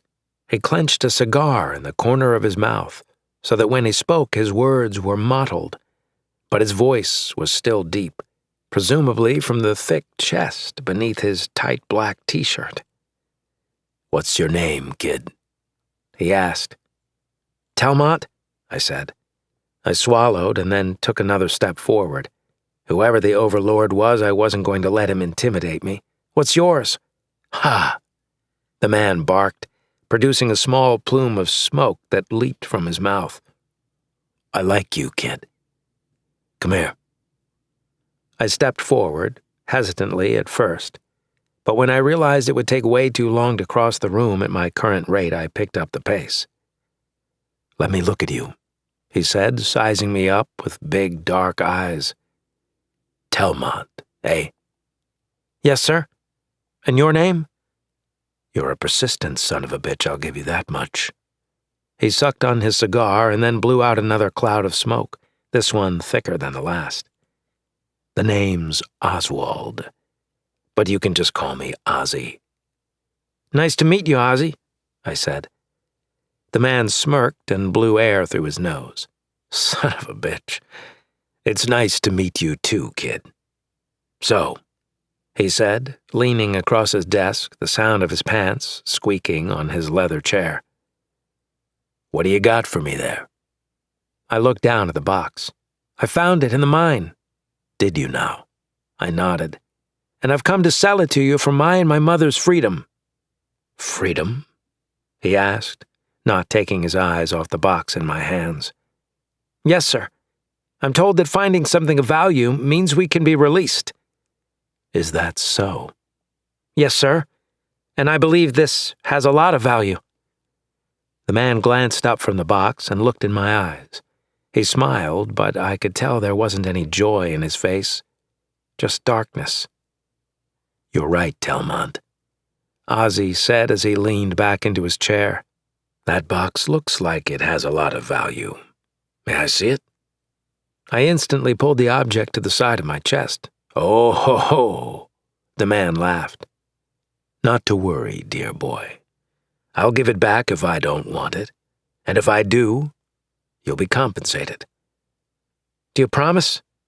Ozzy rolled his eyes. "Gods, what do they teach you down there?" "Excuse me, sir?" "Never mind. Yes, I promise." "Okay." I took a few steps forward and then rested the box on the table. For his part, Ozzy seemed completely infatuated with the item I'd brought him. He didn't even touch it at first. He just stared at it, like it was sacred or something. Then, at last, he scooped up the box and held it up as if admiring it against some strange light that I couldn't see. He took a long breath on his cigar and then blew out a giant ring shape that went around the box in his hand. "Where have you been all my life, beautiful?" he murmured, speaking to the object. Apparently this box was not only something he'd been trying to find for a long time, but he thought it could hear him too. Adults were weird like that, unless of course his question was just rhetorical, in which case I still thought he was weird. "Where did you say you found this?" Ozzy asked at last, directing the question at me without looking my way. "In the mines, sir," I said, trying to be vague. If there was one thing I learned from the stories my mother told me, it was that you don't give up your sources unless you're sure you're going to get what you want. "In the mines," he says. Ozzy replied. Yes, sir. And where in those mines did you find it? A tunnel? Ozzy raised an eyebrow at me, a wisp of smoke curling up from the corner of his mouth. And this was just, I don't know, sitting at the end of a tunnel, waiting for you? No, sir. I found it inside a metal box. Ozzy sat up a little straighter. A metal box? Yes, sir. And were there, and I'm just talking out loud here, more of these smaller boxes inside that metal box? No, sir. Just this one. Ozzy's shoulders gave the subtlest impression of sagging. I see, he replied as he held the object back up, examining it. So you like it? I asked. Ozzy glanced over at me. Like it? Yeah, kid. In fact, I just had a few of these. He paused, twisting the box in his hand. Go missing. So finding one here in my own mine, well, let's just say, you made my day. I'm happy to hear that, sir, I replied, eager to get to the next part of the deal. Then, what's it worth to you, Ozzy? Ha! I really like you, kid. You've got smarts, you know? He tapped his temple with his middle finger. Real smarts. Thank you, sir. So here's what I'm going to do for you. He pulled open a drawer and placed the box within it. This box isn't worth a lot on its own, unfortunately, but combined with 2 or 3 more. He pushed the drawer shut. And then you might have something. I felt my heart sink in my chest. This couldn't be the truth, could it? I mean, I knew people who'd escaped the mines for finding something far less valuable. So what are you saying? I asked. I'm saying you go back down there, dig a little more, and bring me 2 or 3 more of these. That's all? Hells, I bet there might be a few more of those around the very spot where you found this one.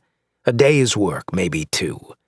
And then you'll be right back here and we'll close the deal. You and your father, my mother, you and your mother can go on your merry way. You promise? Ozzy laughed, pulling his cigar from his teeth for the first time. The end of it was mangled and his teeth and lips were littered with bits of the tobacco. I promise, kid. You have my word.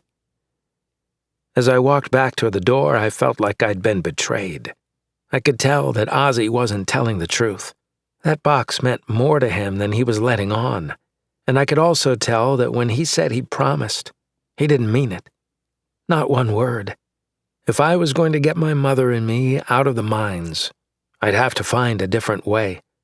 And I would find a way. I promised myself that. And unlike Ozzy, I meant every word.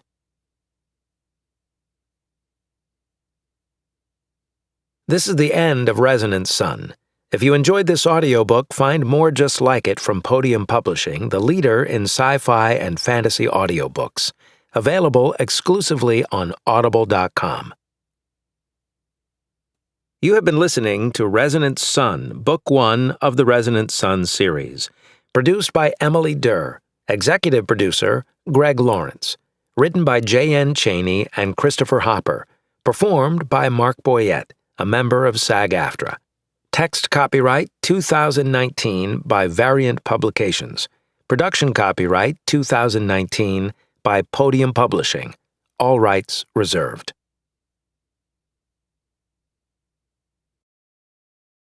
Audible hopes you have enjoyed this program.